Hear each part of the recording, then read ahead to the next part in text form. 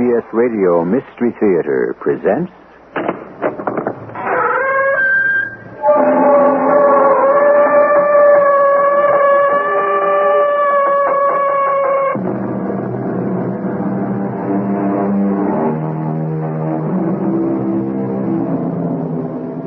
Come in.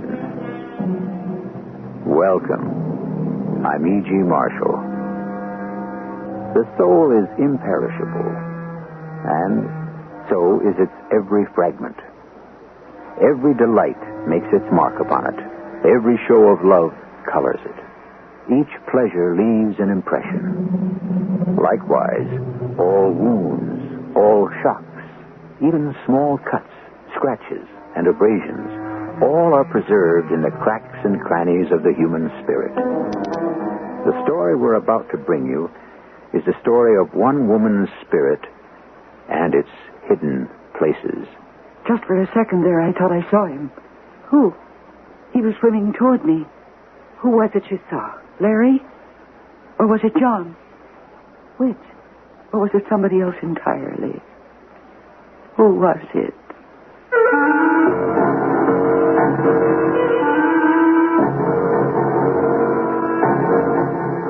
Our mystery drama, Silent Shock, was written especially for the Mystery Theater by Elspeth Eric and stars Mercedes McCambridge. It is sponsored in part by Contact, the 12-hour allergy capsule, and True Value hardware stores. I'll be back shortly with Act One.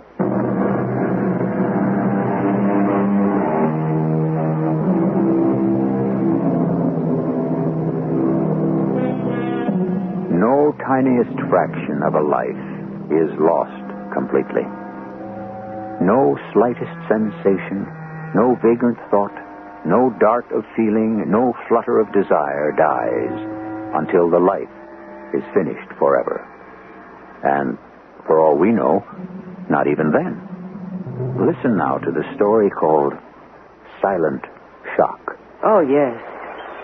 I was so right to take this place. I can see the ocean from every window. The ageless, the indifferent sea. Who wrote that? Somebody.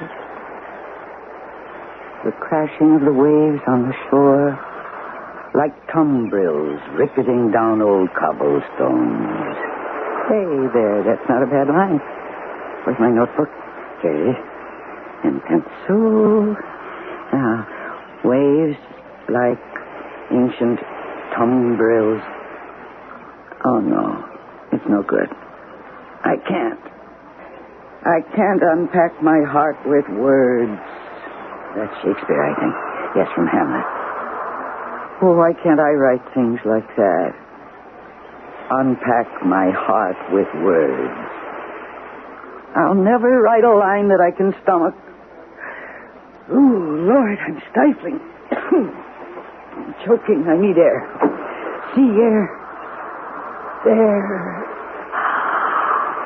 Ah, there. Oh, wash me clean. Fill my lungs. Cleanse my soul. Yes. There. Strongly it bears him along in swelling and limitless billows. Nothing before and nothing behind but the sky and the ocean. Samuel Taylor Coleridge. He wrote that. Oh, yes. This is the place where I can think things through, get it all straight in my head, get it all together. Isn't that what the young people say these days? Something like that, anyhow. If I were young, that's what I'd be saying.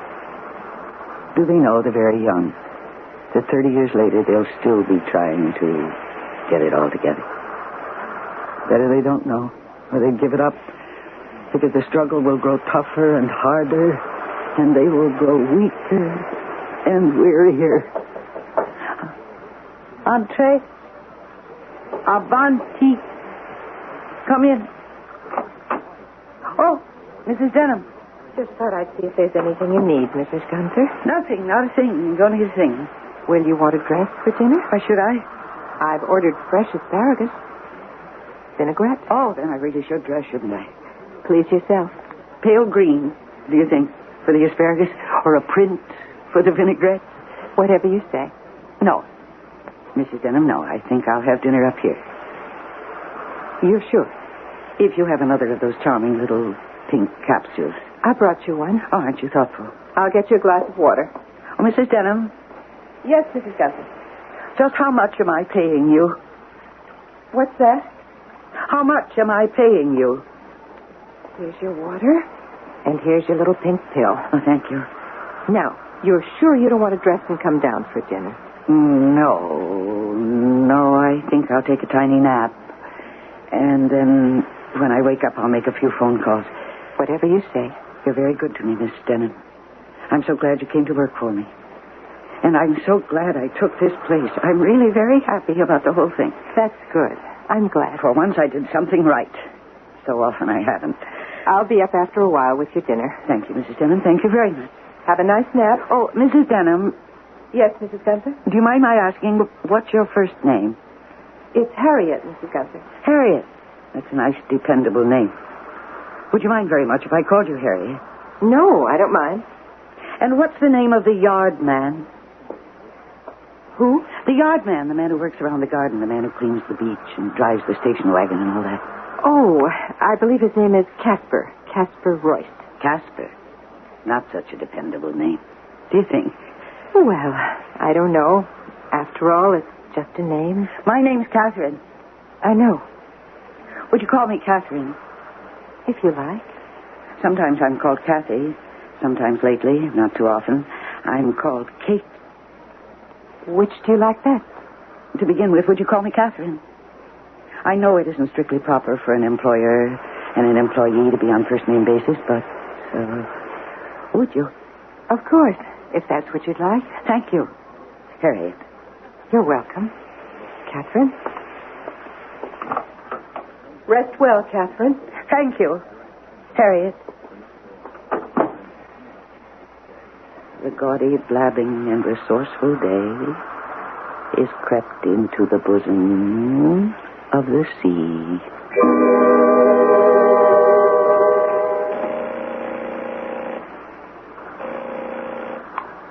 Yes?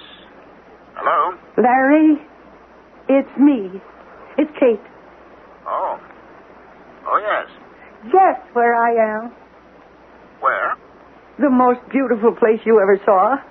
Right by the ocean. I can see it from my window. Must be beautiful. And hear it day and night. You want to hear it? I'll take the phone over to the window. There. You hear it? Do you hear it? Yes, I do. It must be quite a place where you are. Oh, it is. It is. It's terribly expensive, but who cares? Not me, I assure you. Larry? Yes, Kate? Do you miss me?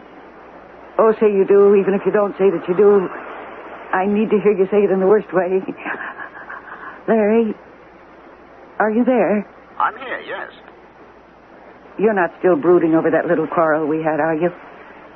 Which one was that? The last one, of course, when you stormed out of the motel.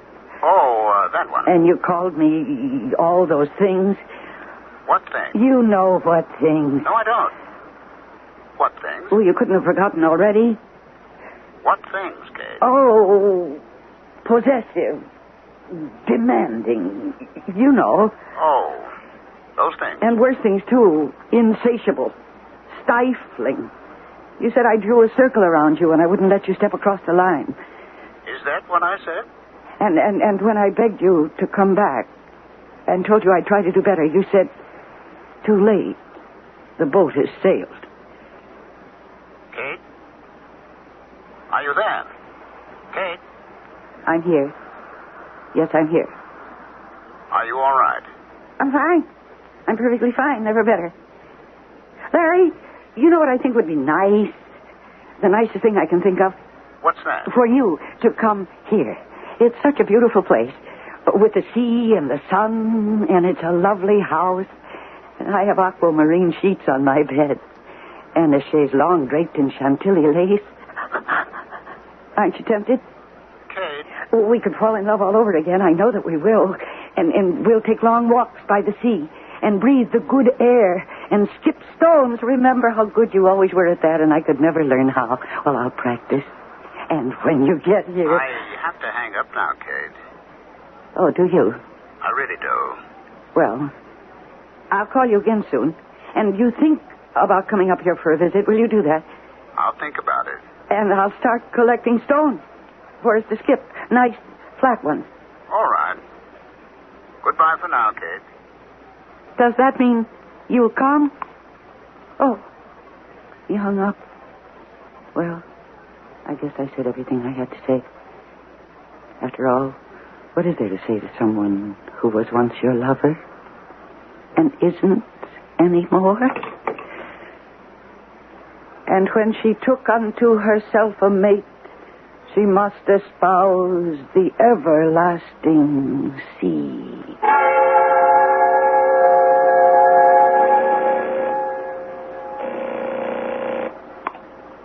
Hello? John, is that you? Hello? This is Kathy, John. Oh, Kathy. How are you, Kathy? Fine, I'm just fine. That's good.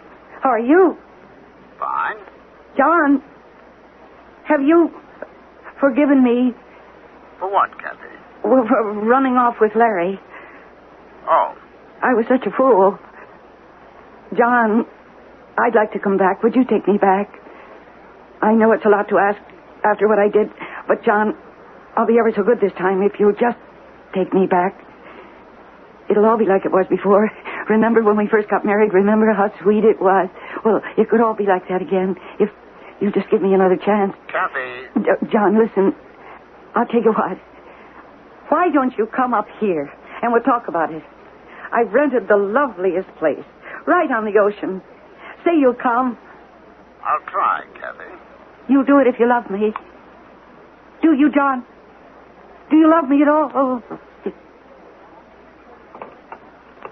Well, what can you expect from a cast-off husband?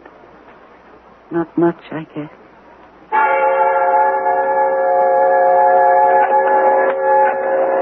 Father, be there, please. Be there. Oh, Father. Daddy, answer the phone. Daddy, please. Papa. Oh, Papa. Oh, Papa, please. Please, Papa.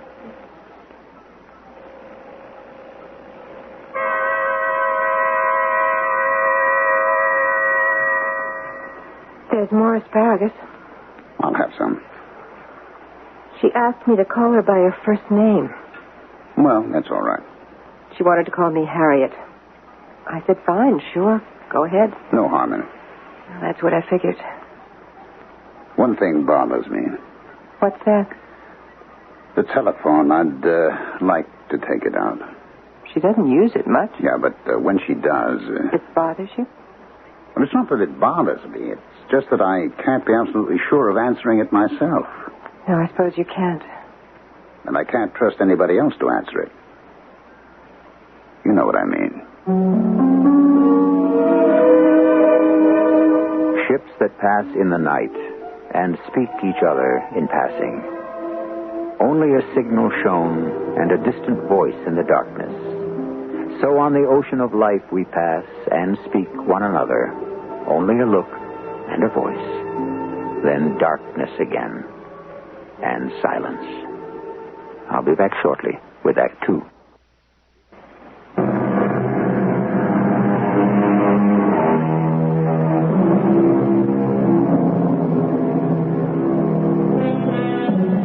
In Act 1, you were introduced to 3 people inside a house and 2 voices on a telephone. Between those inside and those outside, all during our intermission, the implacable sea has never ceased to throb. Listen now to the second act of Silent Shock. La, la, la, la, la, la, la. Morning, Mrs. Gunter. Oh. Nice morning. Are you Casper? Casper Royce. Yes, ma'am. Oh, you don't remember me, do you, from before? Before what? Oh, never mind. Just before. I'll be perfectly frank with you, Casper. I don't even remember hiring you. But I guess I did. Yes, ma'am. Yeah. What you got there? This? Oh, this It's just a pile of stone. Flat stones, stones for skipping. You know, like this. Only, I can't do it. Oh, it's all in the way you hold it. I used to know somebody who could do it. I thought he might be coming to see me. That's why I collected all these stones. Well, I see somebody coming down the beach. You think maybe... I don't know. It could be, I guess. Well, I'd better get on with my work. You're doing a very good job here, Casper. I wish to commend you for it. Thanks, ma'am. I appreciate that. La, la, la, la, la, la. Hello. How are you? Hello, Larry. You mind if I sit down? If you want to. Oh, I do. Then by all means do. That's quite a pile of stones you got there. Why did you come here, Larry? Didn't you want me to? More than anything. That's what I thought. Only... Only one. Now that you're here, I don't want you here. Why is that? Because I don't love you anymore. You don't? Not at all. Not a bit. Why is that, do you think? Why is anything? Foolishness to think there's a why to anything. A brain could burst and spill all over trying to figure out why. Don't you know that? Everybody asks questions, nobody gives answers, and there you have the whole thing in a nutshell. In a seashell, perhaps I should say. That's why I hate it. I hate it. Hate what, Kate? The ocean! The damned ocean! I thought you loved the ocean, Kate. Well, I don't. What's that poem? What are the lines? I have no memory anymore, and my memory used to be the best thing I had. Now I can't remember anything. Oh, yes. An ocean is forever asking questions and writing them aloud along the shore. That's true. That's so true. And I walk along this shore looking for questions. You know the story about Gertrude Stein, don't you, Kate? When she was dying, she said to her companion, "What's the answer?" And when her companion shook her head, Miss Stein said, "All right then, what's the question?" Oh, that's good. That's very good. That's very, very good.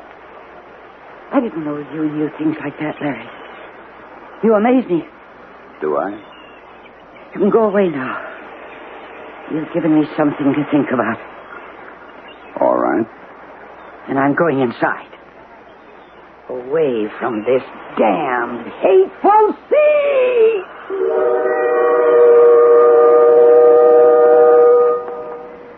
Any progress? I think so. Some. She came in for lunch. Where is she now? Back on the beach again. Can't stay away. Tell me something. Do you really think it's worth it? Oh, yes. Definitely. Yes. Taking such a long time, such a lot of work. That's all right. And lately such expense. Never mind. It's all going to be worth it. The rewards will be tremendous. So just hang in there, Harriet.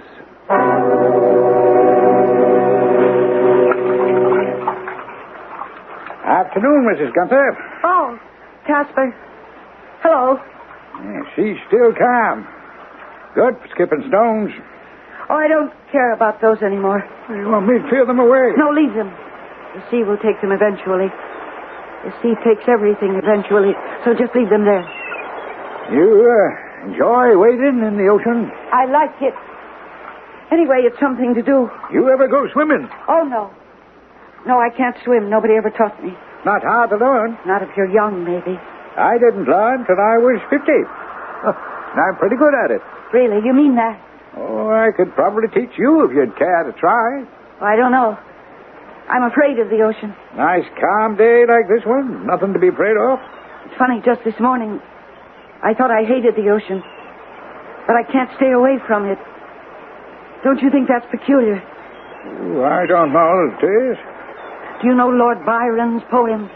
I don't know any lords, and I don't know much about poetry either. Lord Byron was an Englishman, 18th century. His real name was George Noble Gordon.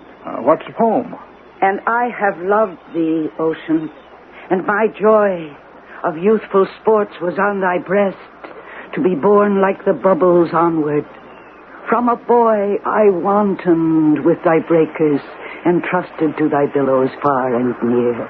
and laid my hand upon thy mane, as I do here. That's very nice. And laid my hand upon thy mane. Imagine writing that. Imagine seeing the ocean like a great imperious lion, so regal, so indifferent, so... Imagine being so talented you could see that and write it down. Oh, Lord. You all right, Mrs. Gunther? Why can't I write something like that? It isn't fair. It isn't right. What's the matter with me? Nothing's the matter with you, Mrs. Gunther. I didn't mean to upset you, Casper. You didn't upset me. You upset yourself. Well, whatever. You go on about your work. I'll play around in the water for a while longer. All right, Mrs. Gunther. Don't go out where it's too deep. I won't. Don't worry. Entrusted to thy billows far and near, and lay my hand upon thy mane, as I do here. Hello. Hello. What do you want? Just to talk to you, that's all. I don't know what we have to say to each other, John. I thought there might be something. I thought there might be too when I called you, but now I don't think there's anything. What made you change your mind? The way I've been feeling lately. Tell me about it, Catherine. Don't you dare call me Catherine. Don't you dare! You never called me Catherine, never, so don't start now. I'm sorry. I have never given you permission to call me Catherine, never. Kathy, that's okay, that's all right, but never Catherine. Is that understood, John? I said I was sorry, Kathy. There's a fog rising, I think. Yes, it looks that way. Maybe we should go inside. Pretty soon the foghorns will start up. Do you see what I see? I don't know. What do you see, Kathy? A ship. A big ship. I don't see any ship. You never saw any of the things that I saw. What do you mean by that, Kathy? It's terrible to see things that other people don't see. Yes, I can imagine. Yes, it is a ship. A big white ship. Far out. Way far out. I don't see it. The fog, probably. I can see it through the fog. That's the difference between you and me. I can see through fog and you can't. You only see what's right in front of your face. Yes, you could be right. Probably right, anyway. I am completely right. Well, maybe I'd better leave, Kathy. Maybe you'd better. In fact, I'm sure you'd better.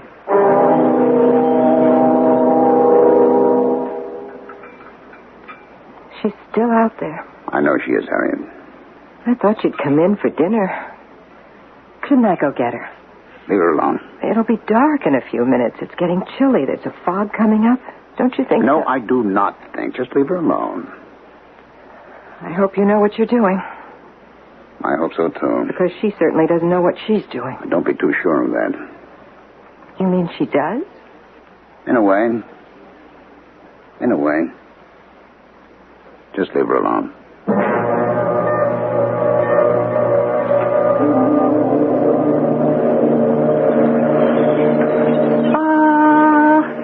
I knew it. A ship. It is a ship. It is the ship. Oh, I've waited so long, so long. It's coming through the fog. It's there. It's there. I only have to wait. It'll come closer. The fog will lift. At the very least, the fog will part, and I'll see it. Big and white and powerful and majestic. Sailing strong, serene, on the breast of the sea. It's closer. Coming closer. I've only to wait and it will...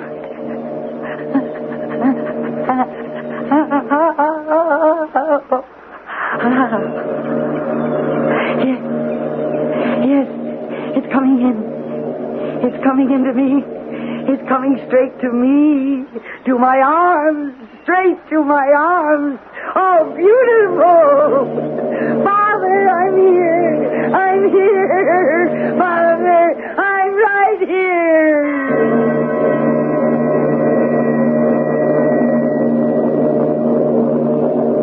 She's standing up. Oh? about her? I can just barely see her. It's almost dark, the fog. She's waiting for something. For what? She knows. Do you know? I think so. Well, then... It's no good mine knowing. She has to know. Oh, now she's stretching her arms out to the side. Oh? She's moving, taking a few steps toward the water. Oh? She's going into the water. Let her. No, I won't. I'm going to stop her. Leave her alone, I'm going to Harriet. open the window and call to her. At least I can do that. Mrs. Gunther? Mrs. Gunther? Leave her alone. Father! It's Catherine! It's Catherine, Father! She's walking too far out. Father! It's me! It's me, Daddy! Mrs. Gunther, stop! Come back! Papa! It's Catherine! We can't let her drown. Here, Papa! I'm going to stop her if you won't. I know you're not. It is wrong. It's Catherine, Papa! I'm here! She's over her head. She is? I can't stand it. I can't. Wait. Be quiet. It's all right. I've got her. I've got her, Doctor. It's all right.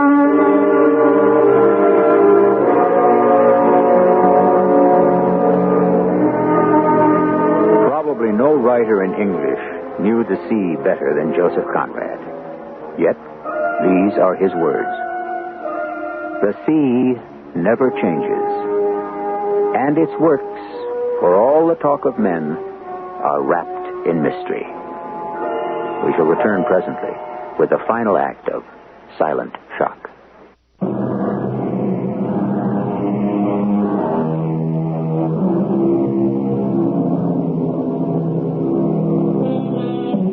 When we left you at the close of our second act, it was with some words of Joseph Conrad. As we begin the final act of our drama, we think it fitting to quote the great Polish writer again. I have known the sea too long to believe in its respect for decency. Yes. Come in. Oh. Hello, Doctor. How are you feeling? All right, I think.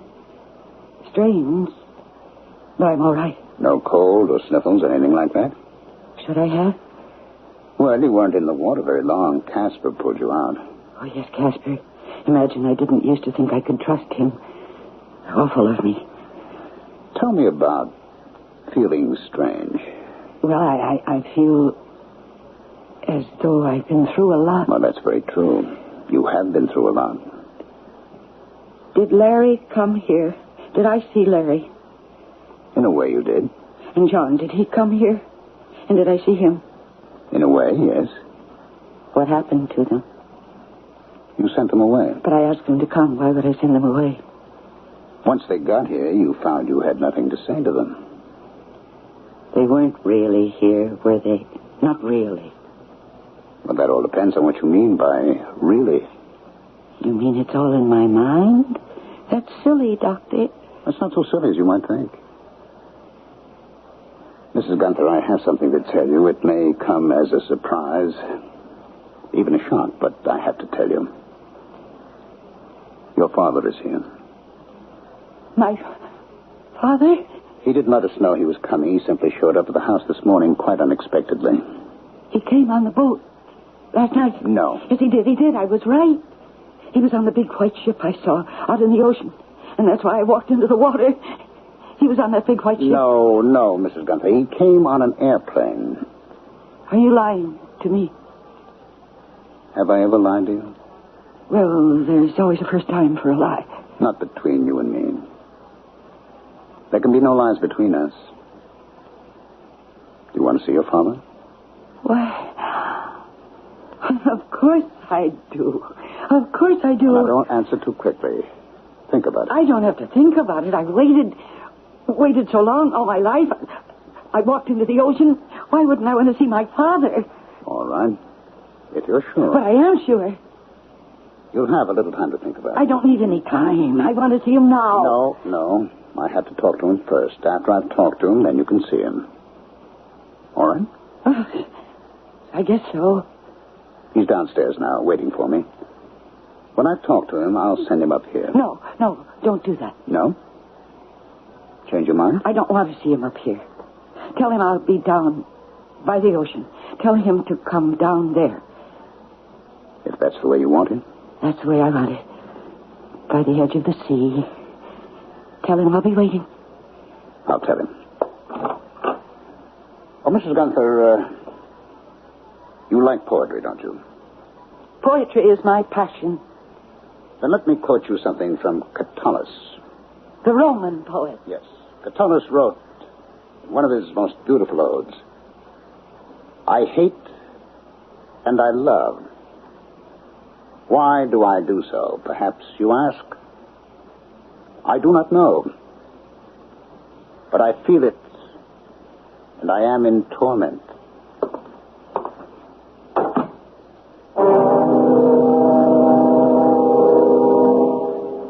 Where is he? He knows I'm waiting.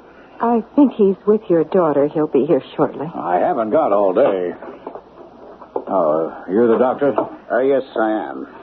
You've met my wife? Yes, we've met. Please sit down. Take my chin. I'm here about these bills. I've just come from your daughter's room. Yes, your wife said that's where you probably were. Wouldn't you like to know how she is? How is she? She's improved. She's all right? I didn't expect that. I didn't think she'd ever be all right. I didn't say she was all right. I said she's improved. Well, how much? Improved how much? Some. You realize, don't you, what happens if she's ever really, really all right? Yes, I do. Tell me something. How does she happen to be here? When I went to England, she was at Edgeworth Sanitarium. It wasn't until I began to get these outlandish bills of yours that I knew she'd been moved. I wrote you about that. Well, you only wrote me that the sanitarium had been closed down. And that my wife and I had taken Catherine to live with us. I was her psychiatrist at Edgeworth, and I thought she had a good chance for recovery. Complete recovery? That remains to be seen. But I thought when she came here that it was just a temporary thing. I trusted you to take care of everything. The other patients at Edgeworth went home to their families or institutionalized elsewhere by their families. When we looked about for Catherine's family, where were you? Well, I was in England, you know that, in London. I moved my business there after, well, you know. You know everything that happened, I'm quite sure. Well, that was 15 years ago. You stayed in London for 15 years. No one's heard anything from you in all that time. Unless you call a monthly check, hearing from you. And for the last few months, we haven't even had a check. Well, because your bills got idiotically exorbitant. Look here, look at this. $1,000 for the services of a man named Casper Royce. There was never any charge like that when she was at Edgeworth. What could a man do to earn $1,000 a month? Well, for one thing, he could save your daughter's life. We brought Casper here from Edgeworth. He's a good man, and he developed a fondness for Catherine. As we had. He was assigned to keep an eye on her at all times. And last night, he rescued her from the sea. She tried to drown herself? She tried to find you. Oh, forgive me, Doctor. I'm not up on all this psychiatric mumbo-jumbo. I'm a simple man. Now, let me try and make it a little clearer for you. The last time your daughter saw you was from a pier in the harbor. You were on a large white ship. She waved you. I suppose you waved back. I hope you did. And the ship sailed.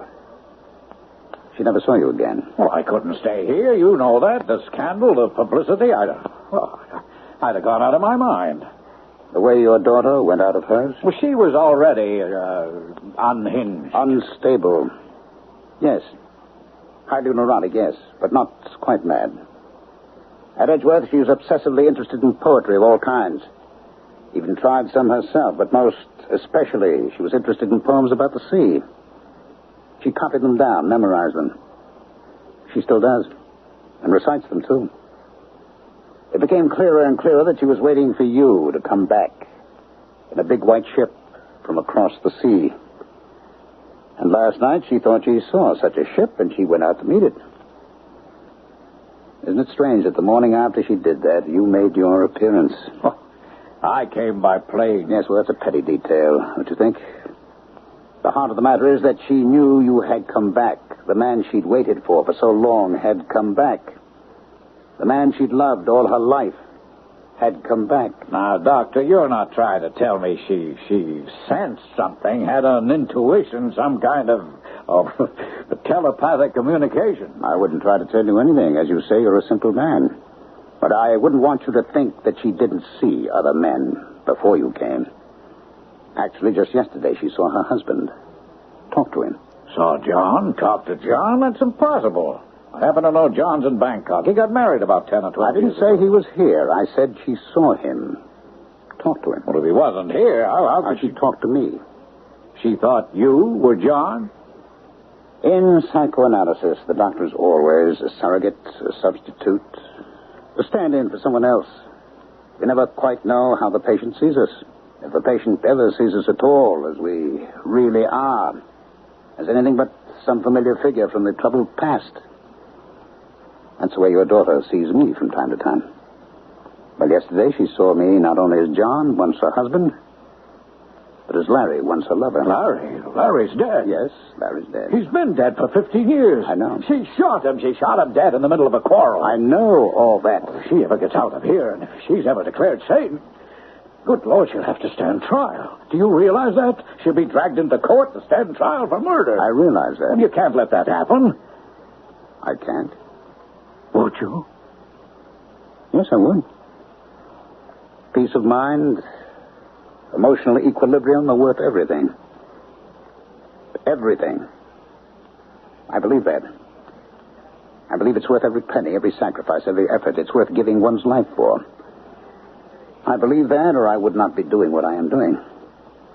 I can't protect my patients and the other people in their lives, but I can work to protect them from themselves. And if one of them wants to walk into the ocean to meet a man, it's my duty not to just to keep her from walking too far, but to make her realize why she did such a suicidal thing. And to keep her from doing it again. Some other time, some other ocean. Some other man. Well, I don't quite grasp your point of view. I realize that, sir. Would you care to see your daughter? Oh, I suppose I ought to. It's entirely up to you. She wants to see you. Will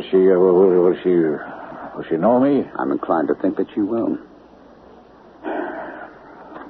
Which is her room? She's not in her room. She's on the beach. She said to tell you she'd talk to you there. Look here. You can see her from the window. Is that Catherine? Has she changed so much? Well, it's been 15 years, but she looks very nice. I'll go down to the beach and talk to her for a few minutes first. Prepare her a little. Then you follow.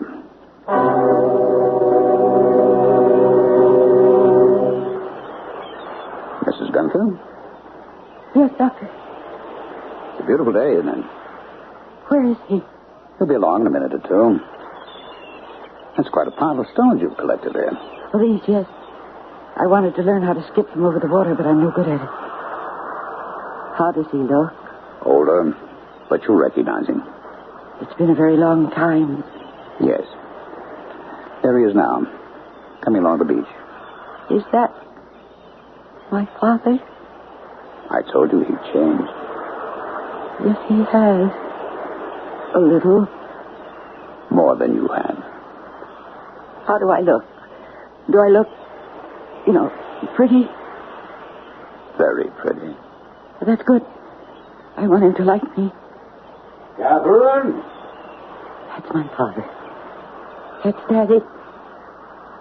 Catherine, my dear. My papa. Damn him! Damn him! Get away! Get back! You're a traitor, a deserter, you're a betrayer, you're foul, you're a monster! Go back! Get up! Now put down the stones, Mrs. Get up! Go away! Go back! Go back! Stop it, Mrs. Gunther. You're stoning the man. Stop it! He left me. He went away, and he left me when I needed him the most. I loved him, and he left me. my father, and he left me. It's all right. It's all right. It's gone. It's all right now. I hate him. I know. I want him dead. I understand. And tomorrow we'll talk it all out. Right now, let's walk back to the house. That's it. Remember what Catullus wrote? I hate, and I love, and I am in torment.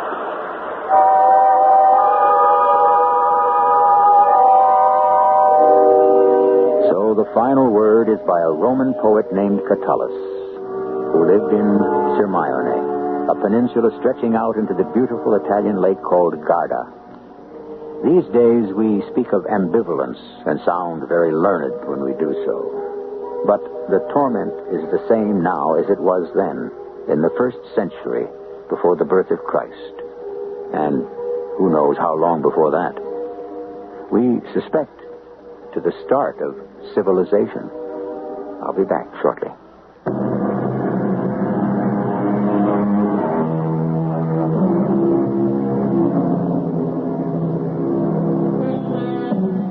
Our play is finished, and it's time to leave. In perpetuum frater ave atque valet. Those, too, are the words of Catullus, but in the original Latin, and they translate, forever, brother, hail and farewell. But we can alter them slightly for the purposes of our little show. Till the next time, brothers and sisters, hail and farewell. Our cast included Mercedes McCambridge, Ralph Bell, Terry Keane, and Ian Martin. The entire production was under the direction of Himan Brown. This is E.G. Marshall inviting you to return to our Mystery Theater for another adventure in the macabre. Until next time, pleasant dreams.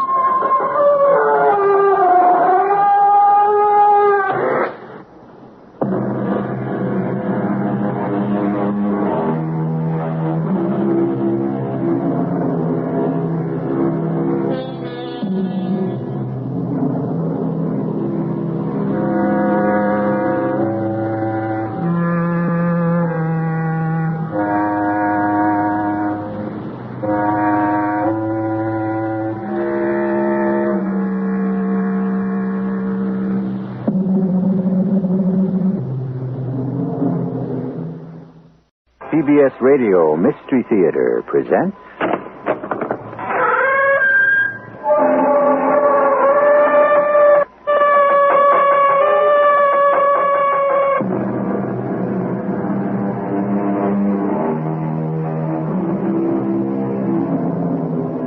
Come in. Welcome. I'm E.G. Marshall, your host for another excursion into the world of the macabre, where we meet persons not quite like you or me, because they have had experiences that often defy explanation. It's a world of mystery where meaning is obscure, but such a world exists. Its phenomena may arise from the mind or from the appearance of an apparition, a person surely dead many years. That is what we explore because such an experience can happen, even to you. You've heard the expression, if thought could kill. Keep that in mind. It is at the heart of what you're about to hear.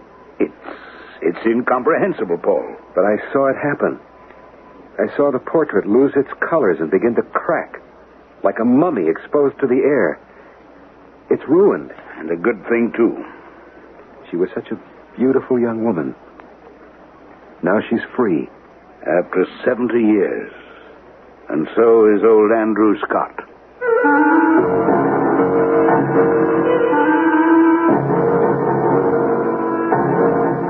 Our mystery story, The Woman in the Green Dress, was written especially for the Mystery Theater by Roy Windsor and stars Michael Tolan. It is sponsored in part by ARM, Allergy Relief Medicine, and X-Lax. I'll be back shortly with Act One.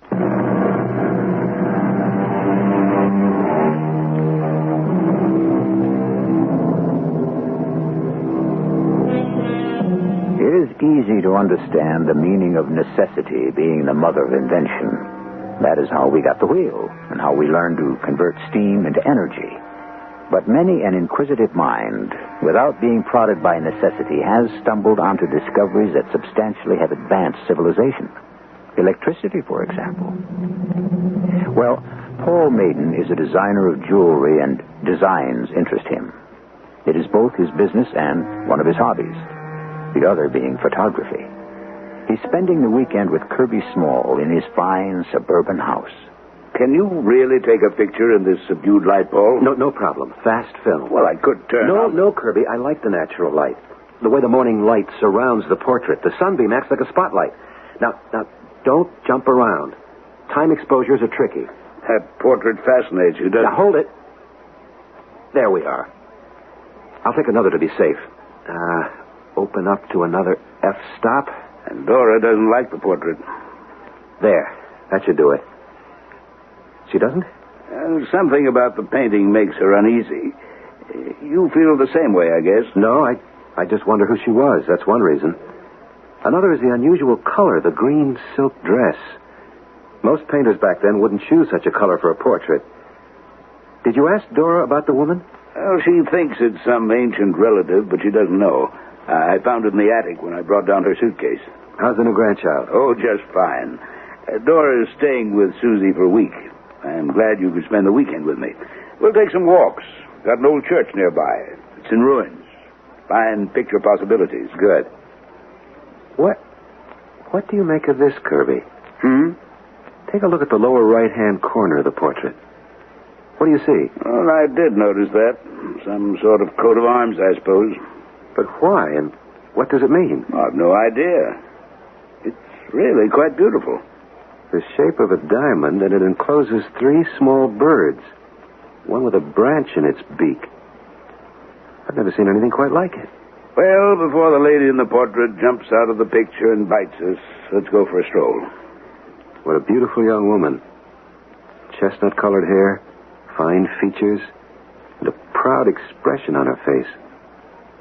How old would you say, Kirby? Oh, early 20s? No, I mean, how old is the portrait? Oh, well, your guess would be better than mine, Paul. 50, 60 years, I'd say. Maybe older. Even 70. And Dora has no idea who she is? Nope. Then she must have died young.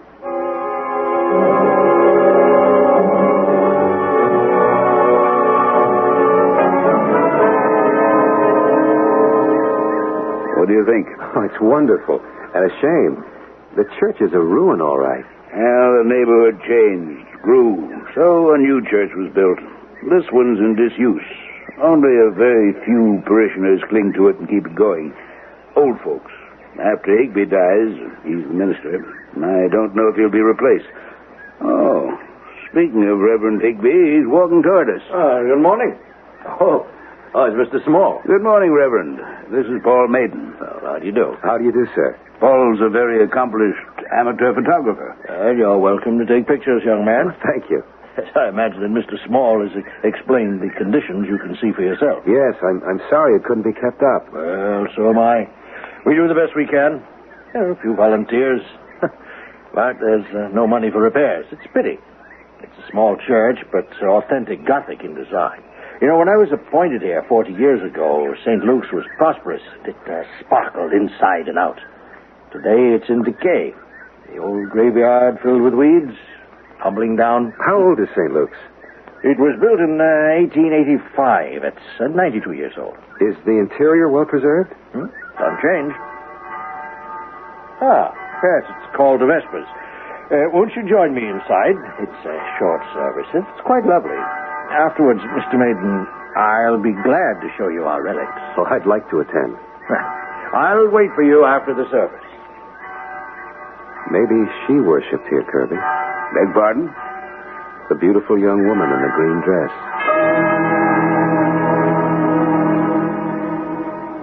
Mr. Maiden. I enjoyed the service, Reverend Higby.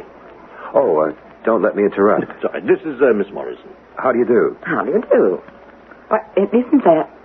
Why, of course, Mr. Small. Hello, Jenny. Wonders never cease. I hadn't seen you here for years. Or Dora. She's well, I trust? Yes, thank you. She's in New York for a week. Susie had another little boy. Oh, nice. Please remember me to them. I will. I'll be outside, Paul. All right. Excuse me, Miss Morrison. I'll be with you in a few minutes, Mr. Maiden. Is he... no, that's hoping too much. Not a new member. No. He's just interested as a photographer.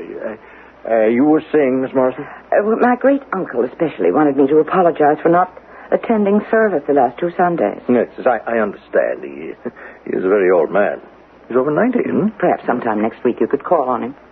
Gladly. Mr. Scott is our oldest member, and, well, except for his annual pledge, I don't know how St. Luke's could continue. He's attached to the old church. Remember how he opposed building the new St. Luke's? Yes, very well. And he's, infirm? Not in body.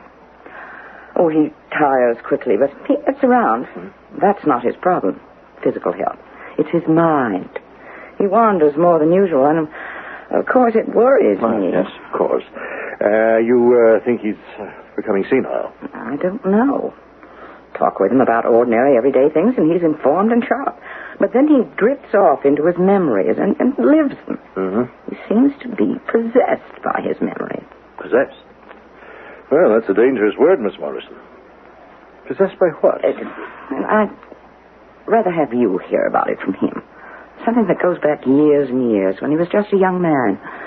Maybe he'll tell you. Yes, well, I'll pay him a visit. If he's had something on his mind for all this time, he may want to share it with me. Andrew Scott's a good man, and God is forgiving. You'll just drop in, not mention our little talk. No, not unless he asks me. Why? Because what he's often told me is blasphemous and makes me ashamed. Thank you, Reverend Higby. It was a lovely service. Just what was that all about? Mr. Maiden? Yes, sir. Well, I'm free now. This is really a fine old church. Those stained glass windows are exceptionally fine. Yes, well made, and the colors are unusually vivid. The pulpit is made of fruit wood and hand carved. And these plaques on the walls, the stone tablets? In the olden days, the wealthiest parishioners had them engraved and set into the walls in memory of someone departed. Ebenezer Scott, born 1865. Called to his Maker, 1928, where he is at peace. His epitaph shall be his name alone. His son had that plaque placed there. Andrew Scott. I was just talking about him with Miss Morrison, who is his grandniece. Yes, he's still alive. He's in his 90s. Well.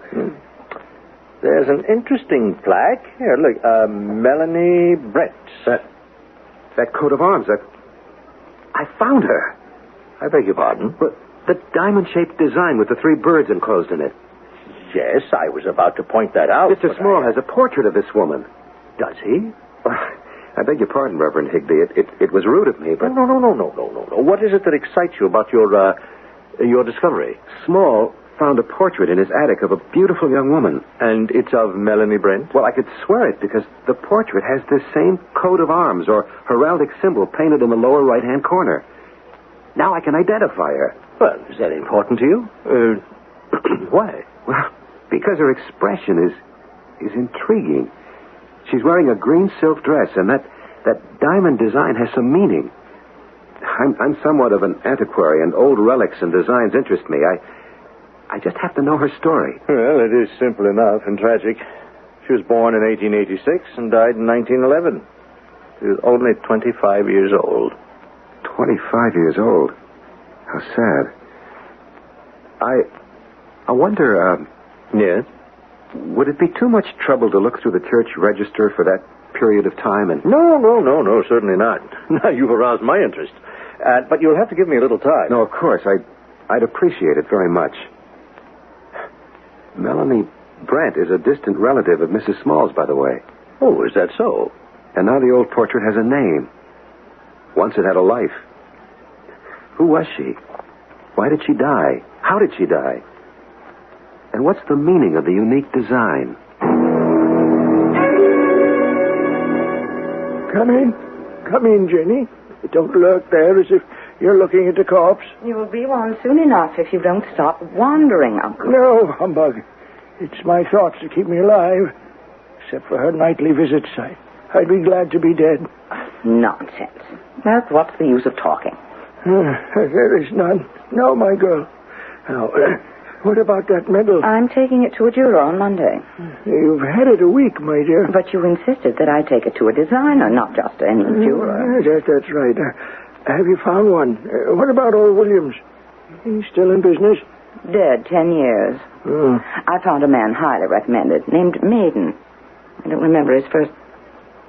Well, if that don't beat the Dutch. I just left him. You sound like you're wondering, my girl. At St. Luke's. I wonder if he's the same man. Well, if he attends St. Luke's, he must be an antique. No, he's quite a young man. He was taking pictures and admiring the church. Higby showed him around. Yes, well, I do wish you'd see him soon, Jenny. That missing pearl may be hard to duplicate. I understand. Is there anything special on your mind, Jenny? There's a look of purpose on your face. Is it the usual? You worry me, Uncle. No, humbug. I'm fit. I feel fine. Get around when I want to. You still insist that she is with you every night? She has been for almost 70 years. I see her every night. And then I'm happy. We talk about what happened and how I avenged her. No one believes your story, Uncle. The facts bear me out. They're all mixed up, crazy. They make no sense. They make perfect sense. My testimony got him acquitted. And then with the help of God, I willed his death. And he died. Uncle, you mustn't. You think I'm daft? Am I, girl? On this subject, what else can I think? Willed his death. Well, that's sacrilegious, Uncle. I'll account to God alone when I join Melanie. And that will be very, very soon. Her name was Melanie Brent. And she died when she was only 25? Yes. Why or how, I don't know, but Higby will find out from the church register. I'll drive out next weekend to see him. Stay here, Paul. You're welcome, and I'll go with you to see Higby. Oh, thanks. Did he have any idea of what the coat of arms means, that diamond-shaped thing? No, not offhand, but I've been giving that some thought. First, it's unique. 2 reasons. The design itself is one of a kind. At least I've never seen one like it. Yeah. And isn't it unusual for a woman to have a coat of arms? That's the other reason. I've never heard of one. Well, what could it mean? 3 small birds and one with a branch in its beak. At the end of which there's a pearl. You know what I think it all means? Well, go ahead. Faith, hope, and charity. Could be, Paul. In the Book of Common Prayer, faith is regarded as an outward and visible sign of inward and spiritual grace. Someone had absolute faith in Melanie Brent. Some man, of course. Who might still be alive. Oh, no, Paul. Why, let me see. She died in 1911. 66 years ago. At 25, assuming it's a young man we're talking about, and he'd be 91 or older. There's no one around here. Now, wait a minute. Well, who are you thinking of, Kirby? Old Andrew Scott. An interest in unusual designs, a portrait of a beautiful young woman in a green silk dress, her haunting expression, clues to a life long ended and forgotten. She is part of a family's heritage, their roots. You have them, so do I. You can be certain that they both are good and bad. What is the mystery that surrounds Melanie Brent? We'll search deeper when I return with Act 2.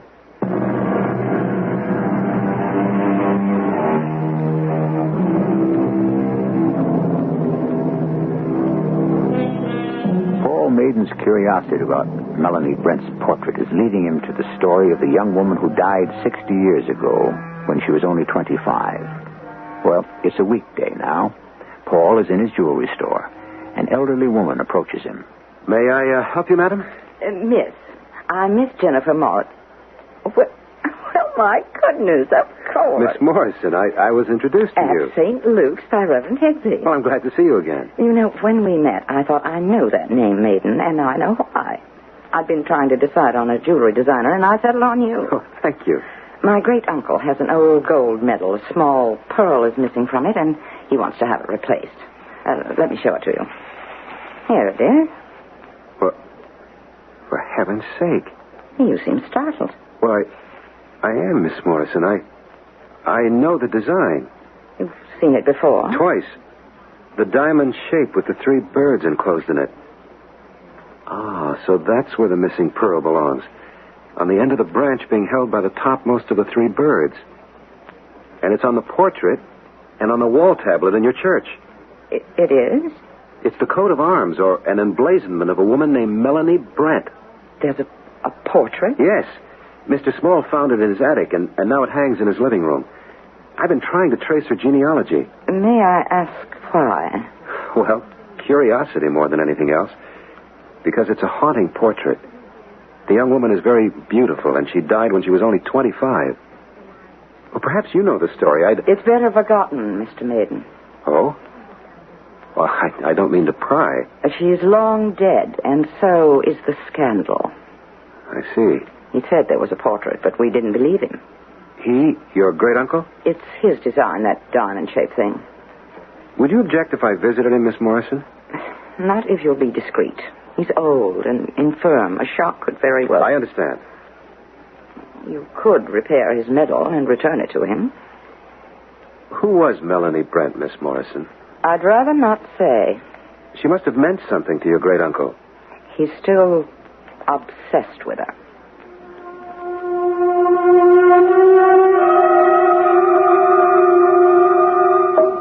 Well, hello, Mr. Maiden. And Mr. Small. Good afternoon, sir. Hello, Mr. Higby.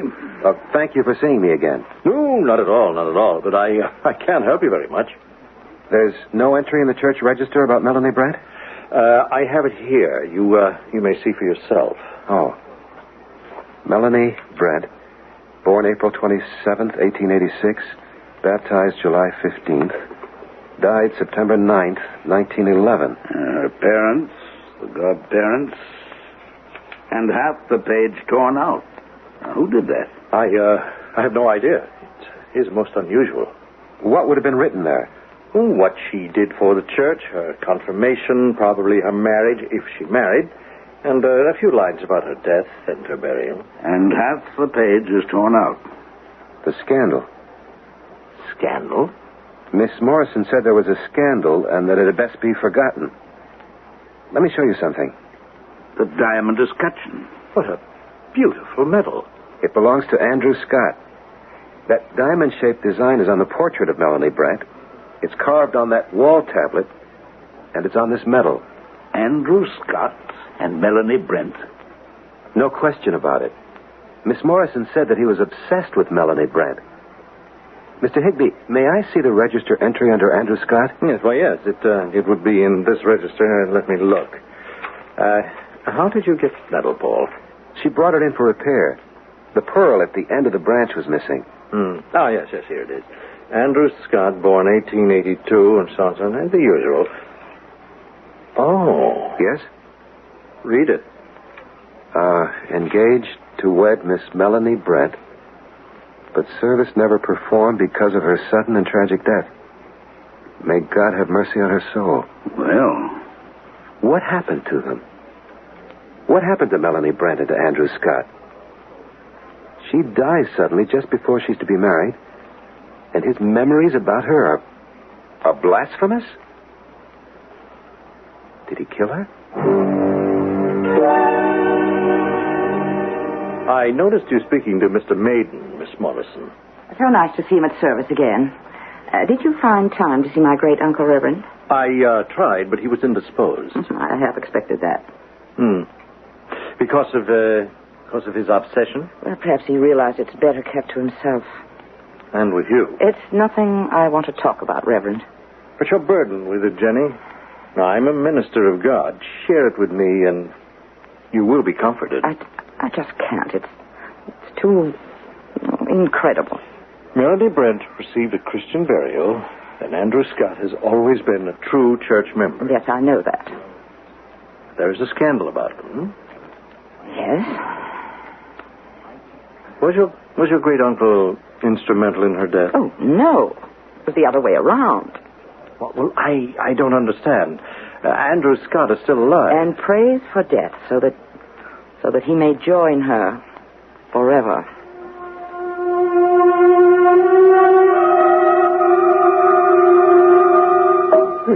Sit down, Mr. Maiden. Well, thank you, sir. Old-fashioned. Pardon me? Sir, it's old-fashioned. It's gone out of style. Used to be a sign of respect for one's elders, but these are different times. I have your medal, Mr. Scott. So, Jenny finally did something about it. That's good. Well, here it is. The design is unique. Yes, it is. I struck it myself. And the birds, they mean faith, hope, and charity? Well, how did you figure that out, young man? Because of its association with someone in the past. Well, this is good work, Mr. Maiden. Oh, thank you. The shade of the pearl is correct.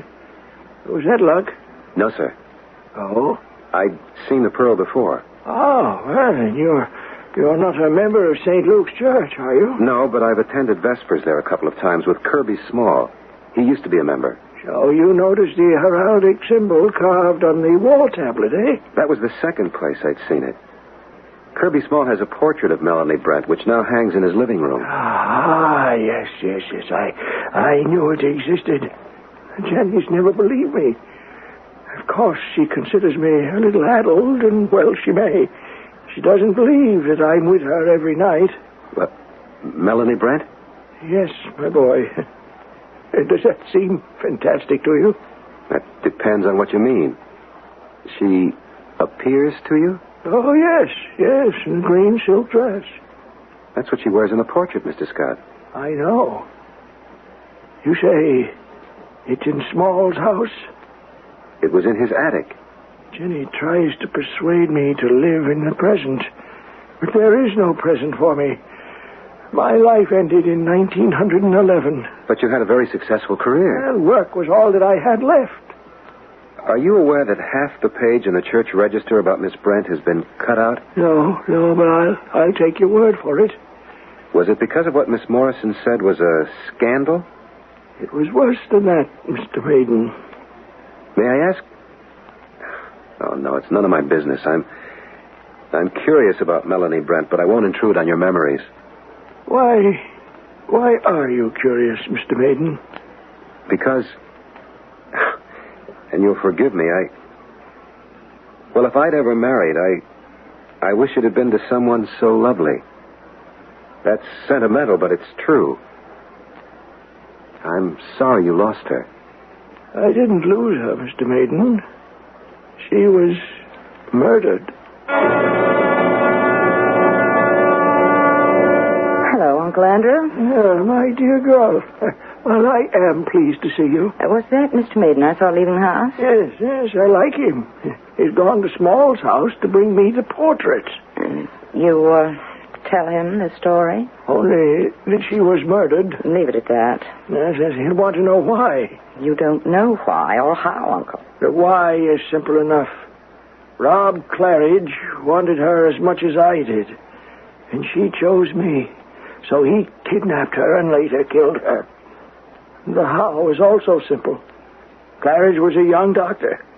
One of his surgical instruments had been driven through her heart. Don't. But she had her revenge, and I had mine. And that's what was miraculous. Dr. Claridge couldn't be in church and outside on the green near the pond at the same time. He was, though. At his trial, you testified that he was sitting right in front of you during the service. Yes, he was. I hated Claridge. I knew he'd kidnapped Melanie and had her hidden someplace. I saw her the night before she disappeared. She was wearing a green silk dress. That's the last I saw of her. The police must have been drunk. No. That is not true. There were two of them, and they found Melanie's body in the rushes in the pond. And they found Dr. Claridge painted on the green. not 20 feet away. But he was sitting right in front of you in church. So he was. Your story is impossible. So it seemed. But during the service, I kept saying to myself, confess, confess. And the force of my thought and the will of God transferred his soul outside where the constables found him. Not him. His apparition, if anything. What they saw, they told in court. And they saw Claridge. But he was freed because you admitted he sat in front of you in church. That's true, but my words, confess, confess, drove into his soul. And soon after he took his own life.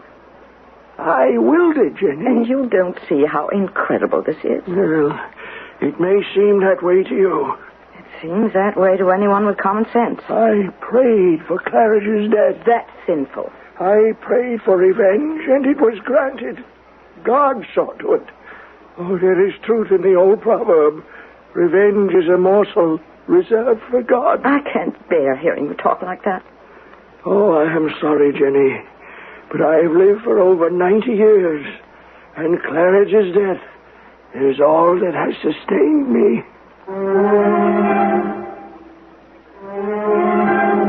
If I understand what I've heard, I must say that I'm sympathetic to Jenny Morrison. Can a body be in two places at the same time? That's what Andrew Scott maintains, and the facts seem to bear him out. Dr. Claridge was in church with him, but the constables found this same Dr. Claridge on the green outside the church and near the pond where Melanie Brent was found murdered. Is it possible that Claridge could be in two places at the same time? We'll learn more when I return with Act 3.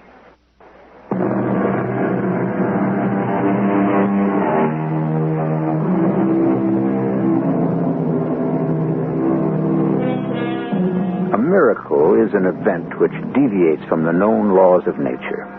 There are many instances of them, most of them found within the framework of religions. Visions appear before a person and reveal the future and the course he must follow to make it come true. Is that what confronts us here? A miracle? Is it conceivable that a body physically could be in two places at the same time?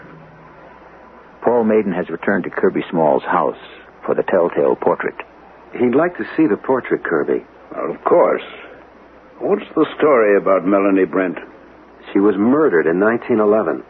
I don't know the details. I hope he'll tell me. Murdered? Maybe that's why Dora kept the portrait in the attic. But she doesn't know who Melanie Brent was. That's true, but I think she sensed something about the portrait. I did, too. That haunting look. You felt it, too. Yes, I did. Give him the portrait, Paul. All right. You have my color enlargement. I must know the entire story, Paul. Well, if he tells me, I'll tell you. I wonder why Jenny Morrison or Andrew Scott never told Dora. Jenny's Dora's aunt, isn't she? Yes, but we never see her. That's another story. Leave it at this. Jenny's stiff-necked, bigoted. Jenny renounced her sister, Dora's mother, when she married me. I see. I think you do. And Andrew Scott? At the time I married Dora, he was another holier-than-thou. We went our way alone. It's mean to say it, but it's gratifying to discover that Scott and Jenny have a really big skeleton in their family closet.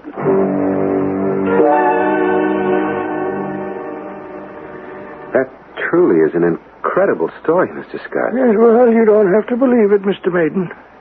Nobody else does. Dr. Claridge was brought to trial because the constables found him lying on the green near the pond. They had to be drunk. Oh, they were cold sober. I spoke to them outside the church. So did the old minister. And they never changed their story? No, sir. They repeated it in court. And you had to testify that Claridge was sitting in front of you in a pew in St. Luke's. His physical body, Mr. Maiden. What other kind is there, Uncle? Oh, only God knows. It's extraordinary. It's absolute nonsense. My great-uncle was so in love with a young woman that when she passed on... Murdered, my girl. Don't avoid the fact and the word. What you're about to say, Jenny, is that I became a babbling idiot. You've thought that all your life. I appeal to you, Mr. Maiden. Well, I'd have to defer to Reverend Higby, Miss Morrison. This This is beyond me. Well, in fairness to Jenny, who cannot abide scandal, it's true that after Melanie's murder, I was driven. I was torn apart, probably temporarily insane. But I remember Rob Claridge's trial and what I heard there. What did he have to say for himself, Mr. Scott? He was an arrogant devil. He denied kidnapping Melanie and then stabbing her. But he could not deny that the weapon was his. And your testimony freed him. I'm an honest man. I trust God. Do you believe me, Mr. Maiden? I want to, Mr. Scott. Isn't Reverend Higby the person to judge? The church knows about miracles. I asked him to pay you a visit, Uncle, but you were indisposed, you said. Will you see him? Won't you confess to him that your thoughts are sinful? I decline to see him for your sake, Jenny. The story is an embarrassment to you. But now every Tom, Dick, and Harry knows it, so it's time it was laid to rest. No, that's rude to Mr. Maiden, my dear. Oh, I didn't mean him. I'm sorry, young man. But you'll tell Kirby Small, and he's sure to gossip about it. Dora will see to that.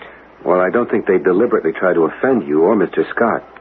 Why would they? That's neither here nor there. There's a small skeleton in their closet. You see, Mr. Maiden, they had to get married. Uncle. Yes, and in my arrogant pride, Jenny and I turned away from them. They sinned. You didn't sin, except in your mind, thinking you willed Rob Claridge's death. He took his life because of his guilt. Say that he did, Uncle. Say he murdered Melanie. Say he killed himself. Did anyone ever prove it? The discovery by the constables of Rob Claridge sprawled, fainted on the green, drove remorse through his soul as surely as he drove that knife into Melanie's heart. That's what you want to believe, Uncle. But I say again, it just couldn't be. Then we'll leave it at that. Mr. Scott, may I ask you a question about the portrait? Yeah? Did you commission it, and when? 2 months before the wedding date.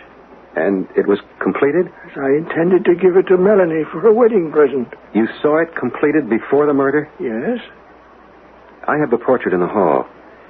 Before I bring it in, another question. Did you sense a premonition in her expression? No, not that I remember. It's there. You mean she anticipated her death? Oh, no, that's provocative, Mr. Maiden. I also take it that you don't think that I'm entirely damned, that I have told you the truth. The truth as you see it, Uncle. Which, Miss Morrison, may be the truth. Melanie was murdered. Claridge was in church, never expecting to be tried. At the same time, the constable saw him on the green near the body. That's why he was tried. And the fact of the trial is what led to Melanie's revenge. Oh, bring Higby. He must hear my story before I die.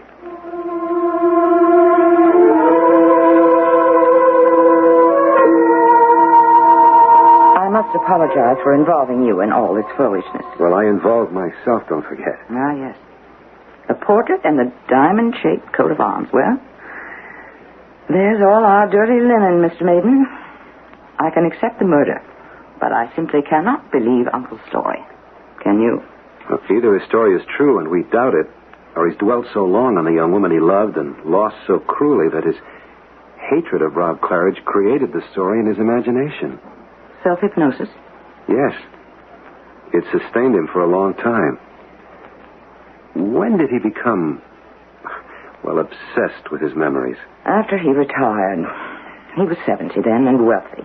I urged him to travel, see the world, but he became kind of a recluse. It's a tragic story. Jenny? We'd better go in. I'll bring a portrait from the hall. Yes, Uncle, are you all right? I must have dozed off. Is Mr. Maiden still here? I have the portrait for you, Mr. Scott, which, by the way, Kirby Small wants you to have and to keep. Thank you. Place it over there against the wall, if you please. Yes, sir. I'll take off the wrapping. My goodness. What a striking young woman. Shall I turn on the lights, Mr. Scott? No, thank you. The early evening light is soft and warm. It was at this time of day that I last saw her alive. wearing that same green dress. Oh, I thought she never looked so lovely. It was that night that she chose me over Rob Claridge. She was very beautiful. She still is very beautiful, Mr. Maiden. I see her every night. I believe that. But neither you nor Jenny believes what the constable saw in the green, do you? You explain it, Mr. Maiden. And what is this coming towards us now? Heaven, help me. The woman in the green dress is stepping out of the portrait and coming toward us. I don't believe my eyes. Melanie? He's going toward her. Uncle, he's falling. No, I've got him. Here, Mr. Scott. But he's still following the woman. And he's also in your arms. It can't be. It can't be in two places at once. But we saw it, Miss Morrison. Uncle! He's dead, Miss Morrison. I'm so sorry. You did say it, Mr. Maiden. Or am I the one who's crazy? No, I saw it. There were two of him. One walked toward Melanie Brent and vanished. Not an apparition, a whole man. And the other is here in my arms.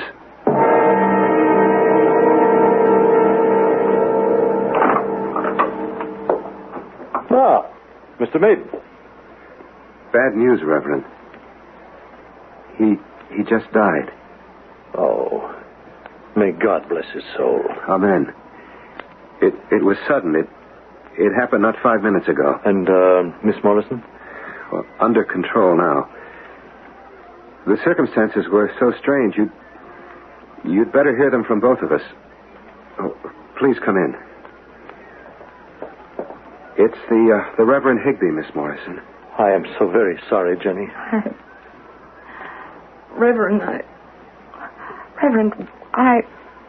We have just witnessed a miracle.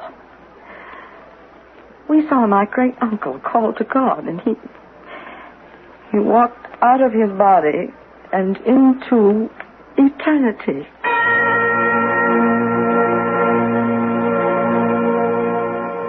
You say that Andrew Scott willed Rob Claridge's death? By driving his soul out to the green, where the constables swear they found him lying prostrated near the murdered body of Melanie Brent. And we just saw Andrew Scott walk away with the woman while I held him in my arms, dead. Can it be possible, Reverend? May I see the portrait? You haven't answered my question, Reverend. Oh, in a moment, my dear. The portrait's in his study. Shall I? No. I'll walk in there. Look. Is that the portrait? Miss Morrison, something's happened to the portrait. Please come here. In heaven's name, what happened to it? The colors are faded and flesh is sagged. It's cracked and chips of paint have fallen away. It's what's left of a woman who was 25 and died almost 70 years ago. Did you say the portrait depicted a young woman? In glowing health, wearing a green silk dress. A beautiful young woman. It was in perfect condition when I unwrapped it. What can it mean? He moves in mysterious ways, his wonders to perform. You and Mr. Maiden have witnessed one of them. Miracles happen only to those who believe in them. My great uncles did. And now he's reunited with the woman in the green silk dress.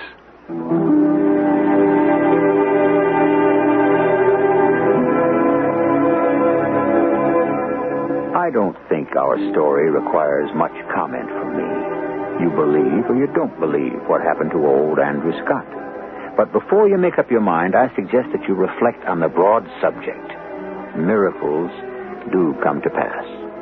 There's a world apart within each of us, and a world apart from all of us, which we do not understand. Those are facts. Perhaps we should leave it at that. I'll be back shortly.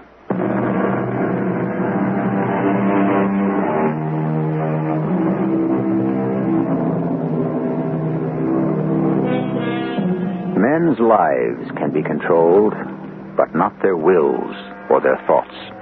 Andrew Scott's life ended. Melanie Brent was murdered, but he willed her revenge, and it was achieved.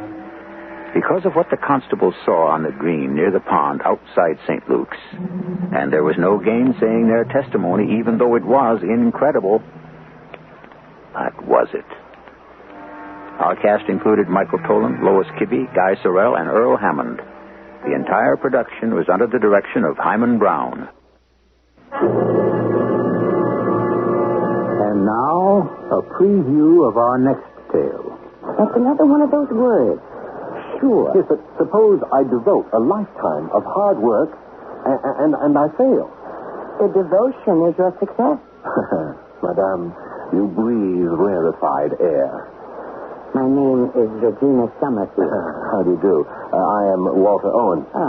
Thank you. Thank you for talking to me, for spending so much of your time with a complete stranger. But you're not a complete stranger, or even an incomplete stranger. Oh, have we met? Yes, I think we have. No, I don't think so. I mean, I say this because I'm sure I would never have forgotten. You're how old? 30? Yeah. We met, I think, before you were born. Oh, before I was born? Yes, I'm sure of it. Radio Mystery Theater was sponsored in part by Buick Motor Division and True Value Hardware Stores. This is E.G. Marshall inviting you to return to our Mystery Theater for another adventure in the macabre. Until next time, pleasant dreams.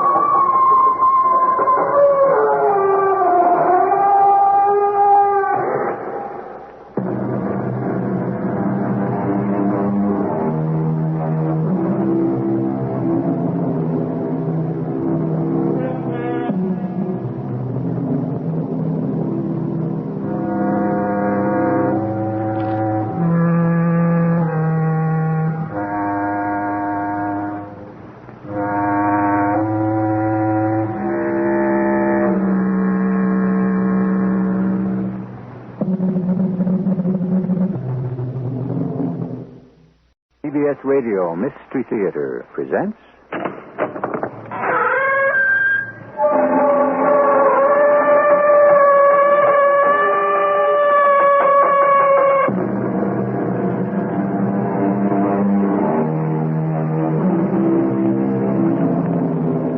Come in.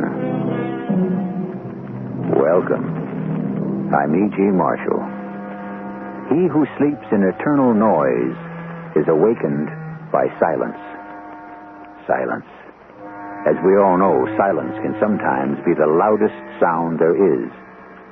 Certainly, it can be the most eloquent. We spend so much time and energy learning to speak, as if it requires neither effort nor wisdom to know when to keep still. I should like you to meet my husband, Lieutenant Everett Summerfield. Your husband? Of course. Everett, dear, this is Mr. Walter Owens. Who? Everett, Mr. Owens is also an artist. Mrs. Summerfield, who are you talking to? To my husband, of course. Can't you see? No. That's just the trouble. I can't. I don't. Mrs. Summerfield, there is no one here.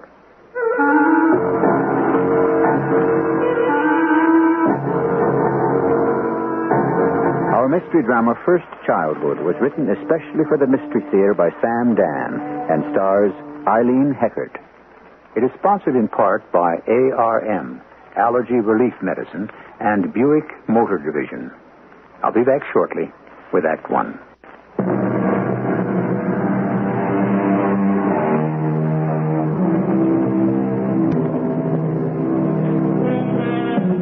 The years go by. We're aware of the breath in our mouths, the feeling in our bones, our image in the glass. Yes, we stumble through a universe of illusion, constantly threatened by quicksands of uncertainty and doubt. Yet, our basic hold on sanity is ourselves.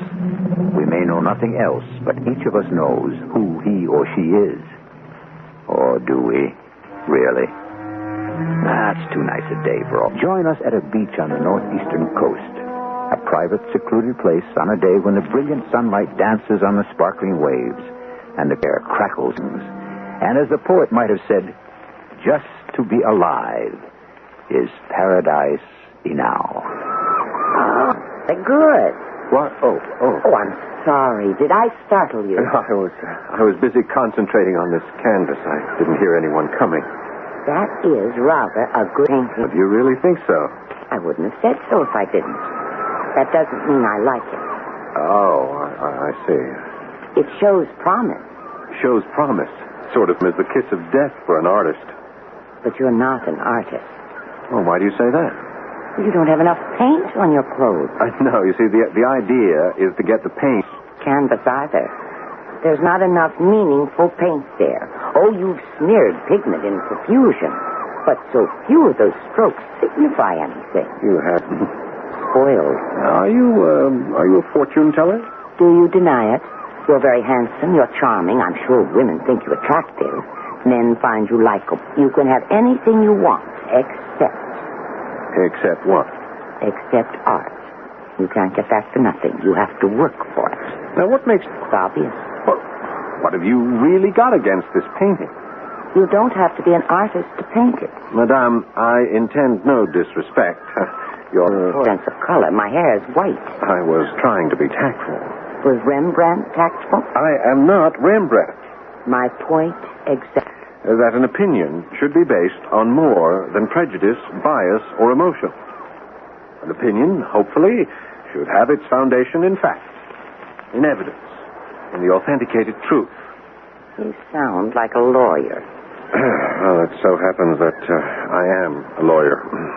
Well, then how can you be an artist? I'm a lawyer and an artist. I noticed you listed lawyer first. I'm both. Now, what business is it of yours? And what do you know about art, anyhow? And who asked you in the first place? Those are 3 questions. And the answers are none, nothing, and nobody. And now, sir, if you'll excuse me. No, Madame, I'm sorry. It's you who must excuse me. I'm not myself. I'm under a strain. I had no right to behave so boorishly. Please forgive me. While I may not be an artist, I can at least be a gentleman. You could also be an artist. You think so? Do you really think so? Oh, I see your problem. You want assurances. Well, I'd like to be sure that I could succeed. That's another one of those words. Sure. Yes, but suppose I devote a lifetime of hard work and I fail. The devotion is your success. Madame, you breathe rarefied air. My name is Regina Summerfield. How do you do? I am Walter Owens. Thank you. Thank you for talking to me, for spending so much of your time with a complete stranger. But you're not a complete stranger, or even an incomplete stranger. Oh, have we met? Yes, I think we have. No, I don't think so. I mean, I say this because I'm sure I would never have forgotten. You're how old? 30? Yeah. We met, I think, before you were born. Oh, before I was born? Yes, I'm sure of it. Well, is that so strange? Yes, frankly. Why? Where do you think you were before you were born? Where do I think I was before? Inside you, there's an essence. Now, something that makes you Walter Owens. Wouldn't you agree? Well, on the face of it, I suppose I would agree. Now, I have to be careful with you, don't I? You have a way with words. Oh, nonsense. I'm just a little old lady, and you're a brilliant lawyer. Yes, we were talking about where I was before I was born. This unique essence that happens to be me, I think. I didn't say unique essence. There's nothing singular about it. Many people can have the identical sort of essence. I know a man who seemed to have the same essence as you do when he was younger. Oh, then I remind you of someone. Oh, yes. Who? Would you care to dine with us this evening? Please do. It'll be such a treat for Everett. My husband doesn't go out much. We can talk about art. You can see our place from here. You see the hill that rises up from the beach? That's the house on top. Oh. It's beautiful. Say you'll come. All right.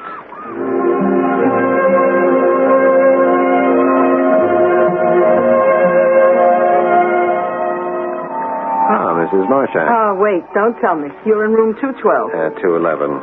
I'm close. Yes. And your name is Mr. Owens? No, Owens. Oh, well, at least I was right about it, beginning with an O. Yeah. Do I have any mail? No, sir. Ah, I see you got your paint set with you. Paint set? Isn't that what it's called? Yes, I suppose so.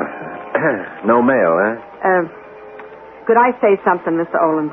Owens. Oh, yeah. Well, I remember when you checked in last night, you said you wouldn't be expecting any mail. Now you're hardly here one day, and already you're asking if you got any. Yes, the mail habit's a hard one to break. Now, this is a great place for painting pictures. Lots of artists come around. And you know what they paint mostly? Tell me. The Summerfield place. You can see it from everywhere on the beach. It's on top of the hill. Yes. Yes, it's a magnificent mansion. Oh, it's falling apart. 40, 50 years ago, before the war. I mean, the Second World War. Oh, that was a place to see. Well, it's still very imposing. Look close. It's falling apart. A pity you won't get to see the inside of it. She won't let hardly anybody in there. But I will get to see the inside. Yeah? Yes, I'm invited there to dinner. You're what? Yes, I met Mrs. Summerfield about an hour ago out at the beach. She spoke to you? Yes, we had quite a talk. Well, if that don't be... So I'm dining tonight with the Summerfields. The, Summerfields? Yes, Mrs. Summerfield and her husband. I believe his name is, Everett. Yeah, well, What's the matter, Mrs. Marcia? Look, what you have to understand is that there is no Mr. Everett Summerfield. No, Mr... What are you saying? I'm saying that there isn't any Mr. Everett Summerfield. There isn't? No, sir, there isn't. And she simply won't accept that. Uh-huh. Oh, what happened? Well, you see, Everett Summerfield was in the Navy. He was a lieutenant on board the USS Arizona, which was at Pearl Harbor. Mm-hmm. The ship was blown up on December 7th and sank to the bottom. And he was killed? Yeah, he was killed. But you see, they never did find his body. I see. Now, she pretends he's come back. She talks to him, just as if he's sitting there, and she cocks her head as if she's listening to him. I swear it is scary. Yeah, it's quite a place, but she's not going to be able to keep it much longer. Well, why do you say that? Well, because she's got a relative, some niece or something, that's trying to get the place away from her. On what grounds? On what grounds? Well, the woman's a nut.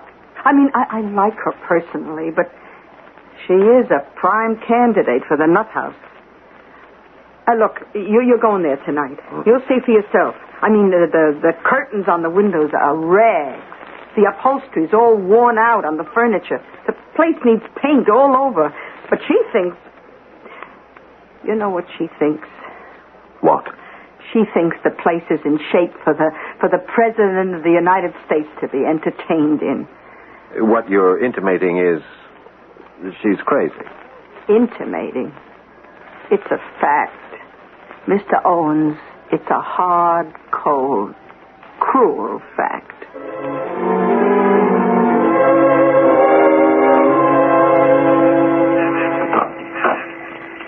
Mr. Owens. Good evening, Mrs. Summerfield. Do come here. Oh, thank you. I brought you this. Oh, you shouldn't have. It's a favorite dinner wine of mine. Wine of mine. That sounds so pretty. I'm sure Everett will enjoy it. Perhaps it will help him sleep. Poor Everett, he's been out of sorts lately. I'm sure you must be starved. No, we're not. I whipped up... that's a modern term, but so descriptive. I whipped up dinner myself. We let the servants go. Well, why keep them? We don't use all the house these days, just a small part of it, and it's enough for the two of us. This is Everett's library, but he'll want to show it to you himself.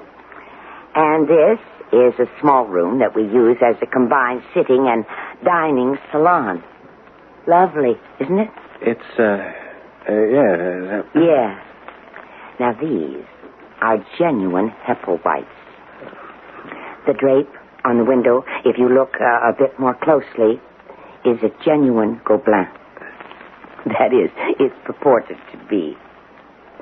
But this is Limoges china. I see. The tablecloth is a type of pure linen that doesn't seem to be made anymore. It was the exclusive secret of an old family in Ireland, which is now extinct, I understand. But you can see the fine weave, can't you? Oh, yes. Oh, yes, absolutely. And this cup, it's quite small, you see. Oh, so exquisite. It's a Cellini. Oh, beautiful. Please, forgive me. For what? Oh, I babble on and on about all these lovely things. It suddenly seems to me I must sound like a Philistine. Don't you think so? No, not at all. Why do you say that? Just listen how I emphasize this is a genuine that. Cellini, Gobelin, Limoges. I'm trying to impress you with names. That doesn't seem that way. Oh, and how rare and expensive those things are. Well, it's true. They do happen to be. But I shouldn't brag about it. I can't help it. I was very poor. I never knew my mother. My father was the town drunk. Oh.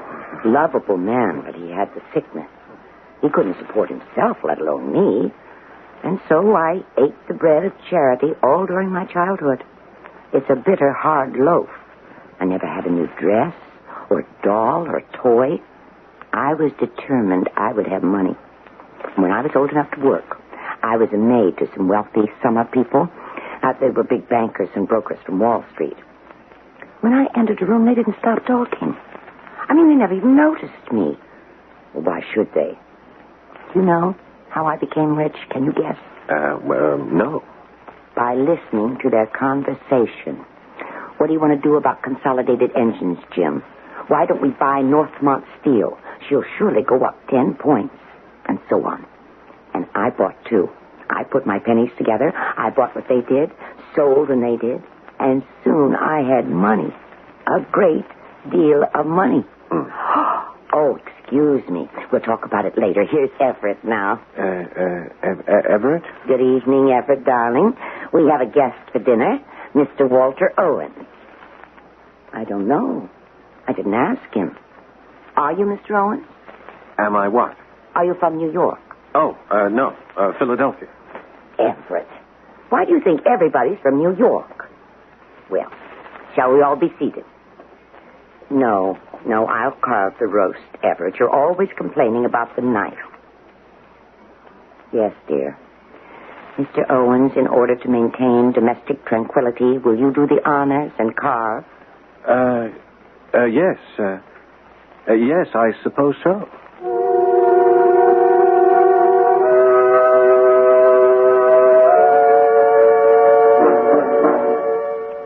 Well, now, how many people are at that table? 2 or 3? And just who is Mrs. Summerfield? When we first met her, she seemed like a rather sharp, smart, with-it old lady. Everett is obviously supposed to be Lieutenant Everett Summerfield, who was killed many years ago at Pearl Harbor. What is he doing having dinner here tonight? Or is he? Things will either get clearer or cloudier when I return shortly with Act 2.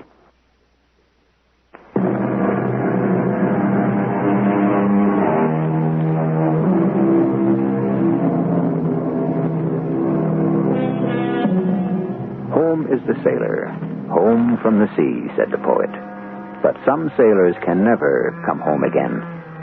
They lie buried forever under a watery grave of warm green or cold blue. Lieutenant Everett Summerfield went down with his ship at Pearl Harbor on that terrible day. But not according to his wife, who is now having dinner with him many years later. I hope you enjoyed your dinner, Mr. Owen. Oh, yes. Excellent. Some more coffee? No, thank you. This is fine, just fine. Everett. Oh, my goodness, look at him and listen to him. He's fast asleep. Honestly, Mr. Owens, that man can go off just anywhere. Or was it your wine? I just wish he wouldn't snore so loudly. Does it disturb you? Does what disturb me? Well, can't you hear that man snore? Oh, I don't mind.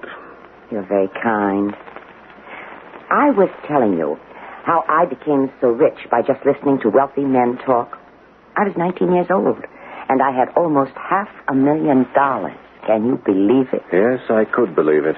I couldn't. But there it was in my account in my broker's office in New York. Meanwhile, I'd fallen in love.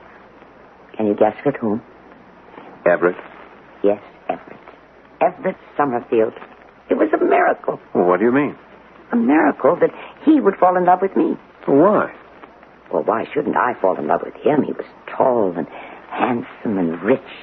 But for him to love me, mousy little Regina Melson, a penniless orphan girl. Yes, but you were rich.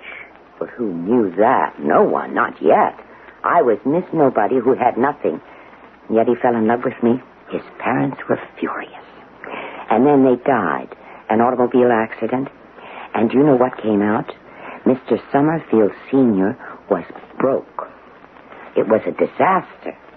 But do you know what really bothered Everett? The thought that he might have to lose this house, this magnificent home. He always loved it. Well, you can see why. Oh, yes, I can. You can't imagine what happened when I said to him, "Darling, here's enough money to save the house." And we saved it. We were very happy until the war clouds began to threaten. Everett had a commission in the Naval Reserve. He volunteered for active duty. Was he at Pearl Harbor? Oh, yes. Wasn't there a report that he had gone down with his ship? Oh. You must have been listening to some of the town talk. Is that what you heard? Yes, I believe so. It was many years ago. I received a wire from the War Department. They said he was killed in action. But, you know, I refused to believe it. You refused? But why? Because I knew it couldn't be true. He couldn't be dead. He just couldn't be. And so I was not going to believe it. I went to Hawaii to look for him. But if he was reported killed in action, where could you look? Under the sea? Well, there's no point in looking there. If he was there, he'd be dead, wouldn't he? No, I thought perhaps he'd been wounded, lost his identification, or he might have been suffering from amnesia. He could have been wandering around the island. I just knew I had to look. Or did you ask the War Department for assistance? According to the War Department, my Everett was dead. They wrote me a letter to that effect. Now ask me what I wrote back to them. Well, what did you write? I wrote, "If Everett Summerfield is dead, show me the body." They couldn't. And that's how I knew Everett must still be alive, and I was right. What makes you say that? Well, I was right, wasn't I? Here he is today. But the truth is, I didn't find him. You didn't? No. In the end, he found me. I came home, I waited. I knew he'd return to the place he loved best, the person he loved best. He did. One day, one lovely summer's day, he walked into the house. "I'll never leave this place again," he said. "I'll never leave you again." And he hasn't. How nice. Are you perhaps wondering why I stopped to talk to you this morning? Why did you? I spoke to you about an essence that forms the core of each of us, remember? I remember. It reminded me of what was inside Everett before he went away to war. I didn't want to see you waste yours the way his was wasted. Everett wanted to be a painter, too. He was afraid he wasn't good enough, just as you are. Yes, it's something to be afraid of. Why? Well, because if it should turn out that one is not good enough, what has one done with one's life? Lived it. But I know I'm a good lawyer. Then why aren't you happy? I'm very happy. Well, I was very happy, as a matter of fact, until I met you this morning. Oh, I am sorry. Well, you see, every so often I take some time off. I go somewhere and just paint furiously for a week or so. Well, I have to get it out of my system. Can you ever really get it out of your system? Well, it's getting late. Thank you for a fine dinner. Everett and I are glad you could come. There's no point in trying to wake him. He'll get up in his own time. I'll say good night for him. Yes, good night. And please come again. Soon.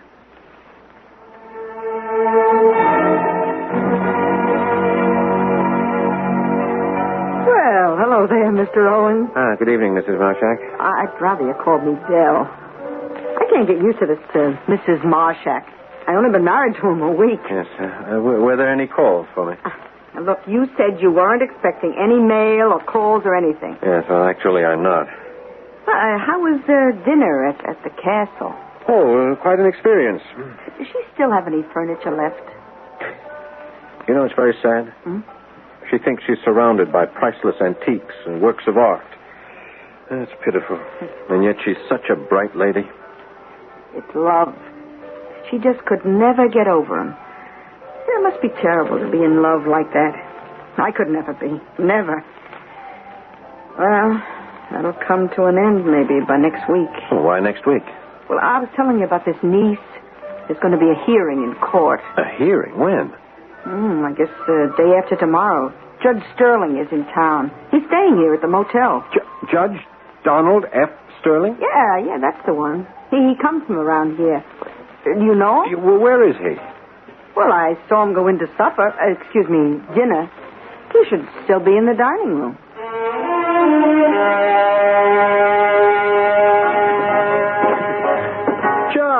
Judge Sterling. Walter, had your dinner? Yes, sir. Well, sit down, have some coffee. Thank you, Judge. What are you doing up here? Oh, just a little vacation. I hear young lawyers get all the breaks. I'm working.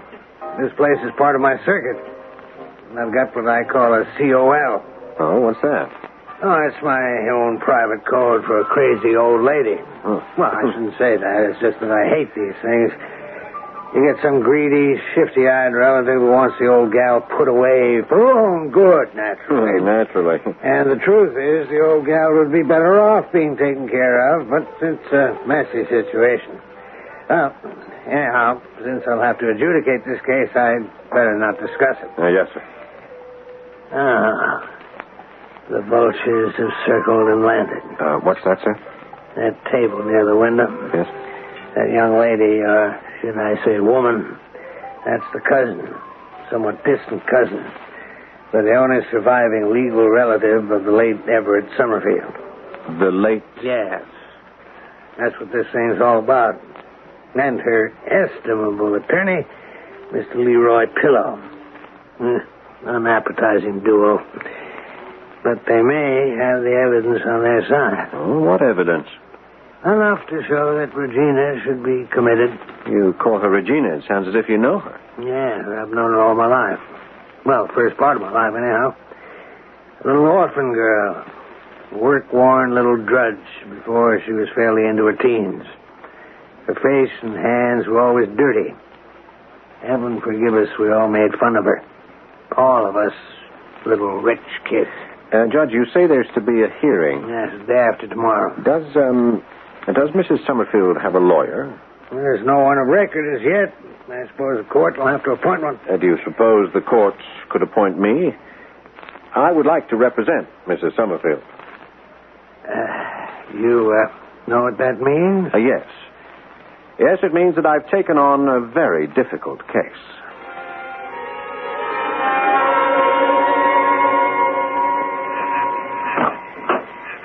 Oh, Mr. Owen. Yes, I know it's late. May I come in? Of course.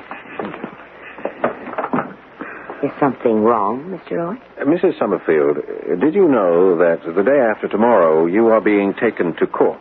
Yes, I've been told to appear. Do you know why you've been told to appear?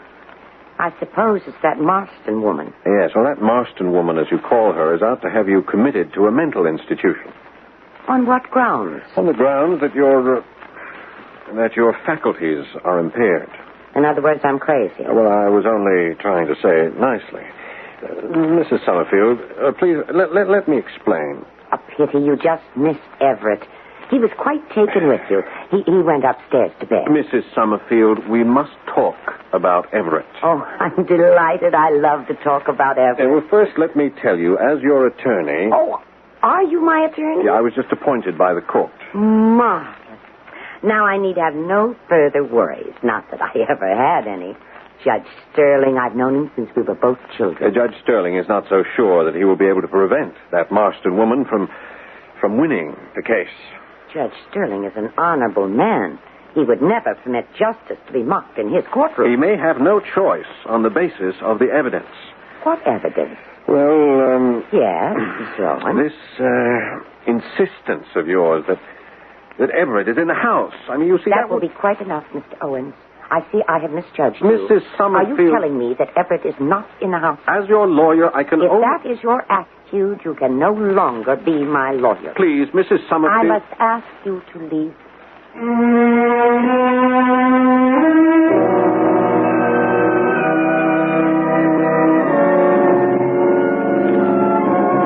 We'll all have to leave for a few moments until the arrival of Act 3. But what have we here? Evidently a tug of war between fact and fancy. Which side usually wins these affairs? Now think a moment before you answer. We'll continue shortly.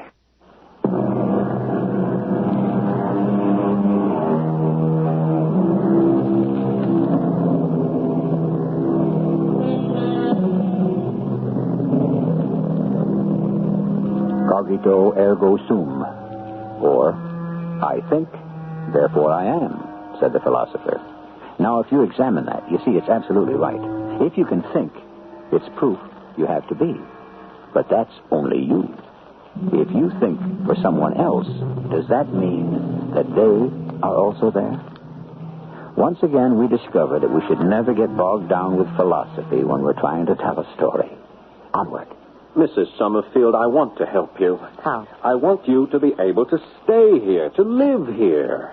I mean, after all, this is your own home. And you know that Marston woman's attorney will charge that you are no longer competent. Let him. Now, I have seen these things in court. Have you? Older people can easily be victimized.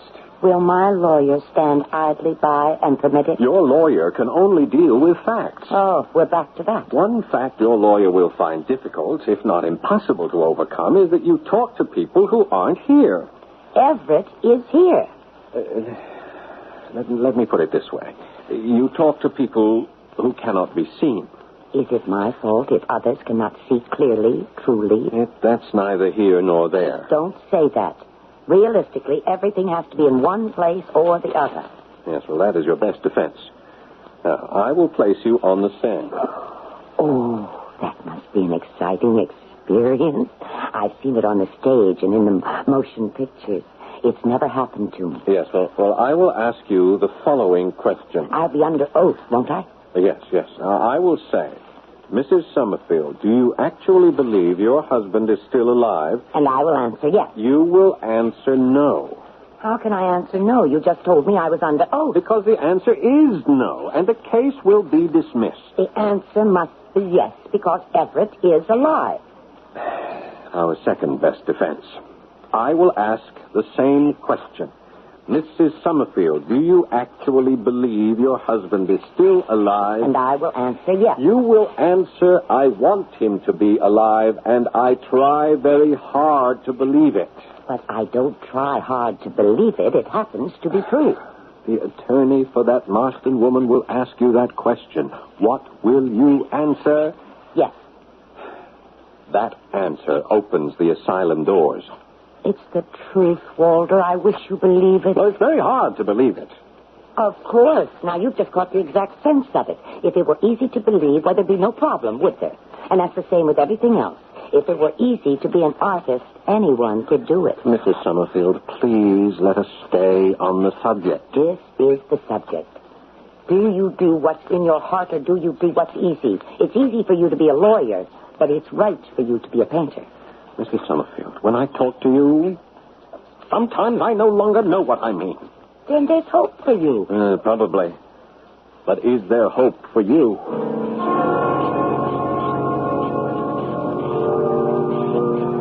Evening, Mrs. Marchant.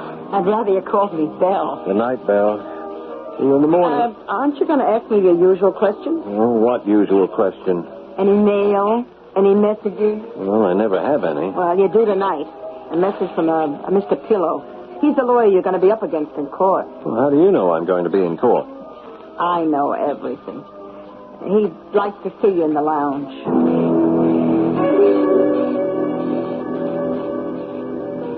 Walter Owens? Yes. The Pillow's name. Leroy Pillow. This is Miss Marston. Julia Marston. How do you do? How do you do? The name goes against the character, Miss Marston.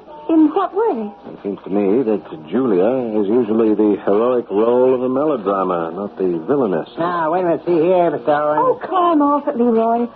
Get to the point. What is the point? Well, the fact is, you probably think I'm trying to swindle some batty old dame out of her estate. You made that statement, Miss Marston. Well, she's crazy. Do you deny it? I'm listening, Miss Marston. She can't take care of herself. The place is falling into rack and ruin. Rack and ruin. Did you make that up?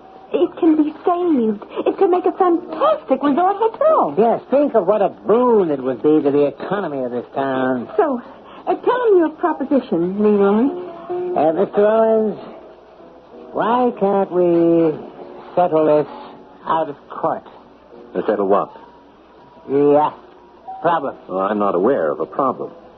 Can't you convince your client that it's in her best interest? No, I'm afraid not. Look, I'm not trying to swindle her out of the property. You're not.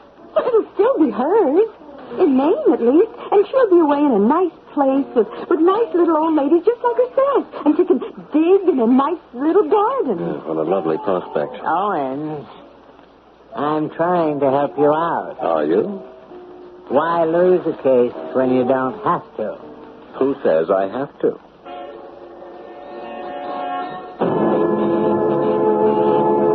Your Honor, we have one of those unfortunate cases that occur far too often in our society. A human being reaches an age where she can no longer function fully. Objection, Your Honor. Mrs. Summerfield's ability to function is what is at issue here. Sustained. Counselor, you've been quite a while with your introduction. Now may we get on with it? How we doing? Badly. Have faith. Yes, I might as well. I don't have anything else. Your Honor, we call as a witness Mrs. Belle Marshak.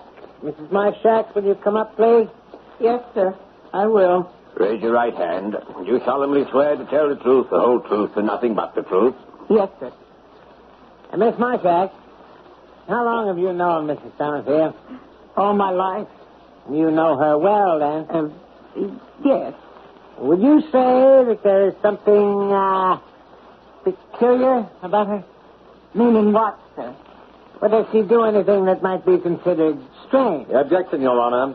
If each of us were permitted to define strange, and that were to be used as a legal guideline, who would be kept out of the asylum? Well, that'll make his point, Mr. Owens, and then I'll rule on it. Thank you, Your Honor. And Mrs. Marshak, is it strange to insist that a dead man actually exists? Well, yeah. Does Mrs. Summerfield, to your knowledge, claim that her husband is alive? Yes. Isn't it a fact that on more than one occasion she has actually addressed him as if he was actually there? Yes. And in your presence, didn't she actually insist that he was talking to her? Didn't she even answer him? Yes. I have no further questions. Well, Walter? What can I tell you? It's not good at all. But Sterling is an old friend. Sterling is first a judge. Cheer up. Justice triumphs in the end. Who told you that? It's supposed to. Yes. There's been a procession, a cavalcade of witnesses out there, all testifying that you live in a never land, a make-believe world. Oh, I'm very much afraid. You're always afraid of the odds, aren't you, Walter? But they'll always be against you. Always. No matter what you want to do. That is, if you want to do it right. Yes. Oh, it's time we got back into the courtroom. Become a painter. Give up the law. After I lose this case, I may have to.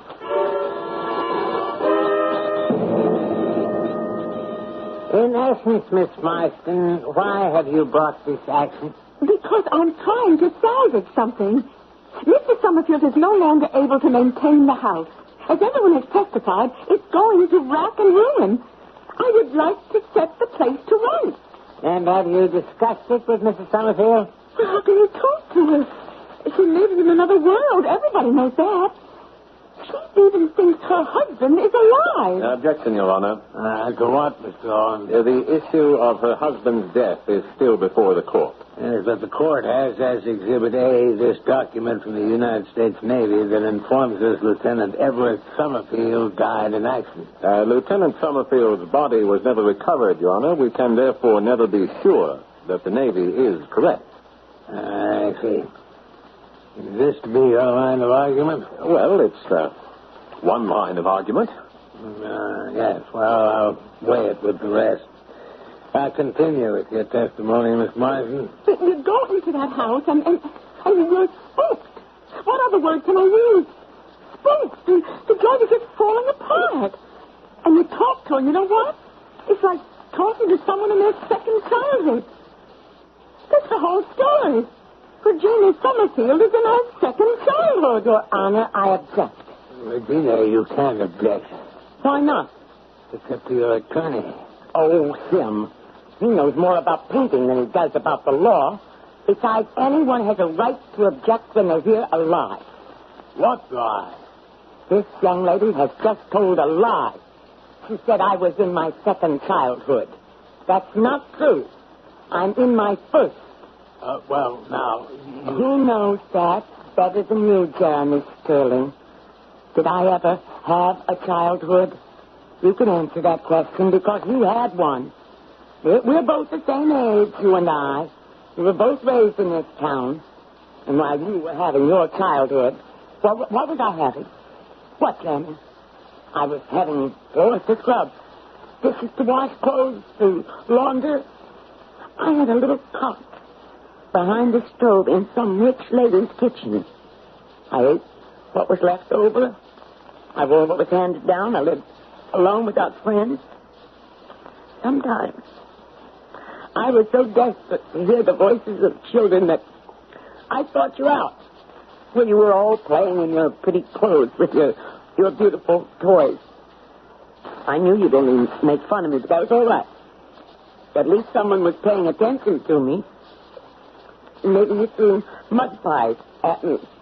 Did the dirt ever show on my dress? Did it, Jeremy? Did it? No. So, I didn't have a childhood. You know what childhood is, Jeremy. You don't because you had one. So I'll tell you. Childhood is a time of dreams and illusions and fairy tales. And you have to have it. You simply have to have it. Or else there can't be any meaning to your life.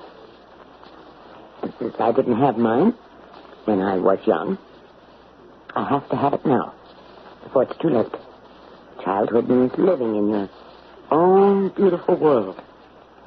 And I claim my beautiful world now. Is it too much to ask, Jeremy? The case is dismissed.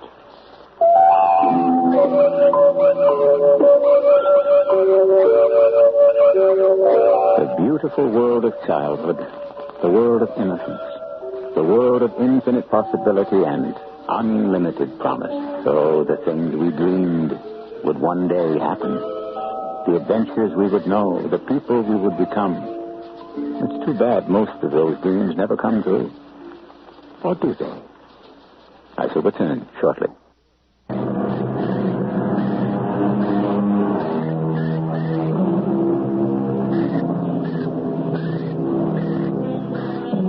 Childhood, childhood, sings the poet. Wonderful girl and boy land.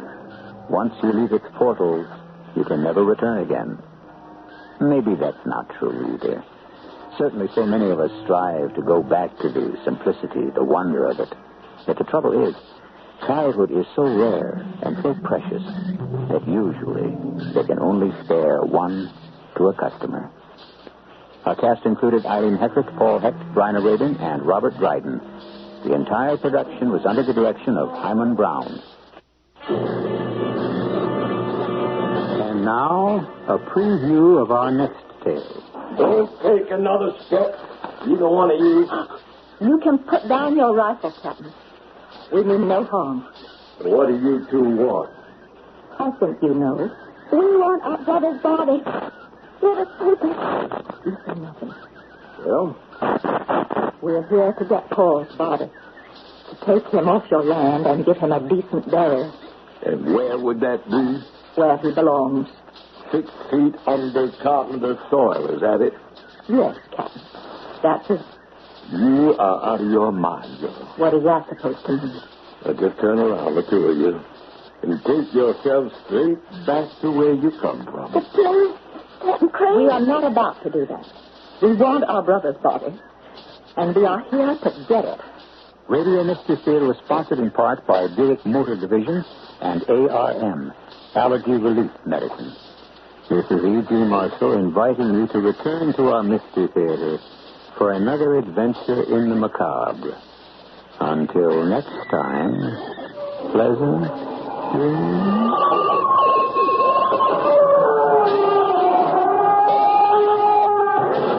The CBS Radio Mystery Theater presents...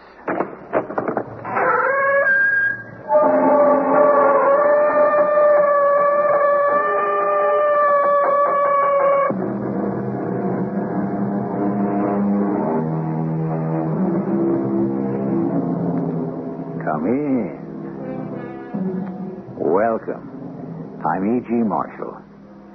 In those primitive societies where a strong central government has not yet taken shape, or in those where it has decayed, justice, as we know it, is not always easily enforced. When that occurs, people begin taking the law into their own hands, as happened in our country, in many places, when the United States was a little younger. The frontiers of U.S. history were often characterized by private justice and the blood feud, based on simple vengeance. This land belongs to me. You come on it only if I want you here. That corpse can just lay there and rot. But, Pa, you can't do that. Who says I can't? It can lay there and be dinner for the vultures. And if anyone is foolish enough to dare lay a finger on that dead body for any reason, they'll pay for it in blood. Do I make myself clear?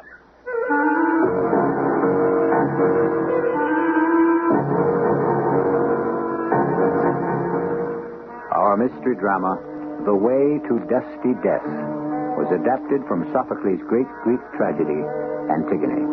It was especially adapted for the Mystery Theater by Stella and Arnold Moss. It stars Arnold Moss and Marion Seldes. It is sponsored in part by Buick Motor Division and Sign-Off, the sinus medicines. I'll be back shortly with Act One.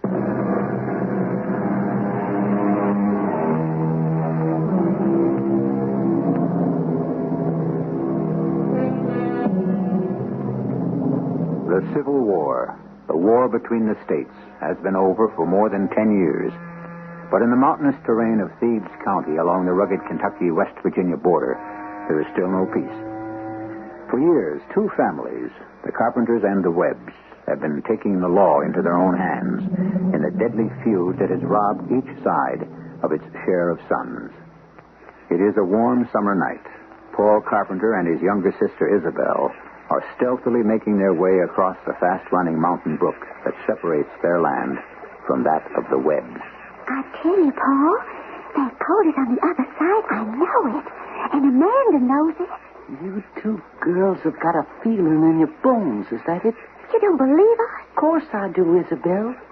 Else, why would I be wandering over to the land that belongs to the Webb family in the dark of night, hoping to find a little colt of ours that's been missing since last Thursday? I believe you. I believe our sister, too.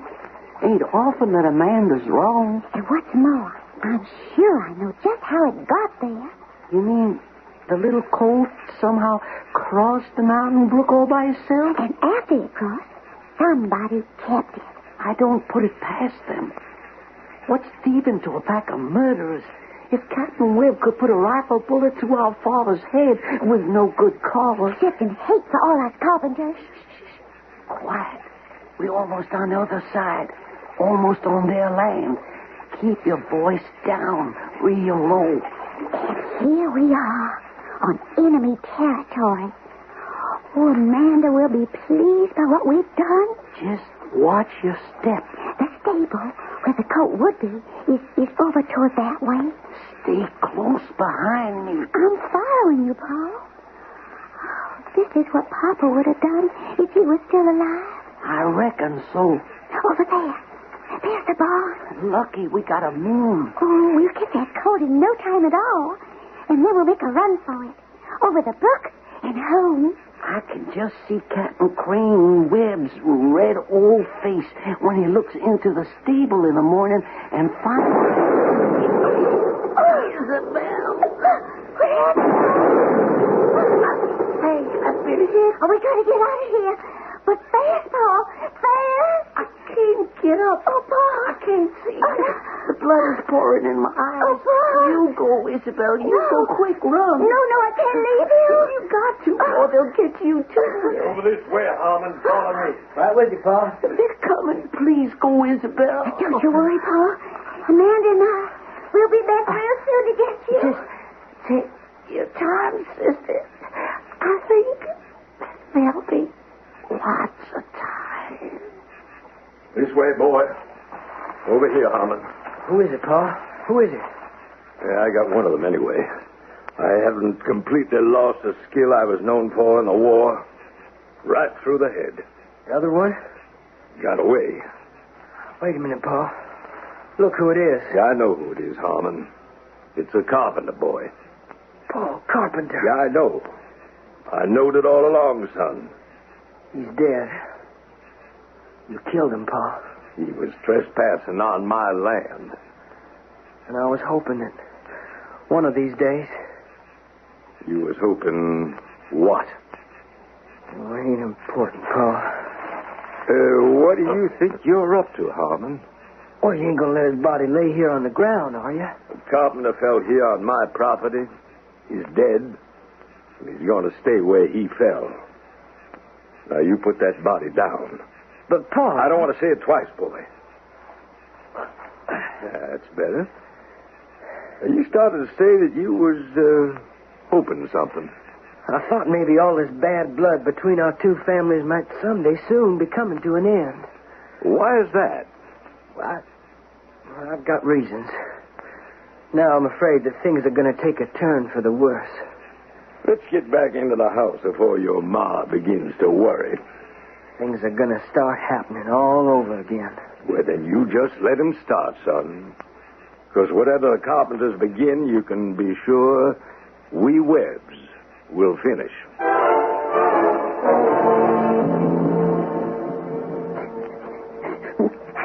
You stop that crying, Isabel.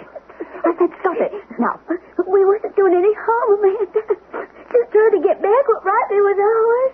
A little brown coat they stole from us. I know, Isabel. And now our brother's dead. They killed him. Just like they killed our pa. Was Harmon with the captain when the shot was fired? I guess so. But you ain't sure. I ran away so quick I couldn't swear Harmon was with him. But I think I heard his voice.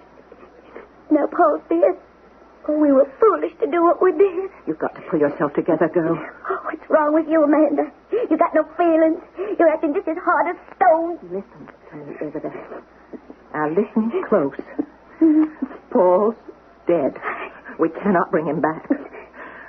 I thought that Harmon and me, that we'd be the thing that would bring our two families together. Once and for all, wipe out the hatred that's been poisoning both our sides since before we was ever born.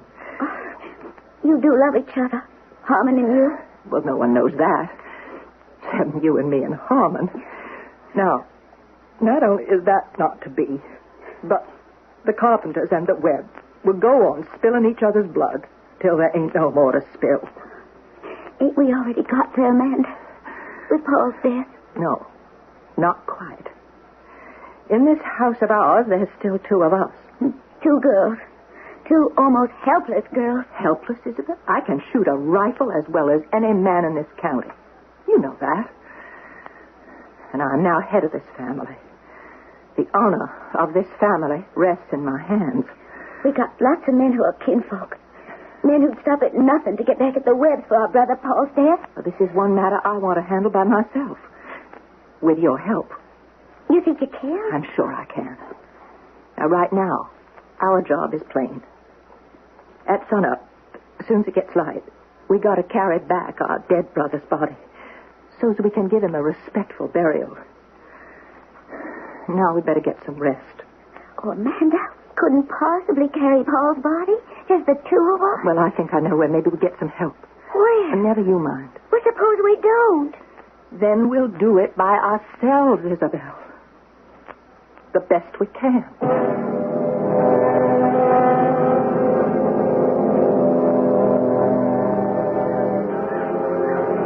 I'm scared, Amanda. Real scared. After last night, I... Keep walking straight ahead toward their front door, Isabel. And hold your head up high. That's it. Well, supposing Captain Crane has it in his head to take a shot at us the way he did at Paul last night. In the broad daylight? Right out in the open? He hates us, Amanda. We're carpenters. I know what I'm doing. He has to listen to me. Don't take another step, either one of you. You can put down your rifle, Captain. We mean no harm. What do you two want? I think you know. We want our brother's body. Let us take it. Quiet, Isabel. You say nothing. Well? We're here to get Paul's body. To take him off your land and give him a decent burial. And where would that be? Where he belongs. 6 feet under Carpenter's soil, is that it? Yes, Captain. That's it. You are out of your mind, girl. What is that supposed to mean? Now just turn around, the two of you, and take yourselves straight back to where you come from. Oh, please, Captain Crane. We are not about to do that. We want our brother's body, and we are here to get it. With your permission or without it. Your brother had no respect for private property.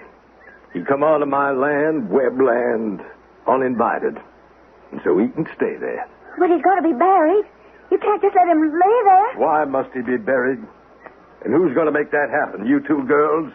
Or your kinfolk up near Sandy River? You think maybe they'll try to snatch a dead body off of my land? Times are changing, Captain. There is such a thing as the law. And law's beginning to come here to the mountains. Through the great power of old Judge Calvin, I suppose. Judge Calvin, yes. And others. On my land, there is only one law. And that's a law of Crane Webb. It's always been that way, and no one is going to change it. If nothing else, I think that common decency would make... Decency? A carpenter talking of decency? The only decency I know is in the speed of my trigger finger. For over 50 years, it's been you kill or you get killed. A Webb or a carpenter. We're getting pretty close to the end of the line, girls, so if you'll just do a smart about face. Where you been, Harmon? Inside the door. I've been hearing everything that's been said. Here. Take my rifle, son. Get these two carpenters off in our land. Real quick. I'm not sure I can do that, Paul. Why not? Let the girls give their brother proper Christian burial. And put an end to all the bad blood that's rankled our two families all these years, Why not? It's no more than you would ask if it was me laying out there. I'll tell you why not. And you two girls had better listen, too.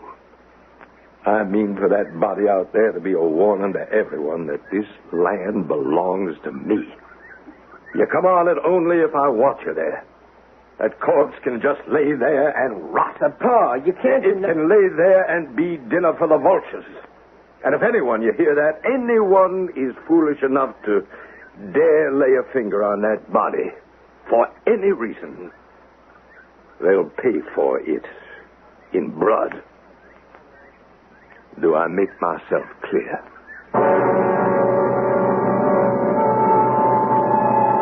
The ancient Greeks had a word for it.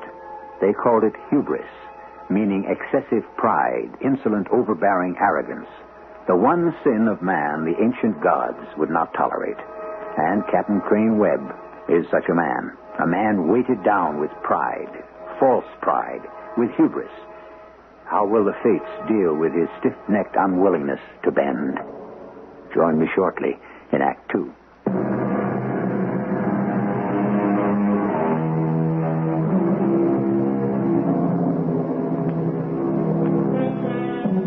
We're back in the 1870s, in Thebes County, somewhere along the mountainous border between Kentucky and West Virginia, where family feuding is a way of life. Crane Webb, a man who considers himself a law unto himself, has shot and killed Paul Carpenter for trespassing on his land and refuses to let the body be taken off his property or to be buried. Confronted by the two young sisters of the dead man and by his own son, Crane says, Now, Harmon, who sees to it that these two Carpenter girls get back on their own side of the brook? You or I? We don't need any company, Captain Crane. We can find our own way back. I ain't asking you. They're girls, Pa. Ain't the same as if they were men. A carpenter's a carpenter, son. I'll see them back myself. No, give me your gun, Pa. I'll do it. On your way, Harmon, and keep them covered. I don't trust no carpenter. They're women no more than they're men. Get moving, both of you. We're going. We ain't afraid of you, Captain Crane. And we ain't afraid of Harmon either. You better hush up, Isabel. And keep on moving. Fast. Oh, stop poking me with that gun. I'll be waiting for you, son. Put down your gun, Harmon. What has got into you? You just keep walking, Amanda. I'm keeping you covered till you're in your own meadow. Real scared of your pa, ain't you? He shakes a finger at you, you jump like a puppy through a hoop. I'd appreciate you walking a little faster. You hear what I hear, Amanda? I know that sound. It's a little cold. And look, there he is. Tied to that tree over there. It's Juniper. He knows our voices. We mean to get our colt, Harmon. I'm not discussing colts. You keep going. Across the brook and onto your own place. Please, Amanda, I know what I'm doing. Just wait till we're out of my father's sight. Trust me. Please. But Juniper belongs to us. Never mind Juniper for the time being. Harmon, what are we going to do? I'm not sure. We're counting on you. I know you are. Because if for any reason we can't, we're far from helpless, Isabel and I. I know that, too. No, don't come over to our side. Stay where you are. I'm sure he's still watching. Why don't you just turn around and walk slowly back to your own place? I have to talk to you. This is not the time. But tonight, after dark. I'll be waiting.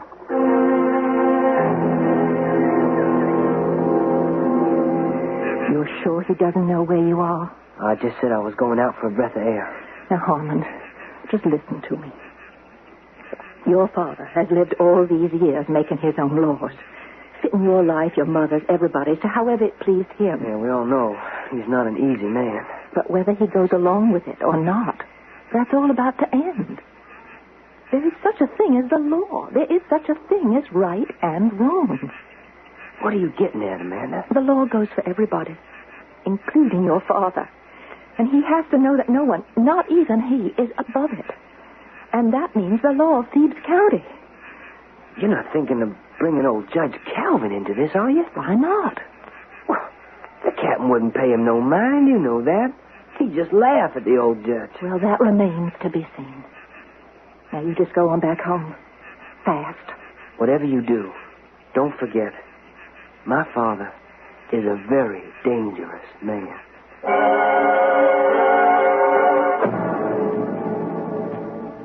I can't tell you how sorry I was to hear about Paul. Thank you, Judge Calvin. Can I offer you a cold lemonade, Amanda? Oh, no, thank you. Real hot day. Long walk from the Carpenter place all the way here to town. No, I'm fine. What exactly was on your mind? How can an old servant of the people be of help? Judge Calvin, my father used to say that no man in the whole county, whether they agreed with you or not, could look at things as fair as you. That's a real compliment. And that everyone had respect for your honesty, for your good judgment. What are you leading up to, Amanda? I need your help with the law. What for? To do what? To get Paul's body back from Crane Webb's land. So as Isabel and I can see he gets a decent burial. As I understand it, Paul was trespassing on Webb property. But trespassing or not, the fact is, Paul is dead.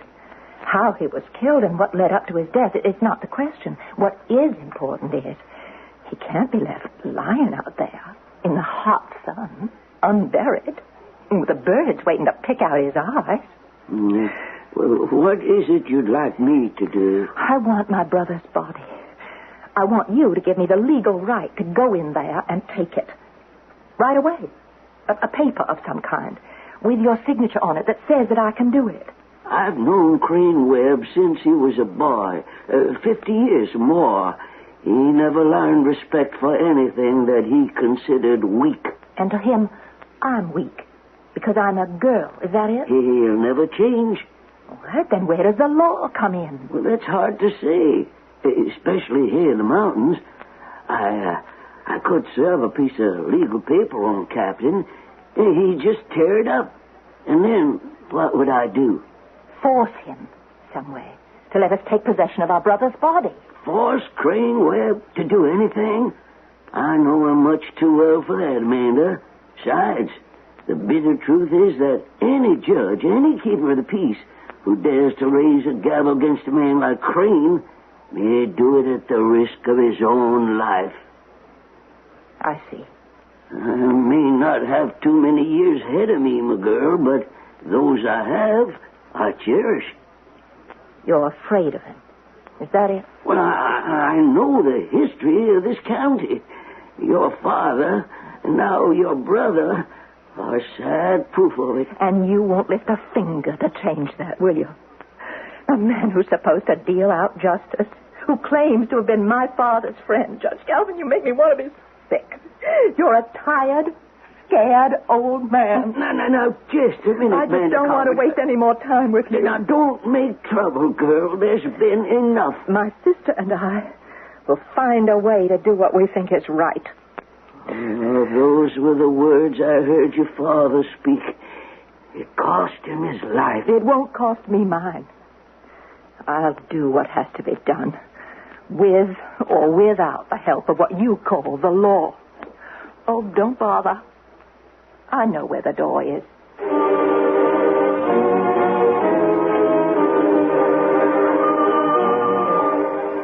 Well, I'll try to make him change his mind.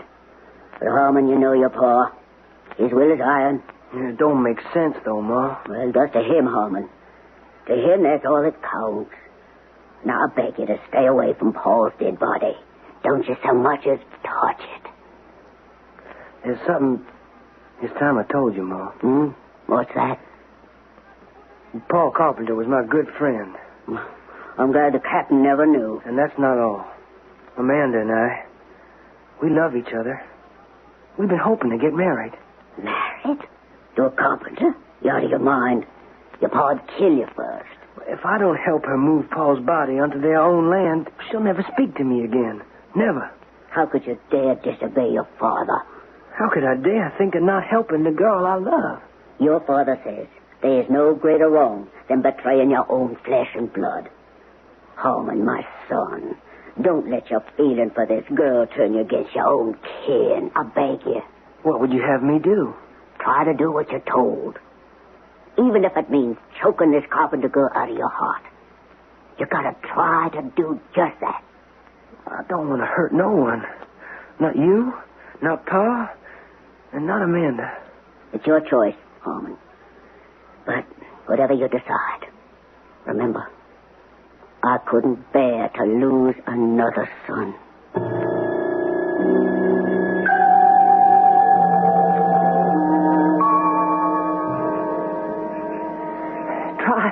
Once more, Isabel. Come on now, pull. With me. Together. I'm doing the best I can, Amanda. Oh, Paul is so heavy. We can barely budge him. Come on now, keep trying. We'll never get him out of here. Oh, whatever happened to Harmon? Why didn't he come to help us? I have no idea, Isabel. I am not waiting for him, or for old Judge Calvin either, or anyone. Well, there's one thing we can do, just the two of us. What's that? We could dig a shallow grave. Right here. Oh, well. And then we'll throw some earth over Paul's dead body and... Oh, Miss. No, that way we'll East have tried to give him something like a decent burial. Come on, hand me the shovel. Here. Hold that lantern a little higher. Oh, Amanda, how awful he looks. Oh, dear, beautiful Pa. You can go home if you want to, Isabel. I can handle this alone. No, wait just a minute. I think there's someone coming. Don't move. Amanda, darling. Isabel. Oh, Harlan, we thought you weren't coming. What are you two doing? We're burying Pa. Here? Why not?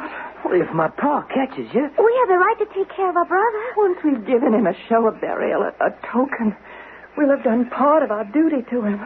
Give me the shovel. Thank you, Harman. Well, what do we do after that? We'll cross that next bridge when we come to it. A little deeper, Harman. All right, then. Now, that'll be fine. Let me try to move him over here. All right, now. If I can remember the words, let's see. I sprinkle a handful of earth over him. Then I say, earth to earth, ashes to ashes, dust to dust, in sure and certain hope of the resurrection. Amen. Amen. Amen. And may he rest in peace. What's going on out there? Answer me, somebody. It's my pa. Blow out that lamp, Isabel. Be still. Don't move, either of you. No. You two go. I'll take care of my father best I can. Oh, be careful, Harman. Go. Just go. I love you, Harman. And I love you. Now run. Is that you, Pa? Who else should it be? What are you doing out here this time of night? Well, it's too hot to sleep. What are you trying to hide? What do you got there behind your back? Nothing. What is it? It's just a shovel. Let me have it, Harman. Oh, you might as well know now, Pa. Paul's body has been buried. By who? The girls and me. You? The ritual of burying's been done. The earth is scattered on Paul's flesh. The prayer's been said. And you, my son, you had a hand in this? Yes, I did. You call yourself my son? Oh, Pa! You hit me. You brought shame to the name of Webb. I did what any decent human would. You just scrape off the earth that sits on that dead body. Right now. It stays unburied. I can't do that, Pa. You'll do what you are told. I can't. I just can't. What's that supposed to mean? It means I can't. It means I won't. Crane Webb thinks of himself as a man with a will of steel, which cannot, must not be denied. But as the poet John Milton wrote, what is strength without a double share of wisdom? Vast, unwieldy, burdensome, proudly secure, yet liable to fall by weakest subtleties. Captain Webb continues to stand up against the resistance he is meeting from all sides, even from his own son. I shall return shortly with Act 3.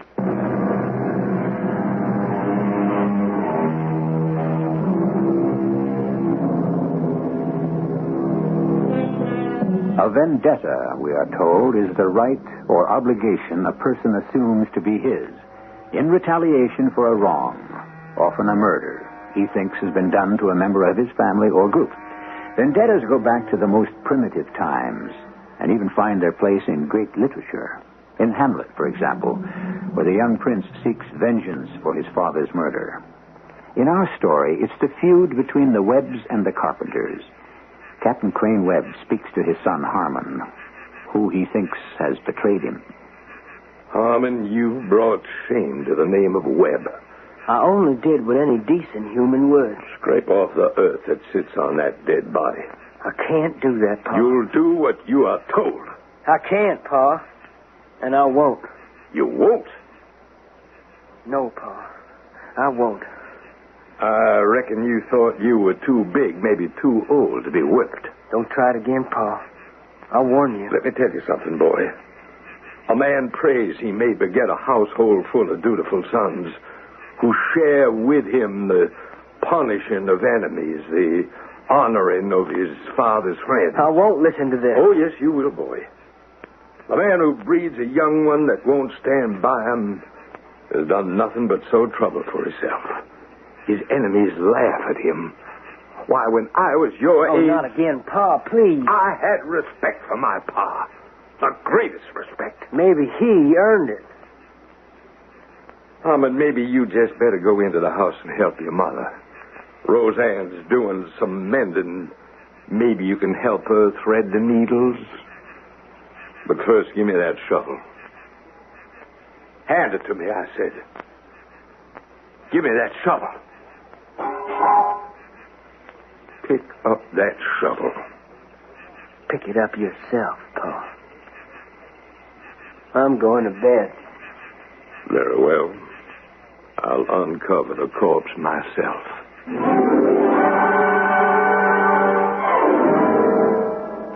Oh, Crane, go easy on the boy. Harmon is so young. I won't be disobeyed, Roseanne. Not in my own house. He means no one no harm. Disobedience to authority is what ruins a country, tears down our home. This is your own son, Crane. All the more reason. Another thing, I will not let myself be beaten by a girl. Any girl.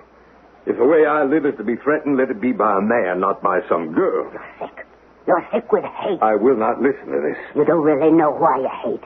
And it's your hating that'll destroy all of us in the end. You should be sharing that hatred with me. I cannot share in hatred, but in love. Good night, Rosa. One last thing.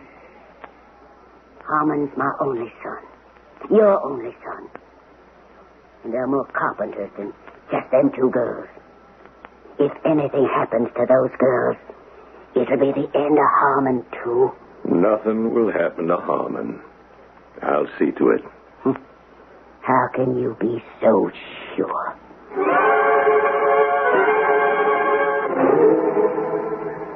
I've done all I can, Amanda. My father's like a rock that no amount of prying can move out of the earth. And if the rock goes on, refusing to be moved? Well, then you and I'll have to find our way around it. Oh, we can't depend on old Judge Calvin. My trip to him was just a waste of time. Maybe if I would go and talk to him. No, Harmon, I don't want you getting in any deeper than this than you really are already. There's just no telling what your father might do. I wouldn't care. Well, I do. For your sake. And for ours.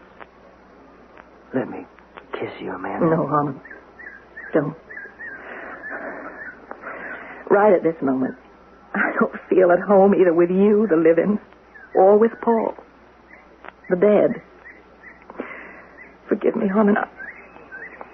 I need to be alone. There's things I gotta figure out where no one can help me. Can we offer you something to drink, Judge Calvin? No, thank you, Crane. I apologize for dropping in on you after dark. Perfectly all right. Roseanne, turn up the lamp a bit, and then leave the judge and me together. Yes, Crane. Now then, to what do I owe the honor of your visit, Judge Calvin? Your next-door neighbor, Amanda Carpenter, paid me a call. How very friendly of her. At her request, I have here an order of the court. For what, if I might ask? I don't want you to take offense, Crane. It's to allow removal of her brother Paul's dead body off your property so he can receive a proper burial. That's it. Just about. Put it over on the table there, won't you, Judge? Glad to. You will respect this order, I hope. It's a law. And if I don't? It'd be easier for all of us if you did, Crane. Well, I'll look it over, maybe tomorrow morning. If I can spare the time. I'm a very busy man, too, you know. It's a law, Captain. So you said. You know something, Judge?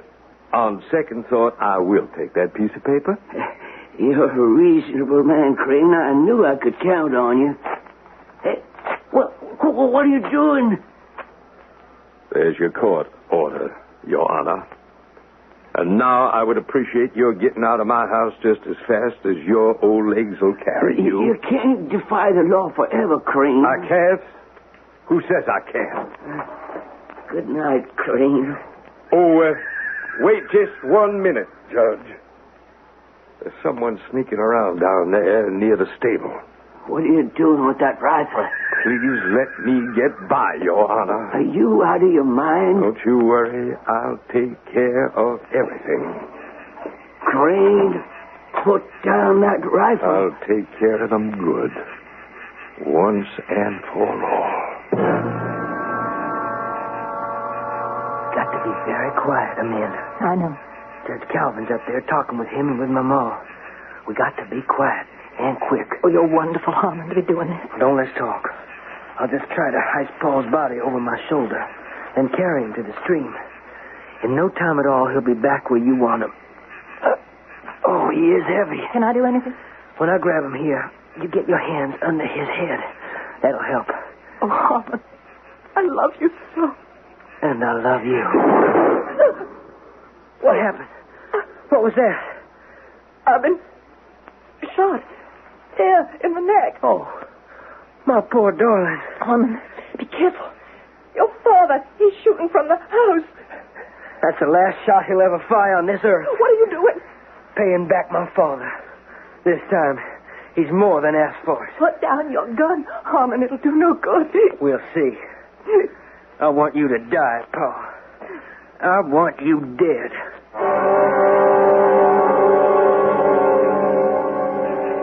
That's one of them.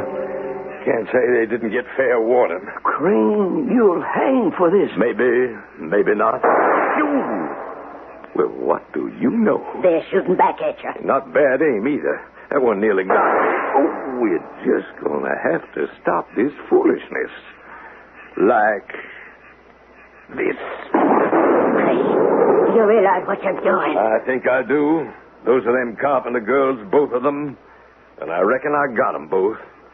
Judge Calvin, Roseanne, come on down with me and take a look at the prize. Bring your lantern more over this way, Roseanne. Yes, Crane. I'll go a little ahead. Light the way. I hope you know what you're doing. You are about to see, Judge Calvin, what I call justice. I'm afraid so. Watch out for that big rock there, Judge. No! No! It just can't be! What is it, Roseanne? I thought all this killing might be ended. All this bloodshed. What are you talking about? There's your prize. Take a good look. It's the carpenter girl, the older one. Amanda, she's dead, Crane, by your hand. And Harmon, your son Harmon, he's dead too. And he's holding her in his arms. You killed your own son. Murderer. You stubborn, self-righteous murderer. Easy, Roseanne, easy. I had no idea. I thought that Harmon was... You never thought. Not once. You never had a decent thought in your head. Oh, why were they here together? His arms around her. There's something else you didn't know. They loved each other. They were going to get married. It was their hope that all these years of feuding might be ended by their marriage. You must try to control yourself, Roseanne. You can be real proud of yourself, Craig. The great Captain Webb, maker of corpses. Wife, I ask you to forgive me, if you can. I'm a killer. I look on the son I killed. I look on his bride that shall never be. They both have died too soon. And by my hand, cursed be the hand that did this. Cursed be the day that ever I was born. Why don't you both go back into the house? I'll ride my horse to town and see that what must be done will be done. I just can't stay here. Oh, my son. My son. Let me take my son up in my arms. Harmon, I didn't mean what I did. I loved you, Harmon, my son. And now you are no more, nor will ever breathe again. Never, never, never. You up there, come down and strike me. Kill me with your cotton sword. Easy, Crane. I am soaked to the bone with grief and sorrow. Let my death come quick, bringing my final day. Oh, let me never see tomorrow's sunrise. We better see where Rosanna's gone to. She shouldn't be alone. Maybe you better go to her and comfort her. I don't think she can bear the sight of me. Captain Crane!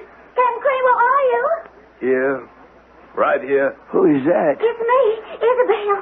Isabel Carpenter, Amanda's sister. What's happened? Your sister's dead. Oh, no. No! And so is Harmon.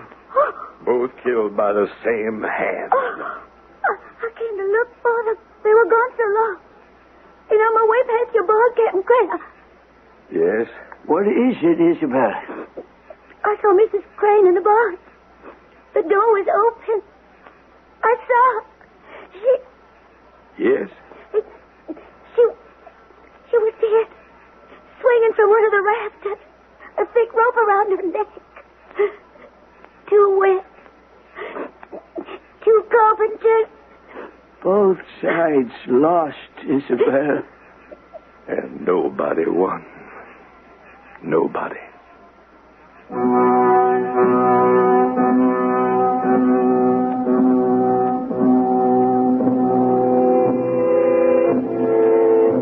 Our happiness depends on wisdom all the way. The gods must have their due. Great words by men of pride bring greater blows upon them. So, wisdom comes to the old. With those words, Sophocles ends his tragedy of Antigone. I'll be back shortly.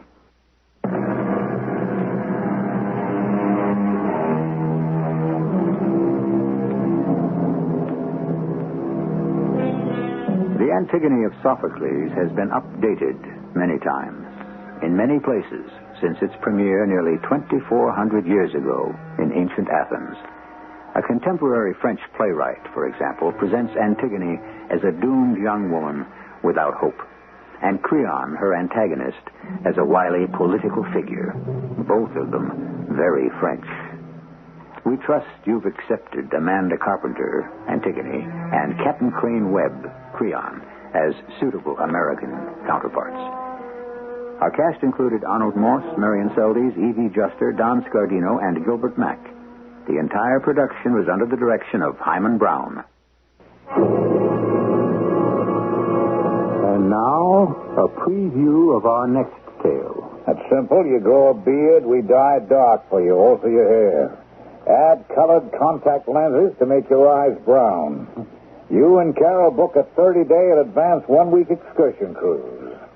You get into Rogeria, we make the contact for you, you turn over your passport, and James Otescu uses them as his passports to freedom. Hey, now wait a minute. How come Carol, too? He has a wife to bring out. Who looks like Carol? Enough. Chance we gotta take. Well, how about our chances? How do we get out? No problem. Famous last words. No. What? As you shave off your beard, wash out the dye, take out the contact lenses, and come back on a passport of your own that we issue, complete with entry visa. Yeah, and what if something goes wrong? The chances we take, that's our business. This is E.G. Marshall inviting you to return to our Mystery Theater for another adventure in the macabre. Until next time, pleasant dreams.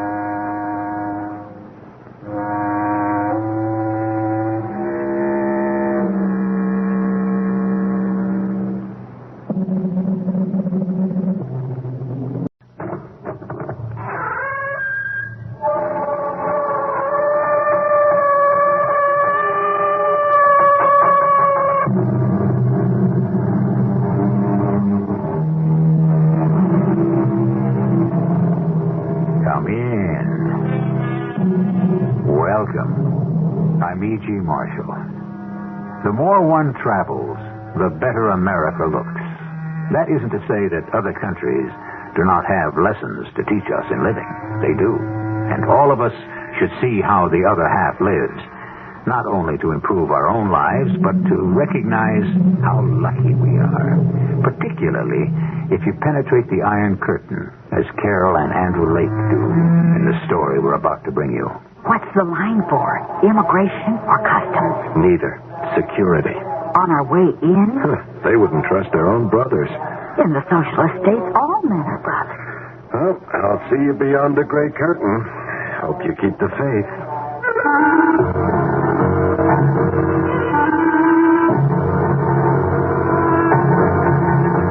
Our mystery drama, Passport to Freedom, was written especially for the Mystery Theater by Ian Martin and stars Paul Hecht. It is sponsored in part by True Value Hardware Stores and the Buick Motor Division. I'll be back shortly with Act One. Carol and Andy Lake are two clean-cut young Americans, reasonably well-to-do residents of Vienna, Virginia, a middle-class suburb of Washington, D.C. Carol's active in church affairs, and she's a den mother, although she has no children yet of her own. Andy's some kind of lawyer in a vague department of the government. Bowls on Wednesday nights with a regular group, is active with the JCs, normal as blueberry pie. Two ordinary young Americans, right? Wrong. This is Andy's real work. And on occasion, Carol shares it. You sent for me, C.K.? Oh, sure, Andy. Sat somewhere. Oh, I can't take it standing up. Didn't you have a beard that I remember? Yeah, it's hard to forget. That's the only thing that made Carol consider leaving me. How fast could you grow it again? Well, a month, maybe. Start growing it today. Oh, yes, sir. What's the beard for? Let me show you a picture. Here. That look familiar? No. Oh, yeah, somehow. Vaguely. Hey, wait a minute. Without the beard, if he was blonde and blue-eyed, he looked pretty much like me, huh? Which is just why you got tapped for this assignment. Who is this joker? His name is Eugen Zotescu. He's a Rogarian. And as of what turns up in the next month, he may be the answer to what the energy crisis is all about. Wow, that big, huh? It could be just that big. Is it okay to ask how? Have the best I have. There's a great deal of oil in Rogaria. Now, just suppose, there's a new way to crack the oil, to produce an infinitely superior product from crude which would double the efficiency of the well. Hey, that's a wild dream. It's no dream. Within the next few weeks, it could be a fact. If it is, and our side wants the results, we are going to have to get Mr. Zotescu out of Rogaria. Do they know behind the curtain what he's working on? Too right. Hey, you're not asking much, Chief. What's the M.O.? That's simple. You grow a beard, we dye dark for you, also your hair. Add colored contact lenses to make your eyes brown. You and Carol book a 30-day in advance 1-week excursion cruise. You get into Rogaria, we make the contact for you, you turn over your passports, and Eugen Zotescu uses them as his passports to freedom. Hey, now wait a minute. How come Carol, too? He has a wife to bring out. Who looks like Carol? Enough. Chance we gotta take. Well, how about our chances? How do we get out? No problem. Famous last words. No. What? As you shave off your beard, wash out the dye, take out the contact lenses, and come back on a passport of your own that we issue, complete with entry visa. And what if something goes wrong? The chances we take. That's our business. But you've always been resourceful, Andy. Yeah, trusty, loyal, helpful, a grown-up Boy Scout. I don't like getting Carol involved. Yeah, neither do I. We have to get the wife out, too. Huh? That's the deal. And the risky part. You pegged it. But to find a way to step up the oil supply by 2. That's the beauty part. Okay, C.K. As of today, I stopped shaving. And let me know when I've booked our vacation. The neighbors like to know such things. Yeah, I'll be in touch. Oh, just one other question. Shoot. All I do is spring this guy, huh? No papers, nothing else. Now, Zatescu has it all in his head. But, a little microfilm never hurts. Not with him. Yeah, I read you. With me, if I can get it. That's the way I figure it. Okay, when do we leave? Oh, any time after your beard. Looks like you'd always had it. Can do. I just wish I was as sure of convincing Carol the beard was necessary. So tell her why. Yeah, I think I better. You going to soak in that bathtub forever? I've been considering it. You saw CK, didn't you? Watch it. You honestly think our bathroom could be bugged? Watch it. I'll meet you by the pool as soon as I dry off. Honest to Pete. Which side of the curtain are we on? And I'm going to be stuck with that scratchy old beard again. The Call of Duty. Yeah. I don't know if I like the sound of that, yeah. I'm not sure I did either. That's more and more ominous. What did it have to say? Something about marriage. About how long do we go on with this cloak and dagger bit? And when do we start to live our own lives? Hey, has it been all that bad? By me, it ain't been all that great. Us? Okay. But I have other notions. Like small Carols and Andys. Do you see them in your picture? Well, I gotta face it, not right now. How long, oh Lord, how long? You're right, hon. But look, this is it. Once more into the breach and out. It has to be even once more. Well, it's a special situation, Carol. I promise you, it's really the last time around. You wouldn't just like to quit while you're still ahead. I can't duck this one. Oh, cheer up, honey. It may never come around.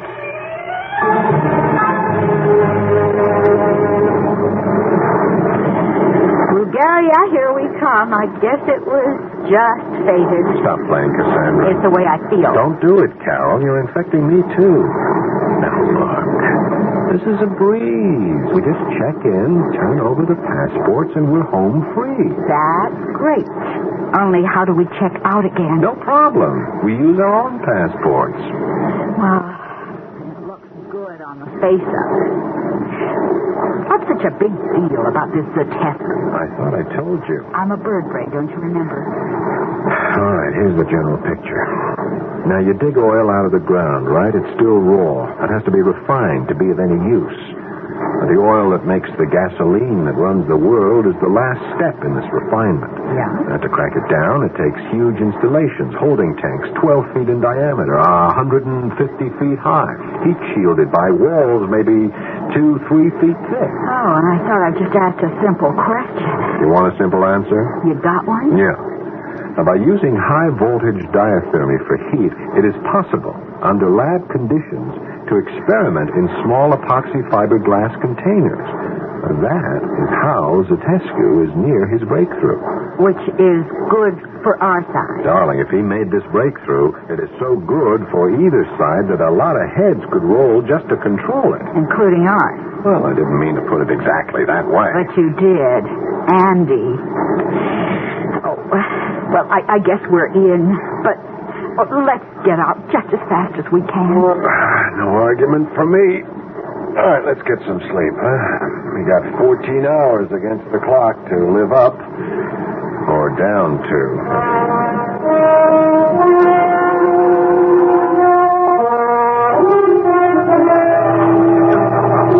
Andy, what's the line for? Immigration or customs? Neither, dear. Security. On our way in? They wouldn't trust their own brother.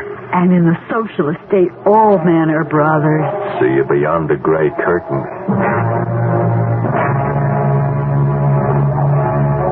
Hey, what took you so long? The sisters don't trust each other either. What? Talk about being gone over with a fine-tooth comb. Yeah, I got thoroughly frisked, too, but it didn't take me that long. Well, what's so funny? Her, the jailer lady, or whatever she is. You know, it's kind of sweet, too. Just goes to prove it doesn't matter how much you regiment people or stick them in uniforms and give them guns. They're still human. Honey, I am all for philosophy and a continuing dialogue between man and wife, but not right now. You asked the question. It was my feet, that's all. Your what? My feet. Now, you know I wear size 3. Oh, I guess this is another country where I won't be able to buy shoes either. You know, I sometimes get the feeling I've lost a handle. I mean, I hear your words, but they don't add up. You don't have to be sarcastic. This fat little dame in there went all over me, and then suddenly she was fascinated by my feet. I thought she figured I was carrying plastic explosive between my toes. But all it turned out was that she never saw feet that small. Tell you the truth, I wish I had never either. I love your little feet, Cinderella, but let's just move them so we can get through immigration. I'm going to be a little nervous till that's over.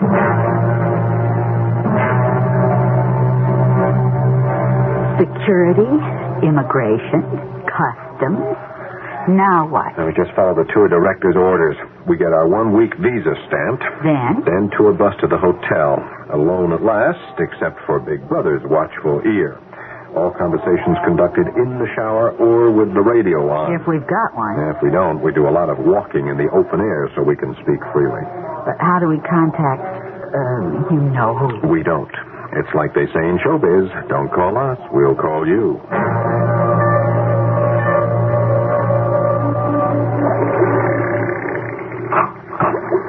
Professor Zotescu, I'm sorry. I thought you'd gone home. As you see, not yet, Comrade Technician Barrow. Is it permitted to ask something? It is always permitted to ask. I was only wondering, since you are working so late, Professor Zotescu, if you feel you are near the breakthrough. As to that, Comrade Technician Barrow, I can only say... While the motor hum keeps the microphones listening, the answer is yes. Then the timing is perfect. There is a flaw. I am afraid Magda suspects. We must meet and talk. My house, side door after dark. But your wife? I will take care of Magda. Don't worry. Just tripped a switch by mistake. Oh, I am sorry, Professor. You should be. By now you ought to know enough to be careful around electric equipment. Any more clumsiness and I shall have to put you on report, comrade.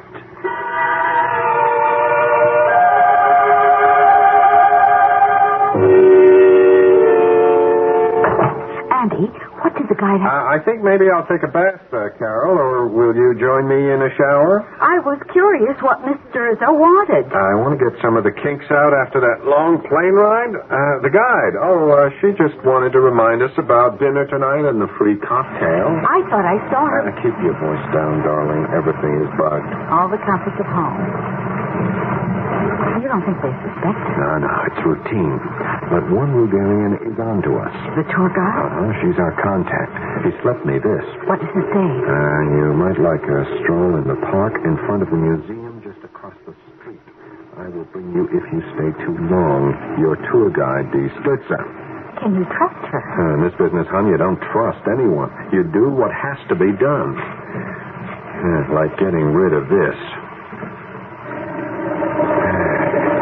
Keep your fingers crossed. No one gets the chance to pull the chain on you.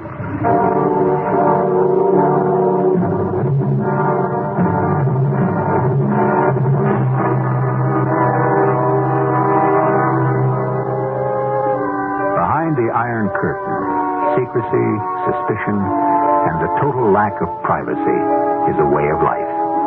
It's hard for us to imagine that everything that is said finds its way to a permanent record on computer tapes. Unless you find some method of circumventing the electronic ear, which 2 secret meetings hope to do. Will they succeed? We'll find that out when we return shortly with Act 2.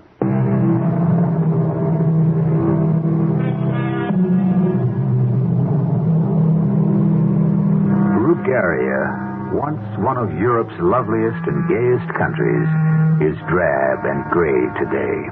Its people subdued, regimented, remote. Still, there are advantages. Few cars in the streets, so less pollution. And the lovely gardens and parks, for Bulgarians love flowers and grow them everywhere. The parks and the streets have another advantage. You can talk freely, with nothing to fear but the human ear. There's some boutiques over there I'd like to go and browse through. I might find some shoes. I doubt it. Bulgarian women seem to start at size 7 minimum. Okay, for you. You don't have my problem. Well, I don't know about that. I've heard about it ever since I met you. You know, you should have been born in the Ming Dynasty in China. Huh? With a size 3, you wouldn't have had to have your feet bound to achieve perfection. Just let nature take its course. Very funny. Any chance we can wander over and see if maybe some unsung Rugarian cobbler has added art to nature and made a shoe to fit me? We gotta wait for Diana Sturza. She could find us over there. We couldn't talk freely in the stores. Let's keep it in the open. Oh, I still don't believe it. It's a fact of life, Carol. But who'd have time to listen to everything everyone ever said? Well, nobody does. It's a spot check. So you never know when you said the wrong thing at the right time till the knock comes on the door. Oh, it's spooky. Yeah. Oh, watch it. Here she comes.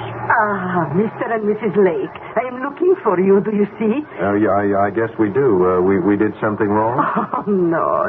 But I was gathering the tours together, and you were missing, so I look out and see you are here, and I come to tell you that it is mostly time for dinner. And vamos. Gracias. And the number? 30. Over and out. Okay, we've exchanged the passwords. We're all set. Now we must talk quickly. The transfer will take place at the end of the week, when we get the torture. Where? At the Danube Delta, towards the mouth of the river. When we stop for lunch and get off the boat, the other will be there. You must make the transfer then. And what about us? Remember this name, Nicholas Chismigui. Okay.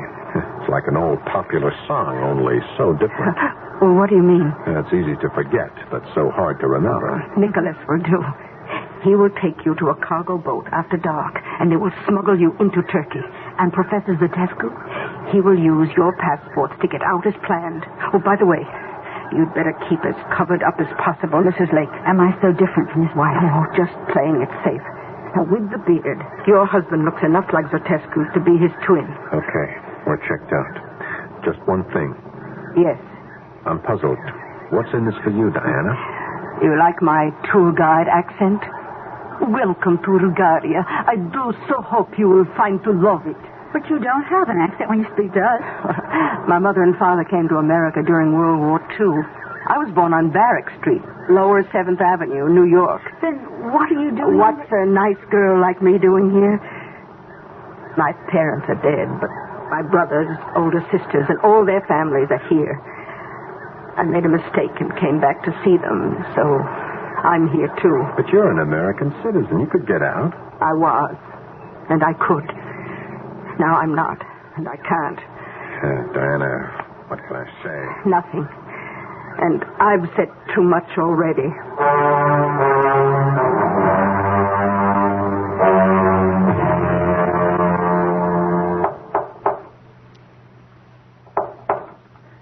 Who is it? Me. A moment. You are sure you were not followed? I'm sure. How? My cousin is a hairdresser. I'm there having a touch-up. She let me out the back door. I suppose I must risk it. Come in. Oh, where's your wife? She's asleep. Brandy and the help of some drugs. It's so dangerous. If she knew about you or us. You know she would be the last person to be told. But she worries me. Some sixth sense.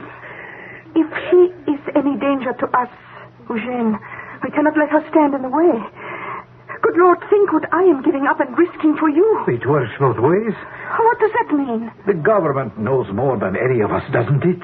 You know you were placed in my department to be my control. Darling. Eugene, that's past history. We both know it. How can I be sure that you are not still reporting on me? Of course you can't, because I am. My reports, as I give them, are the basis of our whole future. Don't worry. Forgive me, my beloved, for my doubts. Oh, it is all we have to base our life on. Doubt. Till we escape. I know. But if Magda suspects, if she makes any move, how can we? If she makes the slightest move, it must be stopped before it even begins. If not, we are all victims. Very well, we are agreed on that. Now, the timing. You must hold her off, however you can, Eugene. You know what that can mean? There's a lot of water under the bridge already. What does a little more matter, so long as it carries us safely to the sea and freedom? You don't mind if I have to be with her? Oh, I have minded ever since our affair began, but I've had to accept it. I can manage to bear it as long as it's only temporary. I can promise you that at least. Well, aren't the Americans here yet? You said you'd made the breakthrough. Supposing I have not. That would be disaster for all of us. Why? If you meet the American agent and you have nothing to offer him... How can he know that? A piece of film containing formulae which he would not be able to understand? By that time I will have the passports and we will be safe in America. Safe? With what? The future. What future? You know we can take nothing out with us but some borrowed American clothes. If we cannot offer them your formula, we have no security. Financially? Don't worry. I'm a scientist. Somewhere I can find a job. Are you mad? What kind? Even if the Americans would let you. Especially after double-crossing them. Anything is better than here. Oh, don't be too sure. Here at least we have influence, a measure of wealth. But no freedom. For some of us, maybe the price of freedom could come too high. Lift your spirits, little Mimi. The breakthrough will be made. When? In time, I promise you. In time. Anton!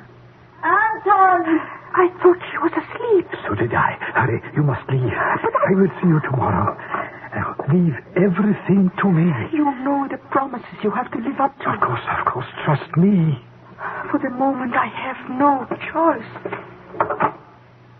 Anton! Coming, Magda. Be right there. I thought you were asleep. Why did you close the door? I didn't want to disturb you. Why? Who was here? Well, no one. I heard voices. Yes, one of my assistants from the laboratory. Oh, I can guess which one. It's her. Always her. I am not going to allow you to anymore, Anton. No, Magda, you are not yourself. I am not myself since she made you someone else. It is all fantasy. It is only because you... Because I drink. What else do I have to make my life bearable? You could work for the state like all of us. I used to consider myself lucky that I didn't have to because of my family connections. Oh, now I'm sorry. Wait, don't blame your personal problem on me. Oh, but I do, Anton, I do. You turned away from me. Magda, my work is very demanding. It takes all my energies. For the glory of the Republic, I have to spend The devotion to party line won't put me off anymore, Anton. Once. Not now. Tell the truth. You no more care for our country Magda, don't you realize that anything you say can... Oh, don't cringe, little rabbit. One thing my father has bought for us, if nothing else, is privacy. We can speak safely here. I don't believe it. Suit yourself. I have nothing to hide. Oh, no. The fact that the daughter of the party general commissary is an alcoholic, perhaps that should be heard. It won't be. My father has the same embarrassments you have. But I tell you something, Eugene. What will be heard, unless we come to an accommodation, is the truth about you and Mimi Barrow. Magda, no. You can't stir up trouble, not now. Any time, if it's to hold on to you, Anton, or find a way I can count on you. Well, supposing I could tell you there was such a way. By the end of this week, all arrangements have been made for our escape from Bulgaria to asylum in the United States. Oh? The plan is already in operation. It covers me and you. In a week, we shall be free. You will never have to worry about the Mimi Barrow again. This is what has been torturing me for so long. So, now you know. Do you believe in me? Oh, my darling. Oh, why should I have doubted you? Oh, it's only because I love you so much. Oh, Don't worry. Don't worry. I'll never be any trouble to you again.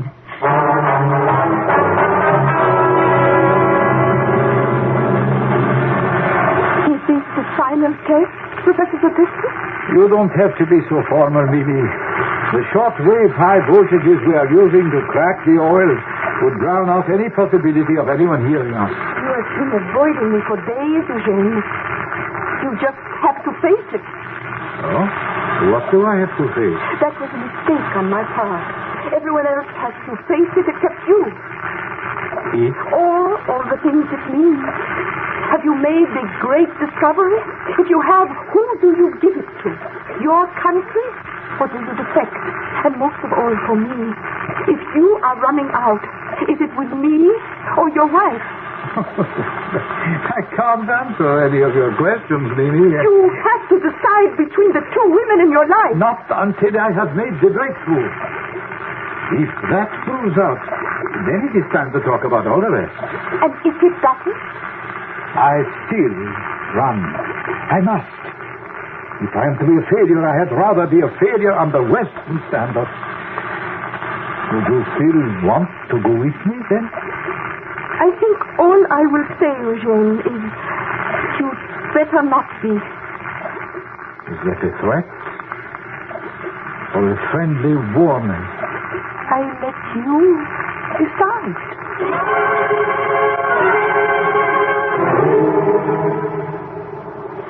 Isn't it enchanting, Andy? Oh, I found the museum kind of depressing. Depressing? How? Well, seeing what sort of people they were, or could be. Oh, I know what you mean.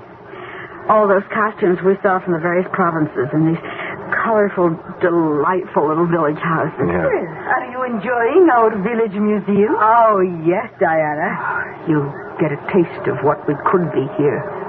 Diana, why don't you get out? It would hurt too many people. Besides, I couldn't. There's only one way out for me. Feet first. Diana. I'm sorry. Maybe I envy Sotescu too much. The rest of the tour is coming back. Tomorrow we get to the Danube Delta. I think you will find it by far the most interesting part of your trip. Then back to Otopen Airport and home. Except us. They take the high road and we take the low road. And if we can't be back in the good old US of A before then, I'll settle for right after.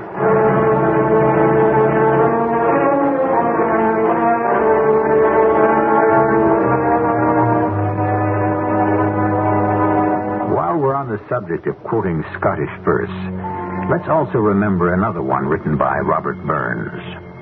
The best laid plans of mice and men gang aft to gley, which may be more descriptive of Carol and Andy's future than the first.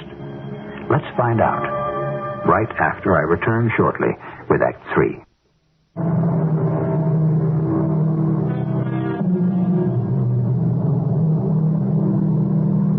It's axiomatic that any plan, whether for battle, for a philosophy of living, for economic advancement, or for the destruction of the world, can never be complete. For there is one element no one can fully gauge, the human factor. And of all forms of that element, the most precarious and unforeseeable is the triangle. In this case, represented by Eugene Zotescu, his wife Magda, and his mistress, comrade technician Mimi Barao. You can stop right there, Eugene, before you go in. Mimi? Did you think you'd said goodbye to me that easily? What do you mean, goodbye? Not out in the open like this. We could be seen. Not by anyone that matters. There is always someone following. Not tonight. Magda managed to arrange that for you, didn't she? I don't know what you mean. You know very well what I mean. Mimi, can't this wait for tomorrow? I can't risk Magda seeing us out here in front of our house in public. But you don't really have to worry about that anymore. Mimi, I beg you, please. You're only beginning to beg, Eugene.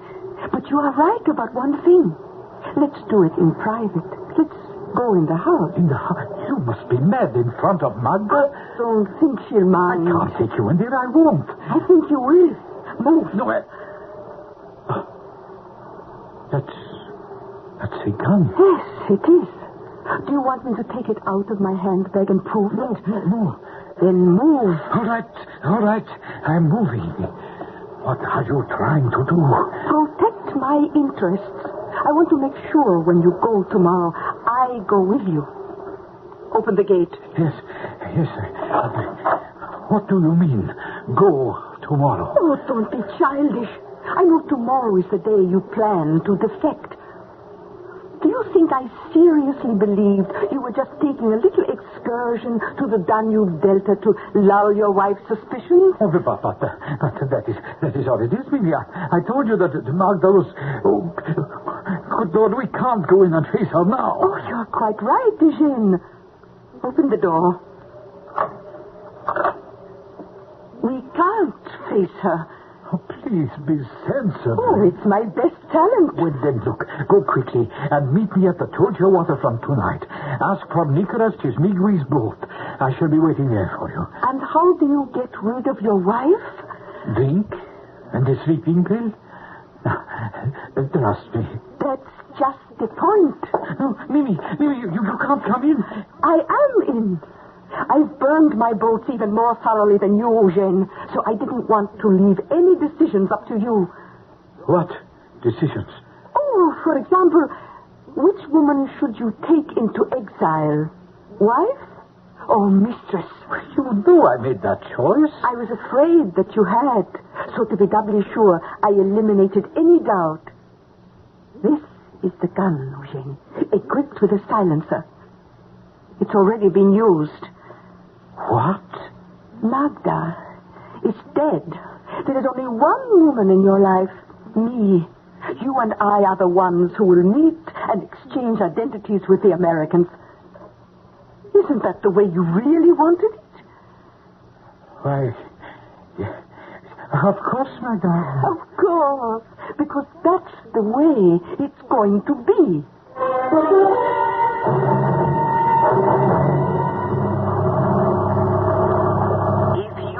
Back to your right, you will see the imposing monument in the shape of a plinth mounted on Horea's hill. This evokes the heroical days when Rugaria's independence was won, and this province of the Brugia was liberated and could join in union. Independence. Wasn't it? Don't tell me Big Brother can be listening here. I take no chances. We're about to be home free.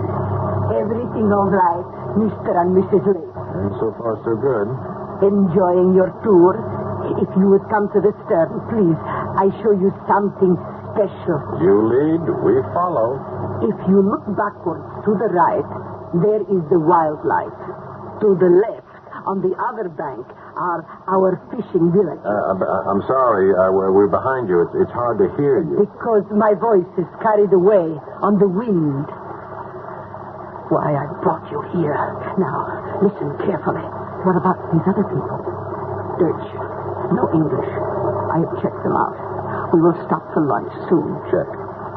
There will be this restaurant. In the restaurant, bathrooms. Not for you. You go to the hotel. 4th floor, room 419. You have that? 419. That's where Zotescu and his wife will be. You change clothes. And they come back to the tour, replacing you, and proceed from there to freedom tomorrow. You stay in the hotel room, and tomorrow you will be contacted by Nicholas Chismigui. He will take you out into the Black Sea for a rendezvous with a helicopter to Turkey. I wish I could think of something to say. We've all said too much already, and everything is better not spoken.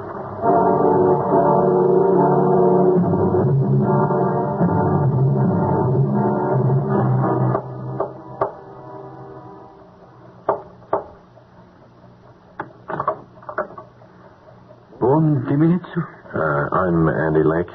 I don't have to ask. I am looking in a mirror. Yeah, we could be twins. Okay to come in? Of course. Yeah, this is my wife, Carol. Hello, Mr. Fisher. Better if not too many names. This is Mimi? Your wife. How do you do? I had pleasure to meet you also. Can we talk? This room is safe. You have the passports? Yeah. You have the, what do you want to call it, the formula? In my head. No film? All geniuses are careless. I have microfilm. Here. Mimi, how can No, it's okay. It's a calculated risk. Some things must be taken on trust. If it's a double cross, who loses all that much, huh? Quid pro quo. All right, here are the passports. I hope we serve each other equally well. Mrs. Zatescu. Mrs. Zatescu. Oh, forgive me. So much on my mind. Yes? Take my sun hat and my scarf. And my glasses. We're not all that much alike. Oh, we have to trust to our husband's similarity. An American tour group. There should be no problem. I'm sure there won't be. Good luck and goodbye. I hope in the end it'll all be worth it. No question for me. I only hope for you also.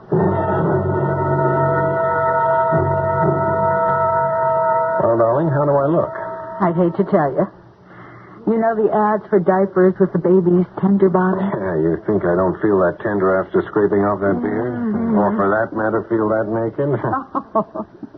It's the way you look. Yeah, so we're agreed. I just hope it is all that funny in the last degree. You know, we sprung the professor. Now I just hope we can get out as easy. When do we go? Tomorrow night. Oh, I wish it was tonight. Yeah, so do I. What do we do till then?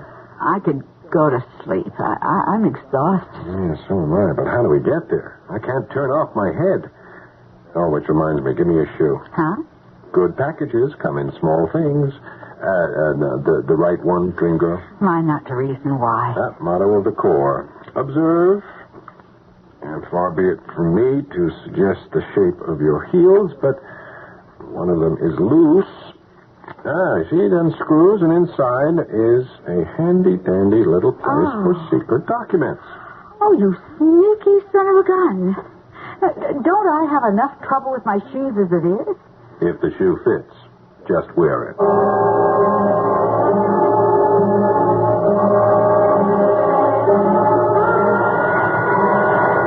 What is that? That's a midday signal from somewhere. Oh. Where's the guy who's going to get us out of here? I don't know. Something's gone wrong. Hang in, baby. But suppose something has. What do we do? Well, we do have passports. We could just plain fly out. Without a plane reservation, no baggage, out of the blue? What could they do? Our passports are valid enough. Who knows about the switch? Our hands are clean. Oh. There's our man now. I guess. I hope. Who is it? Diana. Let me in. Okay. Sure. Right away. Diana, what's the matter? No time to talk. Everything has gone wrong. What do you mean? Eugene and his mistress were stopped at immigration. They've been arrested. Arrested? What do you mean, his mistress? He made two mistakes, the biggest of which was not taking out his wife with him, trying to take his mistress instead. Well, what does that mean for us? We can't use Nicholas anymore. You mean we're trapped here? No. I came here in my brother's boat. I will see you to the meeting with the helicopter. I only hope we can make it.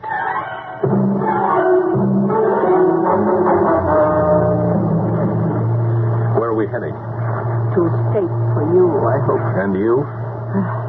I'm committed now. I never thought I would leave my country again. Are you sure you're going to be able to? Well, there's a rendezvous with a helicopter. You should make it, except... You sound doubtful. I'm afraid that gunboat is turning after us. What? Oh, can it catch us before we make the rendezvous? I think I see the helicopter coming in now. Oh, hooray for our side. For once, perhaps we'll win. You mean you're with her? What else? I'm only held by my relatives who could suffer because of me. Well, what about Zatescu? What about him? He lived under this regime, accepted its subjugation, used his prerogatives to make a life. I can't be sorry for him if he defected and it didn't work. No national resource like oil or coal or whatever is wrenched from the ground. Should be exploited for any individual profit. That is his problem. The fact that he got caught. Caught? Such a silly little thing. What? Well, the secretary who was checking for immigration remembered that your lady had such a small foot A kind of Cinderella story which led to questions on both passports. We'd better catch this helicopter. Andy, off the starboard quarter. I think we're being overtaken. Oh, they're not in range yet. But that helicopter sure better get a move on before they are.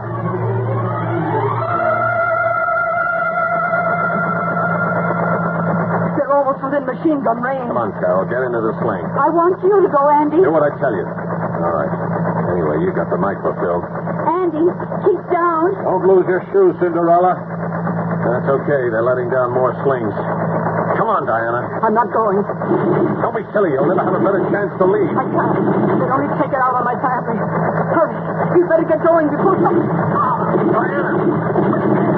That answered everything. It's too late for me. I can't just leave you here. You might as well. I told you. Only way I could ever leave Regania was... Daddy! Hurry! Hurry! I'm sorry, Diana. Maybe it was the best way out for you. Okay, Carol. Here I come.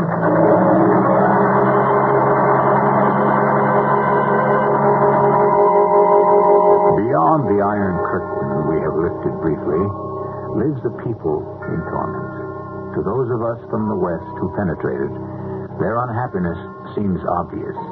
But it is their way of life, and who are we to judge whether they should or should not live with it? Everyone has problems, I suppose. We have plenty in America. Only somehow, I'd rather live with our problems. Wouldn't you?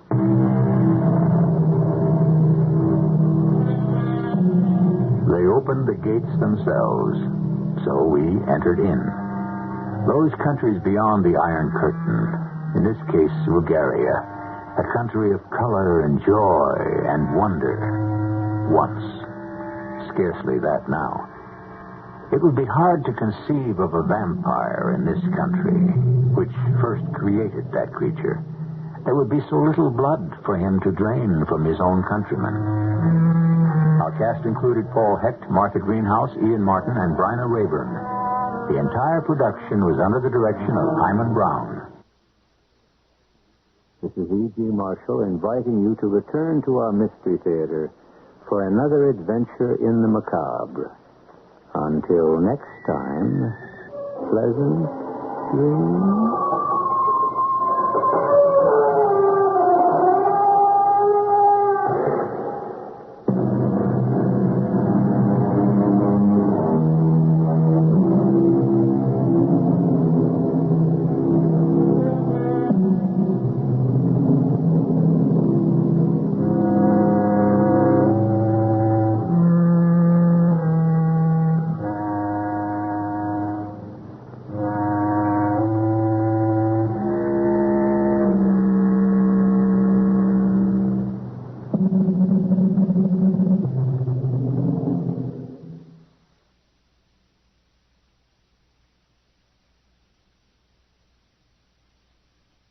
CBS Radio Mystery Theater presents...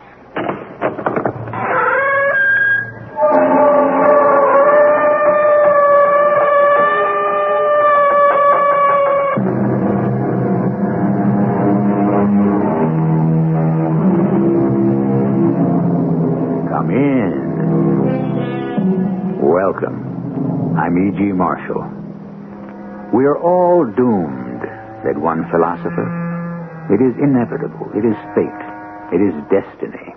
Our lives hang on a slender thread from one day to another. We place our daily existence in the hands of total strangers and pray for the luck of the draw. We do it when we drive down the highway, when we fly in an airplane. We do it when we elect a president. It is not death we fear, but the inevitability of it. The destiny of one, the destiny of millions, can rest in the hand of a single person. That's right. Ignore the truth. Go make your report. Tell them a lie. Dr. Baylor, it's all in your mind. You can't allow this project to continue. It's flawed. It's dangerous. There is only death. You alone have the power to stop it. You're talking insanely. You fool. Are you also blind? We will be destroyed, and you are the only one with the power to save us.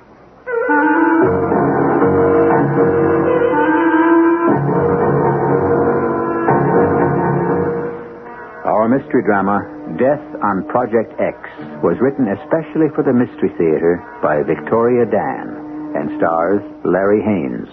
It is sponsored in part by X-Lax and True Value Hardware Stores.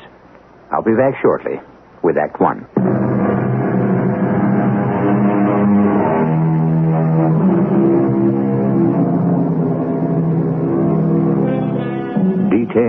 Details.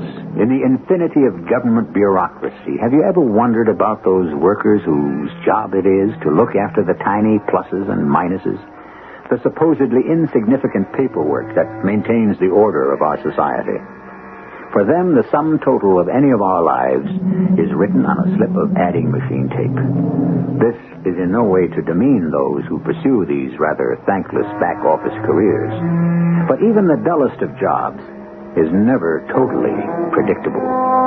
And obscurity can often end with a call to the front desk. You're probably wondering why I sent for you, Jenkins. Jenkins is on sick leave, sir. I'm Hughes. What happened to Krebs? Transferred to another department, sir. Well, what about... Haggerty retired last month. Hughes, huh? Mm-hmm. How long have you been with the Project Planning Office? 5 years.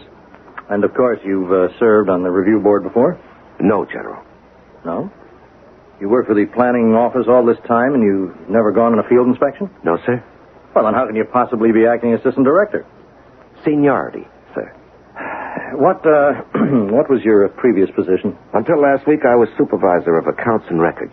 Accounts and records? No. You won't do. You won't do it all. Hello, Haskins. General Glynn here. What do you mean sending me this Hughes fellow? He has no experience. What? Are you sure? He is. Huh? No. All right. I'll get back to you. This is incredible, Hughes, but according to the director, you're the only available staff member familiar with Project X. Yes, sir. The accounting section is acquainted with every detail of every project. Well, let's hear what you know, Hughes. Yes, sir.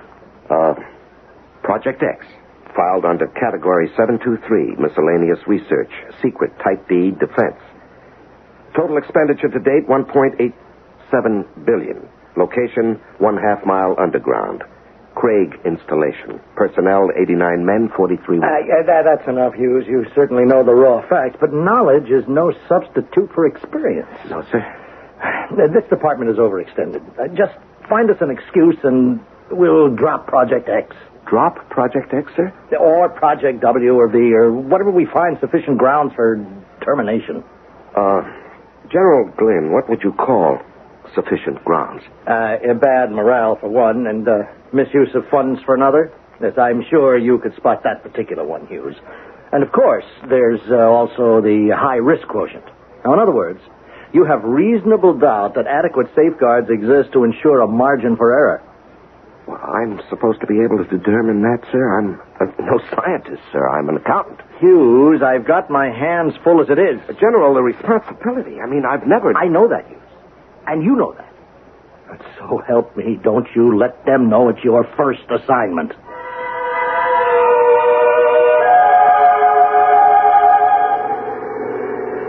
I did want you to have a look at the main generating plant, Mr. Hughes. Oh, it's very impressive, Colonel. Not to mention efficient. As the project's chief power source, it can't be beaten for maximum utilization of fuel anywhere. Yes, I've seen the figures. Mr. Hughes, I just want you to know that the Project X staff is completely at your disposal. I appreciate your cooperation. Yes, that's it, cooperation. The research we're doing here at X, it's at least important enough for a little common courtesy. I'm sure you've run into some real belligerent types on other inspections, haven't you? Yes, I have, certainly.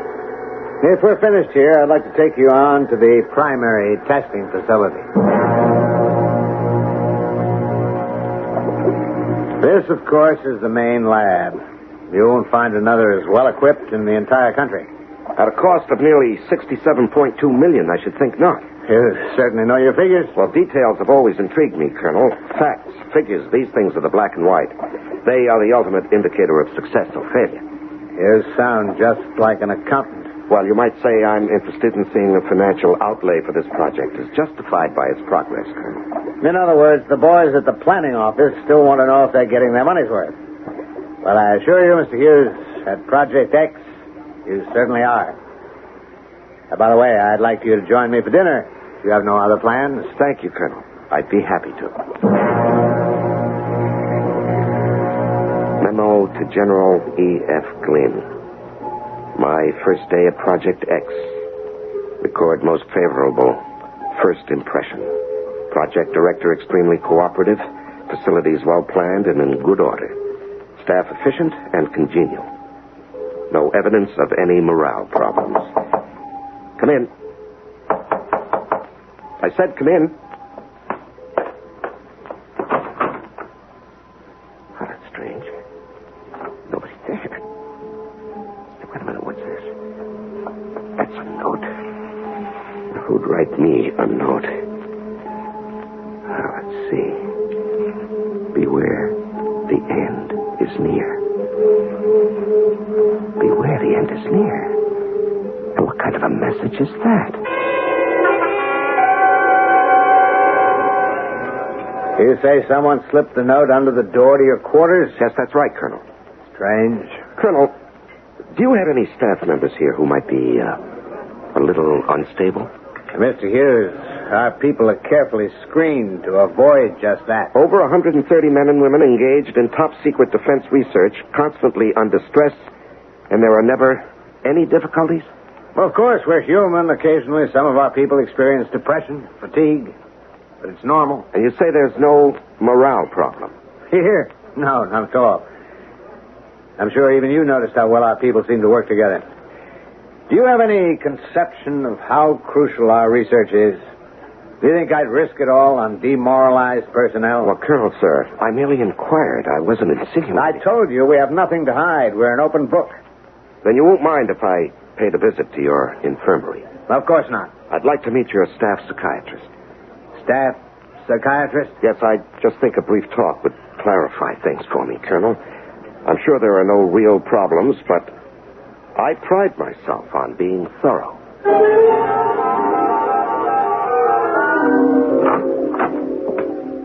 Can I help you? Well, I'm looking for Dr. Baylor. My name is Eli Hughes. I'm from the Project Review Board. Oh.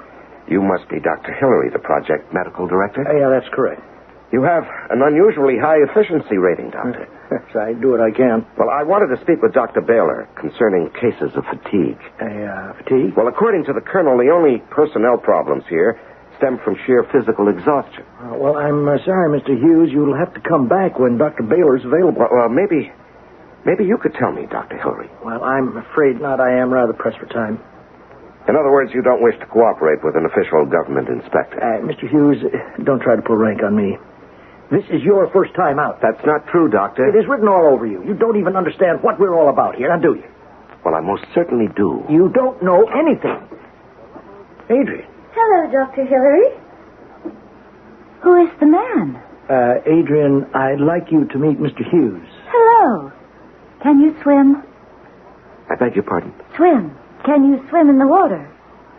In fact, I don't. But you must. We're going to be with the fishes, so we must know how. Isn't that so, Dr. Hillary? Yes, Adrian, that's true. Doctor, what is she talking about? I didn't mention the seahorses. We're going to be with the seahorses, too. The seahorses? Yes. We'll all be together. The fishes, the seahorses, and the people. That's a fact. Doctor, have you been practicing your underwater breathing like I told you to? Yes, I certainly have. That's good. That's very good. Doctor, could we step outside for a moment, please? Adrian, we have to go away now, but we'll be right back. Okay. Would you explain to me what that was all about? You mean Adrian? Well, that girl talks like an idiot. An idiot? Well, let me tell you something, Mr. Hughes. That girl happens to be Dr. Adrian Orriman, the chemist. That girl? Yes, assistant to Professor Shoup, the man behind the X Factor. Oh, I don't understand. What happened? Well, a few weeks ago, she just snapped. Just like that? Yeah, I'm no psychiatrist. I'm a surgeon. But I can tell you this. She was very dedicated, a perfectionist. She wasn't satisfied with the final conversion formula. Shoup's formula? Right. She insisted that there was an error somewhere. It just didn't feel right, was how she put it. In any case, she went for days without sleep, without food, looking for some imagined error. Well, she finally cracked from sheer fatigue. Oh. I'm very sorry. Are you? Are you really? Yes, Doctor, I really am. Well, you shouldn't be. To feel sorry is to care, and to care is to become involved. What's wrong with that? He's here, isn't he? The man from Project Review? Jerry, this isn't good for you. Now, you should stay in bed. I'll go. I will, just as soon as I talk to him. You're the man, aren't you? I'm Eli Hughes from the planning office. Please listen to me. Jerry, I want you to stop this. But he has to know. He has to know how sad it is. A tragedy, that's what it is. Jerry, you can talk to Mr. Hughes later. Now, we're busy now. I'll go, but please, tell him how sad it is. Yes, I'll tell him. Because he shouldn't be afraid to cry. Tell him. Make him see. He'll cry, too. Yes, Jerry. Because it's so sad. Dr. Hillary, that woman is crazy. Yes, I know. That's all you can say? What else can I say, Mr. Hughes? I've already told you. Yes, I know. You're a surgeon, not a psychiatrist. Well, what does the project psychiatrist have to say about this? Mr. Hughes, Dr. Jerry Baylor is the project psychiatrist.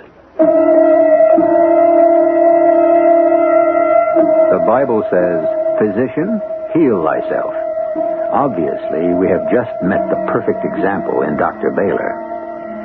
If this woman is the resident psychiatrist, what can we expect from her patients? Are the lunatics indeed running the asylum? That is, if Dr. Baylor really is a lunatic. After all, who are we to say? We don't make hasty judgments here. We examine all issues carefully. We'll be back in a moment with Act 2.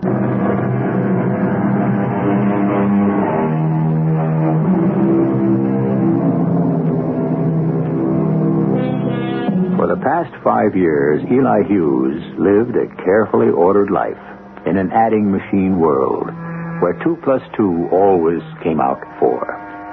Suddenly elevated to the rank of project investigator, he has been sent out on a seemingly routine check of a top-secret research center.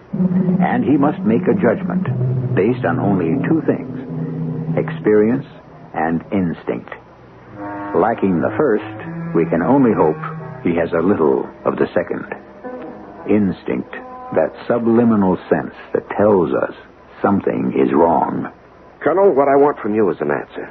An answer to what, Mr. Hughes? That woman I met just 10 minutes ago in your infirmary.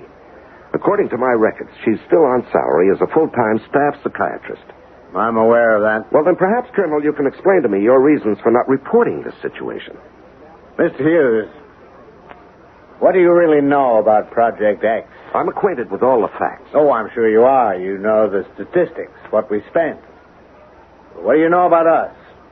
What are we doing here? You're doing research. What kind of research? Complex research for the defense program. Do you know the nature of the research? Yes, you're developing another weapon. No, not just another weapon. The ultimate weapon. This weapon will render all others obsolete. Yes, I've heard that before. No. This is the highest level of achievement we can ever hope to reach. Nothing will be as sophisticated. X is capable of destruction on a level that is incomprehensible. Colonel, I was talking about Dr. Baylor. So am I. The X factor is the cause of Dr. Baylor's breakdown. Let me explain. There are over 130 men and women working on this project. They have actually constructed a device which, if ever put into operation, could obliterate an entire country in a matter of moments. Moments? Well, I don't see what this has to do with... Let me finish. Our people are working on the ultimate weapon. Can you imagine the moral and ethical implications? The guilt resulting from association with the most devastating weapon ever built by man? Dr. Baylor worked around the clock with some of our people. She listened. She cared. Unfortunately, she had no one to discuss her own doubts and guilt she had absorbed from others. The strain was too much. You mean she broke from the pressure? That's right. And so you understand why... I'm sorry, Colonel. I had no idea, but... Still, this must be reported. The woman must be sent home. Why? Well, because this woman is a government employee drawing a $37,000 salary. That's your reason? Well, Colonel, isn't that reason enough? We're speaking of a broken woman, Mr. Hughes. Yes, I understand that. Well, if you understand, then where is your compassion? How can you send this woman back into a world she no longer fits into? A record forever ruined. I can't help that. At least here, she does no real harm. That woman is harmless? Absolutely. She still has the delusion that she's helping her fellow workers. She feels useful. Would you take that away from her? Well, I'm not trying to. I mean, I have to follow regulations. So you'd send her away and strip every last vestige of dignity from the woman? Do you have any idea how overextended this project is? She no longer qualifies as a member of your staff. And how do you know what qualifies someone as a member of my staff? Now listen, Eli. Now let's forget the formalities for a while. I want you to erase from your mind the stereotype of cold-hearted military officers. I care about this project. And I care about these people. And I think what's good for one is good for the other. But I'm talking about efficiency. And I'm talking about humanity. Well, you can't have both. Who says so? Maybe you've been behind your desk too long. Or maybe you've been on so many field inspections that we all begin to look alike to you. No. In fact... In fact, what? Nothing. You'll have to excuse me, Colonel. I have work to do. You're making a first mistake, Mr. Hughes. You are becoming personally involved with this project. I am not. If something is disturbing you, why not just put it in your report? Because I want to be fair about this. I know you've just been talking with the colonel. As a result, you've made your second mistake. What are you talking about? I mean, you just can't leave well enough alone, can you? You're beginning to doubt yourself. Doubt this project. Is it really worth all the expense, all the trouble? And what do you think? Well, I can't answer. I refuse even to let myself think about it. If you want answers, why don't you talk to the man who made it all possible? And just who are you talking about?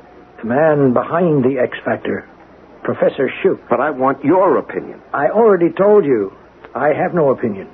And if I did, I certainly wouldn't advertise it. To you or to anyone else.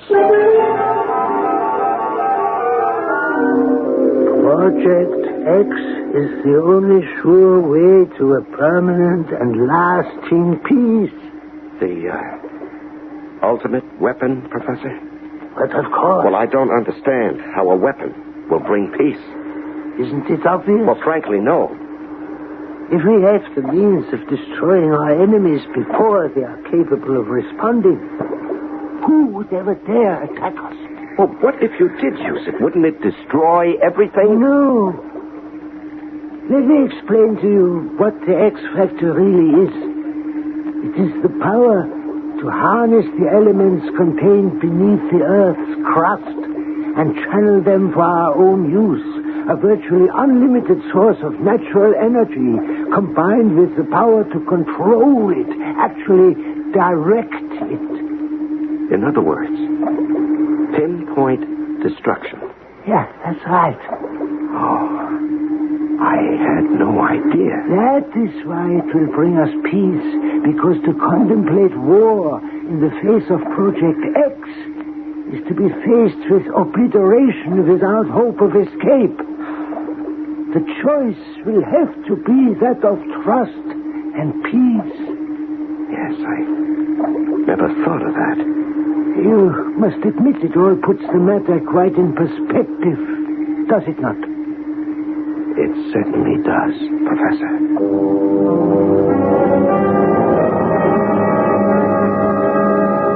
So you'll be leaving us tomorrow, Eli? Yes, Colonel.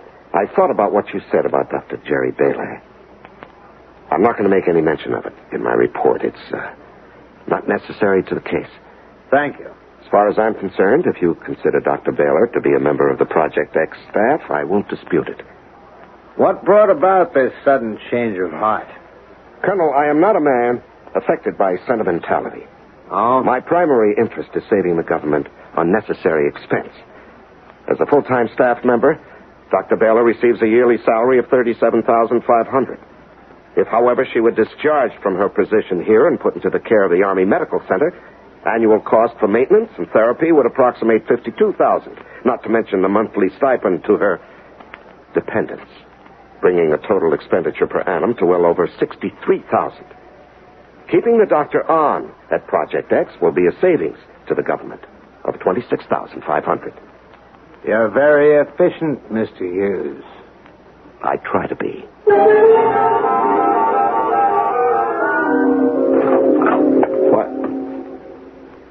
What are you doing in my room? They said you were leaving. Yes, that's right, Dr. Baylor. But you just arrived. Well, I've been here 3 days. That's not long enough. Don't you realize that? Doctor, I find that the time was sufficient. I know what you're going to tell them. How could you? You don't have to be a mind reader. Everything's fine here. That's what you'll tell them. Everything's ship-shape and okay, but you're wrong. Dr. Baylor. Jerry, I really have to be packing. That's right. Avoid me. No, I'm not trying to I avoid. understand. I know the kind of person you are. You've taken orders all your life, and now you're afraid to make trouble. No, that's not true. It's true, and you know it. But I upset everything. I'm the broken cog in the wheel. Well, just you listen to me, because I'm a psychiatrist. I know what I'm talking about. Yes, of course you do. Don't patronize me. Jerry, I understand your situation. Really, I do. In fact, I think you're quite a remarkable woman to have endured what you have, but I have already filed a primary report, and it's time for me to leave. But you can't go. Not until you see the reality. The reality of Project X. You can't permit it to continue. I had doubts about the usefulness of this research myself, but then Dr. Shoup explained it to me, and it does make sense. Shoup is out of his mind. He is out to destroy us all. How can you say that? He's a believer in peace. You're wrong.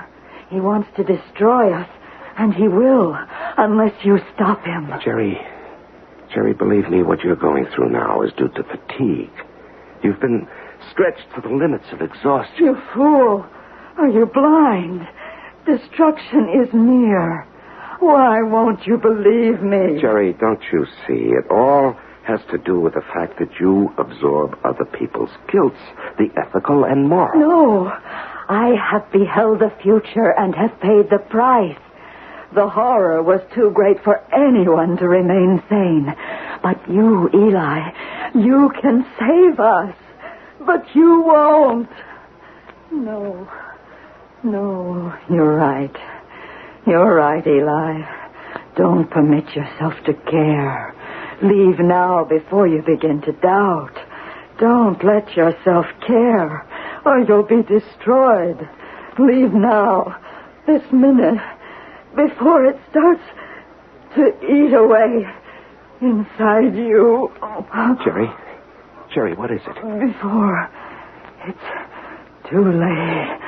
Before the caring destroys you. Jerry, what's wrong? I see under the facade. You are sensitive. Like the others. You are vulnerable. Jerry, what's the matter? Before it kills you. Jerry. Answer me. Jerry.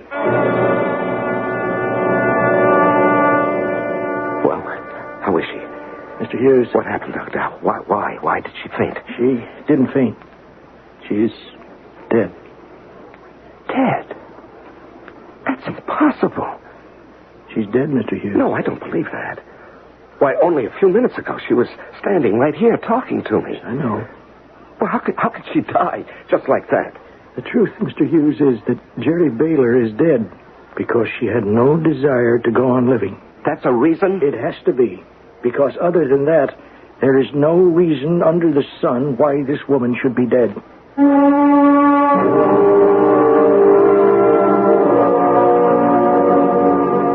The road to resolution starts with doubt. The best way home's the farthest way about, so said the poet. Doubt. It begins as a wispy thread of curiosity. It would have been so simple, so easy to have gone back and declared that all was well at Project X. But now doubt, the ultimate weapon of man's own conscience, has been planted inside the practical, well-ordered mind of Eli Hughes. And that is going to prove very unfortunate for him when I return with Act 3.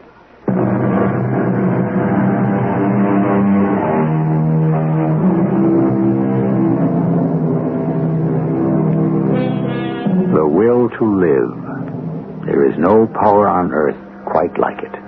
And even doctors are at a loss to explain the most critical patients whose sheer tenacity brings them back from death's door.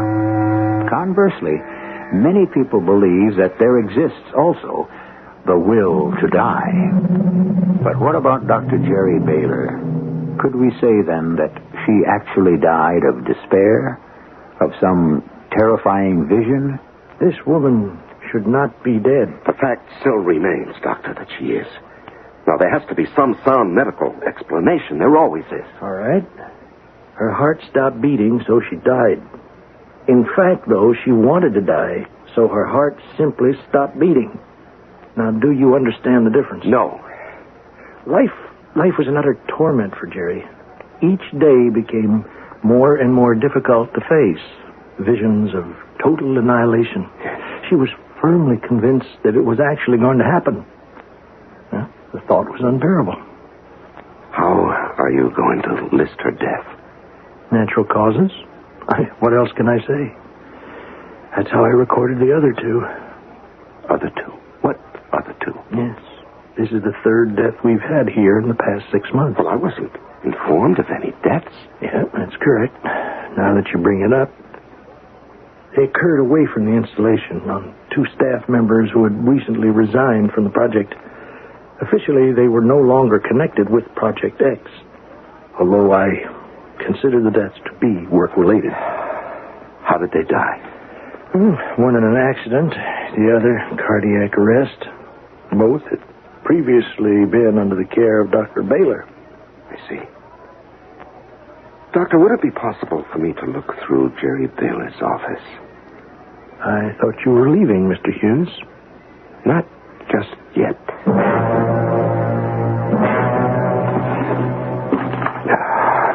Nothing so far, nothing. Now, she had to keep some kind of records, I'm sure of it. But where... Wait a minute. One of these. Tapes. Maybe it's on tape.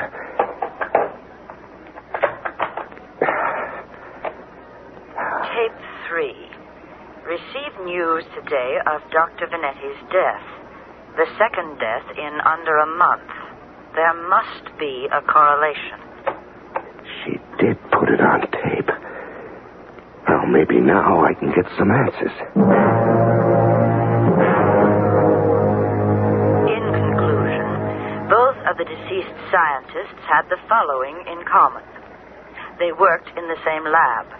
They both had previously expressed anxieties to me connected with the safety of Project X. Both admitted to an overwhelming sense of doom. Both had unusually high sensitivity ratings. Sensitivity ratings? Now, what can she mean by that? It's sort of an unofficial scientific term, Mr. Hughes. A sensitivity rating is a scale that Dr. Baylor used to classify the intuitive nature of her patients. Now, she believed that some people have a greater sensitivity to stimuli than others. Now, she was almost afraid to use the words extrasensory perception, but she believed that some people have a kind of antennae that enables them to detect danger present in any everyday situation. Oh, a kind of sixth sense, Doctor? If you go along with her theory, I guess you could call it that. Well, that would explain what happened to those two scientists, and even Dr. Baylor. Well, you can believe that. I don't. I just think that what happened to the three of them, like what's happening to Adrian inside that room there. Some people can't cope with stress. It's as simple as that. I don't know, Doctor. What about this girl, Adrian? You met her. She cracked after Jerry was no longer able to function as staff psychiatrist. Well, maybe there's a connection somehow. I'd like to talk to her again. Well, if you want, Mr. Hughes, but I really don't think it's going to give you any answers. Unless, that is, you already have one in mind. Hello, Adrian. Oh, hello. Do you remember me? You're Mr. Hughes. You can call me Eli. Okay. Eli, have you learned to swim yet? No, but I will. You better hurry up. You don't have forever, you know. Yes. Adrian, did you know a man named Dr. Venetti? Who? Dr. Venetti. He was a chemist like yourself. Both you and Dr. Venetti came to work at X around the same time. Dr. Venetti? Yes, he worked alongside you and Professor Shoup. Professor Shoup? Yes, that's right, Adrian. Now, maybe you can tell me about Dr. Venetti. No, I don't want to. All right. I don't want to upset you. Do you see these figures, Professor Shoup? What are you talking about? Do you see our calculations, Shoup? You've made a mistake. Why won't you double-check your figures against ours? Professor Shoup, why are you so stubborn? Your calculations are off. What calculations? I can do a backstroke and hold my breath underwater for almost 1 whole minute. Adrian, what calculations are you talking about? I don't want to talk to you anymore today. You're too serious. I hope you don't mind me disturbing you, Professor Shoup. Oh, of course not, my boy. Now, you were asking me about Dr. Venetti and poor Adrian. Yes. Did you all, how do I put it tactfully? Did you all get along well? Very tactful, my boy, but unnecessary. In fact, the three of us got along famously. Just famously we did. Well, the reason I'm asking you is because Adrian mentioned something to me about some calculations being off. Oh, poor Adrian. She was very distressed about Dr. Venetti. They were very close, I understand. In other words, there are no calculations. Well, certainly there are. The calculations on my conversion formula. We start testing next week, and I'm very excited, and so is the Colonel. I take it that Dr. Venetti disagreed with you on some of your figures. No, he certainly did. But I set him straight quickly. Yes. Professor, who double-checks you? Everything is double-checked by the most qualified member of this staff. Me. You're joking, aren't you? Mr. Hughes, I double-check myself. Now, on along. I have got work to do.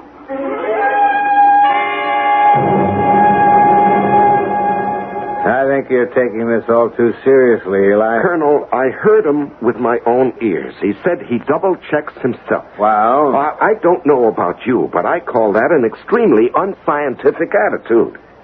Now, I certainly intend to mention it in my report. I'm beginning to have my doubts about Professor Shoup. Oh, now, look, you have to understand, the professor is a genius, an absolute genius. Colonel, I find your attitude very unprofessional.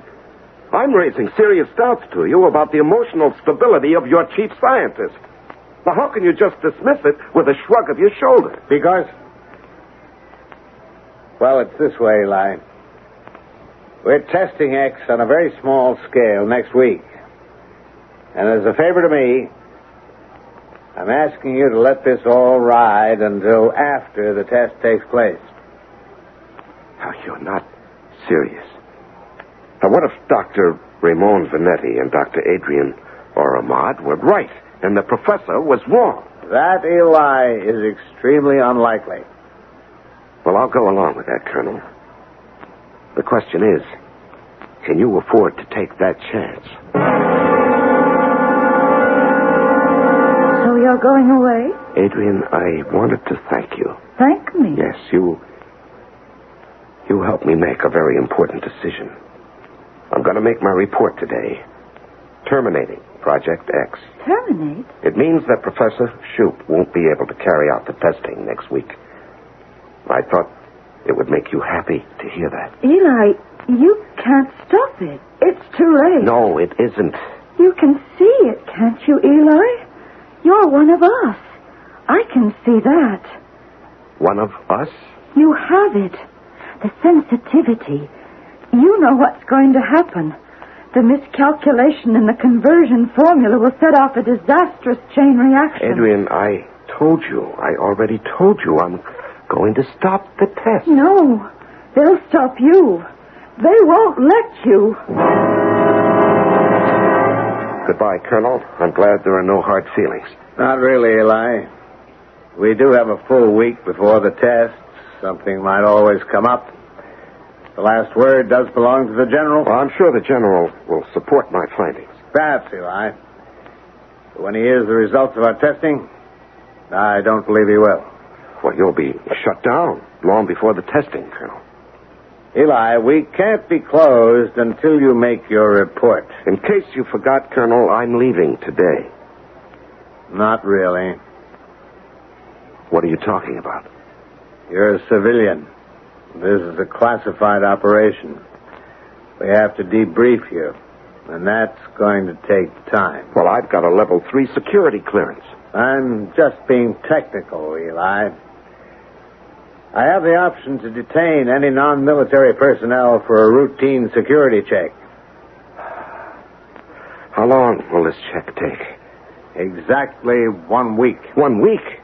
Well, that'll give the professor time to begin his tests. It will? Colonel, this is deliberate. It is. But you can't. I mean, you can't carry on those tests. If the calculations are even slightly off, there'll be a terrifying chain reaction. You're dealing with the forces of nature. We're talking about cataclysm. Unleashing the violence from beneath the Earth's crust, the elements raging uncontrollably. Eli, I think you've been taking this all a bit too seriously. You think I'm crazy, do you? Maybe I am. Maybe man wasn't meant to foresee his own destruction. But it will happen, Colonel, unless I stop it. Only I have the power to stop it, and I must, or else we perish. Civilization will perish. And I must go at once and make my report. Eli, you're not going anywhere. Not for a long, long time.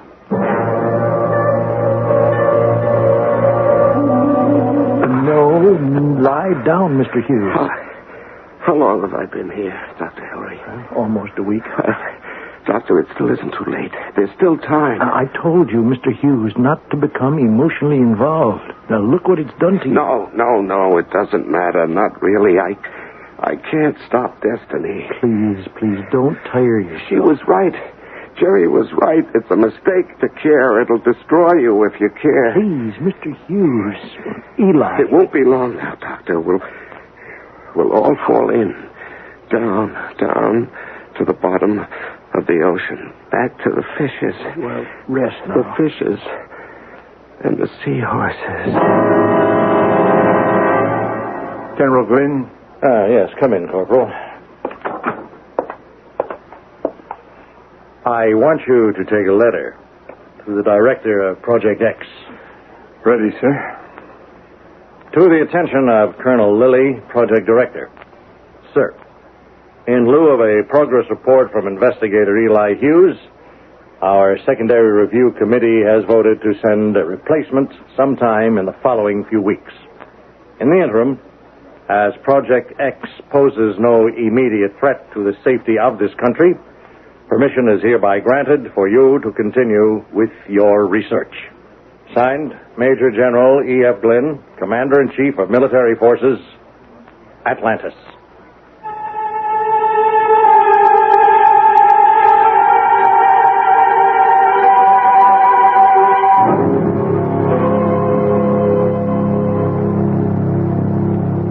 Atlantis?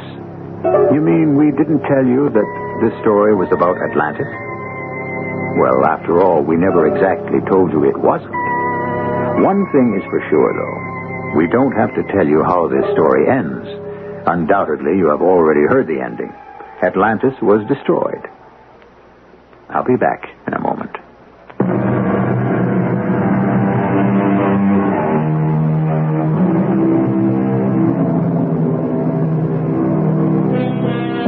Is man bent on destroying himself?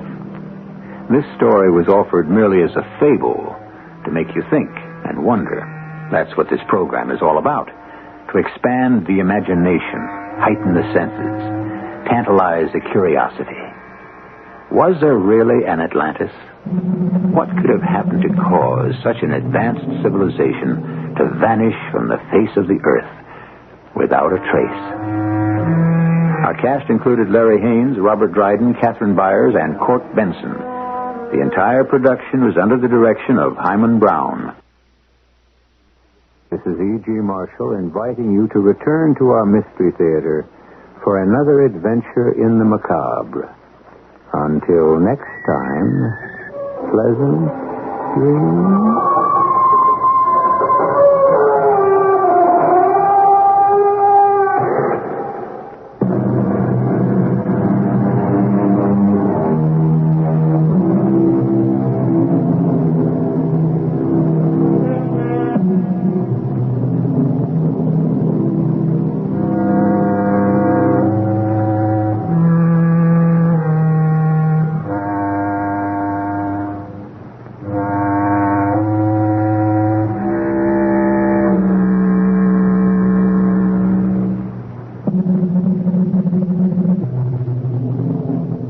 The CBS Radio Mystery Theater presents...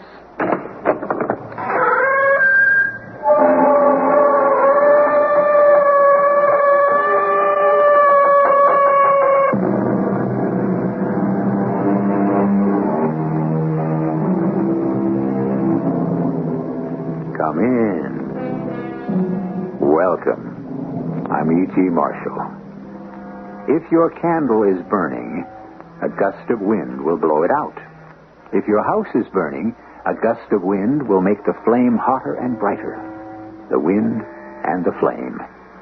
Can it be said they seem to have a kind of love-hate relationship?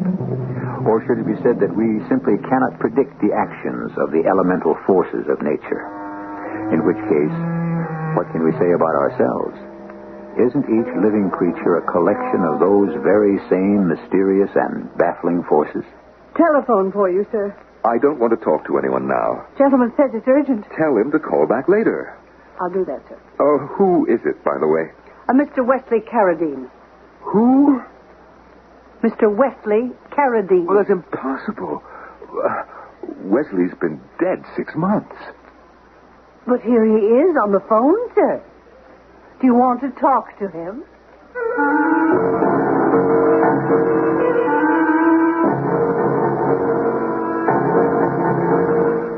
Our mystery drama, The Wind and the Flame, was written especially for the Mystery Theater by Sam Dan and stars Celeste Holm. It is sponsored in part by Sign-Off, the Sinus Medicines, and Buick Motor Division. I'll be back shortly with Act One.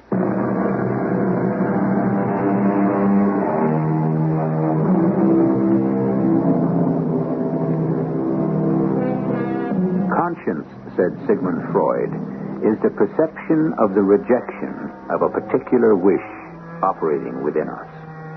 And I take his word for it, on faith. However, I much prefer the definition by Robert Louis Stevenson, who revealed the heart of the matter when he said, "Conscience is the one thing I cannot bear." Well, as you can see, this is going to be a story about conscience. And the best place to begin a story is at the beginning. That's a rule. And rules were meant to be broken.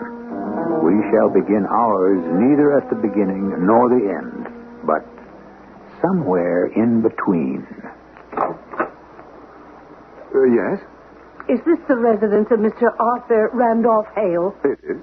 Oh, Oh, you're Mr. Hale. I recognized you. What is it you want? From your pictures. They've been in the paper. What can I do for you? Well, I have a letter for you. Oh, please come in. Won't you have a seat, Mrs. It's Miss. Unfortunately, I have never known wedded bliss.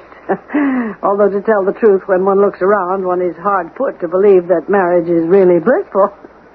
What do you think, Mr. Hale? Well, I think that I should like to see that letter. Of course. Here it is. From Mrs. Terwilliger.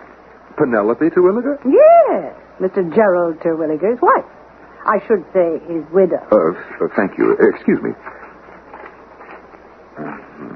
Oh, I see you're having trouble reading it. As you know, her handwriting... That woman does it deliberately. It was always her affectation to have an illegible script. Well, you can try to squint and probe your way through it, but I can save you the trouble. I know what's written there. You do? Yes, Mr. Hale. It's a reference. A reference? A reference and a recommendation. For what? For employment. But for whom? For me. What sort of employment? Don't tell me that you're a mining engineer. No, sir. A geologist, a draftsman, a surveyor, a metallurgist? I'm none of those. Well, what are you? A housekeeper. And I might add, a very good one. I don't want a housekeeper. That may be, but you need one. Huh? Who says so? Mrs. Terwilliger, in her letter. I know it by heart. I'll tell you what it says. No, this is a sealed envelope addressed to me. How would you know what's in it? I made it my business to find out. After all, it's about me. Well, of all the... She writes, Dear Arthur, now that Gerald is gone, I have decided to close the house and travel abroad for a year. This leaves my very valuable and trusted housekeeper, Miss Sabina Caldwell, at liberty. Arthur, I know how you always felt about me. Now that I'm alone, I keep thinking more and more about your proposal. However, you have lived by yourself too long. You have developed slothful habits in that large, neglected house of yours. And so, I send you Miss Caldwell in the hope that she can civilize you. She will see that you eat regular meals, keep your place in order, and altogether tame you and make you fit for human society. I think I love you, Penelope. She wrote that?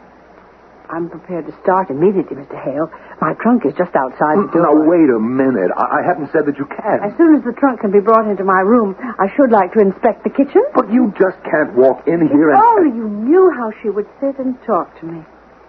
For hours and hours on end. And she would talk about you. Me? With a sigh in her voice and a twinkle in her eye. Yes, she would say, I chose Gerald Terwilliger. I was young. I was foolish. If only I had to do it over again. There was a young engineer, Arthur Randolph Hale. What a fine, impressive name. And what a fine, impressive man he's become. A man of action, adventure. I'll pick that up. Hold on. No gentleman ever answers his own telephone. Oh, excuse me, sir. Are you in or out? Am I in? Do you wish or do you not wish to speak with anyone at this time? You mean that Penelope would actually talk about me? Oh, yes, at great length and considerable depth. Will you get rid of that telephone, please? That, sir, was my original suggestion. I don't care who it is. Tell them that I'm out to call back later. Yes, sir. Mr. Hale's residence. Who is calling, please? Oh, I'm sorry, sir, but Mr. Hale is out at the moment. Do you want him to return your call? Oh, I see. You cannot be reached. Yes, sir. I'll say that you'll call him back. Thank you, sir. Goodbye. It was a Mr. Carradine. Will you now tell me what Penelope Terwilliger said about me? Oh, it's not what she said so much as the way she said it. Now, hold on. It's a matter of nuance. Wait. Who was on the phone just now? Mr. Carradine. Carradine? Yes, sir. That was the gentleman's name. But it's impossible. I'm afraid I don't understand. You're sure that he said Carradine? Certainly, sir. Did he happen to mention his first name? Mr. Hale, are you feeling all right? Answer me. Yes, he did. Wesley. He said, hello, this is Wesley Carradine. Is A.R. there? He asked for A.R.? That is you, isn't it? Arthur Randolph Hale? The man's voice, was it young, old, middle-aged? Well, you know how difficult it is to tell those things over the telephone. Well, try. How old a man would you say that he was? Well, not very old. What do you mean by not very old? Sir, I don't think you should excite yourself. Well, how old a man was it? Well, I would say he was about 30. Oh, 30. I see. You're sure 30? Well, as far as one can ever be sure of these things. Now, I think you had better sit down and try to calm yourself. Yes, but how would you describe his voice? I would say it was in the middle range, but on the lowish, throaty side. Did he have an accent? An accent? No, it sounded American enough. Was there anything about it? Wait, it did have an accent. What kind? Well, I'm not sure it would really be called an accent. It was more of a lilt. It's a lilt. Sort of a southern rhythm. Very musical. It can't be true. It simply cannot be true. What can't be true? It can't be Wesley Carradine. Why not? Because Wesley Carradine is dead. Well, if that's true. Of course it's true. He's dead. It was in the papers. It was in all the papers. Well, sometimes the press, and I don't say they do this deliberately, but there are times when they do exaggerate. But he's dead. There couldn't be any doubt about it. He was murdered. Well, then it must be another Wesley Carradine. Are you saying that there were two of them? Two men named Wesley Carradine? It's possible. Two Wesley Carradines, both 30 years of age, both with soft southern accents, both who would know me and call me A.R. You're positive Wesley Carradine is dead? Well, I was the one who identified the body. Oh, what a terrible moment that must have been for you. But why were you the one to do that? Well, because he worked for me. I see. Didn't he have a family? Yes, he had folks living on the East Coast somewhere. Well, he wasn't close with them. Mr. Hale, I begin to be troubled by the tone in your voice. I begin to hear the sound of hysteria. You must get hold of yourself. It was Wesley Carradine. It was Wesley. It couldn't be. If Wesley is dead. But there are no buts. We live in a world of uncertainty and doubt. What we believe in may turn out to be matchstick temples built on quicksand. But of this we can be sure. The dead do not telephone the living. No. Well, how can I be sure he is dead when he... Will you excuse me for just a little while, sir? Where are you going? Don't leave me alone here. But don't answer it. Now, sir, you are reacting in a most immature manner. Mr. Hale's residence. I beg your pardon. I'm sorry, sir. You have a wrong number. Who was that? You heard me. A wrong number. You are lying. I'm not used to being called a liar. He just called back. Now, Mr. Hale. He was on the phone again. Wesley Carradine was on the phone again. Please, sit down, Mr. Hale. Please. And listen. A man has just called you twice within the past few minutes. Aha, you admit it. A man who says his name is Wesley Carradine. Did you hear that? A man who says his name is Wesley Carradine. Why should anyone lie about... Someone with a very unhealthy sense of humor and a wretched taste in practical jokes. Now, who would want to play a trick like that on you? I don't know. It is a trick, a bad joke, and you must put it from your mind. But what? Mr. Wesley Carradine is dead, isn't he? Yes, but Then there's nothing more to be said. Now, I understand the telephone company has a number, a special number to call if you require help in preventing harassing phone calls. Why don't you tend to that while I look in the kitchen and see about dinner? What's that? Well, I would assume it was the front door. Don't answer it. Why not? Who do you expect it to be? Excuse me. Yes? Who's there? Well, that's odd. Who is it? There's no one here. What are you talking about? See for yourself. Do you know what must have happened? Some child must have just played a prank. Rang the bell and ran away. No. Look, on the step. Oh, it's a small box. Don't pick it up, don't. Why not? Well, how do you know what it is? Well, let's open it and find out. Open it? Your name is on it. Look, Mr. A.R. Hale, 1737 East 54th Street. Oh, there's something wrong, very wrong, Miss Caldwell. You'll catch your death standing out here in this cold. Let's take this inside. Well, shall you open it? All right. I'll do the honors. I wonder what it could be. Oh, my goodness, it's a revolver. And there's a card enclosed. It's addressed to you. Why don't you read it? What does it say? Let me see. Use it well. Well, now, that's an odd thing to say about a revolver. Use it well. Must be something written on the other side, too. What does that say? One is all you need. Wesley. Oh, Wesley.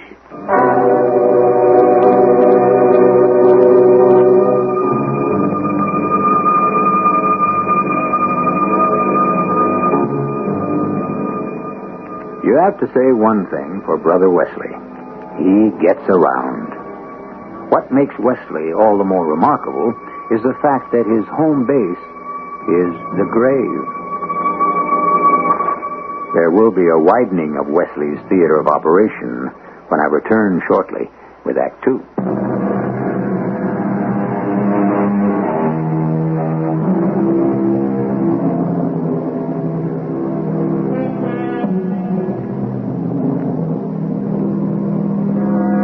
You can't be in two places at the same time, especially if one of them happens to be the grave.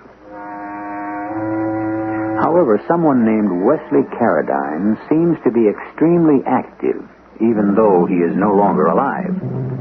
Now, wait a minute, some of you may be saying. Has it been definitely established that Wesley is dead? We'll take care of that in short order. Is that a real revolver? Wait, don't touch it. Fingerprints. Mr. Hale, some vicious person is out to destroy you. Use it well. One is all you need. Wesley. Where are you going, Mr. Hale? I have to see something for myself. Mr. Hale! What are you looking for? Yes. Here they are. Some letters, some notes in Wesley's handwriting. You see? You see, isn't it obvious? Isn't what obvious? The writing is the same. Nonsense. But you can see Wesley Carradine wrote this card. This is a job for an expert. You and I are going to the police station. Why? Because something of a criminal nature is taking place. But that is Wesley's handwriting. It is not Wesley's handwriting. Wesley is dead.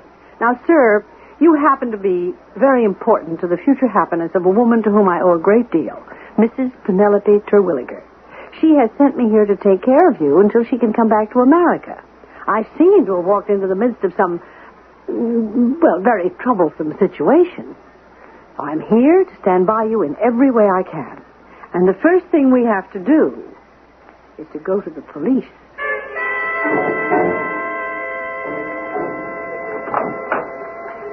Will you come in, please? Thank you, Lieutenant Bauer. Mr. Hale? All right. Please be seated. Now, there were no fingerprints on the gun. Of course not. How can a corpse leave fingerprints? Well, there was a live bullet in one of the chambers, and the other 5 were empty. Use it well. One is all you need. Mm-hmm. And on the Suggesting that we have an affair. Wesley Carradine. He sent me his revolver. Don't you see? He sent me his revolver. Well, now, why would he do that? Assuming, of course, that what you're saying is true. I don't know. Now, look, Mr. Hale, Wesley Carradine was murdered exactly 6 months ago. Now, you know that. Yes, but I was involved in that case myself. The facts cannot be in dispute. Your chauffeur stopped by Mr. Carradine's apartment at 8 a.m. that morning to pick him up. There was no answer to the bell. The door was open. The chauffeur went in, found the place ransacked, and Mr. Carradine dead of a bullet wound. Now, that's where we were, and that's where we are. Is everyone absolutely positive that the dead man was Wesley Carradine? Miss Caldwell, is that your name?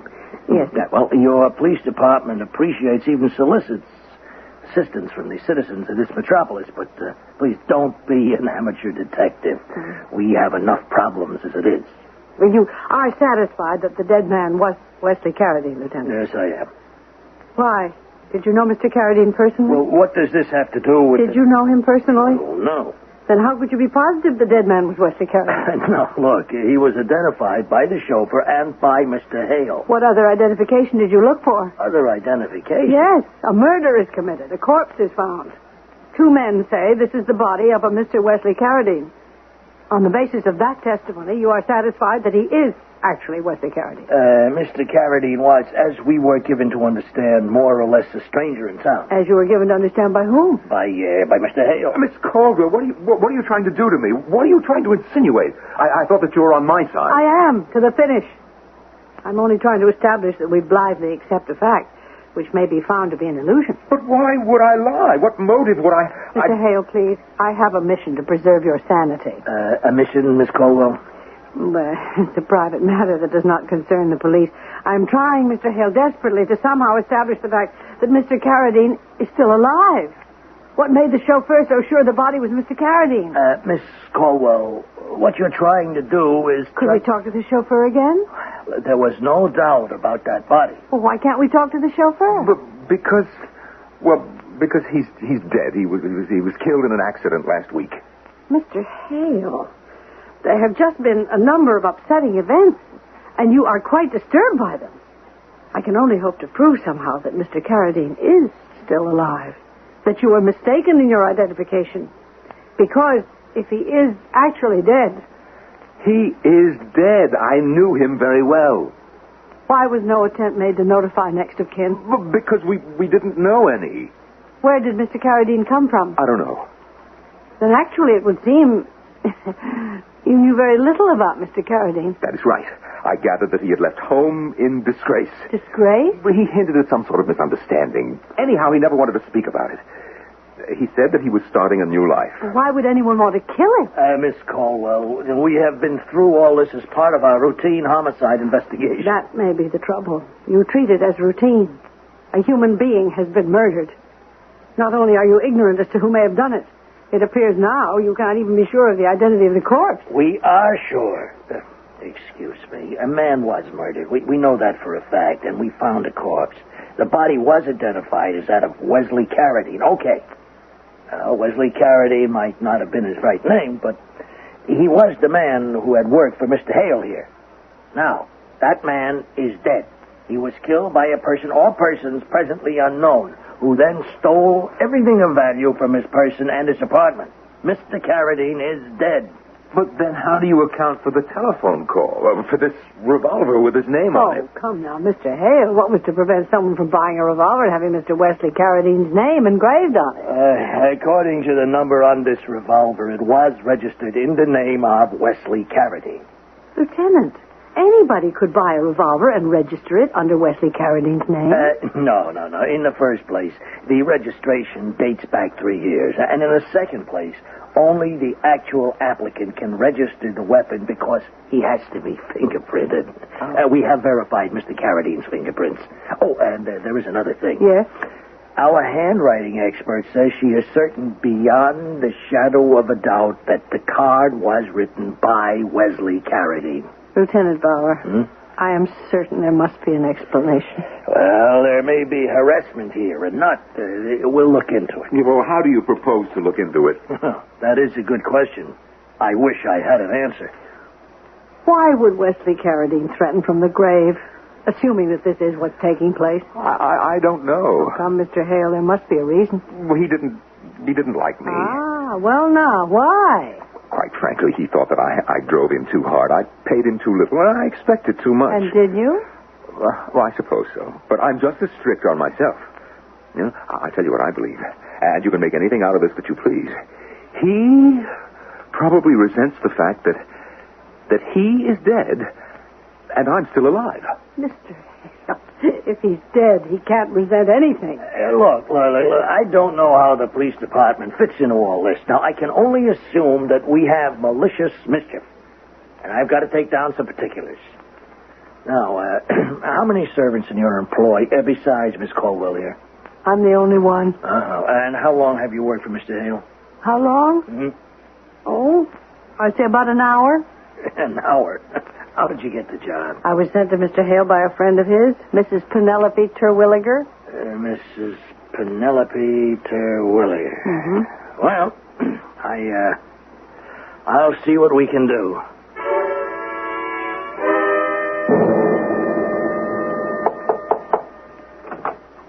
Mr. Hale. What is it? You must come down for breakfast. No, I'm not hungry. You haven't eaten in 2 days. The phone rang this morning at 6:30, didn't it? Yes, it did, matter of fact. Huh? Who was it? He called again, didn't he? Huh? And what did he say? Does it matter? Why do you allow yourself... I knew who it was the minute I heard the phone ring. You did? Yes. Then why didn't you answer it? Because I can't. That way you'd know for sure if it's his voice. What did he say? Mr. Hale, I have a problem I can't help, and it gets me into all kinds of trouble. Put yourself in my position. I hear a phone. I answer it. I report it's a man. I describe the voice. You become terrified. Why? Because you insist it's a man who's 6 months dead. Now, here is where my problem comes in. I make deductions from facts, and I speak my mind. I see you react in such a violent manner. You're so distraught. I cannot help but suspect you have a feeling of guilt. What? Guilt?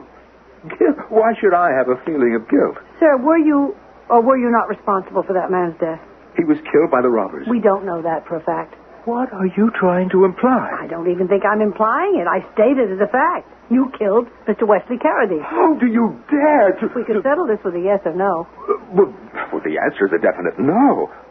Now, I hope that you're satisfied. Sir, all I'm saying to you is that your reaction tends to arouse suspicion. Well, what do you expect?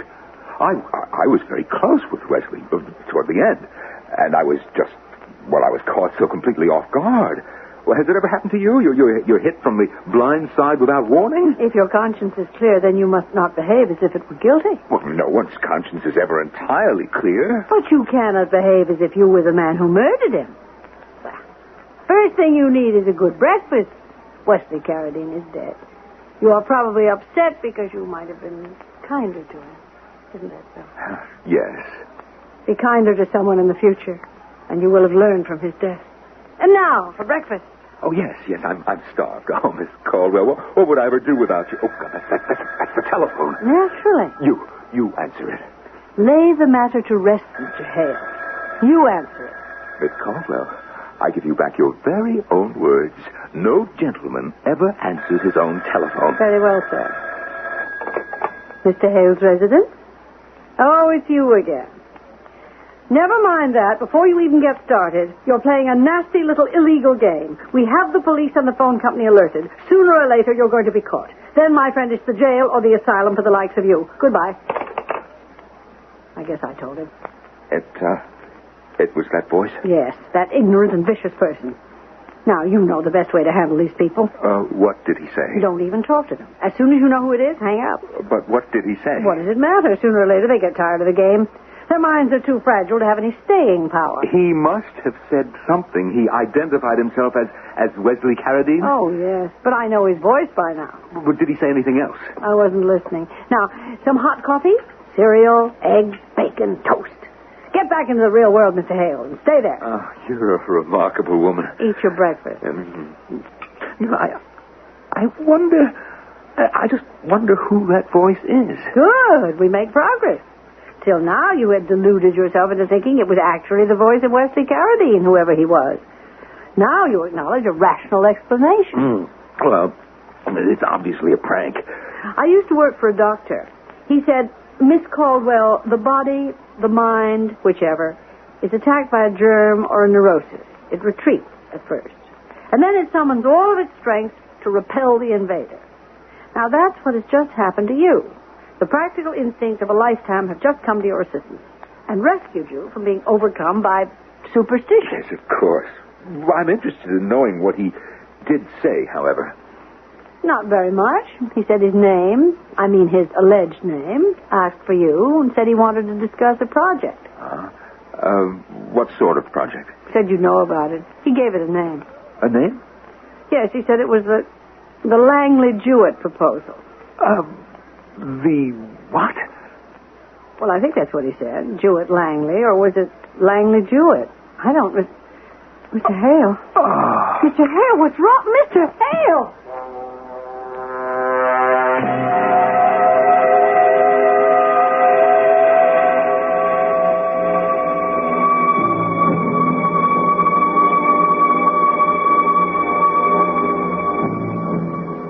What's wrong? Mr. Hale has just collapsed on the floor. That's for starters. It seems that he has been knocked unconscious by the mention of a name. Now, what's in a name, the poet asks. The answer, quite obviously, is it all depends on whose name. We'll name some more names when I return shortly with Act 3.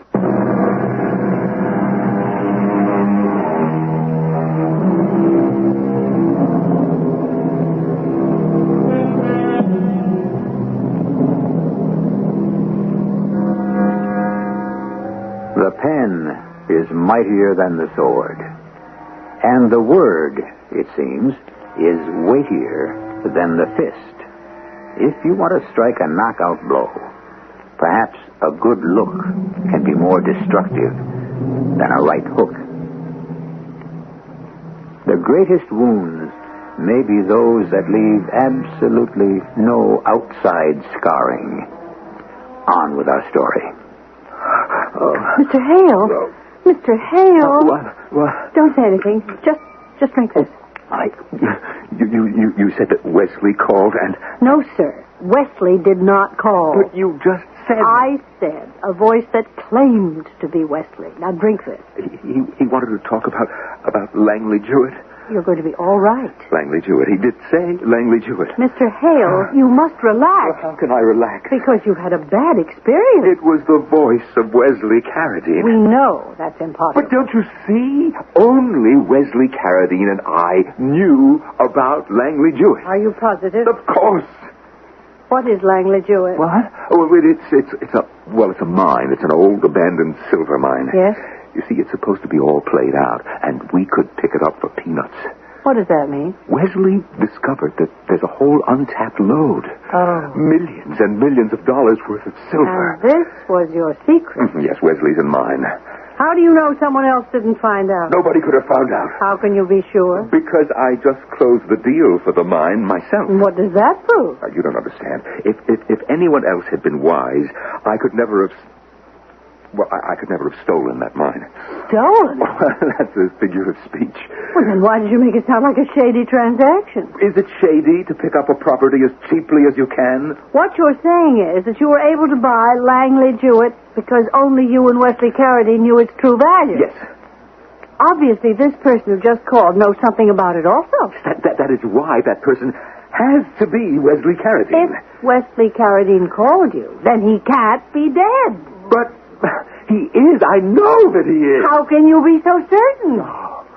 After all, for reasons of his own, Wesley may have wanted to disappear. He murdered someone who may have resembled him. Left that someone's body in his apartment. You and your chauffeur make the natural assumption. The apartment is Wesley's. The body looks like Wesley's. Therefore, it must be Wesley.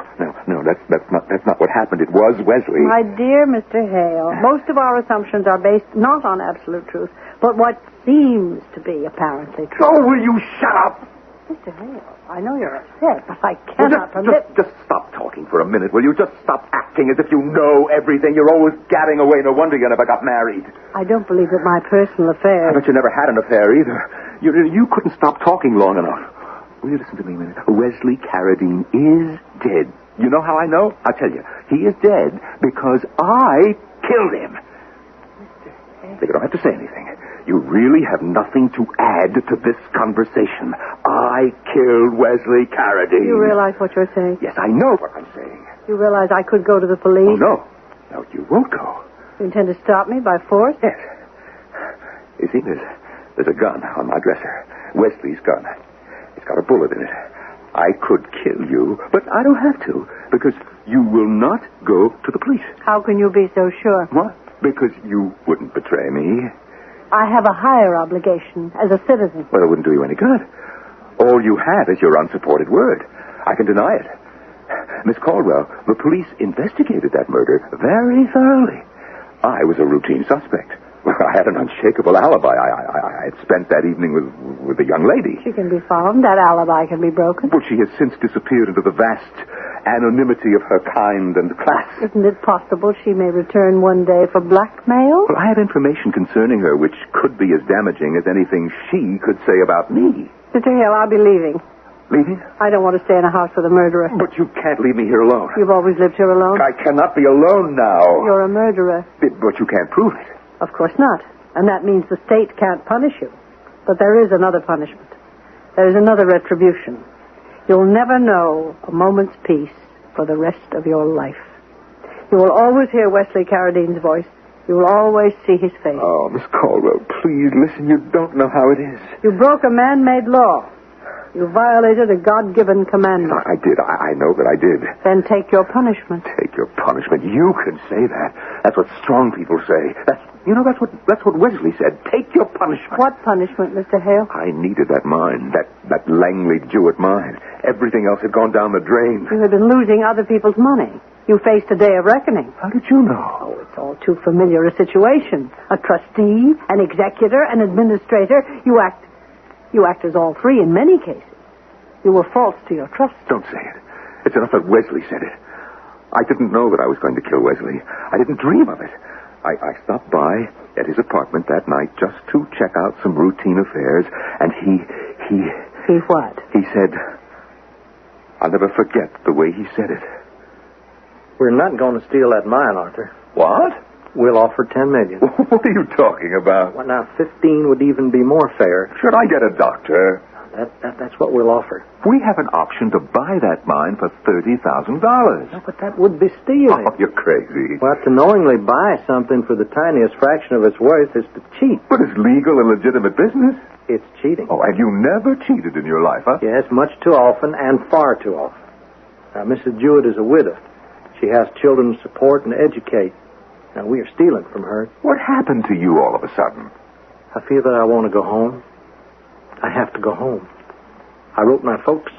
They're expecting me. Now, look, I have losses I have to make up. I can go to jail. No, I am sorry, but if you keep sailing so close to the wind, sooner or later the boat tips over. Well, what are you going to do? Now, forget all about this fancy philosophy. Tomorrow morning, I'll call on Mrs. Jewett, and I'll tell her we intend to make a realistic offer for the mine. But she is happy to get $30,000. My mind is made up. Millions? You'll offer millions? Where will we get those millions? We'll operate the mine and pay as we go. No, I won't do it. Now, look, I am in as deep as you are. We both have to pay a price. Well, I won't let you. I am sorry. There is nothing you can do about it. But there was something that I could do about it. I went home. I got my revolver. I went back there, and I shot him. Then I ransacked the place to make it appear to be robbery. The police investigated for a few weeks, and then it was filed and forgotten. Perhaps it wasn't forgotten by Wesley Carradine. He's been trying to talk to you. Oh, no. No. It's my imagination. Oh, I feel better now. I had to talk to someone. I had to confess to someone, and now I feel better. The weight is off of my soul. It's all in my imagination, and I can control that. Tell that to Wesley Carradine. He wants to talk to you. Oh, no. It's off my imagination. I hear the phone. It's not in my imagination. I defy you. Pick up that phone. Talk to him. Talk to the man you murdered. No, I can't. Then I'll tell him. Yes, I know who it is. He says he will not talk to you. Very well. I'll tell him. What? What are you going to tell me? He wants to see you. No, I don't want to. I can't see him. Then confess you killed him. I did. Not to me. I don't count. Confess to the police. No, don't make me do that. If you want to know peace, you'll have to do that. Or what? Do what he told you in his note when he sent you the gun. Use it well. One is all you need. Oh, no, never. It has to be one way or the other. What's that? You know what that is, the doorbell. Are you expecting anyone? Of course you are. Will you let him in, or shall I? No, tell him to go away. I can't tell him to go away. You can. How? Confess to the police, or follow his advice. No, I won't do it. You don't scare me. You're just a thing in my imagination. You don't scare me.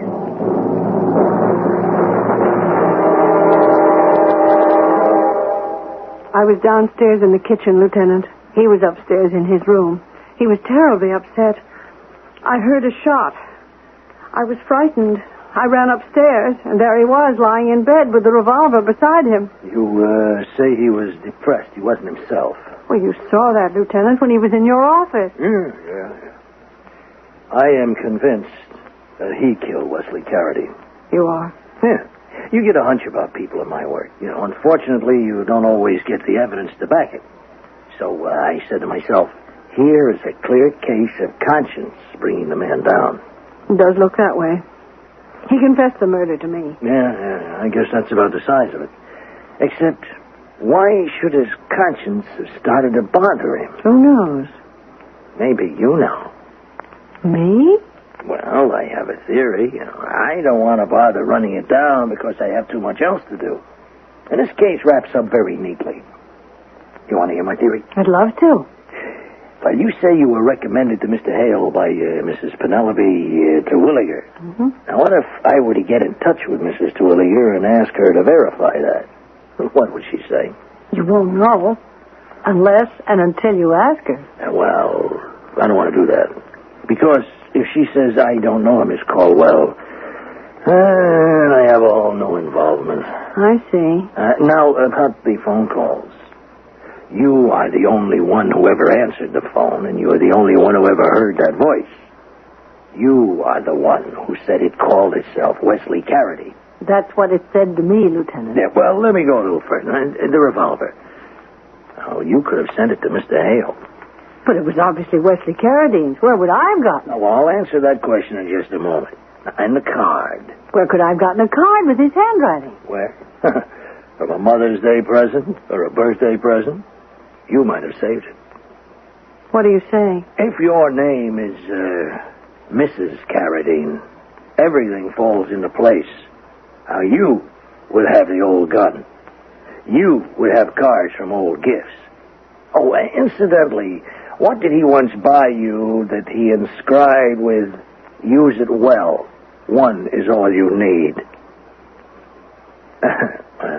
You would know enough valid inside things about Wesley which you might use to frighten Hale. It certainly is a fascinating theory. Oh, it gets better. Now, we are summoned to this address. We find Hale dead. A bullet wound, apparently self-inflicted. Now, he could have been napping. He could have been shot from very close range, what we call suicide distance. Yes, I understand you found his fingerprints on the revolver. Well, why shouldn't we? If somebody put the gun in his hand afterward. Oh, yes, it's a fascinating theory. Tell me, Lieutenant, what happens to theories like yours? Well, in this case, it appears open and shut. A man commits suicide.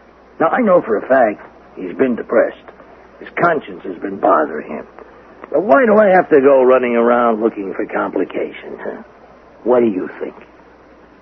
I think you're a most sagacious and sensitive police officer.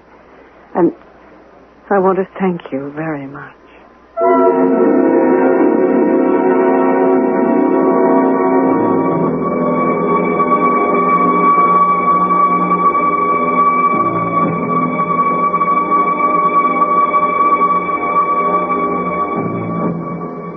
Thank him for what? Who knows? So who killed Mr. Arthur Randolph Hale? His own hand, guided by remorse, or Miss Caldwell? Or is she Mrs. Carradine? You have as much evidence as we do. Why should we perform all the work? I shall return shortly.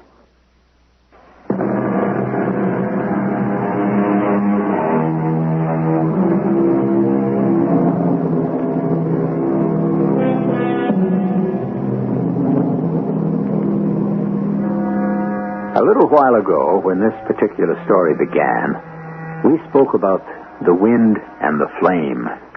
How the same wind can kill or give greater life to a blaze. And so it is within ourselves. We are the flame, our conscience is the wind. And we blaze or sputter according to those forces within us. We do a lot of blazing and a little bit of sputtering, just to give it variety, 7 times a week, right here. Our cast included Celeste Holm, Norman Rose, and Earl Hammond. The entire production was under the direction of Himan Brown. And now, a preview of our next tale. It's recording a vibration with an amplitude of nearly 60 millimeters. Preliminary tremors already, but our calculations... No. It's too strong for that. What's the depth? It's Only 70 feet. But I don't get it. What? Well, look where it's coming from. Transpose the coordinates. The valley? But that's safe ground. It's solid bedrock. It seems to be moving at a steady pace. Good Lord. What? Look at the screen. Look where it's headed. Straight towards the fault line. What's the amplitude now? It's still 60 millimeters. Still? Are you sure? Whatever it is 60 millimeters. It's still strong enough that if it comes into contact with the fault... Wait, hang on. No, I'm calling the mayor. And if he won't listen, I'm calling the National Guard. It's no use, Sam. If it's the real thing, it's too late. Radio Mystery Theater was sponsored in part by Buick Motor Division and Sign-Off, the sinus medicines. This is E.G. Marshall inviting you to return to our Mystery Theater for another adventure in the macabre. Until next time, pleasant dreams.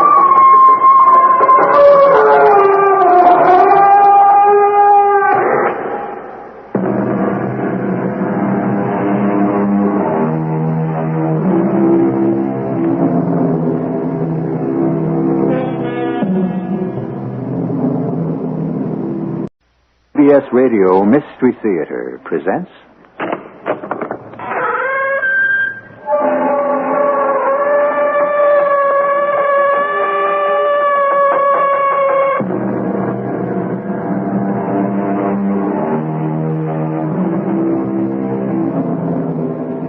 Come in. Welcome. I'm E.G. Marshall. From the time the caveman discovered the fist to our present ingenious engines of destruction, what a long way we've come. And how much further will we go? Or perhaps I should say, can we go? How much longer can our reason keep pace with our sometimes irrational inventions? If these are questions that worry us today, think how much more urgent they'll be in the future.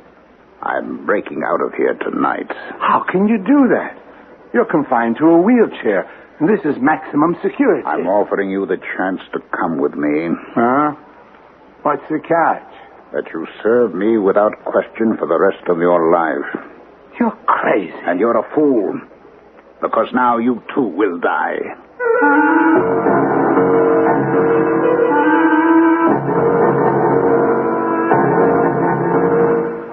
Our mystery drama, The Tunnel Man, was written especially for the Mystery Theater by Percy Granger and stars Ralph Bell.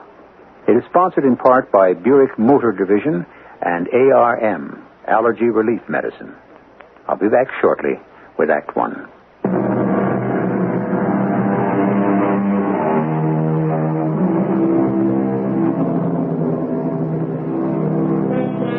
What are mankind's chances for survival? We talk about the balance of power and the spread of nuclear weapons. But there is another voice at table. This is the voice of nature. We all have our pet fears, darkness, thunder, but perhaps the most terrifying of all is the earthquake. The thought that the solid earth on which we stand could suddenly divide beneath our feet and swallow us is so horrifying we refuse even to think about it. We're in a monitoring station on the West Coast. Good morning, Dr. Trilby. Oh, good morning, Sam.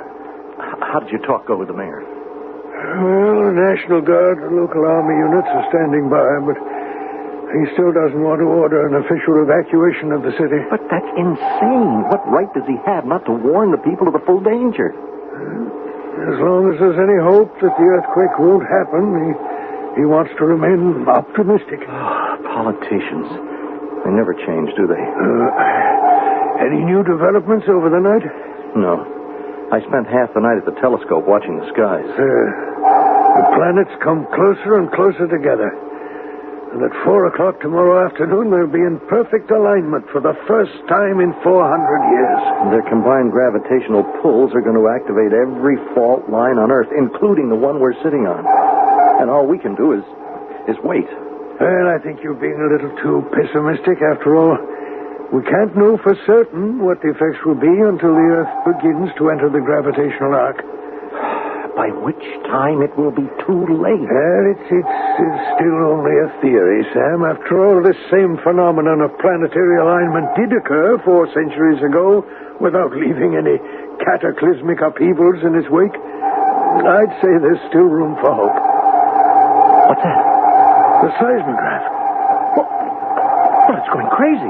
What is it? I don't know. It's recording a vibration with an amplitude of nearly 60 millimeters.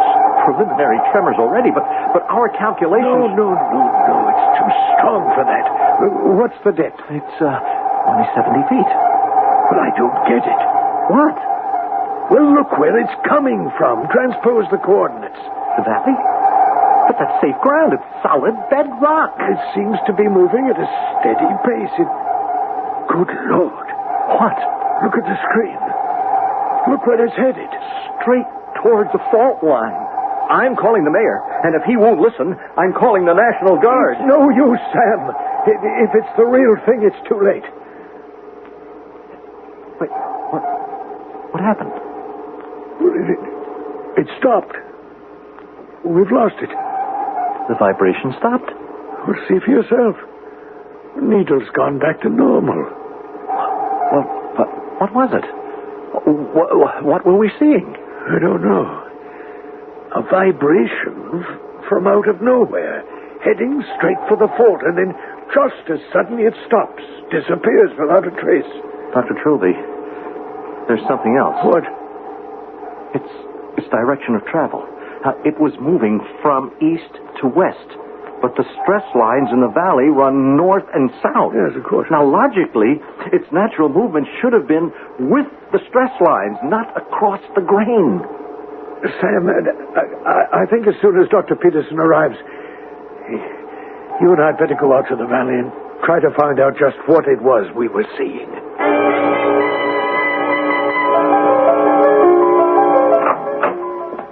Are you the bank manager? Yes, James Dale. Well, I'm Ron Hankler, police commissioner. Thank you for coming, Commissioner. Now, Captain Aylward said it was a pretty extraordinary situation. Well, I don't know what to make of it. You've been robbed, now, is it right? Well, yes. I guess we have. Well, just tell me what happened, Mr. Dale. I can't.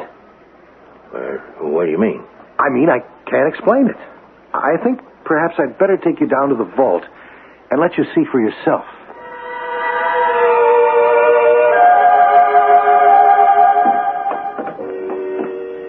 Here we are. I had the guards close the vault. I thought it best if no one else saw. You see what I mean? Well, that hole in the floor, it looks like... I know, Commissioner. It looks like an earthquake. That concrete is 3 feet thick, and it's buckled like plywood. Well, it's obviously a tunnel job. No, that's just it. There isn't any tunnel.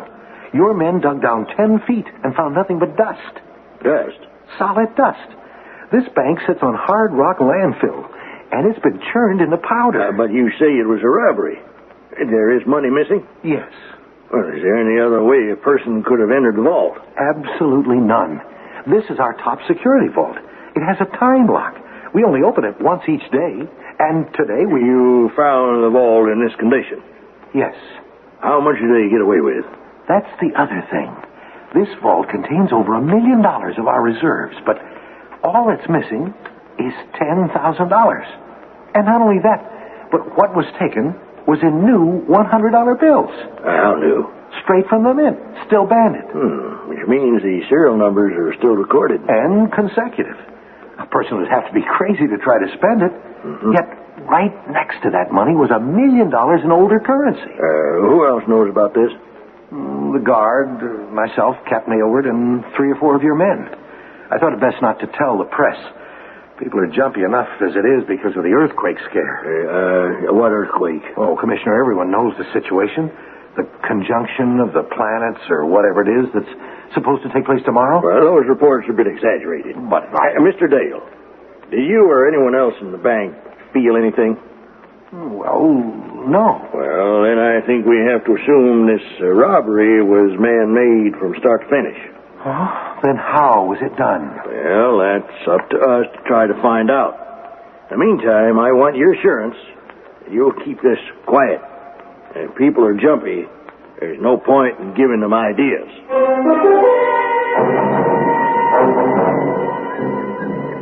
Dr. Trilby? Yes, Sam? Dr. Trilby, I talked to the farmers over there. They've been out in this field all morning. And? Nothing. They didn't hear a thing. According to our data, the tremor passed right beneath this spot. Yes, but there's nothing here. I know. No throw, no horizontal displacement of any sort. Now look at this. Even the topsoil isn't disturbed. Yet the signals we picked up indicated a vibration significant enough to have caused visible damage. Now, we've been tracing the tremor's course for over 3 miles now, and everywhere it's the same story. No one's heard or felt a thing. Now, we have got to report this to the authorities. I guess so. It's madness for them to wait any longer. Maybe everything we know doesn't tell us that disaster is inevitable. But what about everything we don't know?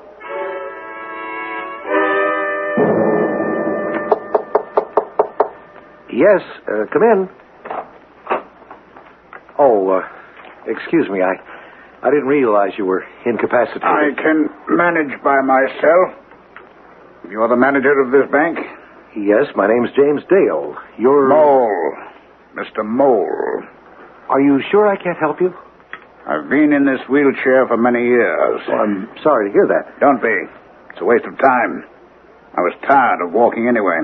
I see. Well, one of the tellers said you wished to speak to me about something. I want to open an account. But one of our officers could handle that. I deal with the top, Mr. Dale. You are the top here, aren't you? Well, yes, I suppose so. I want you to tell me how safe this building is. Safe? Is it safe from, for example, robbery? Robbery? Of course. We haven't had a robbery here since this branch was opened. What about from earthquakes? Mr. Mole, we make it a policy never to turn away a customer, no matter how large or small his deposit may be. Mine is a modest sum, Mr. Dale, $10,000. $10,000? I wouldn't call that modest. I look on it as an investment. Well, of course, your money will be very soundly invested. You'll earn a guaranteed return of 6%. I had in mind a somewhat higher figure. Well, in a limited withdrawal account, the rate is 8%. How about 10,000%? What? But that would be $100 million. Where do I sign? Mr. Mole, if this is some kind of joke, I'm a very busy No, man. Mr. Dale, you are a very confused man. I believe in your case we can make an exception to our policy of never turning away a customer. Without seeing the color of his money? Yes. Oh, but I think you'll accept it. Here. This money? If you don't trust me, you can count it. $10,000 in brand new $100 bills. Where did you get this? Guard! I'm afraid, Mr. Mole, or whatever your real name is, that I'll have to ask you to remain here while I call the police.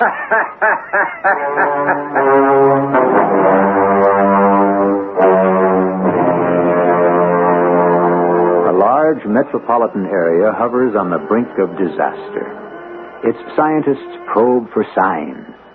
All the known data is sifted for clues, even as the feeling of helplessness grows. And then, suddenly, the unknown. A strange tremor. An incredible bank robbery. And now the arrival of a mysterious stranger. I shall return shortly with Act 2.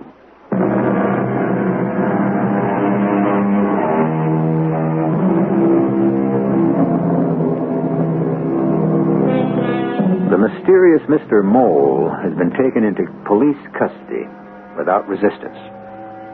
Nor does he make any effort to deny his responsibility for the $10,000 robbery. But as to how this robbery was accomplished, that he does not seem willing to tell, at least not yet. However, the question which no one dares ask is what connection, if any, his bizarre actions have to the impending doom facing the city.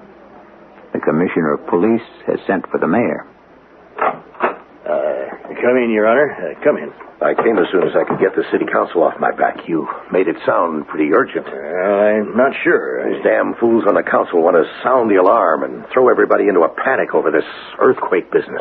Don't you think it might be wise to undertake an orderly evacuation of the city while there is still time? No. The reports from Dr. Trilby at the Mount Olive Laboratory are still not conclusive. Mm-hmm. It's still not definitely known that this planetary business tomorrow will have any effect on the fault. Mr. Mayor, we have less than 24 hours left. Now, as a precaution, what can it hurt? Hurt? I can tell you exactly what it can hurt. First of all, there'll be a stampede. People killing each other trying to escape, no matter how much time we tell them they have. Crowding the bridges, traffic jams, accidents. And then there'll be others who'll see a golden opportunity to stay behind and run riot, looting stores, robbing banks. We have the Army and the National Guard to keep order. Not to mention my men, Mr. Mayor. Commissioner, we've had this discussion 100 times. Now, what is it that you're really afraid of? All right, I'll tell you. It's that when all the shouting dies down, we'll discover the city's reputation has suffered irreparable damage. People will begin moving out for good. The possibility of a major quake has never been a secret, but well, up to now the city has thrived in spite of it. And you know why? Because our citizens are tough. They have confidence. They're optimists. You just can't believe it would actually ever happen, can you? No, I can't. But scientists know it's inevitable. It's only a question of when. That's right, when. 100 years from now, 200, 1,000... Now, look, if this is all you wanted to see me about... No, Your Honor, it isn't. There was a robbery this morning at the First Pacific Bank. Oh, Commissioner, please, I don't have time... Now, wait, I think you should hear me out. An hour ago, we took a man into custody. He offered no resistance. In fact, he's as good as gave himself up. He wheeled into the bank manager's office and attempted to open an account with the very money that was stolen not 2 hours before. He... wheeled in? Yes, he's confined to a chair. What does this have to do with me? He is demanding to see you. And I think under the circumstances... Now, look, I can't waste time now on crackpots. I've got my hands full. How can a man in a wheelchair rob a bank? Well, that's just it. The method he used. It seems to have been an earthquake. What? Yes, the floor of the vault was torn apart, and the ground beneath was crushed to a powder as if the earth had shifted. Well, didn't the people in the bank feel anything? No. Well, this is preposterous. I don't know. There's something about this man, something ominous. An incredible sense of power. And I think if we ignore him, Mr. Mayor, it's at our own peril.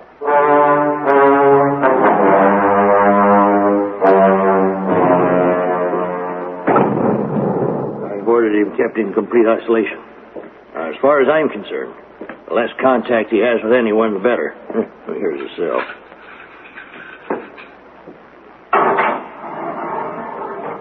Oh, where is he? What? Well, there's no one in there. He's gone. Look, if this is your idea of maximum security... Look, the floor. It's been chewed to bits. Well, he must have had some kind of tool concealed in his wheelchair. There is no tool that could wreak that kind of damage. That's 3 feet of steel-reinforced concrete. Whatever it was, he obviously tunneled out. I don't think so. Well, he's gone, isn't he? There's no hole in the ceiling. There aren't any windows. And I watched you unlock the door myself. What other direction could he possibly have gone except down? But you won't find a tunnel.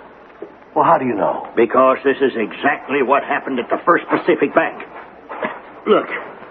Commissioner, what are you doing? I am digging to show you that there is no tunnel. All right, stop raising all that dust. This isn't dust, Mr. Mayor. It is bedrock. It is solid granite. It's the earth we stand on.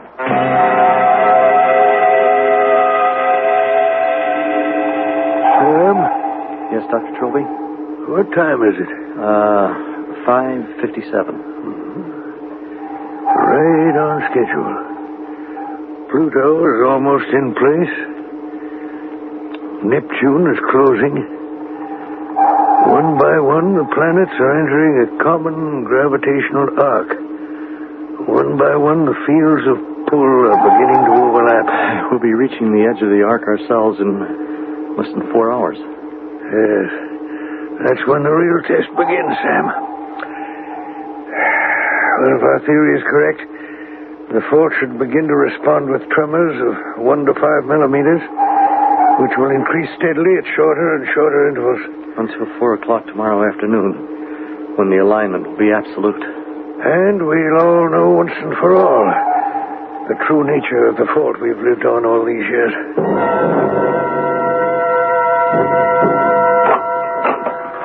Eh? Who are you? Mr. Mayor? How did you get into my office? Your secretary has a very usable sympathy for people with disabilities. That wheelchair. Are you... My name is Mole. Mr. Mole. You're the man who escaped from the city jail, who robbed that bank. All that was only by way of establishing my credentials. Miss Walcott, get me the police commissioner on the phone. You're not a very curious man, are you, Mr. Mayor? My exploits have left you unimpressed. Now, look, I have no time for anecdotes of a petty criminal. I have more important things on my mind. That's why I'm here. Your city is in danger, is it not? Well, there's no absolute proof. I'm still waiting final word from our laboratory on Mount Olive. Well, Mr. Mayor, I have some good news for you. And some bad news. Now, look, It would behoove you to listen. In fact, you are right. The danger this imminent alignment of the planets poses has been exaggerated by those cautious creatures who refuse to accept the fact that to live means to take risks.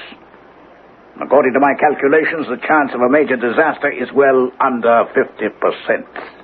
And just what are your calculations? They're worth a great deal to me. I'm a practical scientist, Mr. Mayor, a very practical scientist. You see, my calculations are based on one very important assumption. They'll hold only if nature is permitted to take its course. What do you mean? I mean, Your Honor, that I am also an inventor. Look, who are you? Just how did you escape? Now you are curious, eh? We can begin to talk usefully. Yes? Look, Commissioner, I think you'd better come over here at once. Your prisoner is in my office. On the contrary, Mr. Mayor, you are my prisoner. What? But you are not alone.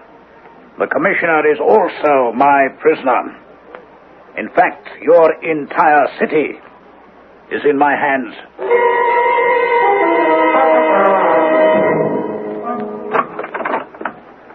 Mr. Mayor, what is going on? I don't know. Mr. Commissioner? You. Mr. Mayor, are you all right? I brought a detail with me. They're waiting outside. I don't think we'll need your men, Commissioner. It seems the explanation of my movements has upset His Honor. Well, I'd like to hear that explanation myself. Do you know what a submarine is? Of course I know what a submarine is. What kind of question is that? Well, it seems Mr. Mole here has invented its terrestrial equivalent. A machine that moves through the earth? Precisely, Commissioner. As a submarine moves through water. How? By an extremely simple device. The nose of my Earthship contains a rotating unit 15 feet in diameter. This unit resembles an enormous screw, and it can turn at speeds high enough to cut through even the most obdurate bedrock. And that is how you got into the bank? Oh, no. The mothership is far too big for such precision work. There is a smaller two-man craft, which of course operates on the same principle. The blades of the screws are made of a metal compound, also of my own invention, which churn the earth to dust. The dust is then channeled through grooves to the rear of the craft and left just where it was. Which explains why you left no tunnel. The actual robbery was committed by two of my crewmen, and my escape was effected in the same manner. Just how many men do you have?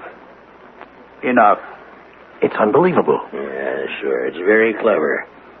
But its limitations are obvious. Well, how do you mean? This time, we won't be so considerate of Mr. Mole's condition. He'll have a nice cell on the top floor. I don't think so. Well, why not? Well, because there's something else, something he hasn't told you yet. My Earthship resembles a submarine in one more respect, Commissioner. It contains an arsenal. Arsenal? Yes. It has torpedoes. And at this very moment, they are trained on the 3 primary focus points of the fault that surrounds this city. Do you know what a focus point is, Commissioner? I'm not sure. They are the vulnerable points of a fault line.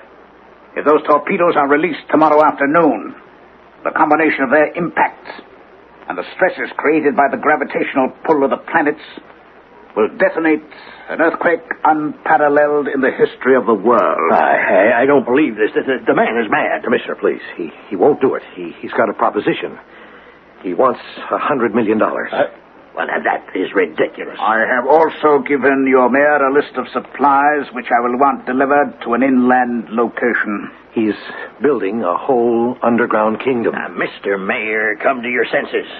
The man's an extortionist. It's just a bluff.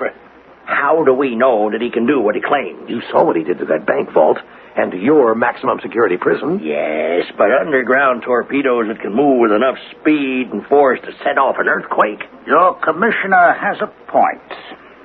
Of course, it's only right that when one asks for such a sum as I have, he has to expect to put up collateral. What are you doing? These buttons on my wheelchair are my means of communication with my crew. I expected to encounter skepticism, you see, so I've arranged a final demonstration. No. Oh, it's too late, Mr. Mayor. The signal's already been sent. But you don't have to worry. Well, what are you going to do? I believe your window there affords a view of a small peninsula across the bay. Yes. There is a small spur from the main fault, which runs directly across its base. I have just instructed my men to fire at it. We should be able to see the results momentarily. Good Lord. The entire peninsula vanishing into the ocean. Fortunately, the peninsula was uninhabited. Such will not be the case tomorrow. If my demands have not been met and I am not back on board my Earthship by tomorrow afternoon at precisely 4 p.m., 500 miles of coastline, including this entire city, will go crashing into the sea.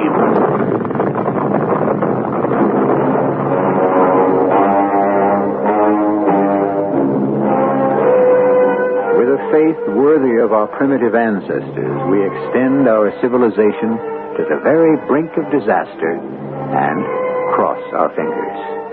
And now, suddenly, without warning, another specter which haunts us all has become a reality. The specter of absolute power in the hands of a man whose heart is filled with madness. I shall return shortly with our final act.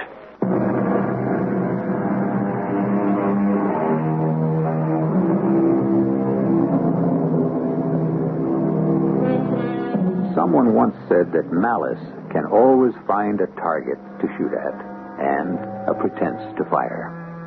Mr. Mole has found both, and if his demands are not met, he could very well exceed all previous marksmen. While frantic conferences are taking place through the night in City Hall, the 2 scientists on Mount Olive keep their quiet vigil, unaware that now another clock besides nature's is winding down.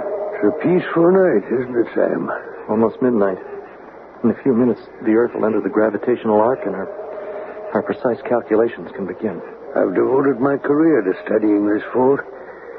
For 20 years, I've sought to unlock its mysteries, to elevate the art of prediction to an exact science. And now, within a few hours, at last, I'll be able to say absolutely what it's going to do. Dr. Trilby, are you all right? What? Oh, yes. Forgive me, Sam. The inhuman scientist with his distorted priorities. Well, we better go in. I just want one last look. It's a beautiful city, isn't it? Why hasn't anyone left? Why are they waiting for an official edict? Look at all those lights down there still burning in practically every home and every building as far as the eye can see.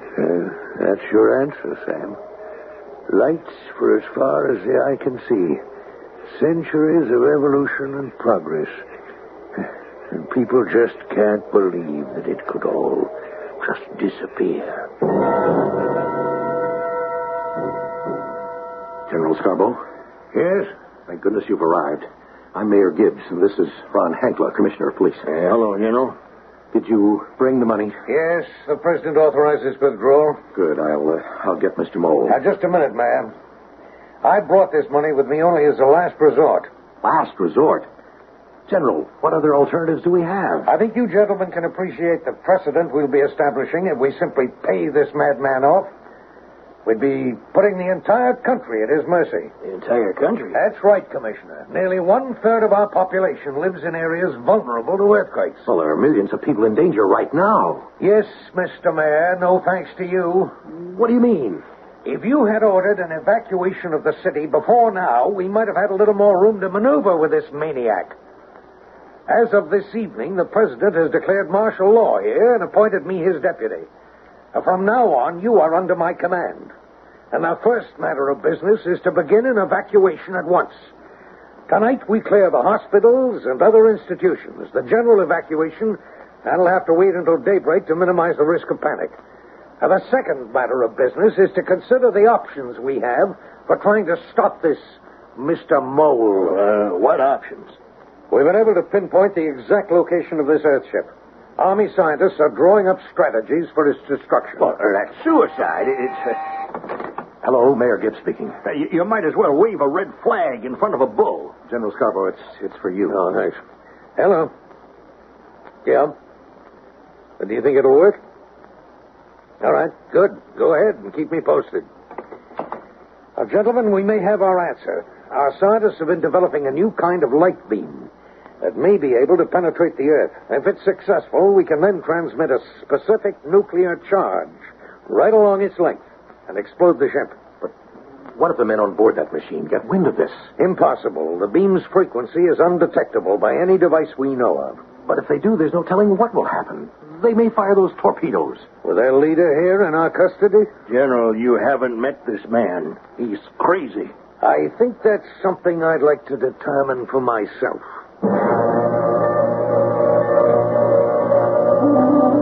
Who are you? I'm General Scarborough, United States Army. And you want to know if I'm really prepared to carry out my threat, eh? Well, you have to admit it's a fair question. You've been separated from your wheelchair and strapped into that straitjacket. You have no way of communicating with your ship. It's not necessary. My men have their full instructions. Now, look, before we give you this money, if we do, I think we have the right to ask what you intend to use it for. I believe in preparing for the future, General. History began when our ancestors emerged from their caves, and it will end with mankind forced to return to them. How can you be sure of that? Because that is what happened to me. What do you mean? Why do you think I wear these dark glasses? Why do you think I can't walk? Look at my skin. What happened? Surely you recognize the symptoms of radiation burn, General? I was made a guinea pig once. I was the subject of certain experiments. One miscalculation, and this is how I emerged. Paralyzed below the waist, and allergic to the sun. I have no choice but to live as I do, or not to live at all. So you think you can build an underground empire? I am already in the process of fortifying and supplying the caverns beneath your country. Your government's contribution should help us considerably. You have to admit the logic of it, General. It's only a matter of time before you all blow each other to pieces. You don't have much faith in us, Mr. Mole. Why should I, when I'm the one who is going to ignite the spark? What do you mean? Where do you keep most of your missiles, General? Underground? Isn't that right? Just what are you planning to do? I've been banished from the Earth's service. But I've made the nether regions mine. When the Holocaust comes, the Earth will be your only refuge. But admittance will be at my discretion. You're mad. But my method is flawless, eh? Mr. Mole, I'm going to make you an offer. And I'm going to make it only once. We'll put you in radio contact with your Earthship. You will order your men to the surface to surrender. But why should I do this? Because at this very moment we are cutting a channel to your Earthship with a laser beam. When the channel is complete, we will dispatch a specific nuclear charge. You have less than 2 minutes to prevent that. You could have spared yourself the trouble, General. My men will have detected this and relocated the ship. Nobody has a detection device for this laser. When you travel without sight, General, you realize very quickly that your other senses have to take up the slack if you are going to survive.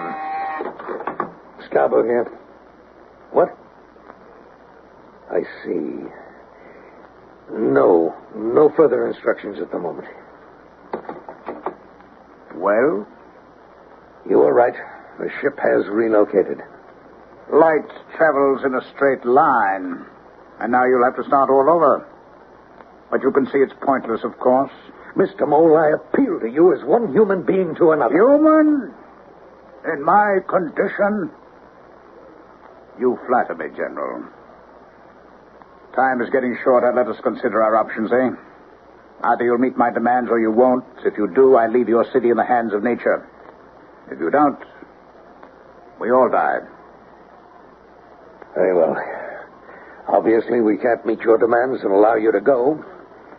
So we must concede you the city and carry on with the evacuation. But I am telling you now, Mr. Mole, you will be left behind. I won't be alone, General. What do you mean? There's one thing I haven't told you. Which is? Before I was separated from my wheelchair, I sent a final message to my crew. General Scarborough. What? Oh, Mr. Mayor. It's nearly daylight now. Should we put the general evacuation into effect? No. But we have less than 12 hours. There's not going to be any general evacuation. We'll all be killed. We'll also be killed if we try to escape. What happened? Mr. Mole gave his crew instructions to monitor the vibrations of traffic leaving the city. With the orders that if the vibrations went above a certain amplitude, the ship is to proceed immediately with the attempt to detonate the fault. But then, of course, we must pay him the money and let him go. That is out of the question. Well, why? Mole has no intention of stopping, short of destroying all life on the surface of the Earth. And therefore we must stop him here, even though it means the death of everyone on this coast, including ourselves. Isn't there anything we can do? Nothing but wait. Wait until 4 this afternoon when the planets are aligned and the torpedoes are fired. And then? And then we cross our fingers and hope the fault holds. But what you're saying is we're doomed. That's right. Unless... Unless what? What time is it now? 7:35. There's barely 8 hours left. All right. I want a pad and a pencil and a survey map of the area. For the next half hour, I don't want to be disturbed under any circumstances. And then? And then I'm going to pay one more visit to Mr. Mole.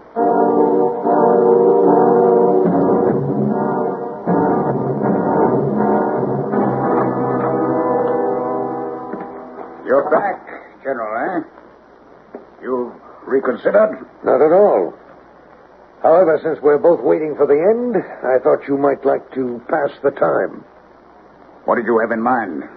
You play chess? I must warn you, I am an excellent player, General.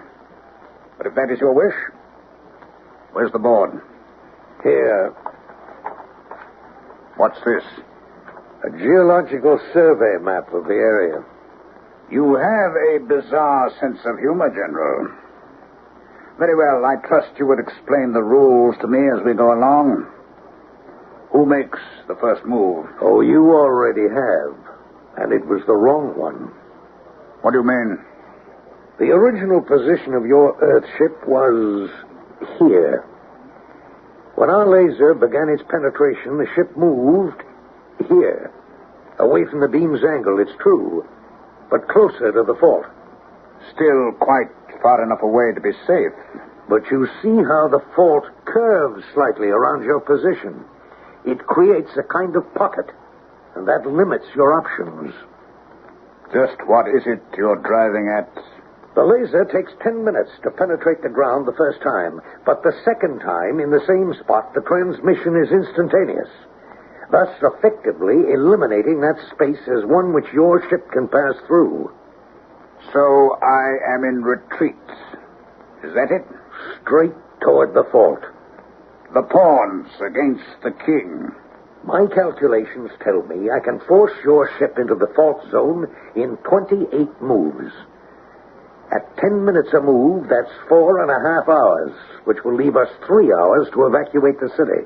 And if my men see what you are doing and detonate the fault before they are within its range? That's a chance we'll have to take. If your plan works, it means a stalemate. And the future will be left up to nature, after all.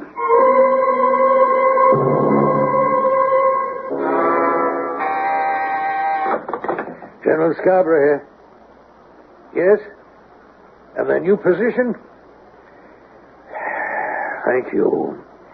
Thank you very much. Well, we've done it. They just moved within the fault zone. Then we can go ahead with the evacuation? That's right, Commissioner. Headquarters has already sent orders down the line. Look out the window there. Yes, traffic's already beginning to move across the bridges. With 3 hours, if all goes smoothly, everyone should be safe. We've done it. We can escape. And who knows, perhaps the fault will hold after all. Come in. Oh, Dr. Trilby, we've been expecting you. Good day, Mayor. The commissioner, you know, of course, and this is General Scarborough. Hello, General. Congratulations. I just heard the whole story. I'd no idea what was going on down here, but that explains the mysterious tremor we detected yesterday. Yes, it was Mole's ship moving into its original position. I'm sure your laboratory has been a quiet place compared to City Hall these last few hours. Yes, but now, thanks to the General here, we're free. Yes, well... Dr. Trilby, have you completed all your calculations? Yes, I have. You can say for certain now what will happen? Yes, General. Well?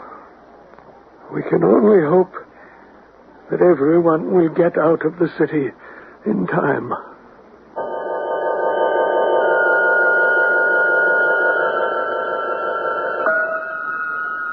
Perhaps the single most terrifying thing about nature is its total indifference. It is beyond the reach of reason, independent of our concepts of right and wrong, justice and morality. We cannot always predict its movements, and we certainly cannot control it. The one thing we do know about nature is the one thing we so often forget, that we ignore it at our peril. I shall return in a moment.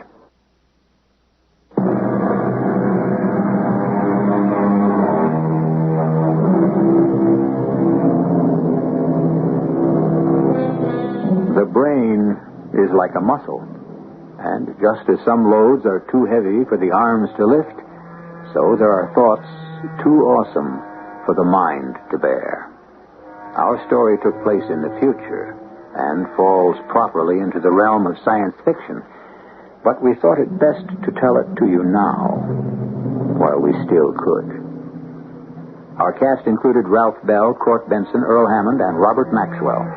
The entire production was under the direction of Himan Brown. And now, a preview of our next tale. I was talking to Maribel. To Maribel? She accused me of killing her. I denied it. I shouted at her. I screamed. I didn't kill you. Rebecca. Hear me out. But the louder I screamed, the more I became convinced that I was lying. Rebecca, what are you saying? I'm saying I did kill Maribel. Let me get you something warm to drink. No, please, don't humor me. But please. When she first accused me... Well, how could she accuse you? She's dead. That's right. It isn't true that you killed her. It is true. Now, I know. I did kill her. Radio Mystery Theater was sponsored in part by Contact, the 12-hour cold capsule. This is E.G. Marshall inviting you to return to our Mystery Theater for another adventure in the macabre. Until next time, pleasant dreams.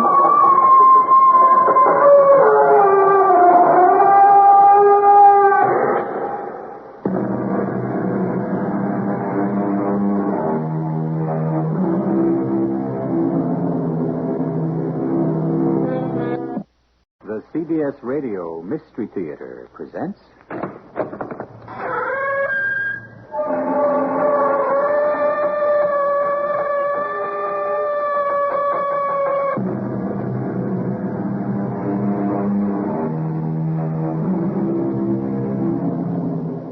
Come in. Welcome. I'm E.G. Marshall. We are told that it is useful, even vital, to plan ahead.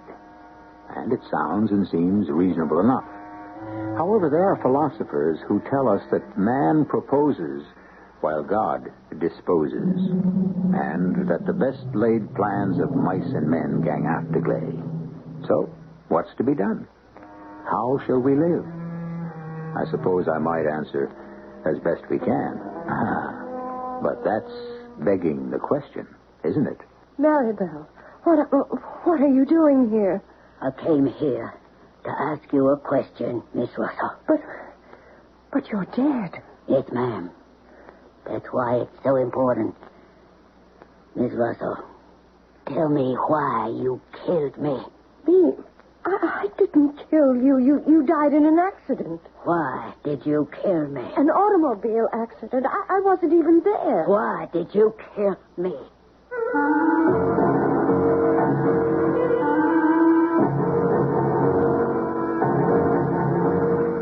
Our mystery drama, The Plan, was written especially for the Mystery Theater by Sam Dan and stars Kim Hunter. It is sponsored in part by X-Lax and True Value Hardware Stores. I'll be back shortly with Act One.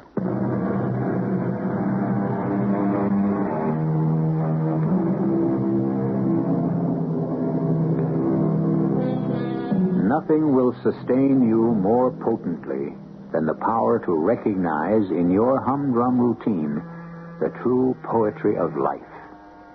Perhaps it's true. Perhaps there is poetry visible to the poet as he gazes upon the sameness of every day. Well, now, consider Robert and Rebecca Russell, a comfortable married couple, fairly well along in years. Their lives have flowed along quietly, peacefully, contentedly. They don't care too much for surprises. They favor the tried and true. They will never set the world on fire, but should that be held against them? Is something wrong, Robert? Well, the egg. It isn't 3 minutes. It isn't? But I did set the timer for 3 minutes exactly. You set the timer? Well, yes, Robert. But where's Maribel? Maribel hasn't arrived yet. She hasn't. My goodness, it's 5 minutes after 8. Yes, I know. It's not like her to be late. She knows exactly how to handle the timer. Well, if you don't like the egg, please don't ask for the toast. I burned it. Oh, you poor dear. And as for the coffee... Robert, dear, cooking has never been a particularly strong point with me. I do hope Maribel gets here soon. I'm terrified at the prospect of having to prepare lunch. Why do you suppose she's late? This must be the first time in 25 years. Well, today's her birthday. Oh, so it is. I'll go out and buy her a little gift. Now, be careful not to spoil her. I thought I'd do something extra nice for her, and so last night as she was leaving, I said, Maribel, here's $5. Tomorrow morning, you forget that bus. I want you to come here in a taxi. Start your birthday off in style. She must have liked that. That's probably why she's late. Some cab driver could be bringing her by the scenic route. I think I'll go down the street and get the paper. And you'll also pop into the coffee shop for breakfast? Why don't you join me? No, I'd better wait here for Maribel. All right, I'll bring something back for you.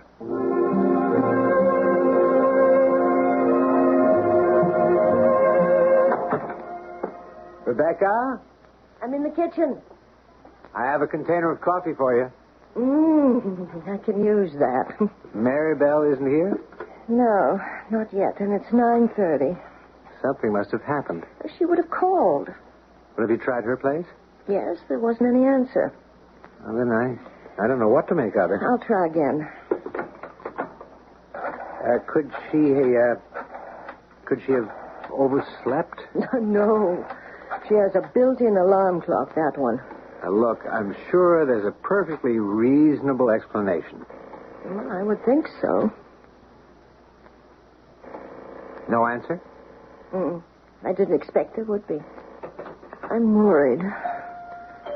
Oh, you see, there she is now. Well, she never rings the bell. She has a key. Well, I'd better answer it, I guess. Oh, what can I do for you? I'm Officer Ullman of the North Precinct. Yes, officer. Do you want to come in? Is this the Russell home? Yes. I'm Robert Russell, and this is my wife, Rebecca. You employed a domestic by the name of Mary Bell Spencer? You said employed.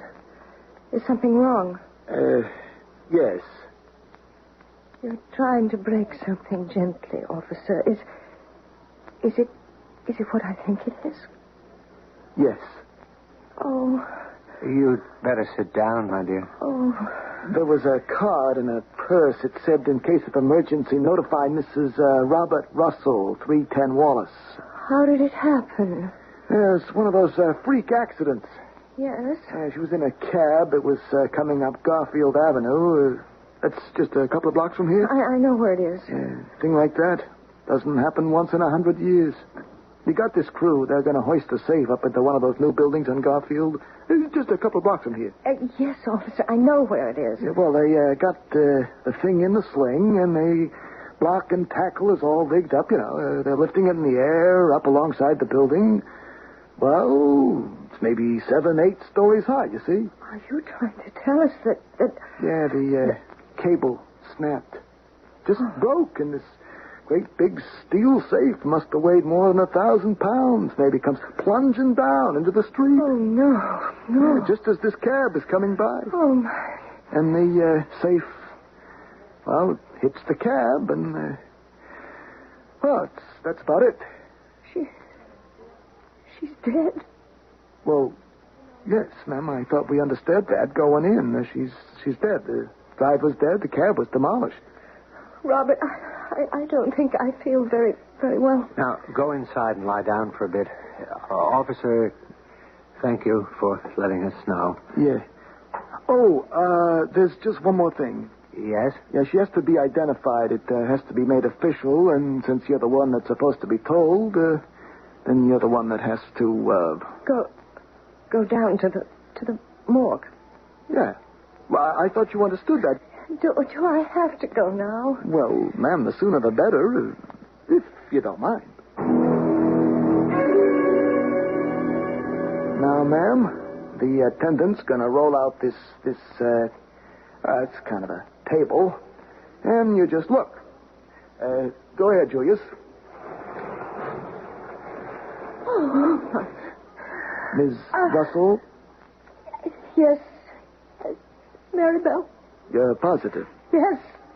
Well, I'm sorry to have to keep asking, but it's important for us not to make a mistake. Important? Don't. You're satisfied it's Mary Bell Spencer? Satisfied? Yes, I'm satisfied it's Mary Bell Spencer. Okay, Julius, it's a definite. Well, now, Miss Russell, it's over. It's all over.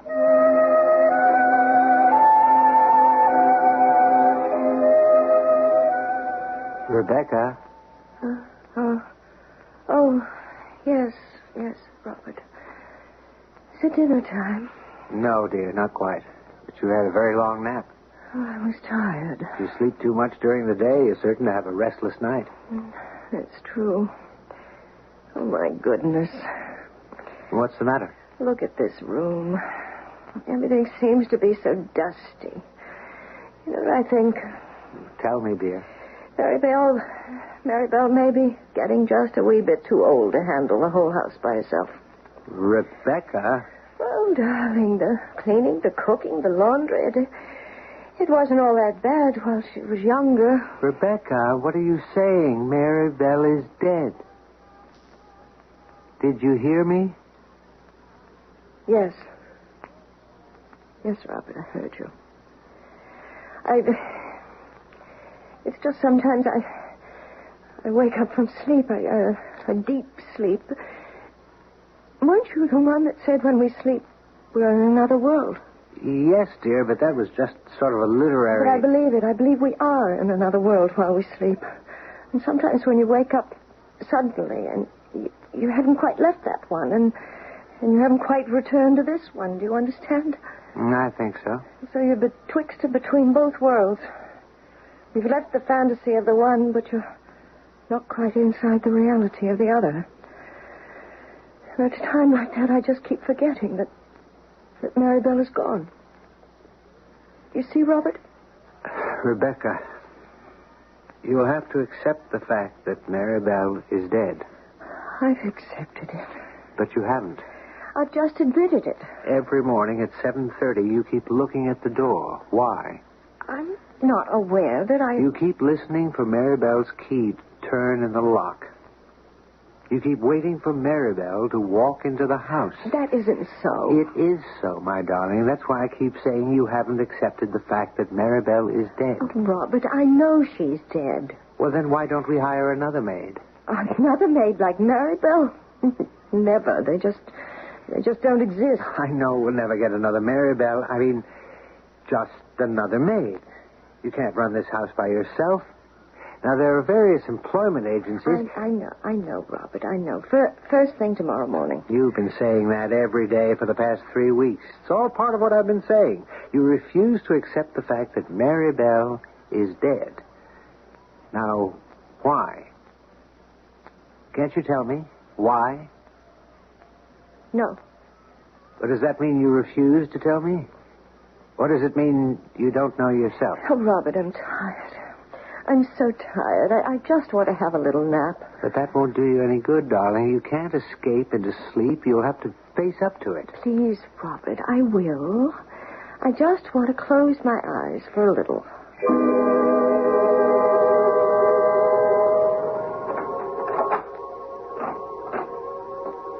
Maribel. Good morning, Miss Russell. Maribel, where have you been? I've been away, Miss Russell. And now you've come back? Yes, I'll come back. To work? No, Miss Russell. I can't come back to work. Oh, did you get another job? No, ma'am. Don't you want to work for me anymore? Oh, yes, I do. Well, then why don't you? Because I can't. Why can't you? Because I'm dead. You're dead. You know I'm dead. You saw me lying there, lying on the slab. Maribel, what is it? Why have you come? I want to ask you a question. Will you answer? Yes. Will you tell me the truth? Well, did I ever lie to you? What did you have against me? What did I have against you? Oh, my poor Maribel, I didn't have anything against you. If you had nothing against me, ma'am, then why did you kill me? Why did I what? Why did you kill me? How can you say that? Because you killed me. No, I didn't kill you. It's because of you that I'm dead. Why did you do it? I didn't kill you. I didn't kill you. Didn't kill you. My darling. Wake up. You're having a terrible dream.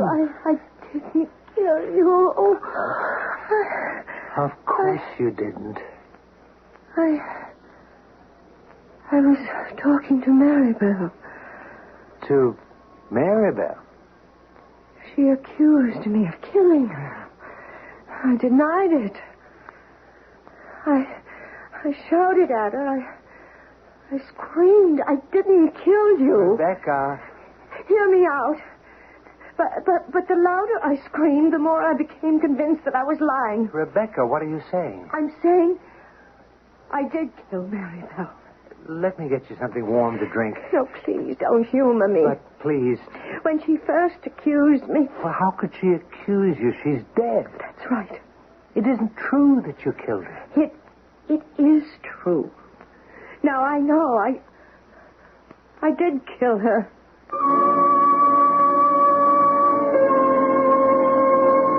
Why should she say that? We were told exactly in great detail the facts in Maribel Spencer's death.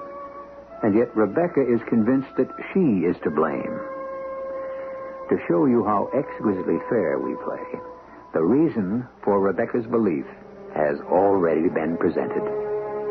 Do you know what it is?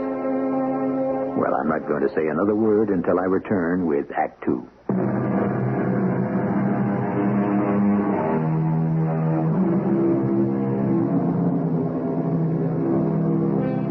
The whole question of dreams has always been up in the air. I suppose it depends on when you lived. Today, a man who is out of touch with reality is called a dreamer. But in ancient times, men looked deeply into their dreams in order to find the reality of their lives. We have a lady with us today, and she just had a dream that's an absolute beaut. Rebecca, let's start from the beginning. You dreamed you saw Maribel. It may have been more than a dream. What does that mean? I don't know. Well, at any rate, in this dream, Maribel says you killed her. Yes.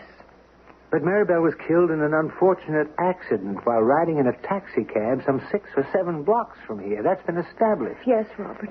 Then her accusation that you killed her simply does not hold water. It may not hold water, but it does hold the truth. Just ask yourself, Robert, what was she doing in that taxi? Well, she was coming here to work. Why was she in a taxi?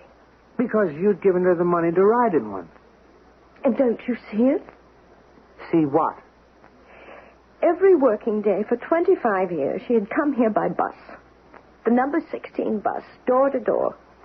Then because, and only because, I gave her the money. Oh, no. We can't have any of that. Any of what? Any of that misplaced guilt. Misplaced? Unfounded. At 7 each morning, Maribel Spencer would catch the number 16 bus in front of her tenement.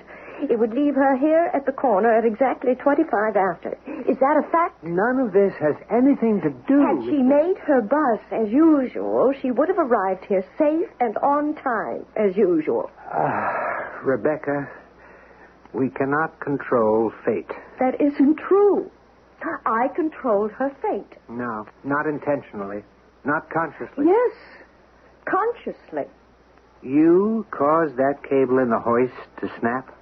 You were the one responsible for the safe falling? But I placed her inside that cab. But it wasn't deliberate. It was. I ordered her to take one. Darling, you speak as if you'd done something terrible. I did. But it wasn't intentional. The results are the same.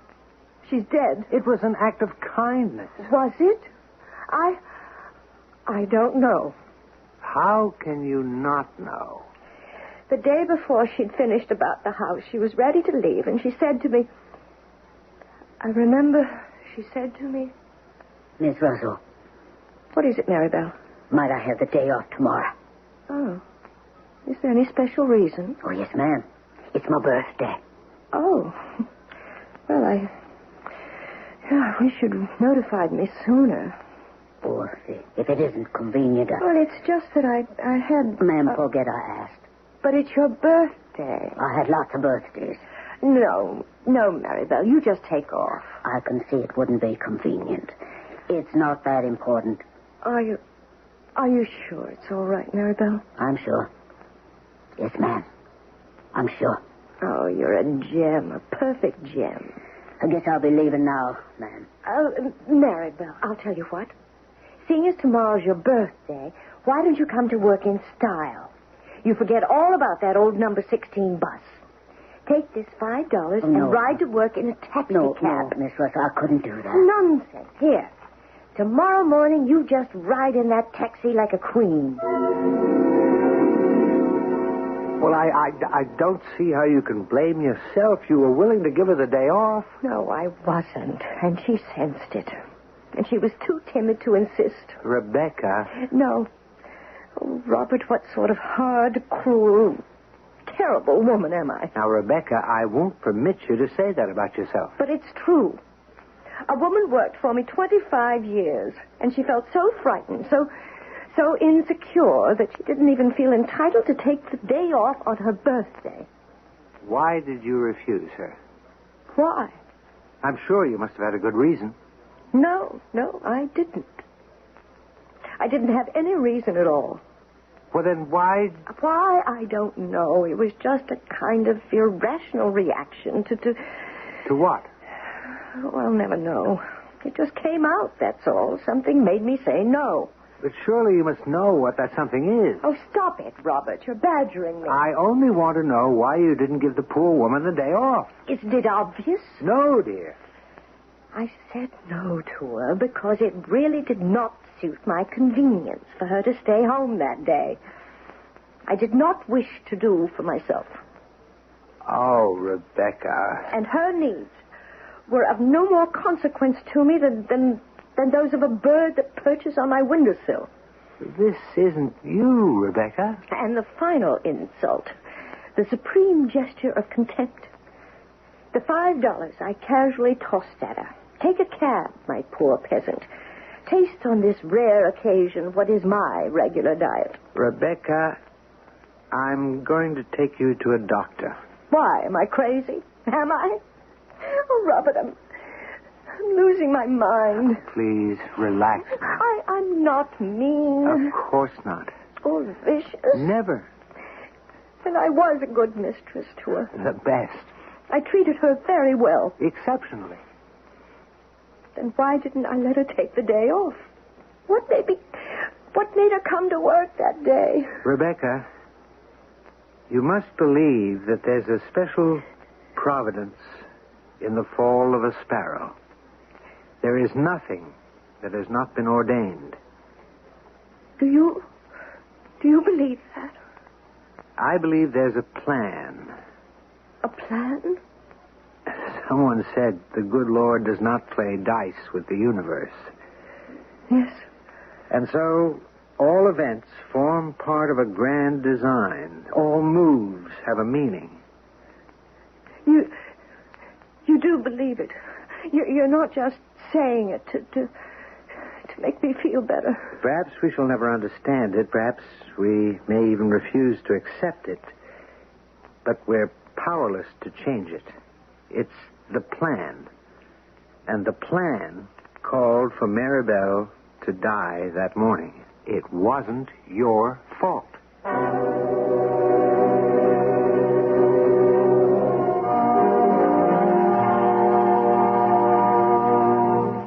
And now for a follow-up on the news. Who will ever forget that freak accident about a month ago in which a huge steel safe fell some 7 stories right on a passing taxi? It killed the passenger, Miss Maribel Spencer, and the driver, Tom Horvath. The Faulkner Rigging Company is being investigated to see if there is a basis for negligence. Maribel Spencer was a household worker. Mr. Horvath drove the cab to put himself through college. He was an honor student and taking an advanced degree in chemistry. Stay tuned for another follow-up of the news on the half hour. Tom Horvath. Darling, please, you'll have to forget this whole business. I try, Robert, but I can't. It wasn't your fault. You keep saying that, and I keep trying to believe it. Horvath. Tom Horvath. He drove the cab. I saw his picture in the paper. A bright, handsome boy. I tell you what, let's go out in the fresh air. A walk will do you a world of good. No, you go, dear. I'm tired right now. Darling, try to put it out of your mind.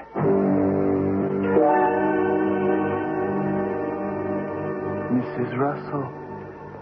Mrs. Russell. Please. Wake up, Mrs. Russell. Who are you? How did you get in here? I don't know how I got in here, but I do know who I am.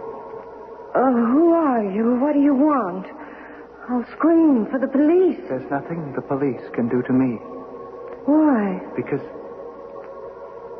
I'm dead.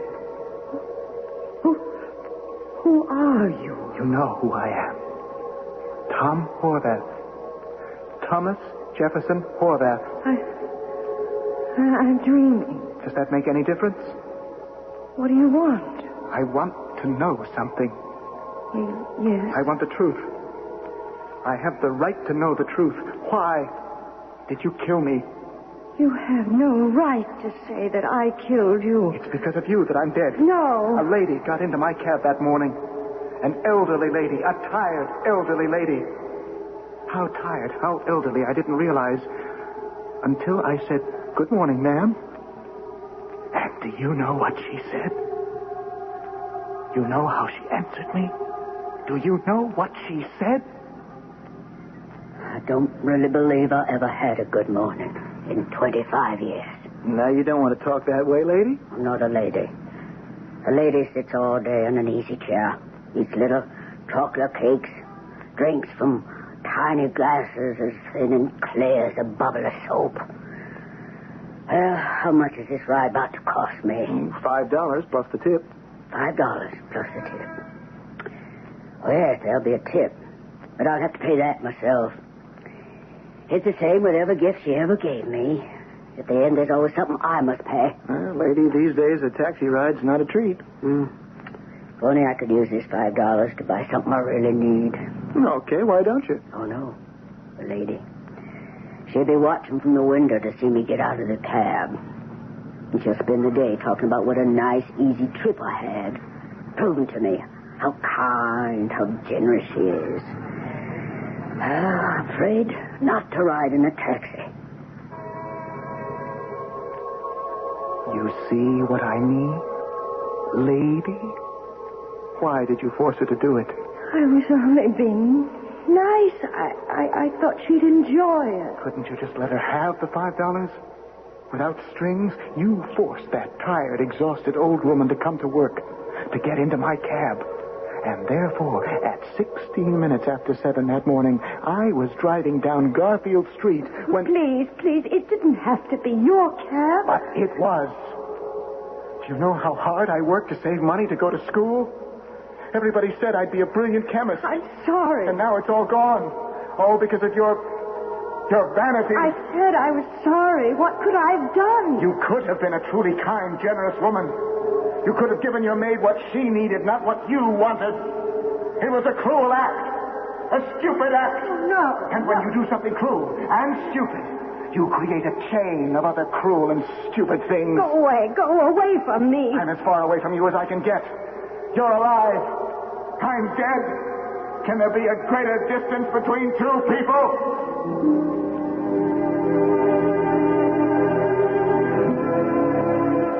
That all depends. What is the distance between life and death? How far must we travel? How long must it take to go from one to the other? That, I'm afraid, I cannot answer.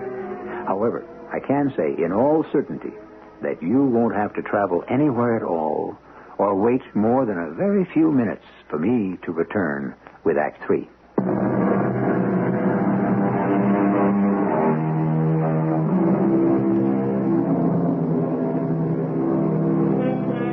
He who has 1,000 friends hasn't one to spare, while he who has a single foe shall meet him everywhere.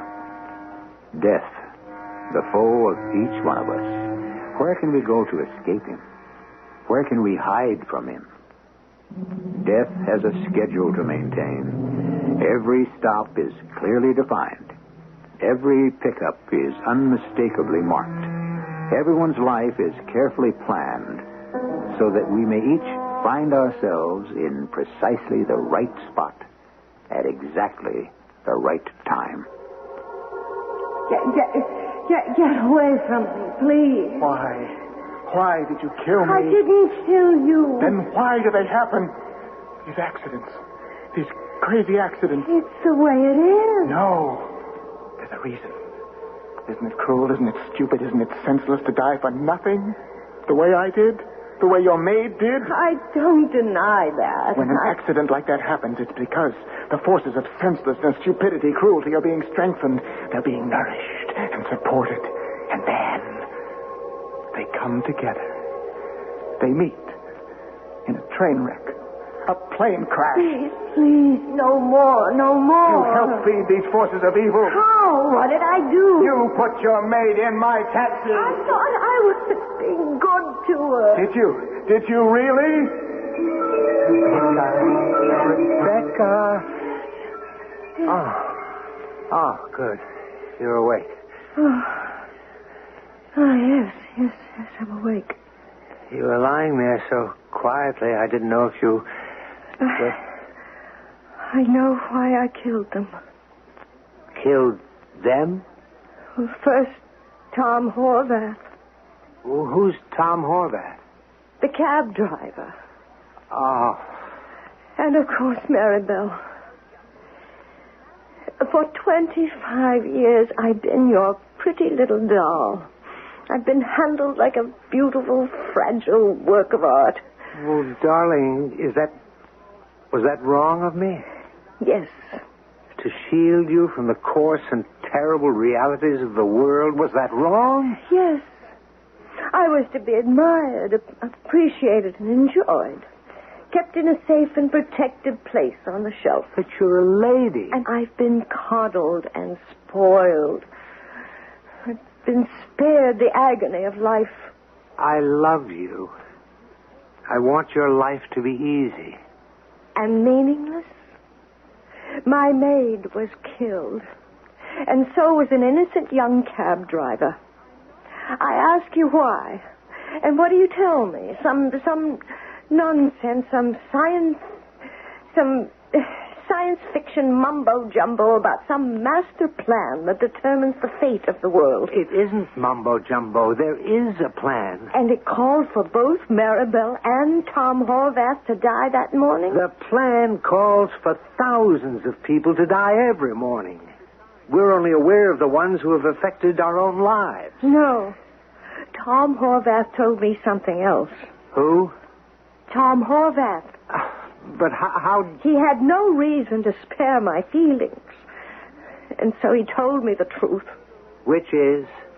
When you do something stupid or senseless or cruel, you aid in the creation of an event that is stupid and senseless and cruel. Like that accident. Rebecca, you're not well. I'm not your fragile little doll anymore. I know why 2 people were killed in that accident. We can never know. Don't talk to me about some mysterious, inscrutable plan. The entire accident was surrounded by stupidity and carelessness and cruelty, including mine. All right. All right. Let us say you can use those words about your own conduct. Who else besides you helped to bring about that accident? I'm going to find out.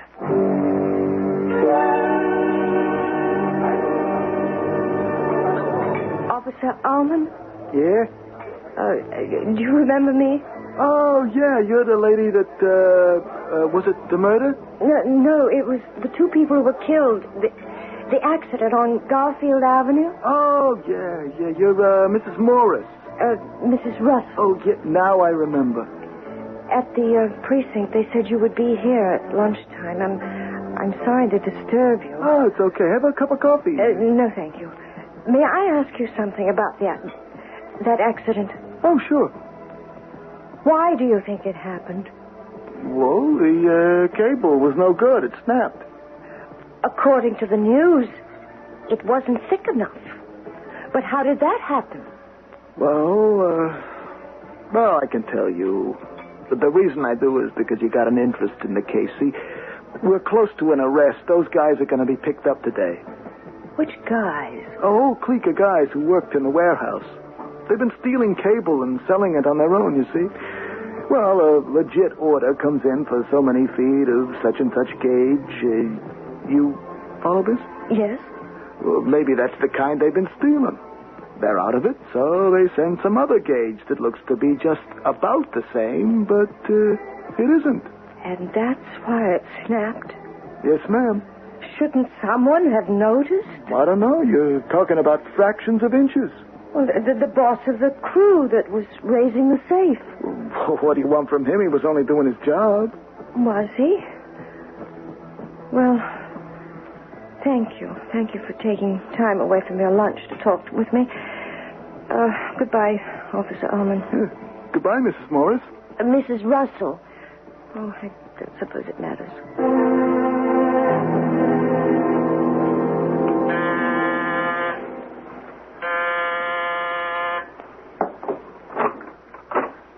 Yeah? Are you Joseph Bessemer? Yeah. Known as Big Joe Bessemer? So? May I ask you a question? Okay, what are you selling? I'm not selling anything. I just wish everybody would quit ringing that bell. Mr. Bessemer. Don't call me mister. Why shouldn't I call you mister? Because I'm a bum. I'm nothing but a drunken bum. You understand that? I must ask you a question. Well, ask. I'm afraid to. I'm afraid of you. Ask. That's what you come here for. Let go of my arm. Ask. You're hurting my arm. Ask. Why didn't you notice it was the wrong cable? You want to come inside?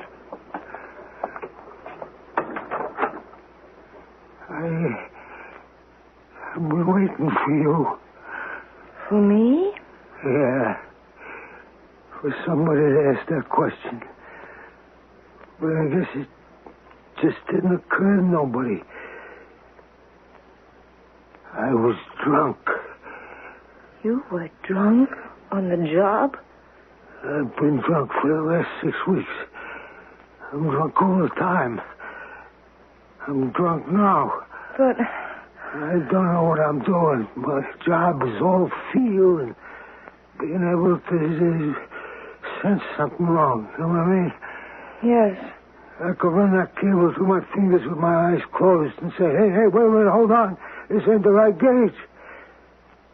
But when I ran it through my fingers on that day, my fingers was drunk. You understand what I'm saying? Yes, I do. But why were you drinking?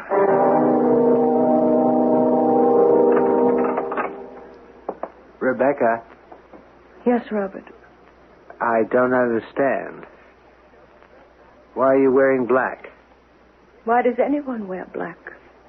I'm in mourning. And no makeup, no... In mourning? Now, Rebecca... I shall also do penance. Penance now, dear... I was part of a chain. A chain of sloth and a chain of evil. So much had to happen for two human beings to be killed in what appeared to be some random, senseless accident, but it wasn't. No, it was brought about by... as all of them are brought about by... Well, look at what had to happen. Now, Rebecca... I shall never be happy again as long as I live. It wasn't your fault. None of you were to blame. Didn't I just prove you to were you... all fulfilling your prescribed roles in the plan. You had no choice. I had no choice but to be insensitive. The thieves had no choice... Rebecca, listen to me. There is a plan. I can prove it. How? I spoke to Professor Henricks. Who is he? He's the teacher. Well, he was Tom Horvath's teacher at the university. Do you know what he said to me? It's a tragedy, but perhaps it's for the best.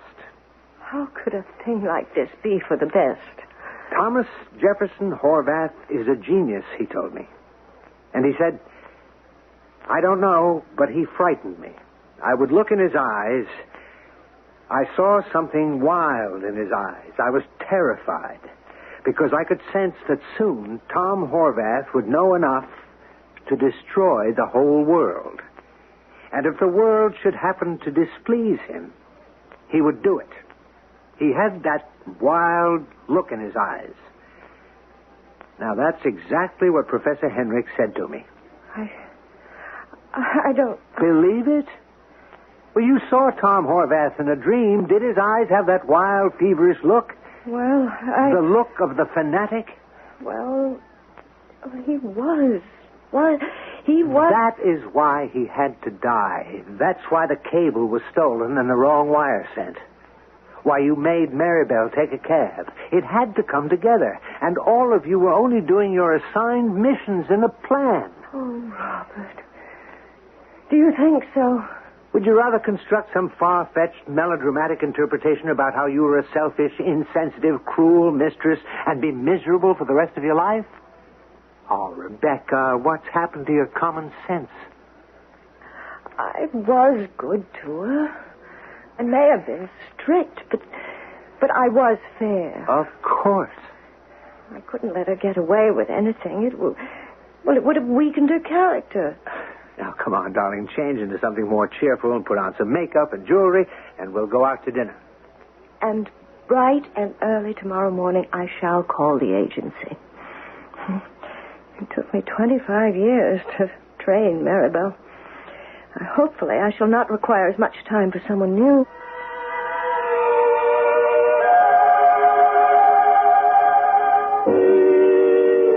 I don't know how much time it took. You may not be aware of it, but there is a problem with domestics these days. It's impossible, it seems, to get someone decent for love or money. The lower classes no longer know their place. I know mine. It's here with you, and I'll be back shortly.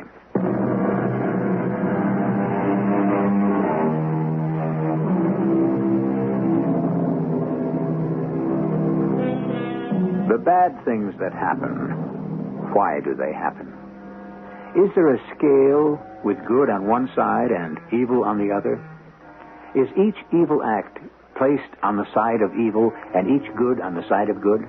And then, is it a question of which side fills up first and tips over of its own weight? Or is there a plan which simply subtracts evil and good from all consideration of morality and reduces them to mere integers in an equation? Our cast included Kim Hunter, Robert Dryden, Russell Horton, and E.V. Juster. The entire production was under the direction of Himan Brown. And now, a preview of our next tale. First time she came, she wanted a reading. And then she got into the spook stuff. Wanted to talk to her husband across the great beyond, ask his advice what to do with all her millions. Oh, fine.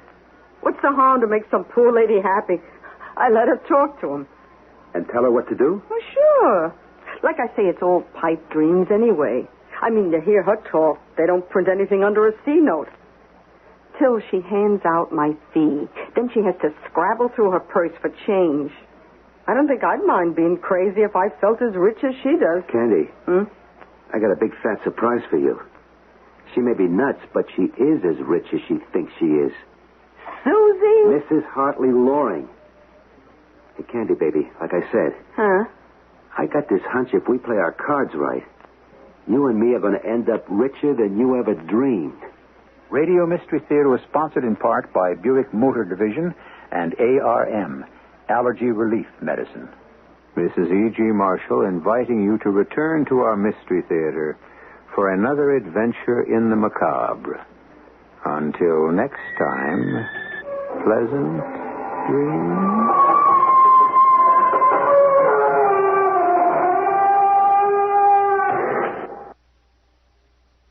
The CBS Radio Mystery Theater presents...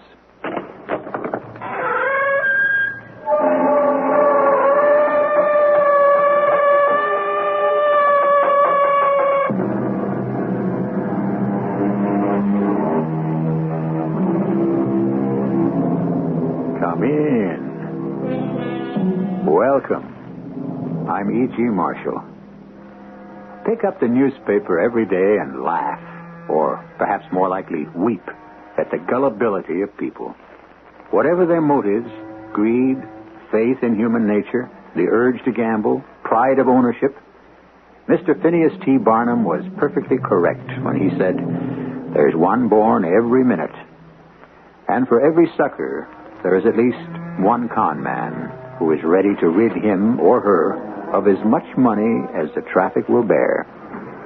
I'm supposed to escort you home, Mrs. Loring. Aren't you on duty here at the bank? Well, yes, but under the circumstances, the bank wanted me to... Just put the other 2 suitcases in the back seat, Mr. Wicks. I'll manage very nicely. Yeah, but it's so much money. It's so dangerous to leave it unguarded. Oh, it'll be guarded. I'll be putting it under the best care in the world.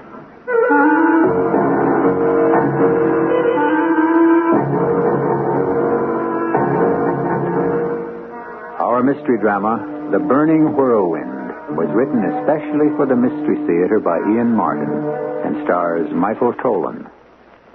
It is sponsored in part by Buick Motor Division and Contact, the 12-hour cold capsule. I'll be back shortly with Act One.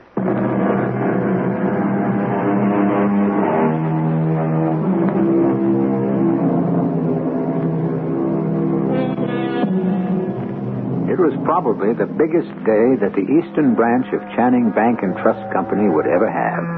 The morning the money arrived by armored truck.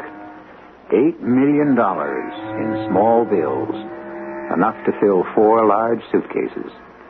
The money belonged to Mrs. Hartley Loring, the eccentric widow of the recently deceased but long-time very rich Hartley Loring, the financier and ex-governor. Yes, it was quite a day, and Mr. Prouty, the bank manager, would never forget how it had all begun 1 week before. Prouty speaking. Who? Oh, Mrs. Hartley Loring. Yes. Have her shown right in. Oh, dear, I knew I should have changed my razor blade this morning. Be right there. It's Mrs. Hartley Loring. I know. Well, my dear Mrs. Loring, this is a pleasure. Won't you come in? Thank you. That'll be all, Wicks. Yes, sir, Mr. Prouty. Won't you sit down, Mrs. Loring? Thank you. I shan't be here long. Where is Mr. Stipple? Oh, I'm afraid he's having a gallbladder. How inconvenient. Not to have had one to begin with. Oh, no, I meant an operation to remove his, yes. So I'm standing in for the vice president, as it were. Well, I suppose you'll do. I want my money, Mr. Prouty, ma'am, Prouty. Oh, what's this enough? It's a funny name. Sounds like a fish. Well, it's a very old name. Still sounds like a fish. Also very old. Oh, no matter. About the money. Yes. Now, which money would that be, Mrs. Loring? I mean, which of your accounts? All of them. All of them? But that would be millions of dollars.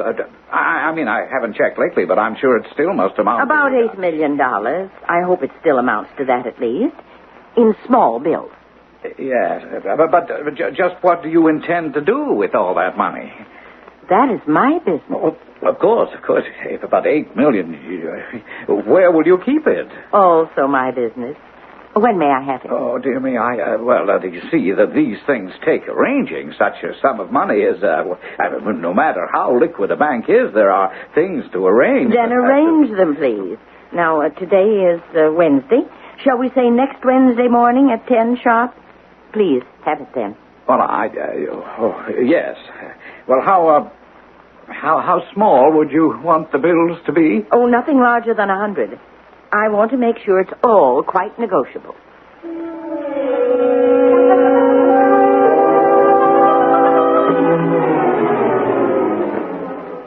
$8,387.28. Splendid. And now put the rest of it into the last suitcase, and I'll be on my way. Yes. The 28 cents? Oh, I'll put that in my pocketbook. I can use the quarter for the toll on the way home. Oh, yes, ma'am. All right, Wicks, you can get the guards from the armored car to load those. Yes, Mr. Prouty. Oh, just a minute. What armored car? Why, the one to take all this money wherever you want it to go. But I didn't order any armored car. Oh, dear me, of course not. I mean, it's merely a service of the bank. I don't need the bank any longer. I do wish you wouldn't put it just that way. What other way? It's accurate and to the point. But how are you going to get all this money back to, wherever you intend to take it? If you'll just have your bank guard, Mr. Wicks, is it? Yes, Mrs. Loring. Wicks. Sidney P. Wicks. Wicks will be quite enough. If you'll just bring the bags out to the parking lot, please. It's the big green Packard 8-cylinder limousine. The license number... Oh, I don't think I'll need the plate number. I'm sure I can pick it out. Very well. I'll be waiting for you. Shall I do what she says, Mr. Prouty? Oh, goodness gracious. Why wasn't Mr. Stifel here to handle this? I wish I'd had the gallbladder. Oh, no, what am I saying? I don't know what I'm saying. Yes, Wicks, yes. Get it out of here. The sight of so much negotiable cash makes me sick. Yeah, I know what you mean, Mr. Prouty. Especially since it doesn't belong to us. Would you get it out of here? Yes, sir. Oh, yes. And Wicks? Yes, Mr. Prouty? Are you armed? Why, yes, sir. Well, you better ride with her and see that cash get safely to where it's going. How do I get back? Well, if you have to, take a cab. Thank heavens there's enough left in a checking account to cover that.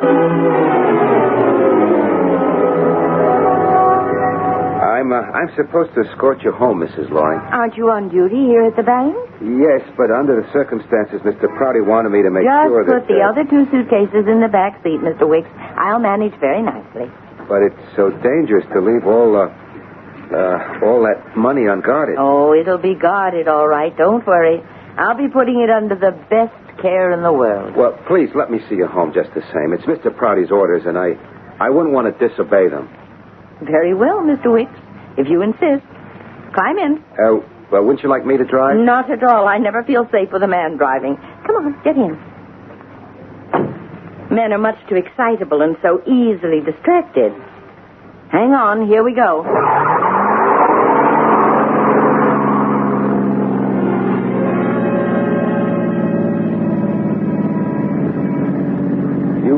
You always drive this fast? You consider this fast? Well, never mind me. How about the cops? Oh, the police don't bother me. They know I've been driving for over 50 years. Never had an accident. Somebody up there must like you, Mrs. Loring. Of course he does. He takes care of me because I take care of him. How's that again? Oh, you wouldn't understand. Oh, I'm glad you came along after all, Mr. Wicks. I want to make a stop. And while I make a short visit, you can stay in the car and make sure people don't come gawking and putting fingerprints on it and... The car? What about the money? Oh, I'm not worried about the money. Nobody knows it's here but you. But my packet is something else again. You can't miss it.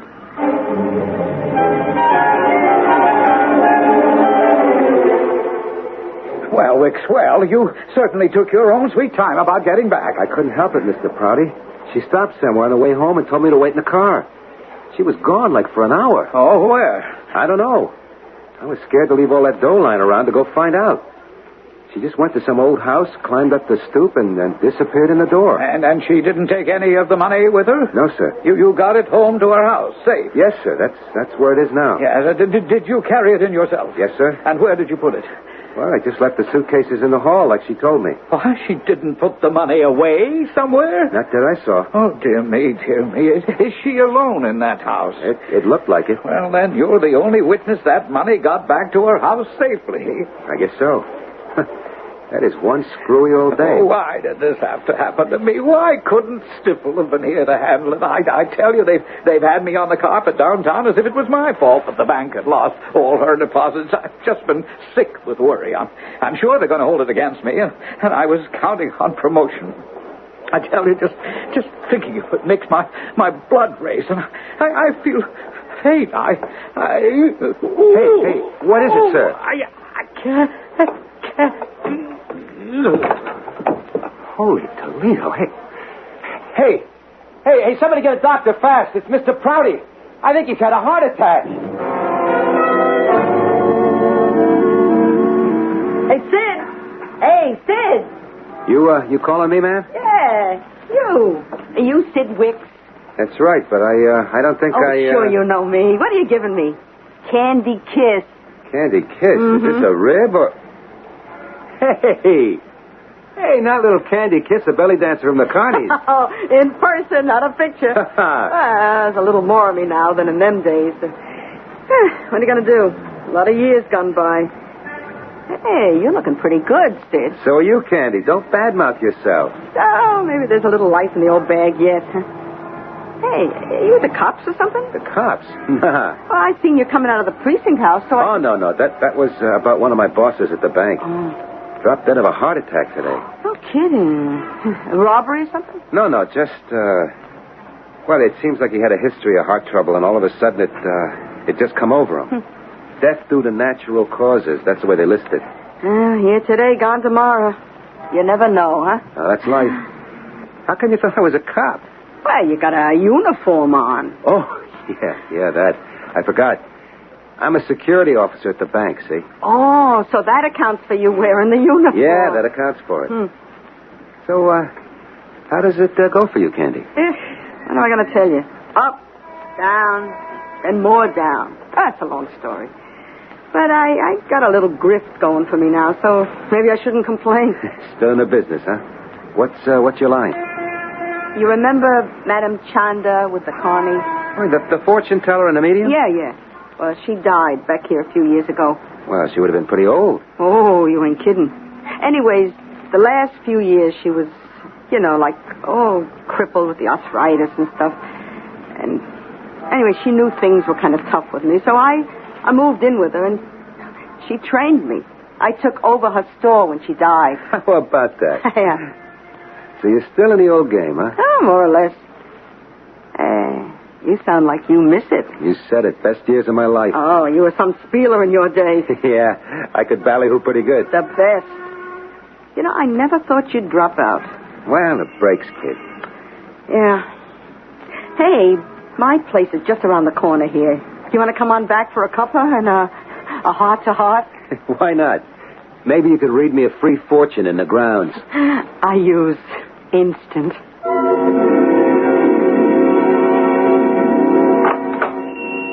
Enter the secret abode of Madame Chanda.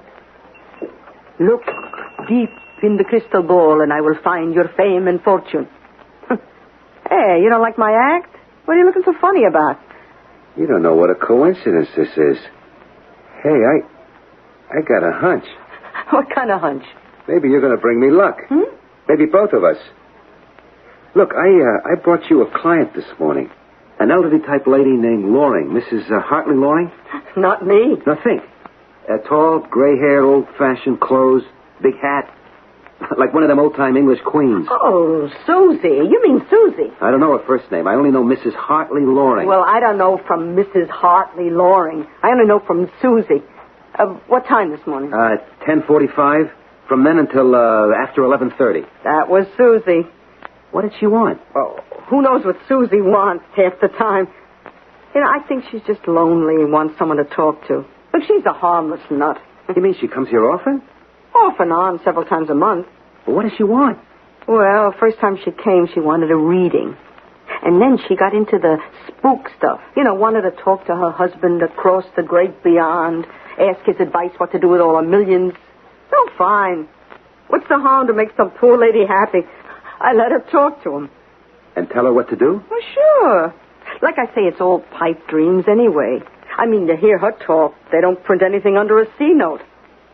Till she hands out my fee. Then she has to scrabble through her purse for change. What the hell? If it makes her happy, let her play big shot. I don't think I'd mind being crazy if I felt as rich as she does. Candy. I got a big fat surprise for you. She may be nuts, but she is as rich as she thinks she is. Susie? Mrs. Hartley Loring. Hey, Candy, baby, like I said. Huh? I got this hunch if we play our cards right, you and me are going to end up richer than you ever dreamed. Well, what do we have here? A number of fascinating pieces in a complicated little jigsaw puzzle. How do they fit together? And if we could fit them together, would they reveal enough of the whole riddle to to be able to know just what's going on? I have to admit, even with a head start on all of you, that I'm not quite sure. Suppose we all have a closer look when I return shortly with Act Two.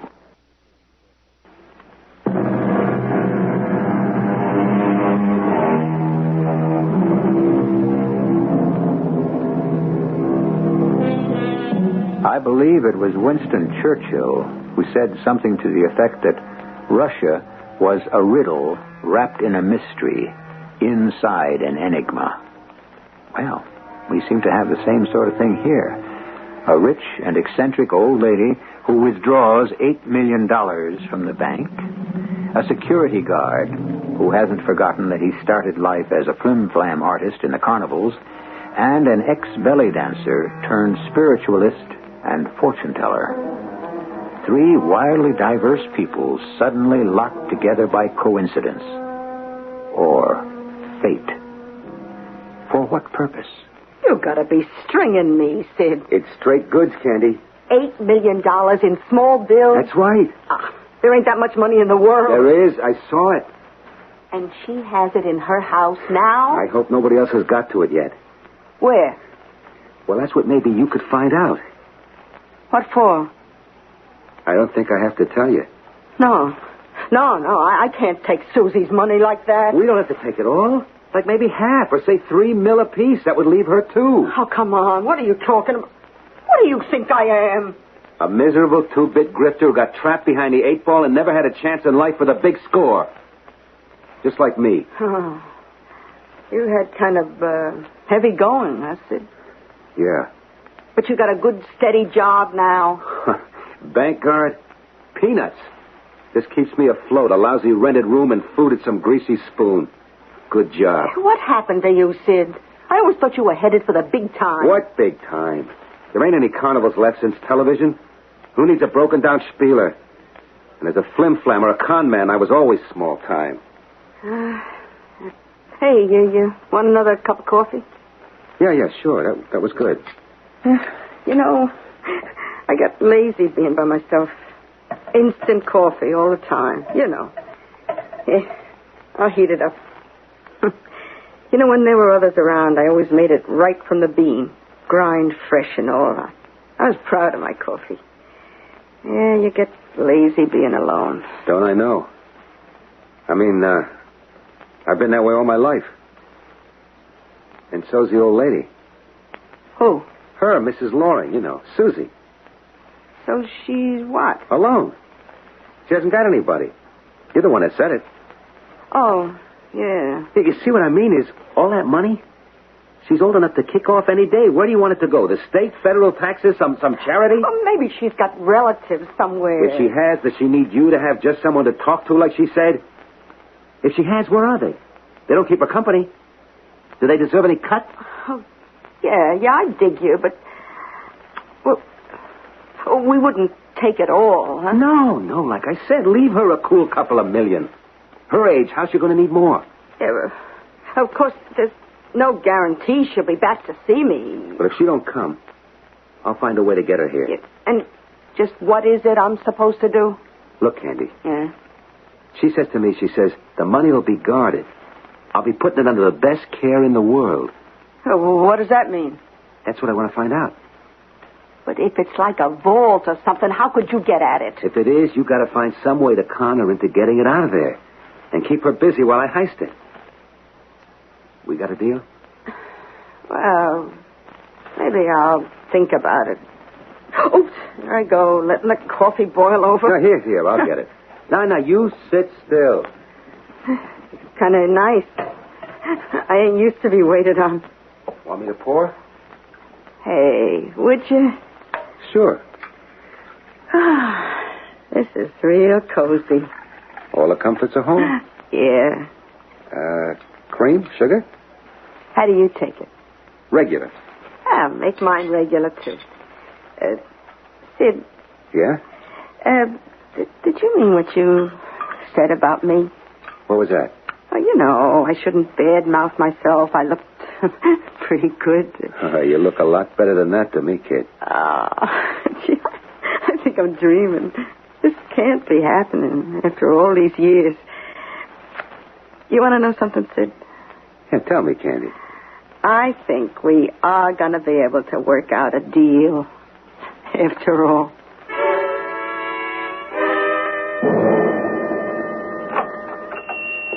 Who is it? It's Susie, Madam Chanda. Susie.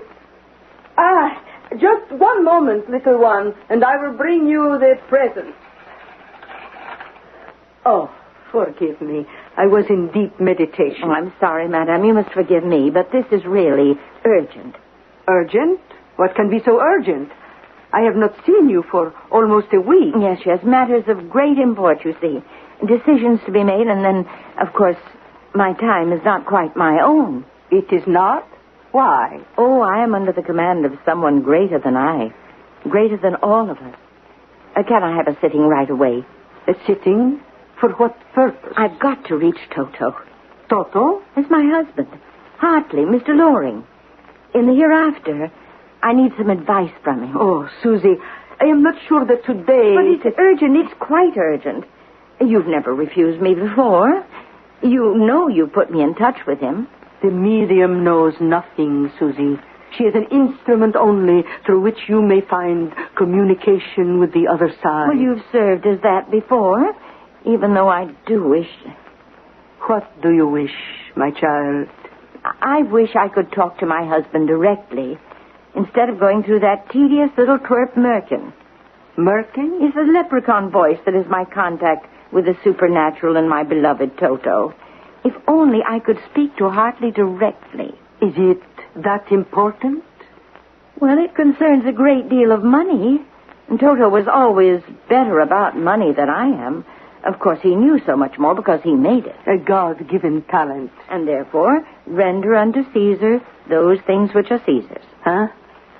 I do not follow you. I want to give it all away. Back to where it came from. And I want Hartley to tell me how, and if I am doing the right thing. Yes. Well, we must make every effort to reach him. But some things cannot be done immediately. I need time for preparation, for deep meditation, for preparing to gird myself for this projection beyond the stars. All right. How long? How long? Oh, let me see. Today is Tuesday. Let's say Saturday. That is a good day for the planets to conjoin in the house of your rising star. It is? It seems so far away. We must all learn the virtue of patience. Why? Because only through patience can those of us who deserve achieve what we desire.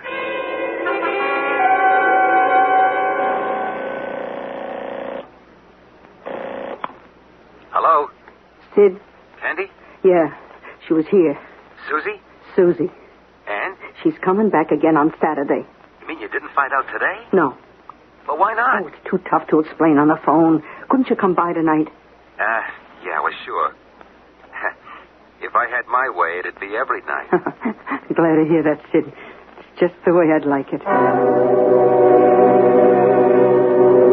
Marriage? Why not? Well, at this day and age, who needs it? Maybe we do. You don't trust me? Who said that?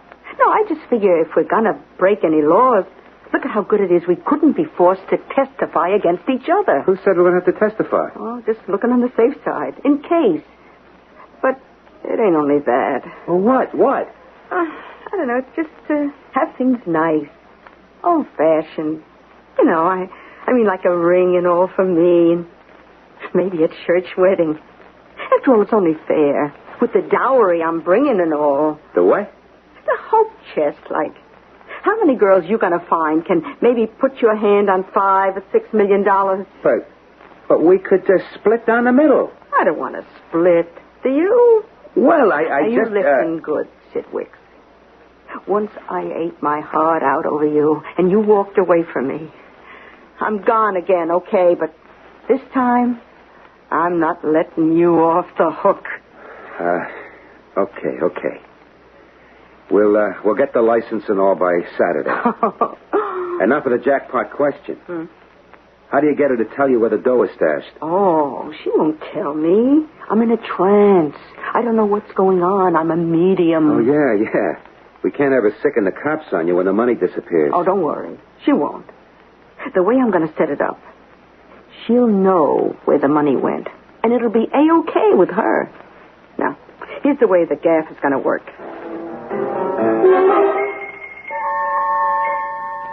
What time is it? Oh, now, don't get in an uproar. She'll be here any minute. Are you all set? I'm as set as I'll ever be. It's a good thing her husband was a governor. I remember his voice pretty good. And I may not be able to promise you a clean government, but by the Lord, Harry, I promise you the dirty linen will be washed in public. How do I sound, Candy? Like him? I wouldn't know. I never listen to them politicians. Oh, what's the diff? There'll be so much filter on the sound system. You could talk in like Billy Graham and come out sounding like Rocky Graziano. Oh, wait a minute. That's not good enough. Oh, sure it is, honey. Don't you know anyone comes looking for a voice from the beyond? They make it sound the way they want. They want to believe. That's the only way any con game works. Now, you better get in the closet. She'll be here any minute. Okay. You sure this is going to work? Oh, one thing I learned from Madame Chanda. Big time, small time, a sucker is still a sucker. If you got as much faith as they have, it's a lead pipe cinch. Well, there it is. The trap is set, all ready to be sprung. And the innocent victim is about to put her foot in it. Strange feeling, isn't it? That these are such amiable crooks, one is almost tempted to be on their side. Are we to be lulled into thinking, even for a moment, that crime should pay? I'll return shortly with Act 3.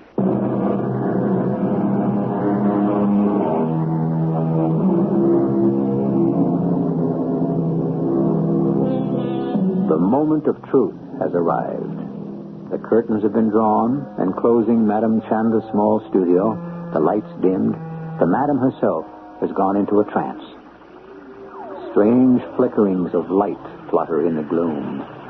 There are breaths of air, murmurings of alien voices. The music of the spheres hangs trembling in the air. A grieving woman sits waiting for the sound of a well-loved voice. She is torn apart by decisions beyond her power to make by herself. Through the agony of my body, her message flows out to you, her husband. Will you not put aside the shroud and call back to her, listen to her prayer, and send her an answer? Who calls me? Who calls? Toto, is that you? Look in the crystal hemisphere. Can't you see me? I can't. It's all smoky. Then hear my voice. My voice. Can't you hear it? Yes, but it's very hoarse. Why did you call me? It's about the money, dear. What about it? I took it out of the bank because of Mr. Nichols. Who? Mr. Nichols. You know, he writes that wonderful investing letter you always subscribe to. The one who thinks all the banks are going to fail. I remember. Where is the money now? At the house. You thought it safer there? Oh, yes. So there would be enough left to give away. To give away? Oh, Toto, stop repeating everything I say. You know I have to. Only I'm not clever enough to know who's most deserving. So I'm just leaving that up to the Supreme. To the Supreme. Now there you go again. To someone greater than all of us is all I mean. He'd know much better than we what to do with it, don't you think? I suppose. But how's he going to get it? Oh, he wouldn't have any trouble, I shouldn't think. Except maybe with the banks. I didn't want red tape. Was I right? Of course. You're always right. But where is he going to get it from? Well, I wanted only one place. But there was only room in the big trash can for $5 million, and the other 3 I stuffed in the wood box. It's so bulky, really. But I wanted it in small bills because nobody likes to bother with big ones, really. I'm in complete agreement. But in the trash can? Oh, I didn't leave it with the rest of the garbage. I'm not that silly. I have it all ready just inside the garage door, so he can come and collect it whenever he's ready. Toto, do you think I'm doing the right thing?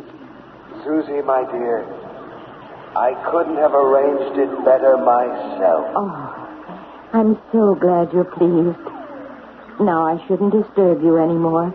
I know this is a bad time for you. It's usually when you were taking a snooze. Yes.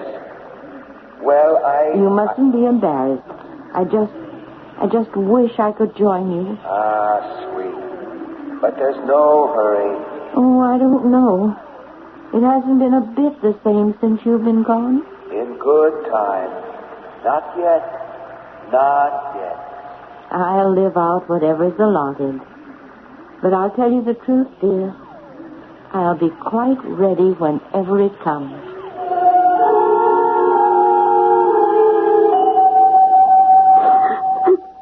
Hey, come on, Candy. What's the matter with you? Oh, I don't know. Just leave me alone. We're sitting on top of the world. Everything's falling into our hands. How come you turn on the waterworks? Oh, she was just so kind of sweet about him. I hate to be a part of conning her. Oh, women, how can you figure them? Look, we made her happy, don't you see? Yeah, but it was a lie. All right. Forget Mrs. Loring. Look at us. Everything's coming up roses for us. How? I'm going to go out, hire a rental truck, and stick a sign I paint on it saying, Ace Garbage Disposal. Then, just as sweet as you please, I drive up and pick up that trash barrel from the garage. But she's not going to let you take it. She's not going to be there to stop me. How come? Because I've done a little checking up on her. Hmm? Every Sunday morning, she goes to early church service. The janitor lives in my boarding house, and I checked it out with him. She hasn't missed a service since her husband died. All right, but when she gets back and finds the money missing... That's the beauty part. She'll figure it just went up to heaven, like Elijah's fiery chariot. I don't know. But suppose she blames me. How could she? The power of positive thought, baby. You got us snowed into believing you don't know anything that's happened when you're in a trance. And anyway, you and me, we won't be here no more, Candy. We'll be long gone. Gone where? With 60 times 100 G's, the world, Cupcake, the world. But I don't have no passport. Who does? So we'll do the States until we pick them up. Who's going to be looking for us? We got it made.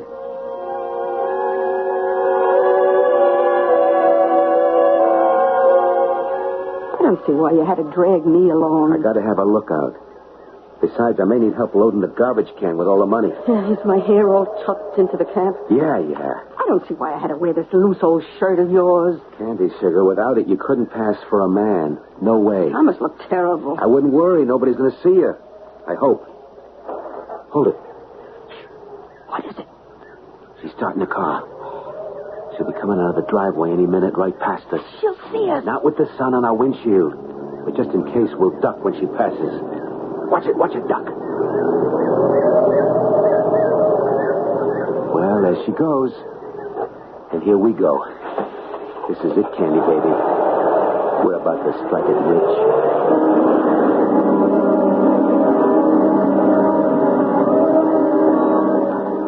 Come on. Suppose someone sees us. You know the house can't be seen from the road? Let's go. The garage door is open. Yeah. And look. There's a big trash can there. I'm so excited, my palms are sweating. Can you imagine, Candy, that... What is it? I tripped on something. It's a Bible. A what? A Bible. Oh, Susie, she must have dropped it getting into the car. Sid, suppose she comes back. Come on, let's get out of here. Not without the dough. Oh, never mind the dough. We can get that rest. Holy cow. It's here. The money's here, just like she said it was. Come here, Candy. I don't want to, Sid. I just want to run before something... Now, without the $5 million? Give me a hand. It's her. She came back. Get back in the shadows. Maybe she won't see us. She's coming in. She just came back for the Bible. Let her find it, and then What? I still got it in my hand. Well, then throw it out before... No, hold it. It's too late. Oh, now, where on earth did I drop my Bible? Must have left it in the house. I'll just put the light on, so... What did you do? I had to stop her before she recognized us. What did you hit her with? I don't know. The first thing that came to hand is this spade. Oh, Sid. Her neck's at such a funny angle. And she...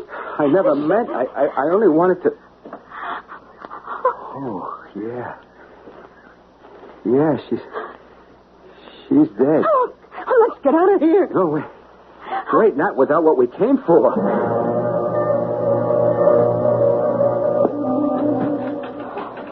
What did you bring the money back here for? Close the door. All right. But, Sid, we gotta run. Not now. Now, more than ever. Don't you see? That's the way we'll get caught. Sooner or later, they're going to find her body. But they won't know the money's missing. They'll find out through the bank. Then you'll get involved. No. No, I've been thinking. It's a lucky thing old Prouty had his heart attack. Nobody knows I knew anything about the money. And anyways, I'm going to have an alibi. How? Well, we got married this morning, just like you asked me, didn't we? But that was before we went to Susie's house. That's right. So before we left, I set her watch back an hour to right about that time. When I hit her, it got broken. We won't get away with it. Sure we can. We got to lay low. Just go on like always. I'll keep working at the bank, and you keep on here reading the future. Well, it won't be much of one. What about the money? Can't we use it to... No, we can't take a chance. But what are you going to do with it? Hide it. Bide our time. Hide it? Where? Take up the floorboards. Dump it in there. Get rid of the trash can and turn in the truck. And then we take it easy. Oh, I'll never be able to take anything easy again. Come on. Hey, what's that you got in your hand? Huh? Oh, a Bible. Maybe I'd better start reading it. You just concentrate on reading the crystal ball.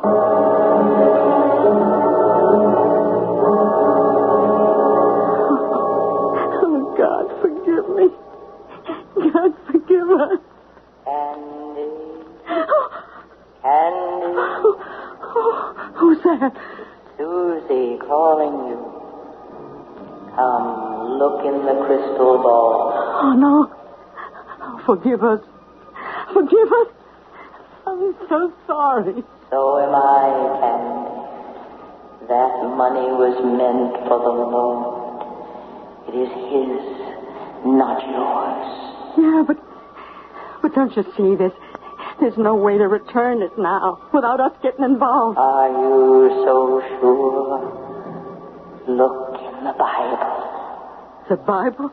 My Bible. Where I have been reading. The passage I have marked. See it?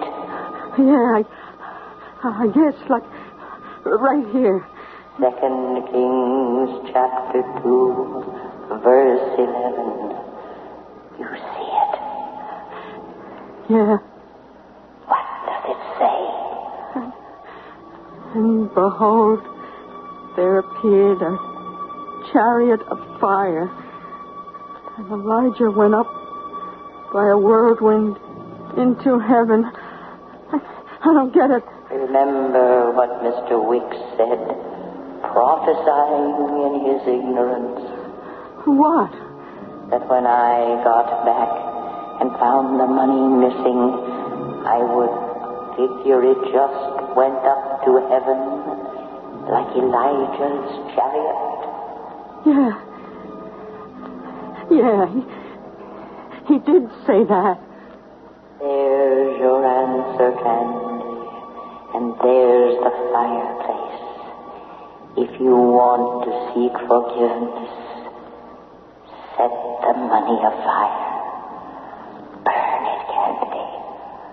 Burn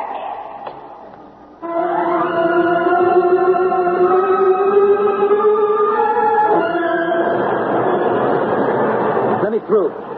Hey, watch out. Let me through. All right, buddy. This is as far as you go. You can't get through. Well, that's my building. Don't matter. You can't get through the fire line. What happened? Some dame burning paper or trash in the fireplace. Set the chimney on fire. Whole building's going up like a torch. Paper? My wife, Candy. Get out of my way. Hey, watch it. You can't go in there. I got to. I got to get that. There's no one left in the building. They already brought the woman out. Officer, why didn't you tell him his wife was dead already? Who had the chance? Crazy guy. He'll be going to a crisp.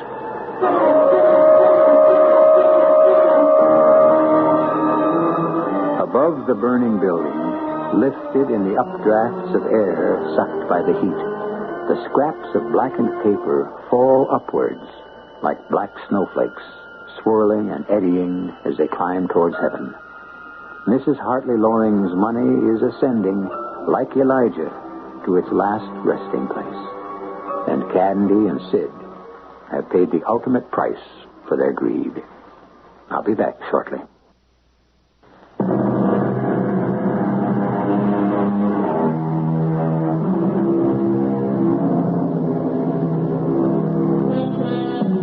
Suspension of disbelief. So often in telling our tales, we ask for it, and you're kind enough to grant it. I mean, can you honestly believe that a woman would withdraw $8 million from a bank and keep 5 of it in a trash can? Fortunately, we don't have to ask you. If you read the papers, you must have read the news story on which this tale was founded. Our cast included Michael Toland, Mary Jane Higby, Bryna Rayburn, and Ian Martin. The entire production was under the direction of Himan Brown. Radio Mystery Theater was sponsored in part by True Value Hardware Stores. This is E.G. Marshall inviting you to return to our Mystery Theater for another adventure in the macabre. Until next time, pleasant dreams.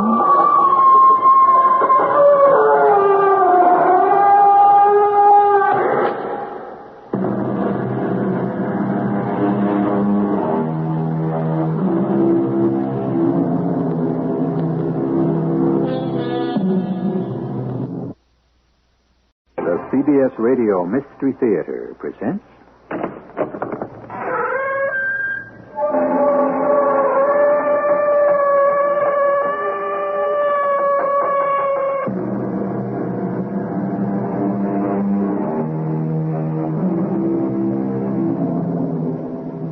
Come in.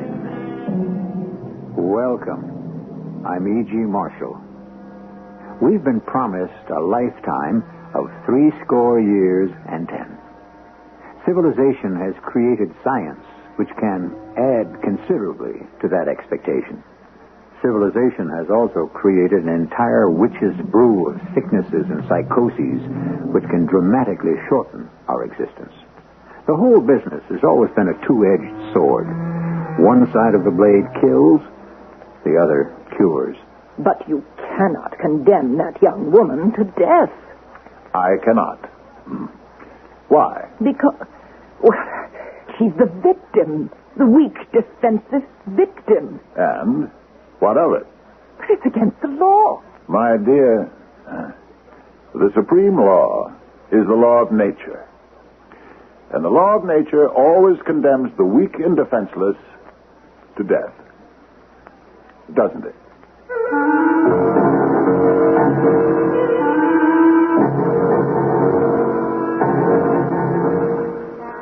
Our mystery drama, The Guy De Maupassant Murders, was written especially for the Mystery Theater by Sam Dan and stars Fred Gwynne and Marion Seldes.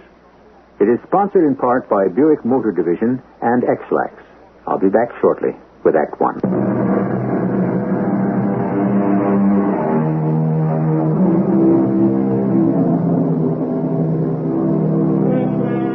So much of life is a gamble. Our fate is always in the hands of complete strangers. The drunken driver, the impersonal sniper. Each of us who lives in the midst of human society is, in effect, hostage to fortune. Only our Maker has the supreme power to create. But anyone, everyone, here below, has the terrible ability to destroy. It is late at night, and while the street is fairly well lighted, it is nevertheless deserted. On the corner, we have a bus stop, and one of those telephone stands, where the phone is out in the open. A young lady is nervously depositing a coin in the slot. And now she begins to dial. I think it's 1434. Oh, hurry, please. Please, answer quickly, please. Police. This is a special number for that killer, isn't it? Yes, ma'am. Do you have any word I think I'm being followed. Where are you? Quickly. Maybe it's my imagination. Lady, where are you? No, it's not my imagination. Where are you?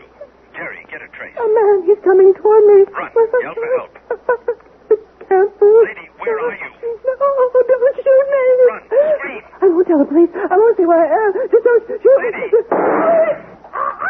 Oh. Fifth and Boward. Jerry, every car to Fifth and Boward. Big man, black raincoat, black. Lady. Lady.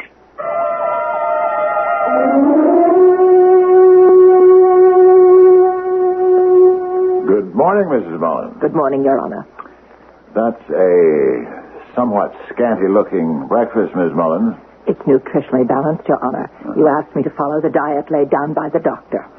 Well, there should be moderation in all things. If you were capable of moderation, we wouldn't need the diet now, would we? Game, set, and match to Mrs. Mullins as usual. What's new in the paper? The mysterious killer has struck again. Has he? The mysterious killer. The mad killer, the unknown killer. Yeah, he is all those indeed. Well, the killer. According to the paper here, he claimed his fifth victim last night. Has he killed so many people already? Oh, yes, Judge. And all with a bullet from the same .22 caliber weapon. A young woman named Cora May Prentice, it says. Age 30. Age 30. What a waste. What a waste.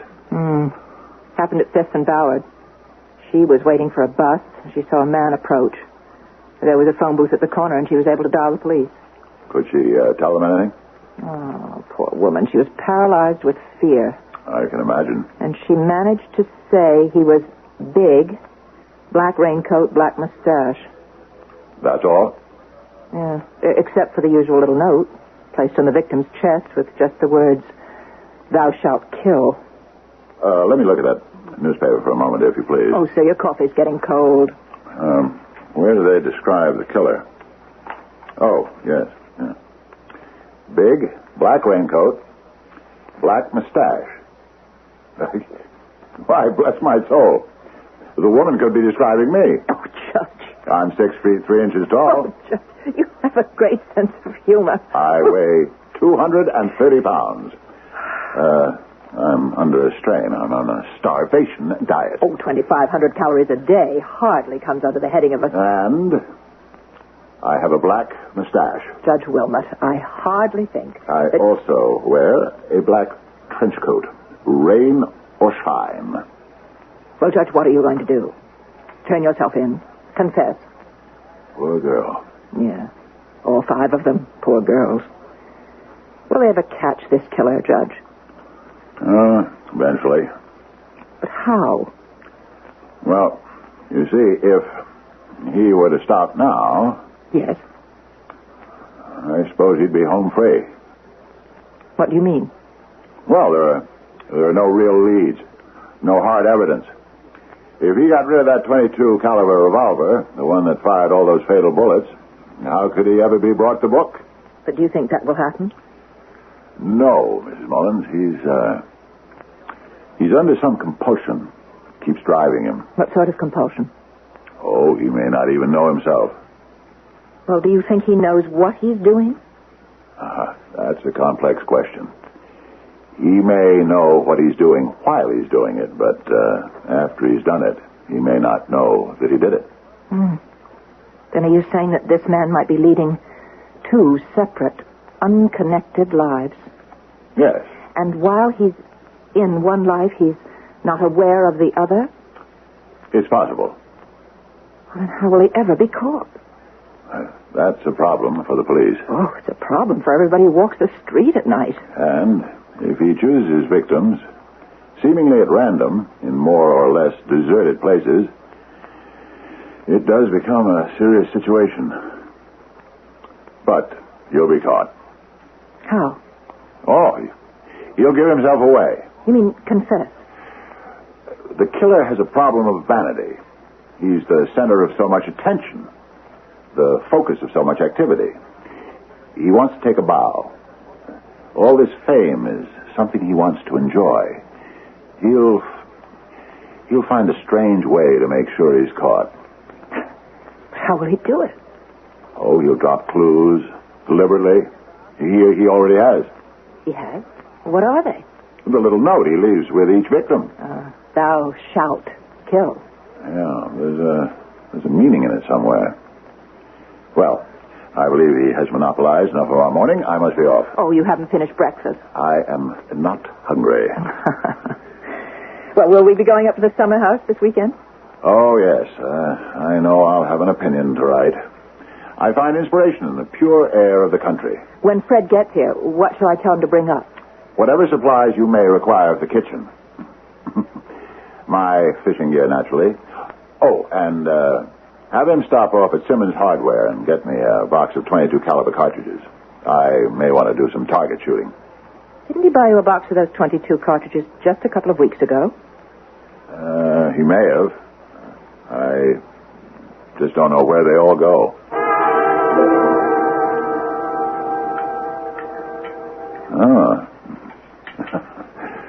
Another of your dietetic masterpieces, Mrs. Mullins. You call it what you like. It's keeping you alive.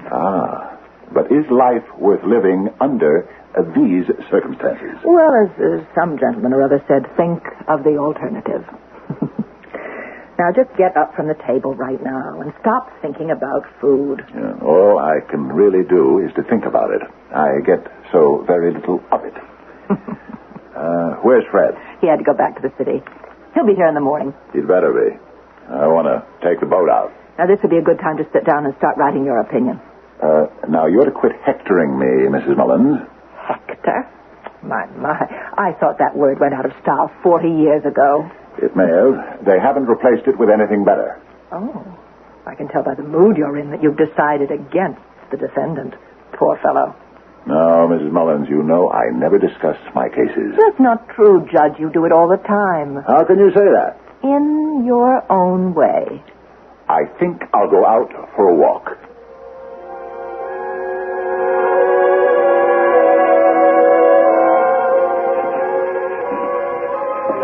Good evening, Judge Wilmot. Dorcas. How are you? Just fine, Judge. I never did get a chance to thank you. For what? Now, don't pretend you don't know for what. I'm so grateful. Oh, it was nothing, really. It was everything, Judge. When George died, I didn't know what I was going to do, how I was going to keep the store. But thanks to you, I got the post office. Well, I'm really happy things are working out for you, Dorcas. Yeah. You know, Judge, I gave up the car. It's only a half mile from the post office to my house. A half-mile walk along this deserted road at night. It doesn't bother me at all. It shouldn't. Not up here. Now, a couple of minutes ago, I saw you coming towards me. I didn't know it was you, but it was the figure of a man. I couldn't make out exactly who it was in the distance, but I wasn't the least little bit scared. In the city, I'd have been frightened out of my wits. That's the difference. Yes, that's the difference. But I often stop to think, what is the difference exactly? Is it that we have more respect for the law out here?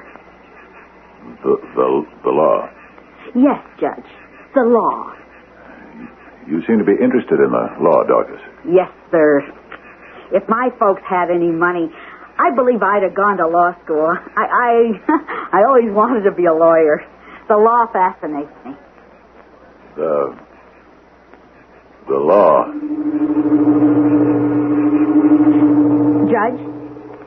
Judge, is something wrong? The law. What do you know about it? Judge, are you all right? You look a little sick. Do you know what the law commands us to do? Judge, if I don't get going, the kids will start to worry about me. The law of nature. It can be expressed in one word. Kill. Oh, yeah. I never looked at it that way. You have a right. A right? What kind of a right? The right to know. The right to know what? The right to know why I'd have to kill you. Judge, what are you saying? To kill is the law. The law of nature. Judge, To kill is nature's law. Look, Judge, We obey her. We are the children of nature. Please. Her word is our command. Let go of my arm. You have children. You insist they obey you. Yes, Judge. Yes, that's why I have to get home. They must obey you because you know best. Absolutely. So I better get home. Obey our mother, who is nature, and her command is kill. You wouldn't. You're not going to shoot me. Nature commands it. Please.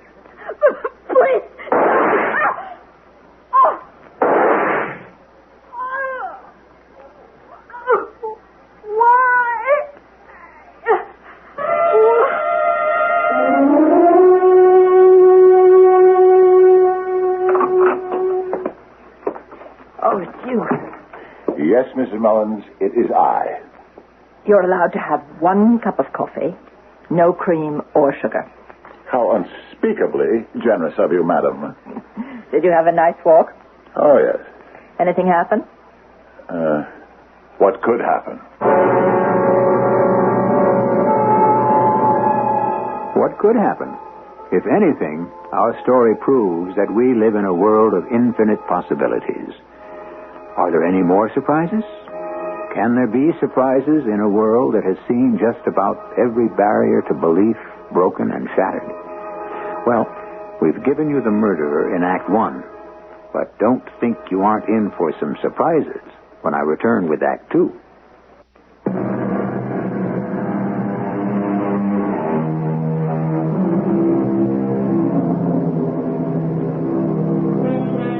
Nutritionists tell us we are what we eat. Psychiatrists tell us we are what we hate. Therefore, it is reasonable to assume, A, that secretly we ourselves want to do those very things that we condemn in others, stealing, killing, and so on.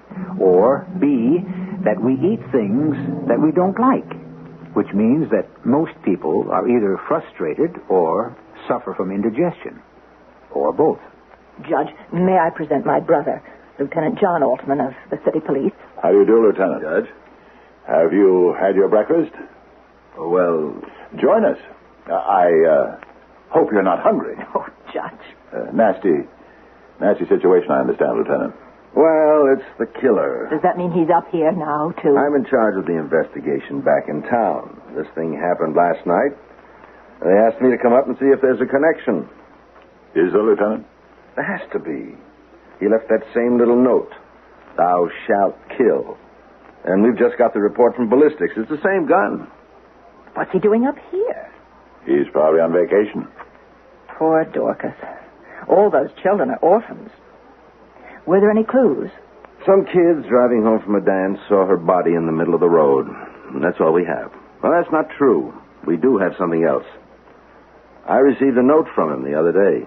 You did, John? It's been printed that I'm in charge of the investigation, so the killer looks at me as his, I guess you could say, opponent or antagonist. Well, what did the note say? It fits in with thou shalt kill. He writes, why, then, is it a crime to kill? Yes, why? On the contrary, it is the law of nature. And? And that's all. That's all he wrote. There's no way to trace the writing or the paper? No, afraid not. What's your theory on this thing, Judge? You're dealing with a madman. Oh, we know that, going in. He suffers from one of the forms of amnesia. He obviously has periods in which he disassociates himself from the world of reality and wanders off into another world of illusion. Or perhaps what we call the world of illusion is for him the world of reality. That's true. I had forgotten for a moment you were a teacher of psychology. I didn't teach psychology. I taught literature. Forgive me, Mrs. Mullins. Actually, psychology is derived from literature. You got her started, Judge. The psychologists stole everything from the writers. Well, after all, the Oedipus complex was discovered not by a psychiatrist, but by a playwright. Oh, Martha. How did it feel to grow up with such a smart sister, Lieutenant? If I were smart, I'd have chosen a profession that paid me a decent pension, so I wouldn't have to spend my so-called golden years as a housekeeper for a man who insists on digging his grave with his teeth. She really is a delightful lady, Lieutenant. All right, now that message he sent you. Say that again, John. Why, then, is it a crime to kill? Yes, why? On the contrary, it's the law of nature. That's it, John. Yes. Precisely the way it was put. I memorized it word for word, Martha. Are you sure he wrote, why then is it a crime to kill, not why is it a crime to kill? I mean, you're sure about the word then? Positive. Is there a point to this, Miss Mullins? There's a literary feel to it. Well, the killer could very well be a literary person. You see, why is it a crime? I mean, that's a question anybody could ask, but why then is it a crime is obviously part of an argument. It's been lifted out of a context. He's quoting somebody. Who? I don't know, John. It's like a thought that has been developed by a novelist or a dramatist or an essayist. Well, is it familiar? Yes. I have a feeling that I must have read it somewhere before.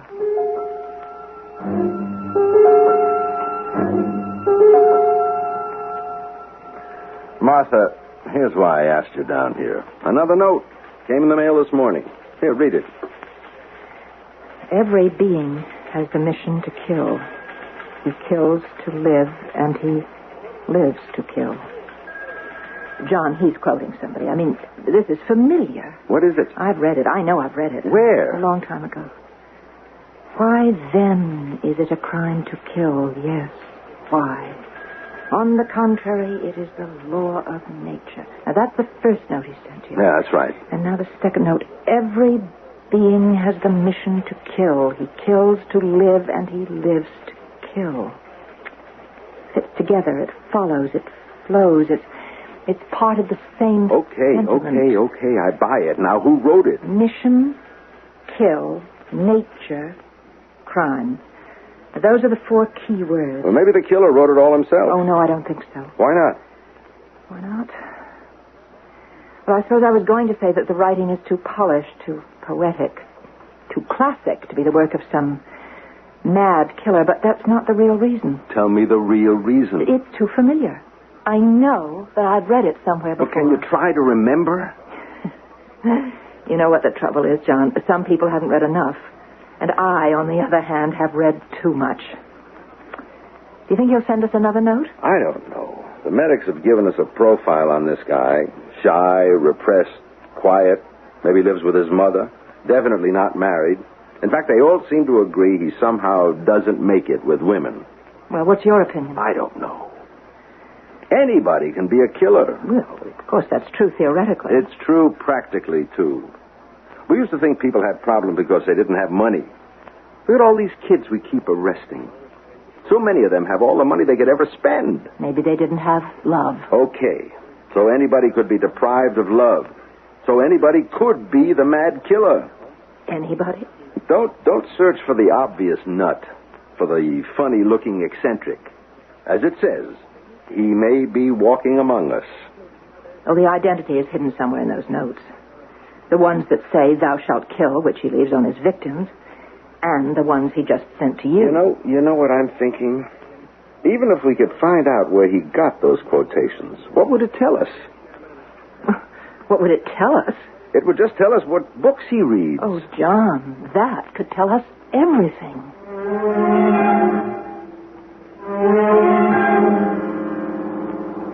Taxi! Taxi!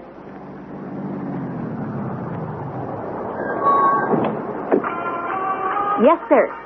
Take me to 18 Morrissey, please. 1-8 Morrissey, right.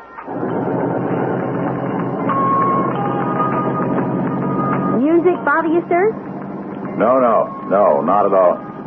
Some people don't like it, but you know, they're too timid. Is that it? Yeah. Yeah, timid. They're just too timid to say, driver, turn it off. So they sit there and they have a miserable ride. Yeah. I'm having a very pleasant ride, thank you. Are you going to ask me the question? The question? I get it every time. What's a good-looking girl like you doing driving a cab? What are you doing driving a cab? Making a living. Is it a good living? Oh, I don't complain. If I did, who would listen? Is driving a cab what you want to do? No, I'm an actress. Oh. And I'm, as they say, at liberty. I understand. And this beats waiting on tables. I imagine it would. And it leaves the days free for making rounds. Rounds? Knocking on producers' doors. Oh, I see. You know, you're one of the very few people who didn't pop off at me at being a lady cab driver. Well, you must admit it's kind of a novelty. Oh, not all that much of a novelty anymore. You know, you'd think that there's some kind of law that says that... Law? A law that says that only men can drive cabs. Well, I understand there used to be such a law. Women couldn't get hack licenses. But it's been repealed. There's only one law. Or maybe it hasn't been repealed. It's just nobody pays any attention to it anymore. There's the basic law of nature. You'd be surprised how many laws they still have on the books that nobody knows about. The law that cannot be denied. And that nobody even tries to enforce. This law must be enforced. For example, I know for a fact we have a law that says you can't lead a white horse through the street on Sunday. Stop for a moment. Now who's going to lead a white horse? Young lady, I said stop for a moment.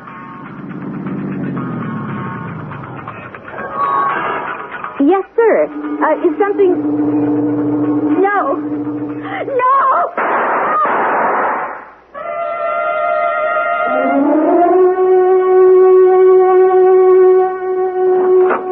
Good evening, Mrs. Mullins. Good evening, sir. Something seems amiss, Mrs. Mullins.